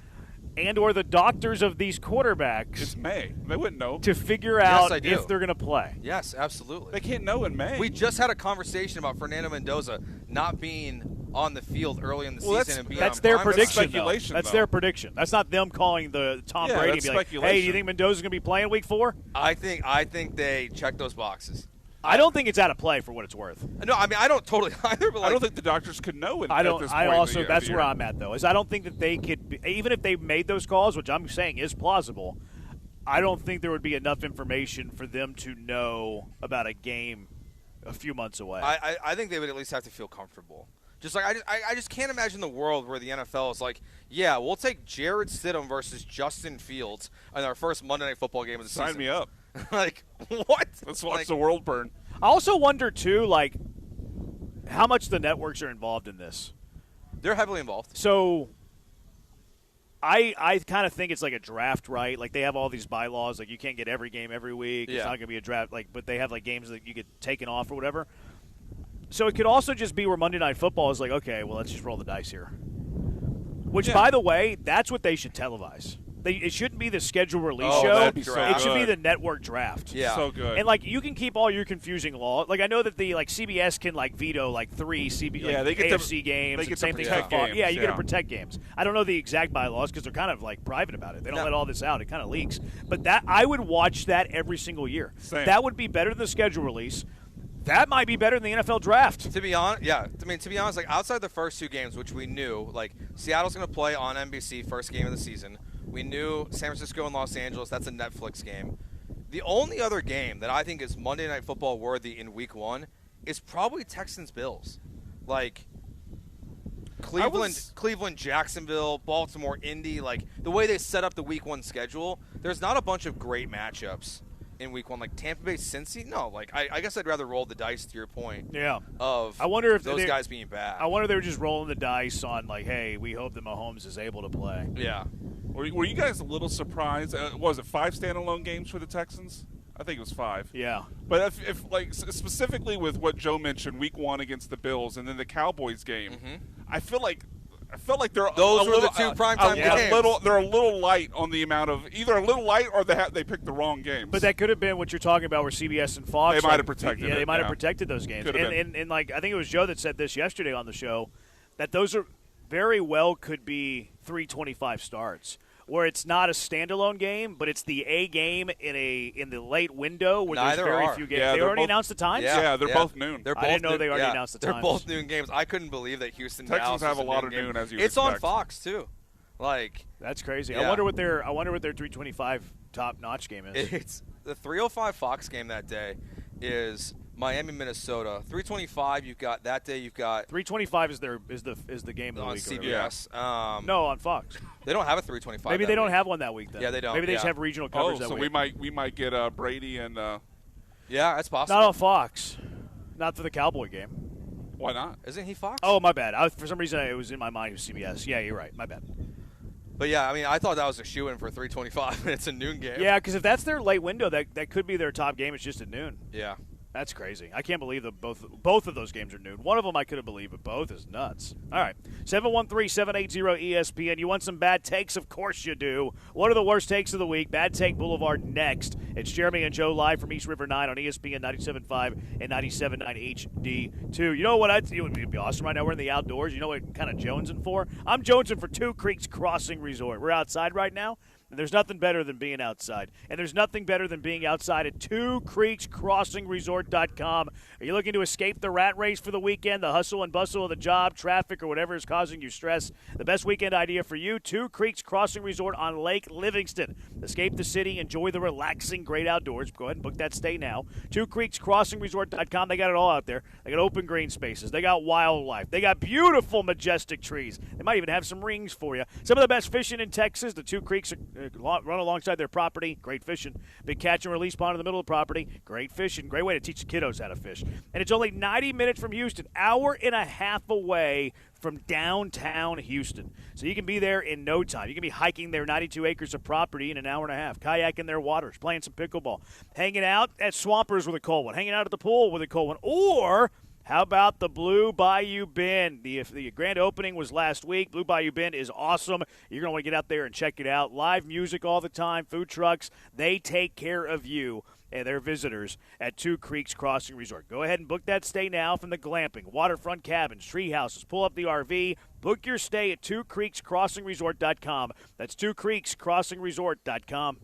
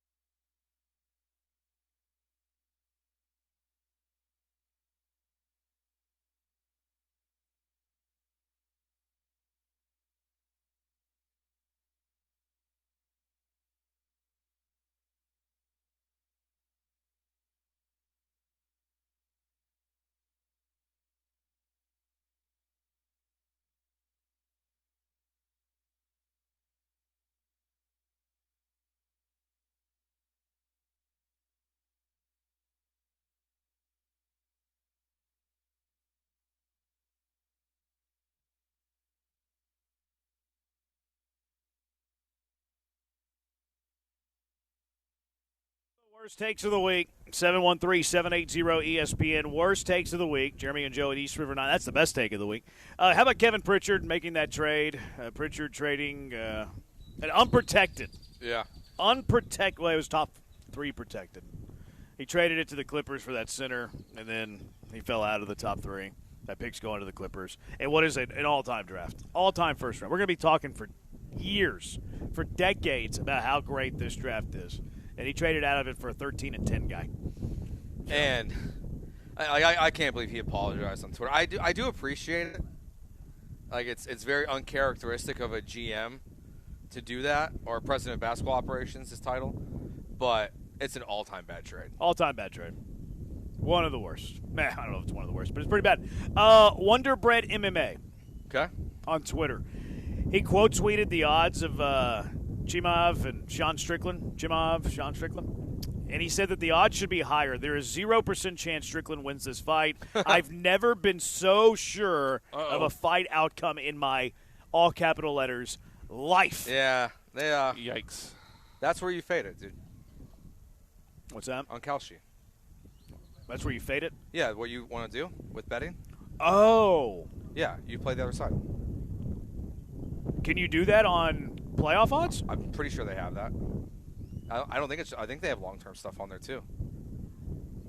Because they have like playoffs. They have playoffs for baseball. Because Schwab tweets it all the time. So that's where you can do it right there. Oh. Okay. I'll check it out, Joe. Just what I need, another addiction. You're an enabler, Joe. I started using it. I just needed another addiction is all. J.J. Redick, did you see what he said whenever his Lakers fell 3-0 to the Oklahoma City Thunder? I did. He said, I think we can beat them. They did not. He went Jabari? Yeah, he went full Jabari. Never go full Jabari. Thunder, now it was a close game in Game 4. But they got beat and they got swept out of the playoffs. You see that Dylan Brooks was courtside to watch that was so LeBron? weird. I know, because he's hate watching LeBron. Why was he there? Because he hates LeBron. That can't be the reason. I don't know, man. That's a great story. There's no way that's the reason. I'm running with it until proven otherwise. There's no way that's the reason. Why wouldn't he be there for every game? Because that was the only time that was the first elimination game. He's not going to be there for a non-elimination game. But he hasn't done this ever before. I don't know. That's my guess. I'm trying to think. Is there anyone from the Grizzlies that it's on that roster that he would have been there to like root on for, like cheer on for? I don't know. Not that I can think of. It was in Oklahoma City too, right? Because he went to the final game. No, it was in L.A. Yeah, it was in L.A. It was Game 4. I mean, a lot of people just hang out in L.A. He probably lives in L.A. Yeah. So just because he lives in L.A. though doesn't mean he buys. No, it doesn't. But it would be. I think it's more likely that he would hate watch if the game was in Oklahoma City than L.A. He's probably saying. He's probably just like sending a message to OKC of just like, hey, if you're gonna trade Lou Dort this offseason, send him to the Suns. I'll come to the Thunder. I could be the Lou Dort replacement. Yeah, maybe. That could be what's happening. This is my first impact on the team right here. I think the hate watch would have more credibility if he did it in a crappy city. You know what I'm saying? Like, he goes to Milwaukee to hate watch LeBron. That would, yeah, because like, why else would you be in Milwaukee? Yeah, that's a fair point. You go to Memphis to hate. Well, he was in Memphis. Yeah. I still think he did it though. Maybe he did. But I think it would be more likely if it were in a bad city as opposed to like, a booming metropolis of L.A., Los Angeles, which it takes you 3 hours to get anywhere there. Crush City Podcast. Remember they were talking about our guy Brian Abreu? Yes. The Larry and Stafford guy on that program had this to say about Brian Abreu, rather. The roster does not work right now because he is on it, and until he shows that he can pitch, which when's he going to get a chance to do that in a major league game right now? He's been that bad that you cannot consider bringing him into a Major League Baseball game right now. Brian Abreu, I always call him Jose. Brian Abreu in 6 outings since the tweet has allowed 1 run in 6 1/3 innings pitched while punching out 9. It's pretty good. That's pretty good. It's pretty good. And he wanted to IL him, though. Like, he wanted to IL him. I think he might wanted to DFA him. Yeah. Which, how are you doing that? Just being... Now, I will say this. Half of me was thinking, like, there probably needs to be more time than 6 1/3. But the other half of me was like, we better get this in while we can. Yeah, use it while I got it. Yeah. Like, you got to get it in before he's put back into leverage situations more. I got to use it immediately before he gets hammered tonight by the Rangers. Well, thankfully the Astros are bad enough he won't be in a lot of leverage situations. So that'll help out the argument. That's a great point. Thanks, Where is Cal. Adolis Garcia at, by the way? He signed with someone else. Google says he's on Philly. Is he actually? He's actually playing in Yeah, Philly. I didn't yeah, know he was with Philly. Yeah. He's terrible. He's having terrible years. 222 average, 76 OPS plus. This guy's done. I mean, it's no different than the last 2 years. He's washed. It was just that one season. Yeah, when his head got really big? Yeah. Coincidence? No. Probably not. Steroids, for sure. Yeah. Which, I mean, he got paid, didn't he? Yeah. Yeah, it worked. Hard to blame the guy. You can Brady Anderson. Remember the guy that stole your podcast name? Uh-huh. Yeah. The child? Yeah. Yeah. Yeah, which that's on tonight, Inside the Icebox. It is, 6 The o'clock. OG, Inside the Icebox. Well, actually, now it's the only because they changed their name. Oh, that's right. But it's still the OG. That's true. O doesn't mean only. It just means original. Fair point. And you're a gangster. Eh. You and Mapes. Anyways, listen to this prediction he had at the start of the season. I think I got to stand true. I think my team, the Astros, are going to win 106 games. But if they're going to do that, how are they going to do that? Right? Because they're not just going to win 106 games out of nowhere. And I think it's going to be pitching. Pitching wins you championships. There's no doubt about that. The take got worse. I thought it was bad when he's had 106 games, and then he listed the pitching. To be fair, he's not wrong yet. He's wrong yet. He's not wrong yet. There's still time. Okay, Sure. wait. There's still time to get to 106. Okay, you know I'm bad Is at math. Yeah, there's still time to get to 106. So what do they have to go the rest of the season to get 106 wins? Let me figure it out. 90% win percentage. 106 wins. They have 17. So they need 89 more wins. All right, can you remember that? Yep. 89 more wins. wins. 89 wins. There is 117 games left in the year. Okay. So all they have to do is go 89 and 28 the rest of the way, and he'll be right. He's right. He's got something here. All they have So to why are we do. putting him a bad take already then? I think you jumped the gun. They have to win actually greater than 3/4 of their remaining games. You'd have to have a 760 win percentage for his take to be accurate. I mean, so he's not wrong yet. I mean, to be fair, like this take is crazy. we weren't putting him on here for the win total. We're putting him on here for saying the pitching was going to be good. He had them. I'd put him on for both. Yeah, we will eventually. He had them at 20. So you can rerun it. 20 games above where they finished the year before. over-under. The over-under was 86.5 this year. He had them at 106 wins. Like how? Like I hope he was being silly. No, I maybe don't he was think being. so. Maybe he was being. The tone. You're probably the right. Tone didn't but there's seem always like a that. chance. There's a chance. I'm hoping he was being 106 is 106 is such a number though that like there's how many teams each year that we probably go. It's not that often. That's what I'm saying. I think we go probably maybe 2 or 3 years in between and teams even getting even It probably just one happens team getting to maybe 106. once every 3 years. Yeah, that's my point. Like 106 is such a high number that even if you think they're going to be great, why would you say a number that high? The last time someone won even close was 2023. The Braves won 104. Wow. Maybe I you know undersold what? it then. The last 116 win was the Houston Astros in 2022. The Dodgers won 111 games that year. But that's the last time And then anyone they got won beat by the 106. The Astros won how many? 106. In 22? That's what it says here. I didn't realize they won that many games in 22. Well, they did go on a run of winning 100 games almost every year, but I didn't remember winning that many games that year. I mean, there hasn't been a 100-game winner in 4 years. The Wow, last time was that's crazy. 2023. So the Astros were the last 106-win team? Yeah. Maybe that's what he was making reference to. He was being silly. Nah. I'm going to say no. The Astros have only done it twice in franchise history. 106? Yeah, 106 or more. And he thought this team was going to be the third? They've only won 100 games 5 years. Yeah, 98 and then the golden era. Yeah. What a take. When's the next time the Astros won 100 games? Over under. Pick the date. 713-780-3776. 20. 30? I mean, this generation's not ever getting to 106. I'm not saying this generation's can't get back to the playoffs or something like that. I think it's plausible. But to win 106 games, you have to be loaded. Man, this team's not loaded. I'm going to say, you said 2,000 win? 32. I think that, maybe. That's if everything goes right. Yeah, everything's got to hit. I mean, the Dodgers won 93 games last year, and they are the best team on paper we've probably ever seen. Yeah. I just. Well, they also don't take the regular season seriously, though. No, they don't. I mean, last year we didn't. The highest win total last year was 97. Yeah, because when they did that year, you mentioned that when they won 111, they lost, I believe, in the first round to the Padres. So. Yeah. There's only been 7 teams in history that have won 106 games or more. That's what ChatGPT tells us. So my bad. I said once every 3 years. I was way off on that. Yeah. This is like once every blue moon. Yeah, Mariners in 01, and then we've named a couple others. Mariners in 01 have the most wins in regular. 117. They tied it. It was They're 116. pretty. I think I'm gonna guess ChatGPT is wrong. Okay, could be because we've already named 5. I'm gonna name 2 more. The Dodgers won 106 in 2021. The Giants won 107 in 2021. So I think there's more than that. I'm guessing. Because 2019, the Astros also won 107. You know what ChatGPT is probably doing? It's probably 106 exactly.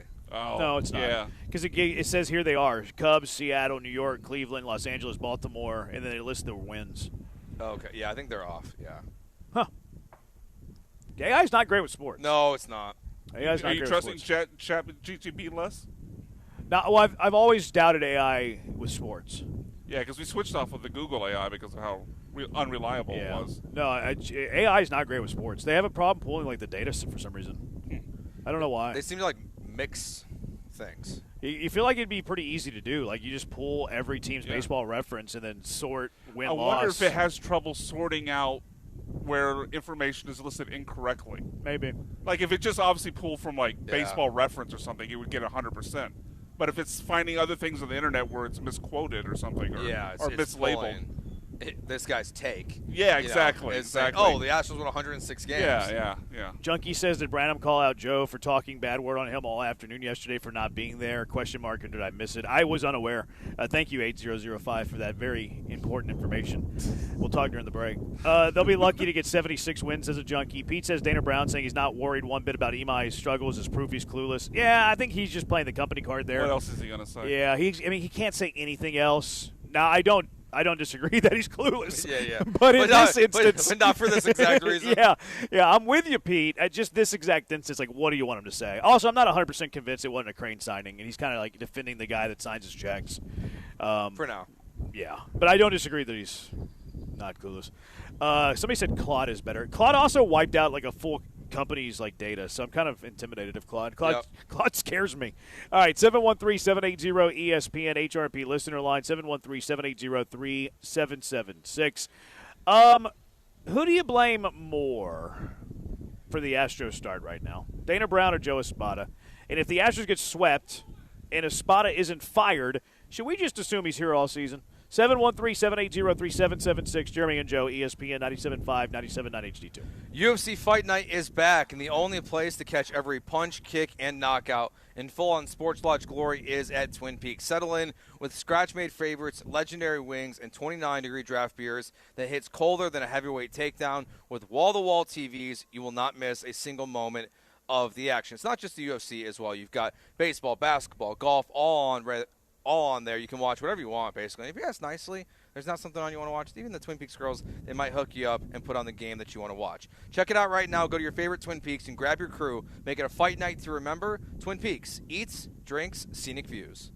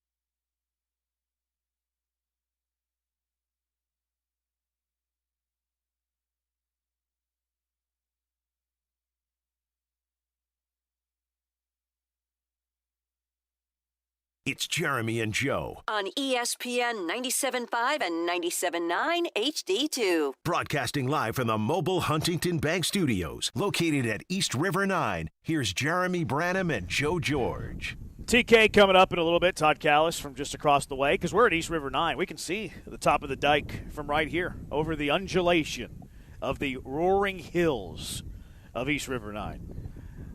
Good time to, good place to be out here. Good place to golf. You'd have to navigate the winds today, though. Those West Texas winds. You know who was good at that? The guy on Tin Cup. He could handle the wind. West Texas, huh? West Texas winds. That movie was shot in Houston. It was. Yeah. But they refer to the West Texas winds. Okay. Because remember they go to this trailer and it's like, I don't know, like Amarillo or something. Before we move on, guess, has Joe seen that movie? Tin Cup? Yeah.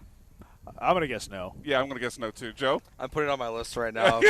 I have a controversial. That was an easy call. So this is my list right now of movies that, while the Astros are bad, I have to watch this summer so we can talk about them. You got a whole list, huh? Varsity Blues. You've never seen Varsity Blues? We talked about that. That's why it's on the list. We've been over it.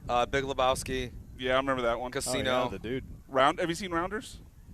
Add it to the list. Wow, I can't believe you haven't seen Rounders. Look, this is how we're you going to get. You love poker. You need to see Rounders. This is how we're going to get through the summer. Okay. Tin Cup Teddy and then now KGB. Rounders. I don't like Tin Cup. I think it was overrated. Highly I overrated. hated the ending. Is that what you're referring to? I don't want to spoil it for Joe. I hate the ending. Highly overrated movie. Yeah, I agree. I think, honestly, Kevin Costner's just overrated. That's hot. That's spicy. I find him boring in almost everything he's done. Very, very spicy. The only thing that can make... No, I'm not reading that. I'm not reading that text. Let's say we rebuild. Do people realize we would only have Dana constructing our rebuild? We are in the worst position possible right now. Espada won't be fired. Crane don't have the stones. I think Crane's got the stones. Like, what's... And that's like, you don't need stones to do that. Like, why is that a controversial move? Why do you need cojones to fire Joe Fans Espada? would applaud him. I feel like this is one of those where there's a misinterpretation of his contract. Like this is, I'm gonna guess here. This is someone that doesn't realize that Espada's contract is up. Okay. Because then I could see why you'd be concerned that he doesn't want to pay out the buyout money for Espada's contract, but his deal's over. You don't want to pay two managers. Yeah, even if he doesn't technically get fired, he's not going to be back next season. He's not going to be back. You could just James Click him. Yeah. Well, that would take winning a World Series. So and for that run. And honestly, if they offered Joe Espada a low number, he might just take it. He might just because he ain't going to be a manager next year. Yeah, yeah. He wouldn't. If the Astros get swept by the Rangers and Espada isn't fired, should we just assume he's here all season? My answer to that is yes. Yeah. If they go in this stretch of pivotal division games, they go 1-6. It's the perfect time to fire a manager and make a change because your season is just going down the toilet even more. Like if you want that to try to find some kind of spark and hope that a manager change is the thing that's going to do it, then I think this would be the moment. So if they don't do it, then I'm just assuming that he's here the rest of the year. Yeah, I don't think he's going to be here the whole year if they continue on this trend. Now, if they win 3/4 of their game, that way they can flirt with 106 wins. Different story. Sure. Manager of the year. I think he's going to be fired before the end of the year, and I don't even know if he necessarily deserves it. Like you know my take on this. I don't think Espada is a good manager. I think he's kind of middle of the pack, and that might be generous. I don't blame Hill really at all for the failures of this team. I think the failures of this team are. I think it's the roster construction. So that points to Dana Brown. I also do think that Dana Brown was playing a little bit shorthanded. Like he inherited some issues with this roster that made it not an ideal situation. You know, the Imai thing is kind of, who made that decision? Was it Dana, hey, we really like this guy? Was it Crane, hey, you better really like this guy? We don't know that. My stance is more like this organization needs a new restructure. Like they need a philosophy makeover. Yeah. Crane needs to go back to Jim Crane before the sign stealing scandal and be less of the meddling owner that wants control and his hands all over the organization. And he told us this at the little press conference outside of the clubhouse in spring training. Like, I'm going to be more hands-on, and I'm not going to be surprised by stuff that happens in baseball ops. And at the time, it's like, okay, good, owner, like taking charge of a scandalous situation. Whereas now it's like, okay, that was probably the worst thing that could happen to this organization. And really, You can go even further than that. Like firing Luno and Hinch was even worse, right? We didn't have to. Because he could have just played the Boston card and, the whole we're going to suspend, Corey got suspended by baseball for a whole year. We're going to keep him. Like, he's going to be suspended. We'll have an interim, but he's going to be back next year. You could have very easily done that. You could have fought it. You could have. And honestly, I wish now that he would have fought it.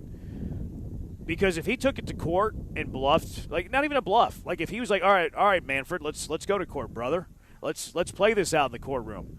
Manfred would have balked so quick. He would have balked so quick, just like he balked with that letter, the whole Yankees letter. Oh, I don't want to open that up. Why didn't we want to open it up? Because it makes your favorite team look bad. It makes your favorite team look like the Mavericks of the sign stealing and using technology to steal signs. That's why he covered it up, and that's why he also, whenever the judge finally ruled that it had to be unsealed, that's why he gave it to that little Andy Martino guy and had the little PR spin on the New York Post before it even came out. Yeah, I wish they would have kept AJ at least. But Luno, I mean, there was no reason to fire both of them. No, because not only does your organization get worse, but you're basically admitting, we're not just a scapegoat. We were the bad in this situation. I do wonder, with the Luno stuff, about how he wasn't super well liked amongst the baseball community. No, he wasn't. If there was more issues internally than we really know, and it felt like Jim Crane might have taken that moment to be like, you know what, I don't really like working with this guy, so I'm just not going to bring him back. And then it was hard to bring one back and not the other. But they made the wrong decision. They didn't need to do it. I get why the Mets got rid of Beltran. He never managed a game. He never managed a game. So, why taint your franchise at all with something that you had nothing to do with? Where Cora was locked in at that point, and you knew he was going to be a good manager for you. The Astros made the wrong decision there. If you could undo anything, that's the move. Oh, for sure. You could have just kept it. I think if Crane knew what he knew now about how rampant it was in Major League Baseball, I think he was kind of ill-informed. Yeah, I agree. I think he was uninformed and just ignorant to the fact that it was rampant among Major League Baseball. He didn't know that because he wasn't a baseball guy. I think if he talked to some baseball people and did some due diligence, I think he would realize, oh, okay, this has been going on for a while. Yeah, his response almost painted the team in a worse light, in a way. Yeah. Because it comes off as accepting that their verdict was correct. Yeah, and then they sent Bregman and Altuve out there for the worst press conference. conference. Take the bullets. Yeah, which was also Bush League Altuve. Yeah, because if you believe all the reports, if you believe what Dusty said recently, he was the guy that participated in the least. And he's up there having to take the bullets. Yeah, if there was one thing I could change in Astros history, it'd be that. I wish that Crane would have pushed back at baseball. All right, yeah, full investigation. But if you're doing a full investigation on us, you're doing a full investigation on every other team in Major League Baseball. Yeah, he didn't fight it. And then you look at all these former players. Yeah, they weren't the only ones that did it. They weren't the only ones that did it. They weren't the only ones that did it. And then if you just go watch the games, go look how many times the catchers were visiting the mound. They actually had to add mound visit rules to the game because they were going to the mound so often to change their signs. They were having multiple signs with nobody on base. Why would every team in baseball be putting on multiple signs with nobody on base? Yeah, well, and the other reality is that if the players' union is competent, the Astros don't really get punished in the way that they did. We saw the players didn't get punished at all, so they handled that part. But the team got punished because the players talked. And as soon as Bellinger and all those guys started running their mouth, what did the players' union do? They said, stop talking. They said, don't talk about this anymore because you don't want to be investigated the way the Astros were. They stopped talking about it publicly. Where if the players' union did their job, they would have told the Astros from the beginning, don't tell them anything. Don't speak. Don't tell the truth like they did the Dodgers. So this whole situation was always mishandled, and I think the Astros just got the raw end because they were scapegoated. They were unprepared in a lot of ways. Yeah, I think it was just kind of blindsided. Yeah. And it all happened quick, and they didn't really have a plan, and the Players Association didn't have a plan. They definitely were the scapegoat. The fires thing didn't help. If he wasn't a scumbag. Yeah. I mean, I think this eventually would have come to light. It had already started to come to light. Yeah, the Verducci SCI article yes. was in 2018. It was in 2018 where he's like, yeah, there's a lot of this going on where specifically mentions the Dodgers. Yeah, he did. He said that years ago you would only find Zach Greinke in the video room. Now you're finding a bunch of Harvard nerds. And then he also talked about how every team in baseball was using multiple signs with nobody on base because everybody thought somebody else had something. So it was already starting to come out. And then the fires thing happened, and then the Astros were good, and then they all hated Taubman because Taubman was yelling at women in the clubhouse, and it was a perfect storm that lined up to make the Astros the scapegoat. Yeah. But I wish Crane would have fought it. Anyway, 713-780-ESPN. Let's get to Todd Callis, TV voice of the Houston Astros. He joins us next on ESPN 97.5 and 97.9 HD2. You know what's awesome? Two Creeks Crossing Resort is awesome. They are the best. They are the best way to spend a weekend, best way to spend a few days. Their new water park is opened up, Blue Bayou Bend. It opened up last week. It is fantastic. Rave reviews about the Blue Bayou Bend. Just levels up Two Creeks, which was already top shelf. You already knew that. If you already have an RV, well, take that sucker out there. They have RV hookup spots for you, glamping, waterfront cabins, tree houses. Pull up the RV. They have the perfect stay for everybody. And it's only 90 minutes from Houston, too. You're there in an hour and a half. You leave downtown Houston. You're there in an hour and a half. You're there in no time. You put us on at the beginning of the show, you'd be getting there right about now. You're going to be hiking 92 acres of property in no time. Open green spaces, wildlife, beautiful nature the way it was intended to be enjoyed. Some of the best fishing in Texas. You can do some kayaking on those creeks, play some pickleball. Just have a drink by the pool. Maybe have a drink at Swampers, too. Escape the city, enjoy the relaxing, great outdoors. Book your stay now at Two Creeks Crossing Resort. Also, you know what they do out there at Two Creeks Crossing Resort? They take care of you. Southern hospitality because they care about you. Food trucks, live music, whatever to put a smile on your face. So book your stay now at twocreekscrossingresort.com. That's twocreekscrossingresort.com.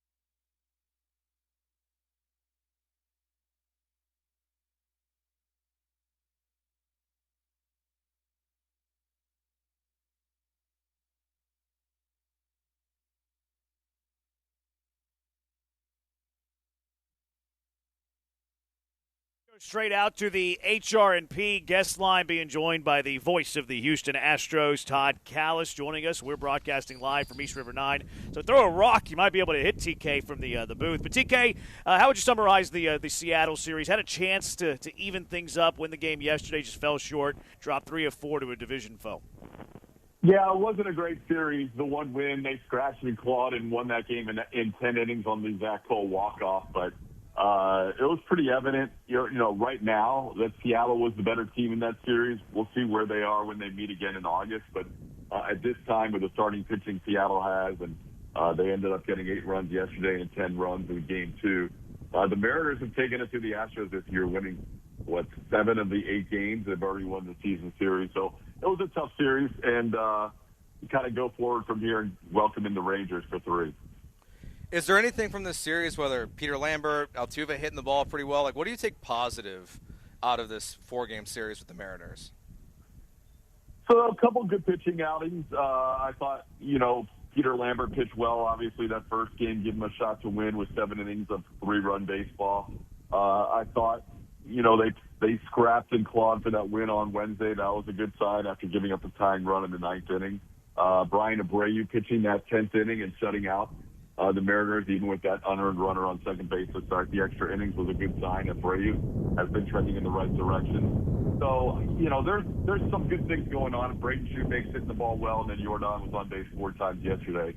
But overall, just not enough offensive consistency going back to the last 2 games in Cincinnati. I think they need to find that offense that they had rolling for those first couple of weeks and get a little bit better there. Curious your thoughts on Zach Cole. You mentioned the game winner that he had. I'm in love with his athleticism.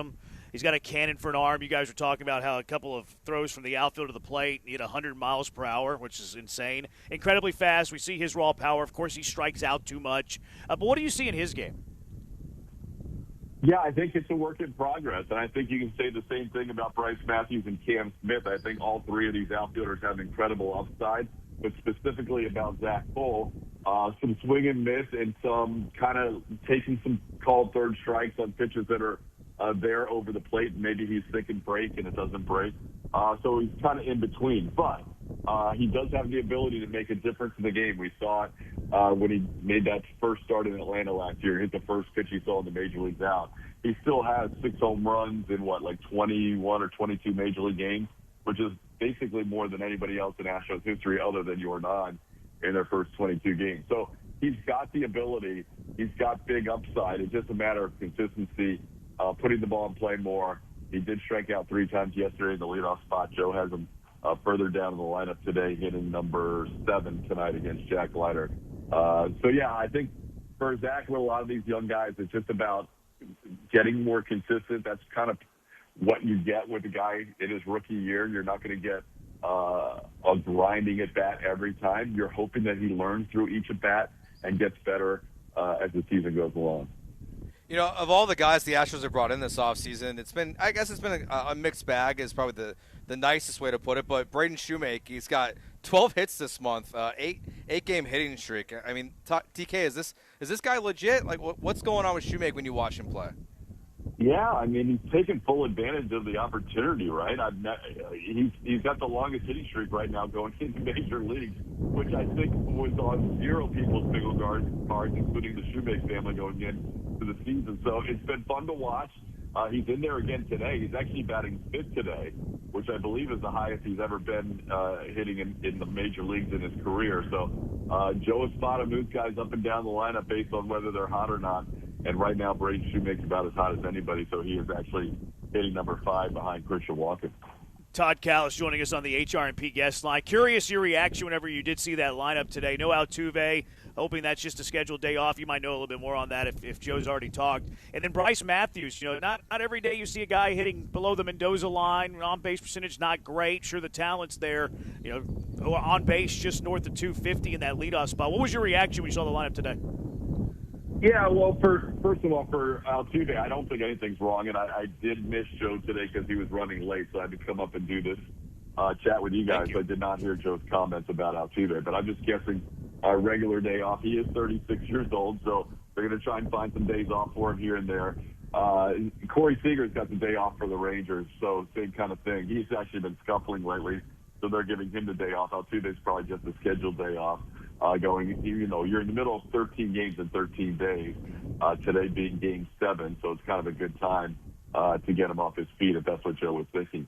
For Bryce Matthews in leadoff spot, I think Joe likes. He wants to at least see what it looks like here for a couple of days, and we'll see how long it plays out with Jordan hitting 3. He hit 3 yesterday for the first time. He got on base all 4 times. He had been hitting number 2 behind Altuve primarily lately with Jeremy on the injured list. And Altuve, as you guys know, is a pretty aggressive hitter. Jordan's kind of one of those guys that likes to see a starting pitcher throw a few pitches. So there's times when Jordan's batting after only seeing 1 pitch from that night's starting pitcher, and that's, if Altuve goes after the first pitch and puts it in play. So I think for Jordan's sake, he likes having 2 guys in front of him. We'll see how long they stay with that, but at least for tonight, they're going to put Bryce Matthews and Isaac Paredes ahead of him so Jordan can still hit third. TK, the last Lance McCullers start, dealing with the fingernail issue, but a much better performance from him, obviously, compared to the Dodgers' performance. What did you take from this start, and what was the most encouraging out of it for you? Yeah, I thought he did a good job pounding the zone first time through. He didn't even throw any curveballs first time through that lineup against Seattle. Gave up that leadoff home run to J.P. Crawford, then gave up the home run to Luke Raley to end his outing and nothing in between. He worked around traffic in a couple of innings, so they had him on the ropes, but he pitched around it. I like the fact that he attacked. He did walk a couple, but I believe his last 3 or 4 starts prior to that, he had walked 3 or more. So that was a step in the right direction.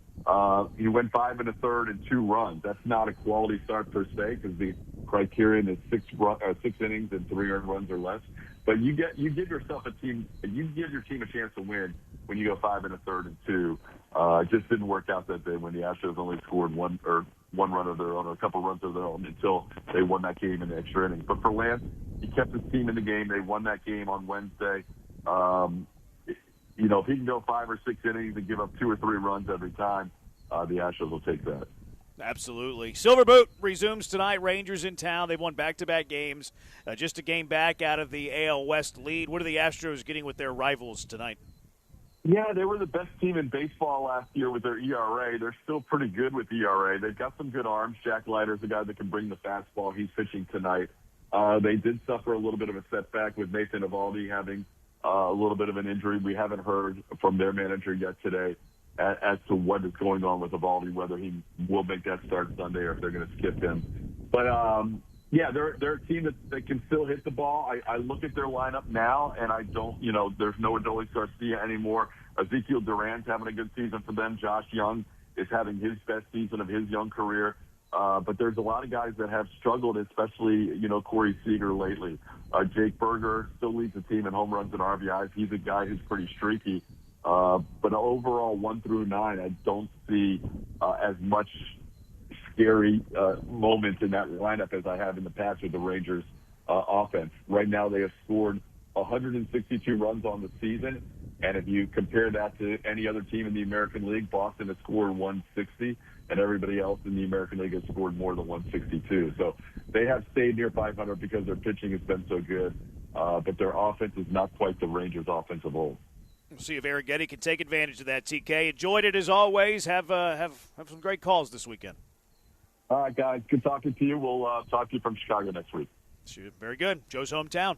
It's Todd Callis, voice of the Astros, joining us on the HR&P guest line. Jose Altuve, by the way, against Leiter all-time 0 for 8. So maybe that's part of the reason that they give him the day off today. Kind of looking ahead a little bit perhaps. And then Arrighetti on the bump, 4-1, little 1.88 ERA. See how it goes tonight for the Astros. Ace?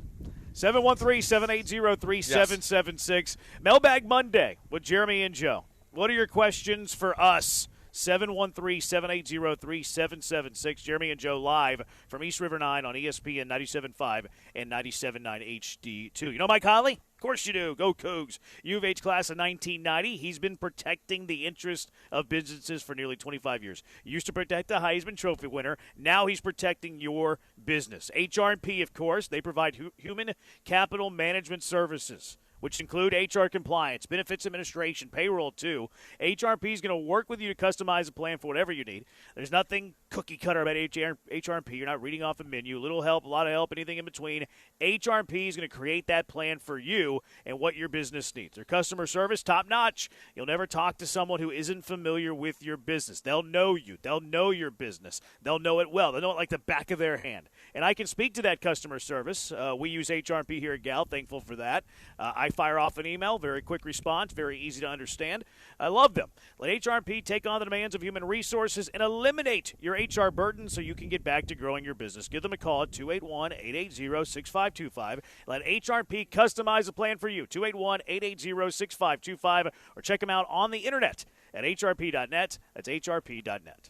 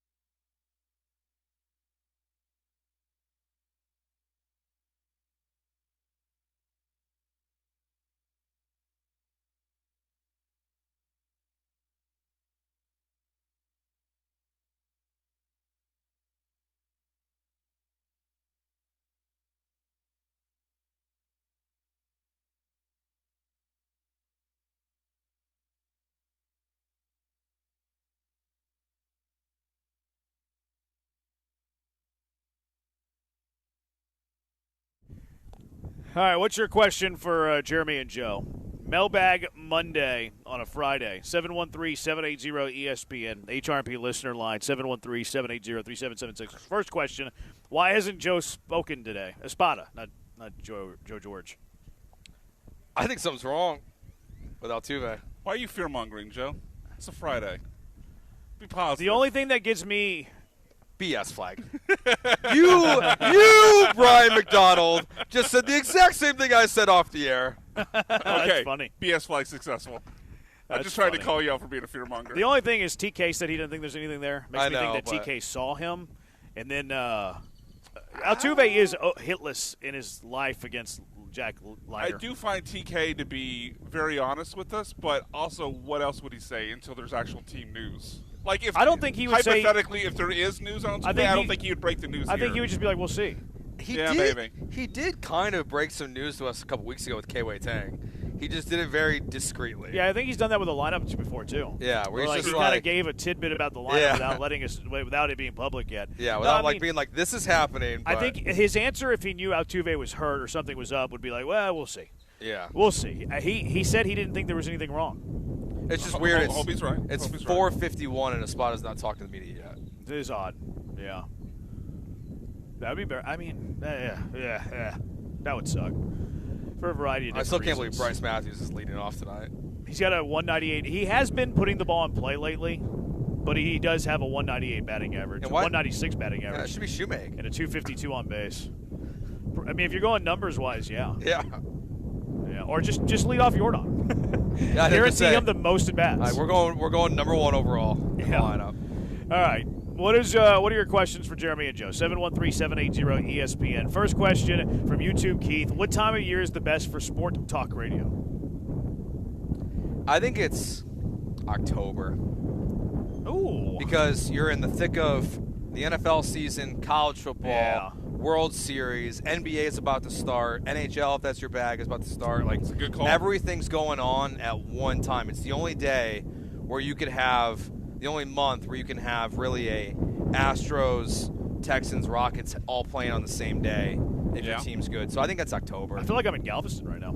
It is windy. East River 9. East River 9. Come work on your Open Championship game. Also a great spot to watch the PGA Championship this week. I would say the same thing. I think it's October. You got significant baseball, unless you're bad, but then you can talk about the offseason, which offseason talk I like. I'm a big fan of offseason talk. And then you have you're right in the midst of the NFL season. I agree with October. Junkie, mailbag Monday on a Friday, 713-780-3776. Start, sit, cut. Tiramisu, flan, or panna cotta. I don't know what panna cotta is. Okay, all right, so that's getting cut because I didn't know either. I was hoping you were going to educate me here. Spanish? As in from Spain, not as in just... I looked at panna cotta as a classic Italian dessert. A sweetened cream thickened with gelatin, resulting in a silky, wobbly texture that melts in your mouth. It looks delicious. It kind of looks like I feel like it's like a... It kind of looks like those Baby Bell cheeses. Huh. Yeah, it looks almost like an offshoot of cheesecake. Oh, okay. So panna cotta, tiramisu, what was the third one? Flan? Start tiramisu, sit, flan, cut, panna cotta. I've never had this. I think I would really enjoy this panna cotta. I'll try, but I haven't tried it yet, so it's got to get cut. Who's that lady on the Food Network with the big face? Or she's tiny, but she's has that huge smile. I don't know who you're talking about. I think she You talking about the... was with Bobby Flay once. With a lot of people were She's on like Bobby Giordana Flay. or something like that. Oh, yeah. You've seen her. Giada? Oh, Giada De Laurentiis? You're like, oh, who is that lady? He loves Food because Network. you gave a dog. First guess. Because first you guess. just said big face. First guess. I don't think she has a big face, to First be fair. guess. Once you said part of a name, yeah. First guess. Yeah. First guess he got But it. you know what? Like, as your description, I'm looking at this photo of her. Yeah, she got a huge see what smile. you're saying. I see what you're saying. She your description was good. Like if she didn't smile, okay, there's 100% of her face, and then the moment she smiles, it takes away like 40% of her head. I don't think it's mathematically accurate. It's pretty close. She's got but it seems like that'd be something that she would make, and I bet you it tastes very good. I don't love flan, so I'm going to start tiramisu, sit panna cotta, and cut flan. That's bold to not cut something you've never had before. It looks delicious, though, but I would like the ingredients. I just read the ingredients. I know what I would like. I still want to try You it can't first. tell if you're going to like something based on the ingredients? I don't know. What if it doesn't taste good? It just might not be your bag. Like, I've seen the ingredients. Everything that is on here is my bag. But you can cook ingredients different ways. Just because it has ingredients you like doesn't mean you like it. Give me an example. I'm struggling to think of one Exactly. on top of my head. Yeah. Well, okay. No, actually, I do know one. Now, I'm not saying you wouldn't eat it, but you have strong opinions about if your shrimp is either grilled or fried, right? You think the fried takes away from the taste of the still shrimp. like it. Yes, but that's kind of the point. How it's prepared would change your enjoyment of the same ingredient. It wouldn't change if I liked it or not, though. If it's pass fail, like or don't like, I'm still gonna like it. Yeah, that's just the first example. I'm just pointing out that how it's prepared could change your opinion on the dish or the ingredient. I don't like flan much. Yeah. I so don't either. Because this looks delicious and I like every ingredient in like it, tiramisu. I'm gonna put it ahead of flan. You don't like tiramisu? I love tiramisu. I don't like coffee. I don't like too. coffee. So. I love coffee. Yeah, coffee that's ice good. cream is elite. Worst month for sports talk radio. July. People would say that, but I mean. Or February. I kind of like it, though, because we just kind of goof off. February's pretty bad. Yeah, Yeah, because you get the post-Super Bowl hangover. Plus, also the week before the Super Bowl is like, how much do you really want to talk about two teams aren't in your city? You're in spring training. You're in the part of the NBA season where no one's really trying still. Yeah, I take February. Yeah, I think February is fair because, like, you're right. Like July, when there's no baseball on, it's really just like, well, what do you want to talk about today? Yeah, anything on the planet, right? Like it's yours. Yeah. So I think February is. I like those shows.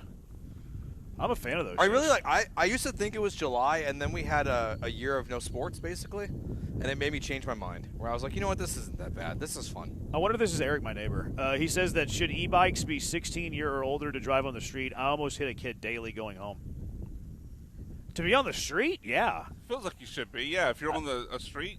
I feel like you shouldn't be on the street. Also, it's dangerous for the sidewalk, though, because you could run over somebody. I don't like the e-bikes, man. Like, there was I heard of a little girl who, like, fell off an e-bike and, like, fractured her skull. Really? Yeah, she survived, but... Yeah, I don't... they're always around my parents' neighborhood. They make me nervous. Yeah, they, like, run out. They, like, jump in front of cars. They feel like they have the right... They almost feel immune, you know? Like, oh, nothing's going to go wrong with me. I feel like it's because a lot of time it's kids, though. Like... Salmon raw versus cooked. I go cooked more often, but raw is fine too. I'd go cooked. Mine is raw, without a shadow of a doubt. I prefer raw way more. Have y'all made your predictions on the Houston Texans record after seeing the schedule? You can see mine at Jeremy Branham. I actually don't remember. First what segment of the show. You said 13. 13 and 4. We both said 12. Yeah. I'm the homer here. People say that. Who are you taking for this current roster? Prime Watson, Prime Schaub, or Rookie Year Stroud? Prime Watson, Rookie Year Stroud, or Prime Schaub? I mean, I think I'm – from what I remember, I think I'm more of a believer in Prime Watson than you were. But I would go Deshaun. I think I would go Prime Watson also. I'm going to go Proud Stroud. Stroud boys? Stroud Rookie Year, baby. Stroud boys, mount up. Stroud Rookie Year. Watson was a mistake waiting to happen. He had some brilliant plays. Mistake waiting to happen. You can say the same thing about Stroud. Stroud did less of it his rookie year. Yeah, he got away with a lot. Sure, though. but that counts. That counts. I guess. Yeah, I think the big difference there is, like, Watson, a lot of his sacks were Watson forced. Holding onto the ball too long, being reckless in the backfield. For sure.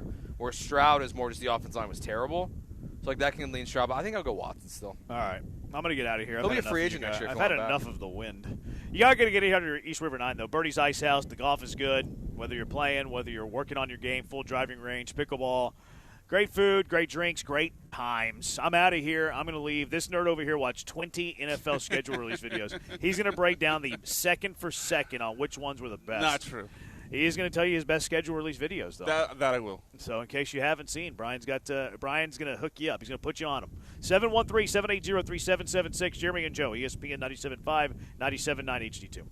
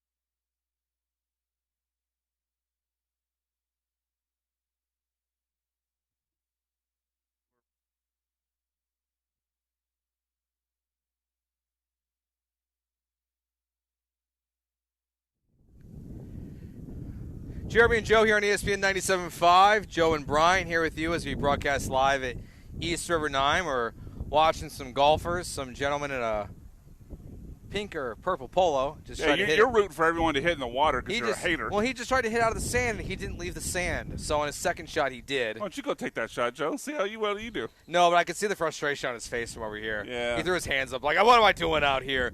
Beautiful, beautiful day, honestly. That's what he's doing out here because it's a beautiful day. The birds are out.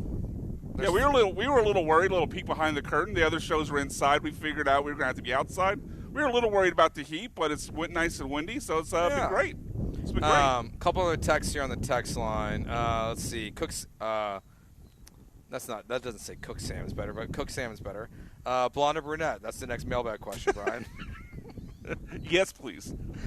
Brunette. I don't really. I do prefer brunettes, but I don't think it matters to me. I also agree. All right, so we talked about the schedule earlier. We went through it game by game. What we think the Texans are going to do this year. You and I both had them at 12. Jeremy had them at 13 wins on the year. Homer Jeremy. That is significantly higher than their win total. It is 9.5 in Vegas right now, which I thought it'd be higher than that. You know what I find interesting about, because I don't think you or Jeremy or certainly me even struggled to get to the numbers we did, which again either 12-5 or 13-4 are great records.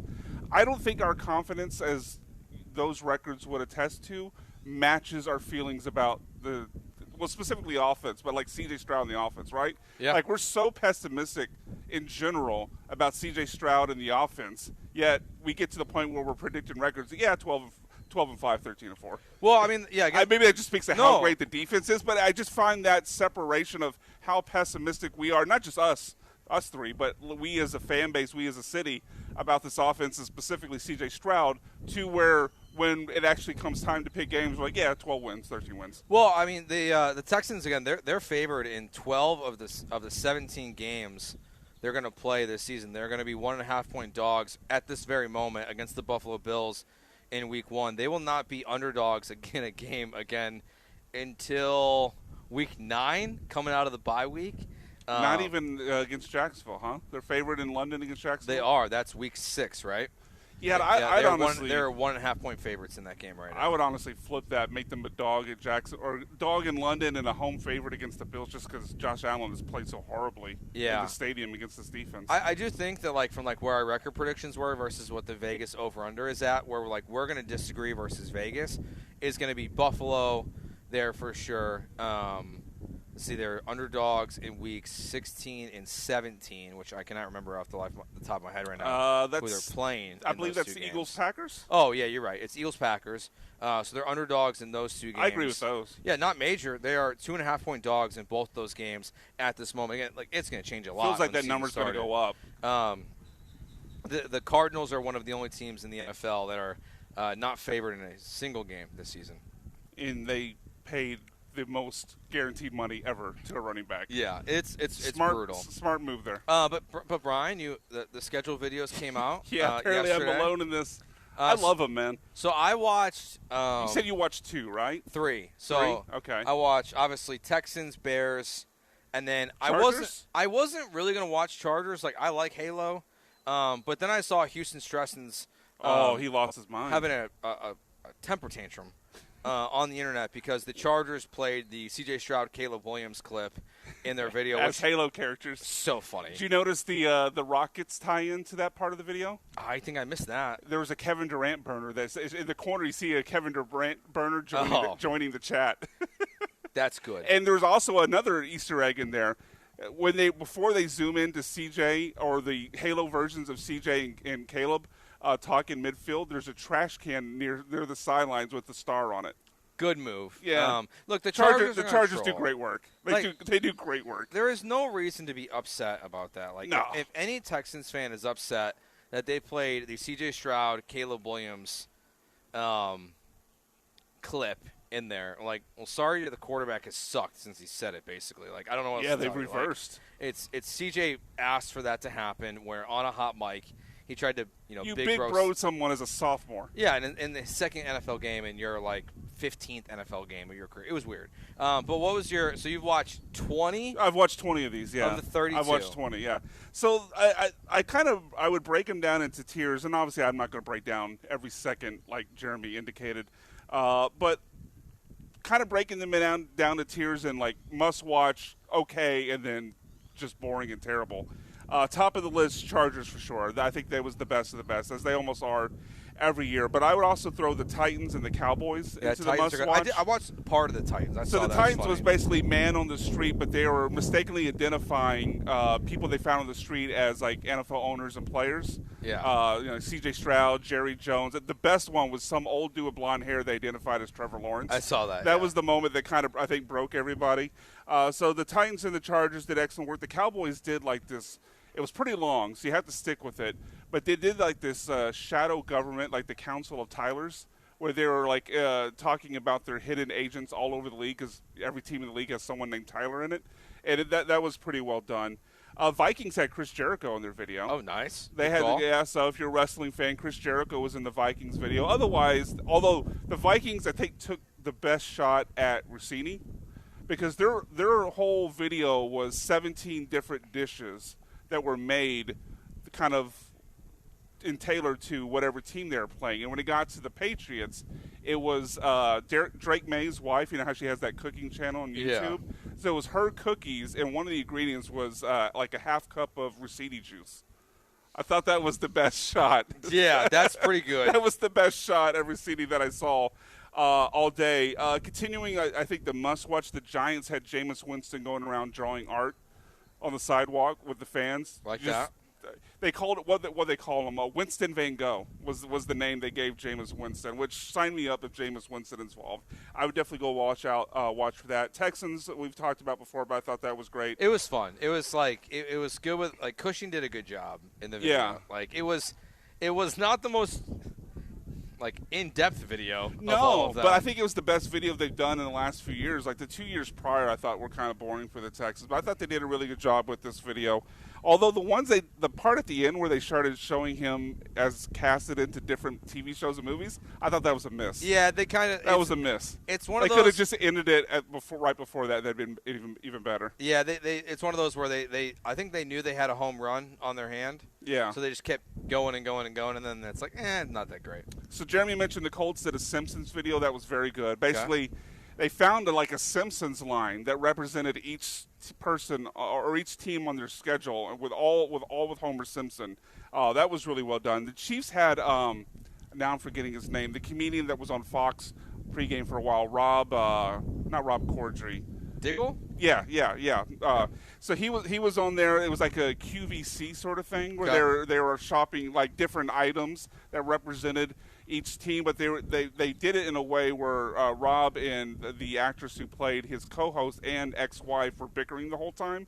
So that was really well done. I saw some of the Burt Kreischer Tampa Bay Buccaneers ones. That was also that was kind of where that was. So my tier break was kind of there with the Chiefs, and then getting into like the good, but I wouldn't say must watch. The Bucs were certainly there with Burt Kreischer. The Falcons did I thought it was too long, but they basically did like 20 different This Is Sports Center clips, but with things happening around the office with Matt Ryan specifically, and like half of them were funny, but they could have edited themselves down a little bit. You mentioned the Bucs. The Raiders did a Step Brothers thing with Fernando Mendoza and Kirk Cousins. That was pretty good. I didn't see the video, but I saw the photos, like the photo shoot. It was pretty good. It was That's pretty very good. funny. Yeah, I like that one a lot. And they're pretty much a tier break there as well. Ravens, they did a Wedding Crashers thing where Zay Flowers showed up, seemingly because these aren't paid actors, seemingly like for real. At some fans who were Ravens fans showed up to their wedding and gave tickets away to everyone in attendance at the wedding, and then obviously hung out with the bride and groom on their wedding day. That was kind of cool. Oh, I did see that. It reminds me of the. I don't know if anyone else is going to like this reference or not. The Maroon 5. You lost me. You lost me. It's a music video they did where they went venue to venue and they like surprised people at. Oh, okay. Yeah, it's basically that. Weddings, yeah, like Zay Flowers, he's in an Orioles jersey. and he's like outside saying what he's going to do. Then he walks into the wedding and surprises the bride and groom, and it goes from there. It's okay. It's not bad. It's not great. It's kind of in the middle. The Browns and Packers both kind of did the same thing, where it was like a video game. One was shot like a guy selling an arcade, this game at an arcade, whereas the Packers was animated as it was a video game. They were both decent. You mentioned the Bears with Roma Dunze doing the Bob Ross thing. That was okay. It was okay. Can I tell you my peeve with like that one and then a lot of the other ones? Okay. Can we do the schedule release in order? Yes, you're right. There was Like, a lot. There like- was so much of that. The Bucks did that too. With like Yeah. like it's all out of order. Now the Bucks at the very Now, the end, Texans they did like no, the Buccaneers did like this. They did like the Baywatch post credits at the end, and they put the a lot of games them will in do order. that if they jump in and out of order. Yeah. At the very end, they'll list them in order. But like the Texans did them in order, the Colts did them in order, Chargers did. Like there's definitely teams that did, but you're right. There are a lot of teams that jumped around. The Bears one, the font was so small, I didn't realize like what was happening in the moment. I was kind of driving while I was watching it. So like I thought you were about to say drunk. No, driving on the way home from work yesterday. I'm glad we didn't combine those. But it was not. I don't know. Roma Dunze did good acting, but It was fine. Yeah, it was fine. I think Not a must watch by any means. the Bob Ross stuff is overplayed at this point. Yeah, I do feel like they missed the trend by about 4 or 5 years for sure. The rest, I would say, to bad. The Rams, I don't even know, still, having watched it, what the Rams did. It was kind of like the Vikings in that it was food dishes that represented the cities they were playing. Yeah. But they also took shots in it, but like a lot of the shots were very subtle and like I didn't get all of them fully. So yeah, I was kind of out on that. The Panthers literally just blew stuff up. I mean, that's It was kind of cool, but like they playing the Broncos. It has like a cartoon, well not a cartoon, but like a toy horse, and they just blew it up with dynamite or C4 or whatever it was. It was literally that the entire video. So if that's your thing, then you'll like it. Jets did this. Jets was kind of boring, though they did take some shots where it would basically start off with these little globs of paint, and the jokes were based in the name they gave to each shade of the paint, and they would mix them up to the color of the team they were playing. Last two, the Jags did the fake Trevor Lawrence haircut, and that was literally the entire video. Yeah, it was literally the entire video, and it was fake. Yeah, and then today, they post that they're it was not real. No, it's not. I can't believe anyone fell for that. You could tell if you just looked at the final haircut, you could see that it was not fitting on his head fully. Yeah. And the last one, I put this dead last, but I will say it kind of fits who they are. Literally, the one for the Lions was Dan Campbell sitting in his office, with audio playing over the video, like B-roll or whatever the B-roll equivalent of audio would be, of basically doubting the Lions. He prints out the schedule, tacks it on their thumb board, and that's the end of the video. It's 30 seconds. I didn't watch it, but I saw that it was like It fits. hardo. I think it fits it fits Dan Campbell, but it was, as videos go, very boring. It's very hardo. Yeah, it's very Dan hardo. Campbell. I've heard the Broncos one was pretty good, but I haven't seen that one yet. But that Yeah. was the end of the list. Yeah, I do appreciate that these teams try something different. It's almost turned into their Super Bowl commercial. Oh yeah, for sure. Where it's like it It's shows their off biggest day. your social their media, department. Yeah, it's and, their biggest day. Who you got? Who's creative? It probably gets people The a Chargers, lot of jobs. The Chargers one's They kill unbelievable. Like they It's find at least something 3 different years in every a year. row they've killed it. Yeah. All right. He's Brian McDonald. I'm Joe Georgia here with you until 6 o'clock as we broadcast live from East River Night. You can still come out here and play some golf. They got the lights out here, so they do the night golf as well. So coming out, eat some great food inside of Birdie's Ice House. I had the spicy chicken Caesar wrap today. So very, very delicious. But when we get back, has the NFL gone too far with the schedule, the games, the days, the international games? We'll get to that next right here on ESPN 97.5.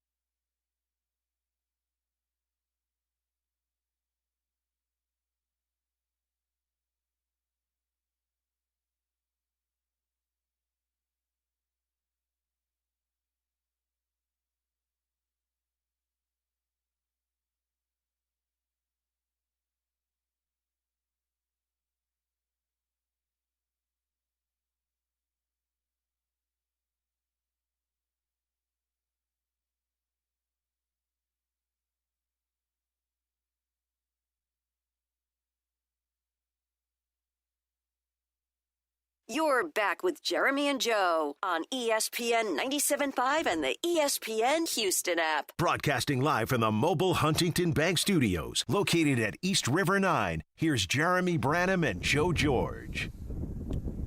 Jeremy and Joe here on ESPN 97.5. It's Joe and Brian hanging with you until 6 o'clock. Won't say any bad things about Jeremy today leaving early since you guys are rats.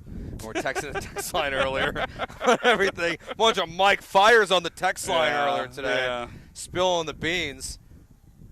I don't think we said anything bad about him. We just made fun of him leaving early. I don't think so early, either. Because he leaves early a lot. But a bunch of Mike Fires trying to make it seem like we did a bunch of bad things. As Lance would say about our own social media team, a bunch of rat bastards.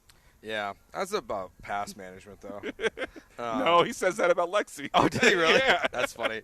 Because of that Shipley Donuts trick from a few months ago. That pissed me off. That was like, just because I knew, it was so funny that day. I saw that TikTok video somewhere else.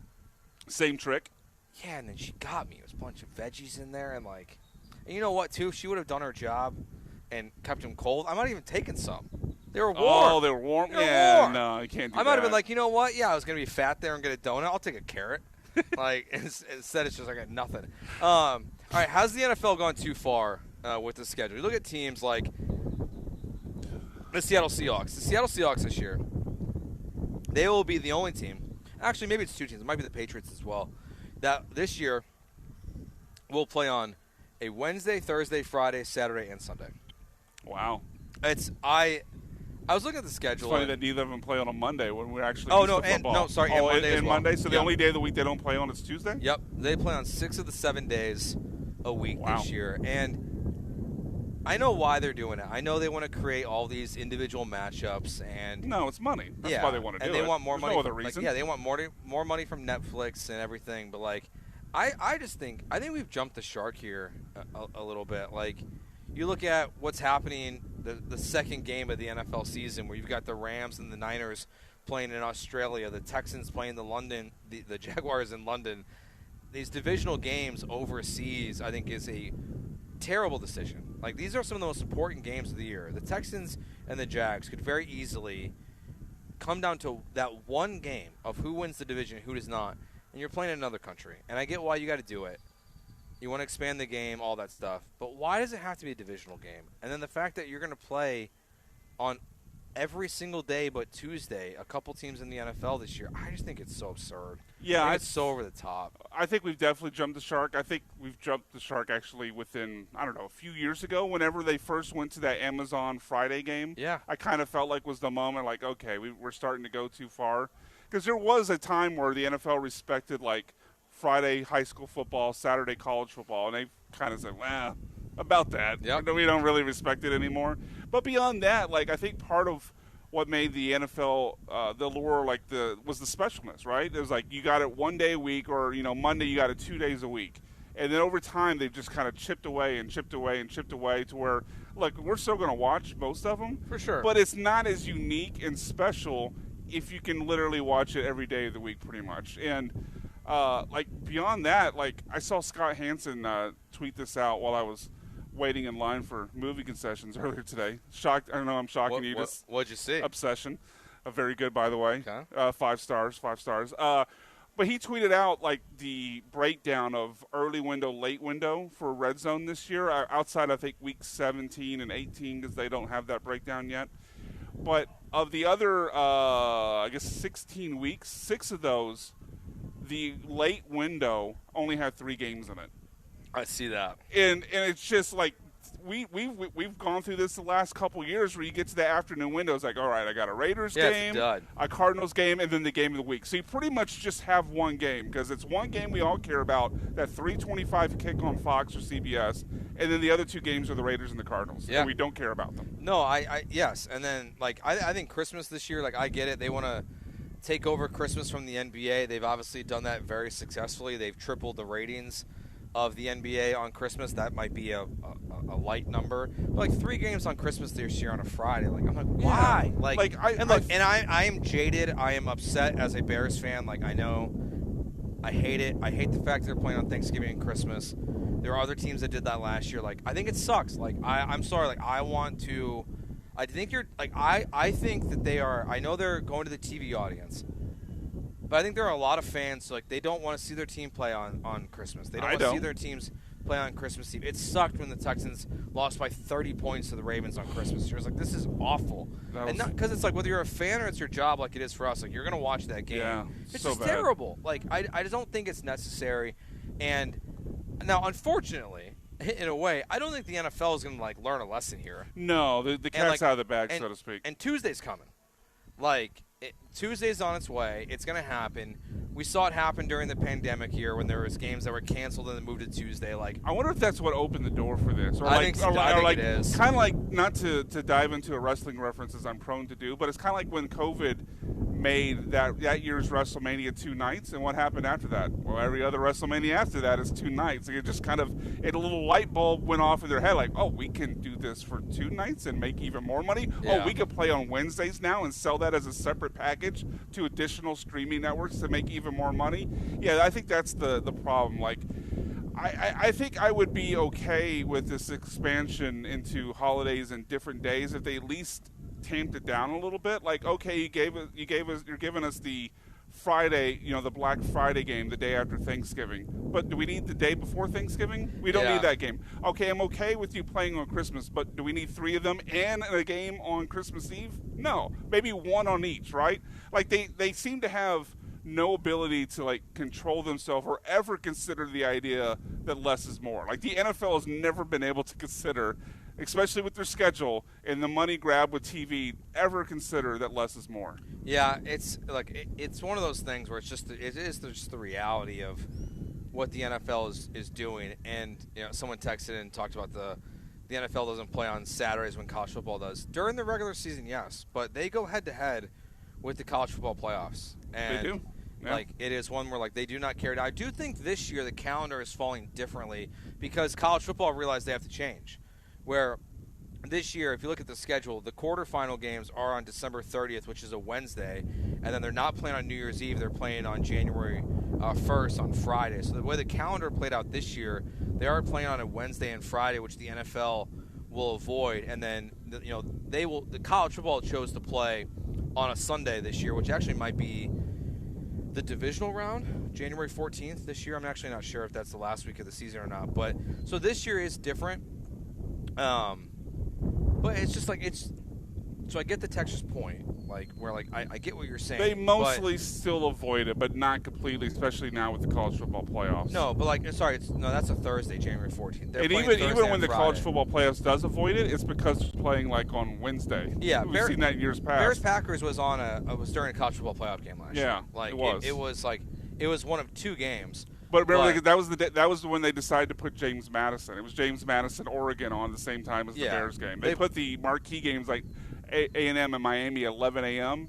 and then put the James Madison Tulane games at night against the NFL. 4429 says the NFL knows that everyone will be home on holidays, so they will dominate the ratings. Totally agree. They would dominate anyway. But that's a great point. Like, unfortunately, like, and this is where I know I guess I'm in the minority here, but like my dad and I have season tickets for the Texans. But like, as a season ticket holder, I would not want a game to be played on Christmas. Did you go to that Ravens game? No, and we couldn't even sell it for like a good price. Like, we had to sell it, but like maybe it's because what people were expecting from the Texans at the time, and they weren't playing super great football. But like the people who care to go to the games, like that's not a great day to go. No, like I don't. Beyonce concert was good, but other than that, like I don't want to go to a game on Christmas. Like no interest. I think the amount of days they've played, going to all these different countries, like they're going to what? Australia, London. Australia feels too far. Germany. This France. year, They're apparently going to play in Italy in the future. Yeah, so that's been announced. At least in 4-5 countries. I think they're playing in Mexico this year. Yeah, they the United are. States They as are. well. And they played in Mexico before. Yeah, I get why they're doing it. They're trying to expand the game. I also think that's a bunch of garbage. Like, I don't think playing in another country expands the game compared to what they do. Like, is the trade-off of playing at 8:30 in the morning worth it? Playing in another country? Like, I don't know. It's just a grab for money. We know what it is. I mean, they're just rebranding the idea of a cash grab. It's like, no, it's not a cash grab. We're expanding the game. Like, okay. We know what the deal is. Maybe it's just I'm broke, but like, I don't want to be like if like the Texans were playing since the Texans are playing in London this year. Like, my first thought wasn't like, let me look at tickets. Like, I don't know. Like, I don't know how many people are actually, like, from Houston would leave to go watch the Texans. Traveling Texans went the first time. Yeah, I'm about to say, I remember the pictures from 2019, Yeah, 2018. Texans are a little different because this is only the third overseas game, international second, game. yeah. So, but second overseas game they've played. So maybe for the Texans, like, it is a little bit different. But I can't imagine, like, Jaguars fans are like, yeah, we're going to go when they play now 2 games in London every single year. Especially since every time they lose a home game from it. I'm sure they're a little mad about that. Yeah, now this year. And they don't have that many fans because they have to tarp off their stadium every year. Yeah, this year's a little different, I think, because they're doing they're getting ready for the construction where they'll be playing in Orlando in the near future. But I think I saw, like, they're not at home from, like, week 3 or 4 until, like, week 12 this year because of road games and then, like, home games that are in another country. So, like, they're technically at home, but, like, they're not really either. They're going on, like, the rodeo road trip that the Spurs have to do every year. Yeah. All right. Let's have a little fun. It's Friday. We're outside. It's a beautiful day. Let's talk some movies. Brian's here. Jeremy's not. You know I love a good movie. Top 5 baseball movies of all time. Saw this graphic today. Okay. We'll compare and contrast our list. We'll do that next right here on ESPN 97.5. UFC Fight Night. It's at Twin Peaks. It is a great time to go out there and watch the biggest athletes in the sport.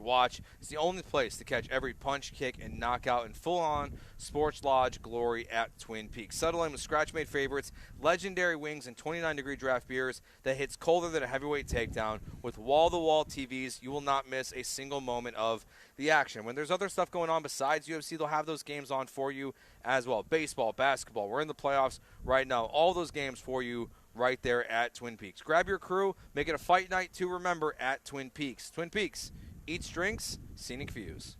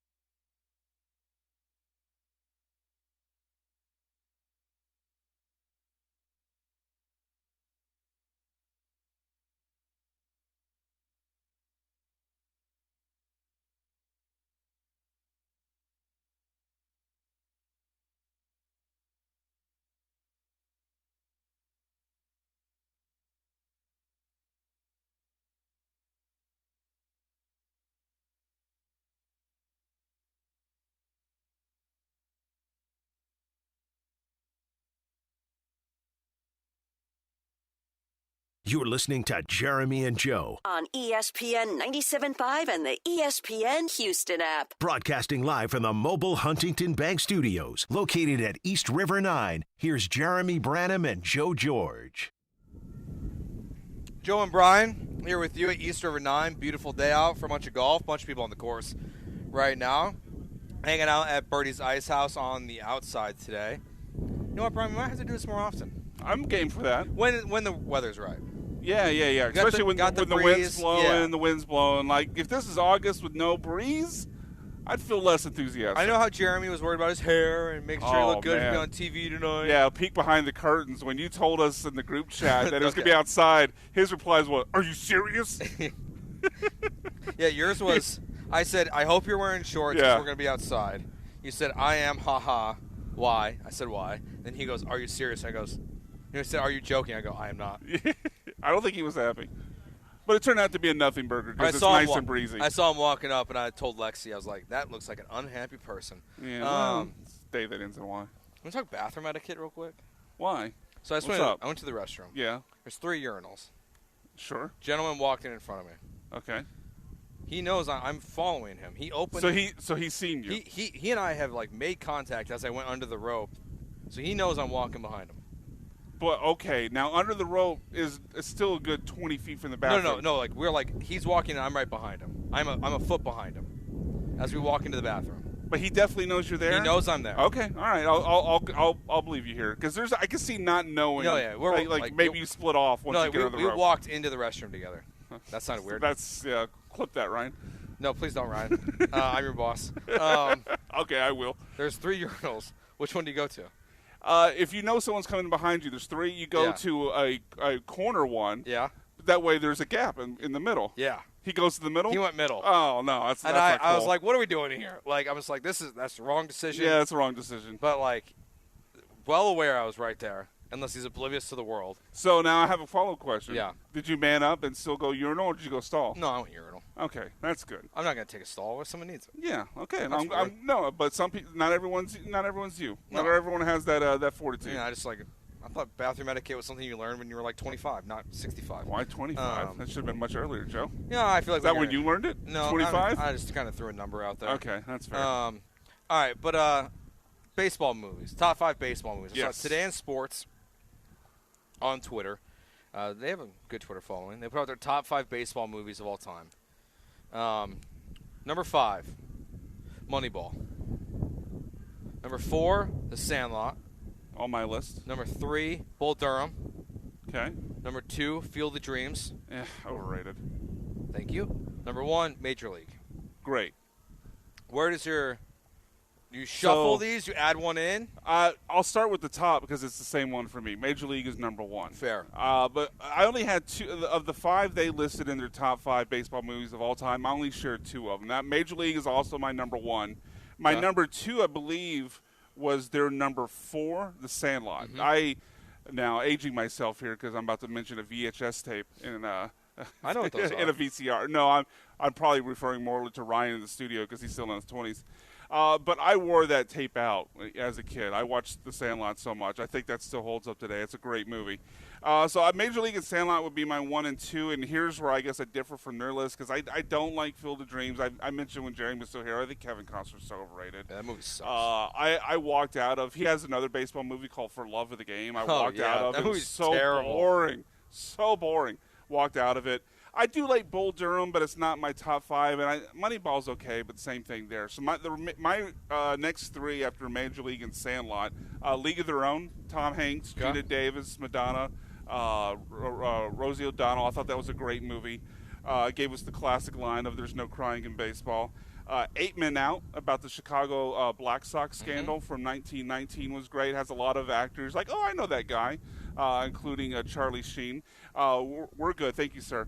And then number 5 for me, you might push back on this because it's a hybrid in that it also includes basketball, but includes basketball and baseball rules being played together. That is from the makers of South Park, Basketball. Okay. Can I use it? That's fine. Okay, all right. If you weren't going to let me, I was going to use the Tom Selleck classic, Mr. Baseball, as my 5th one. But if you'll allow me, I'll use Basketball as my 5th one. I'm going to take a wild guess here. You're gonna hate my list. Okay, is it all like super recent? No, not super recent. But there's some movies that just like, I don't know. Like when I was younger, I loved them. So number one for me is Sandlot. I'm fine with that. I definitely considered it putting it number one as well. I have Major League number 2. Okay, so we have our 1-2 is the same. We just flip them. That's fine. I've got Moneyball at 3. Yeah, it's fine. I do love Moneyball. Like I think it's now. My issue with Moneyball, seeing Chris Pratt as Scott Hatterberg is a little. It's weird now. It's a little weird. Yeah. Now the issue with that movie is it doesn't tell the real story of the A's. Oh yeah, Art Howe hated that movie apparently. Yeah, well they left out Barry Zito and Mulder Tim Hudson. Like yeah. they just like they really did portray that movie as like Billy Beane picked all these guys who can get on base. And they won a bunch of baseball games. Like, no, they had one of the best pitching staffs of that era. Yeah. Like they outside won because of they had Braves Zito, Hudson, and Mulder. Yeah, like one of the greatest 1, 2, 3, probably the greatest 1, 2, 3 at the time. Like I don't think Zito's even mentioned in the movie, which is criminal. Yeah, sure. It doesn't fit the narrative. I really think, like to me, like when you talk about like a run of great movies, in terms of like Black Panther and what I'm drawing a blank on his name. Chadwick Boseman? Yes.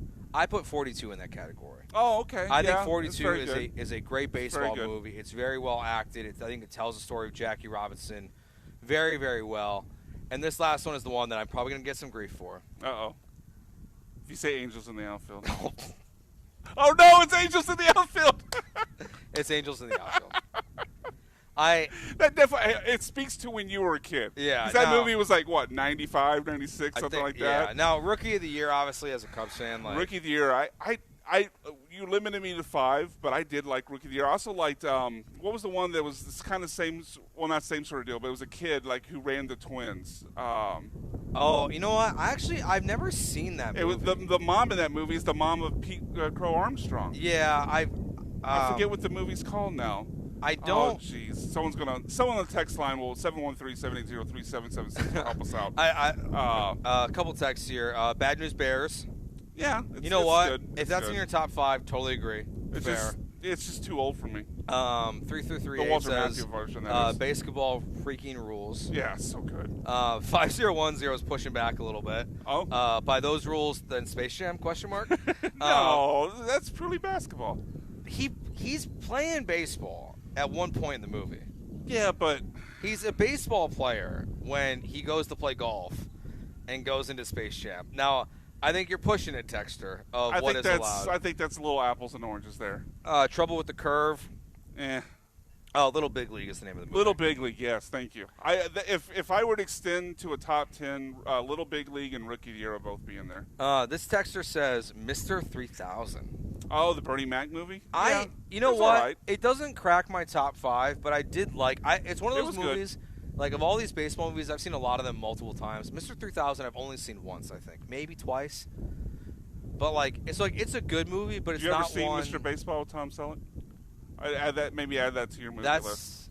I don't think so. He's basically washed up and goes over to Japan to play baseball. No, I've not seen that. Yeah, add it to the list. It might be a July movie for you. Do we like? I guess it's just called Rookie, or The Rookie. Dennis Quaid. Oh, Dennis Quaid. I didn't like it. No. Yeah, it's not. Great. Some baseball movies have a tendency to get too sappy for me. And I'm out. Kind of like that Kevin Costner movie for Love of the Game. It's a sappy sport. Yeah. Let's see. The Natural is overrated from 5772. Agreed. 2532 agrees with Angels in the outfield. 3118 goes. 5 8-men out. 4 Bull Durham. 3 Sandlot. 2 Major League. 1 The Natural. Honorable mention Major League 2. It was okay. I didn't love it though. I didn't love it either. First Major League way better. Totally agree. I'm glad we're on the same page with Field of Dreams, though. Yeah, it is. That's a Kevin Costner take for me, but I know. I think it's the just movie it's sappy. Yeah, I don't like sappy. it. I don't like it. What, have a catch, play a catch. Yeah. I do like the game that they've done.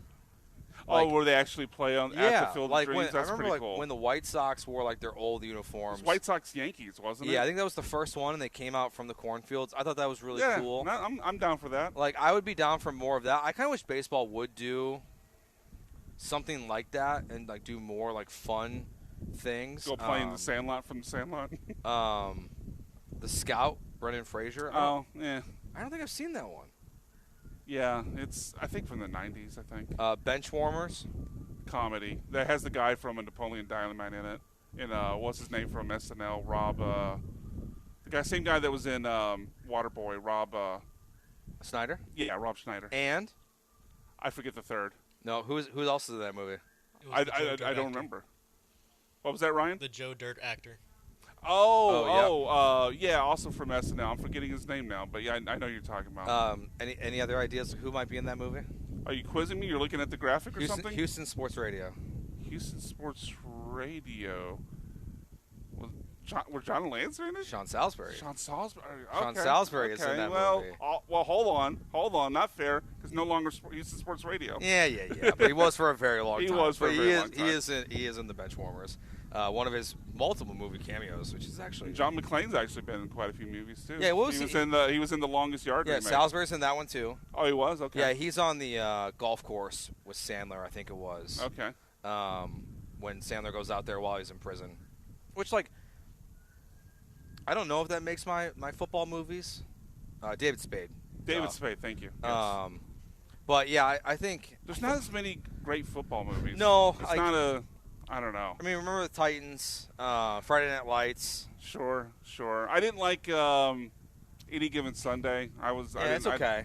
The Draft again, Kevin Costner. You know what's funny about the draft? Freaking boring, man. I don't get the people who watch the draft the night before the NFL draft. I don't either. But some people are like hell bent on like. And it is weird. Like it does seem like a bunch of the draft nerds are like hell bent on like that's my draft tradition. I'm gonna do what's best for the team. Like I'm gonna watch picks constantly. Like I'm gonna watch the draft the day before the NFL draft. Think Nick Casario watches it the day before the draft? Definitely. He definitely trades. He trades like Kevin Costner in that movie. He definitely watches. Also, although he might watch it like once a week. At this point, all right, we'll take our final break here. Oh, Varsity Blues, good call. Oh yeah. All right, when we get back, we'll do our Junkie of the Day right here on Jeremy Joe's. We broadcast live from East River 9. I want to talk to you about my friends at D&M Leasing. You can call them right now, 713-290-1000, or check them out at dmautoleasing.com. They will get you into a brand new lease vehicle in the next 24 to 72 hours. We'll speak with a veteran sales agent who's been on there on average of 10 years. They'll walk you through the entire process from start to finish. The mileage, just what goes into a lease, all the things you need to know, they will teach you about. And if you qualify, you can get a vehicle payment for as low as just $400 as someone goes right into the water as I'm speaking and doing my live read. But check them out right now, 713-290-1000, or check them out at dmautoleasing.com.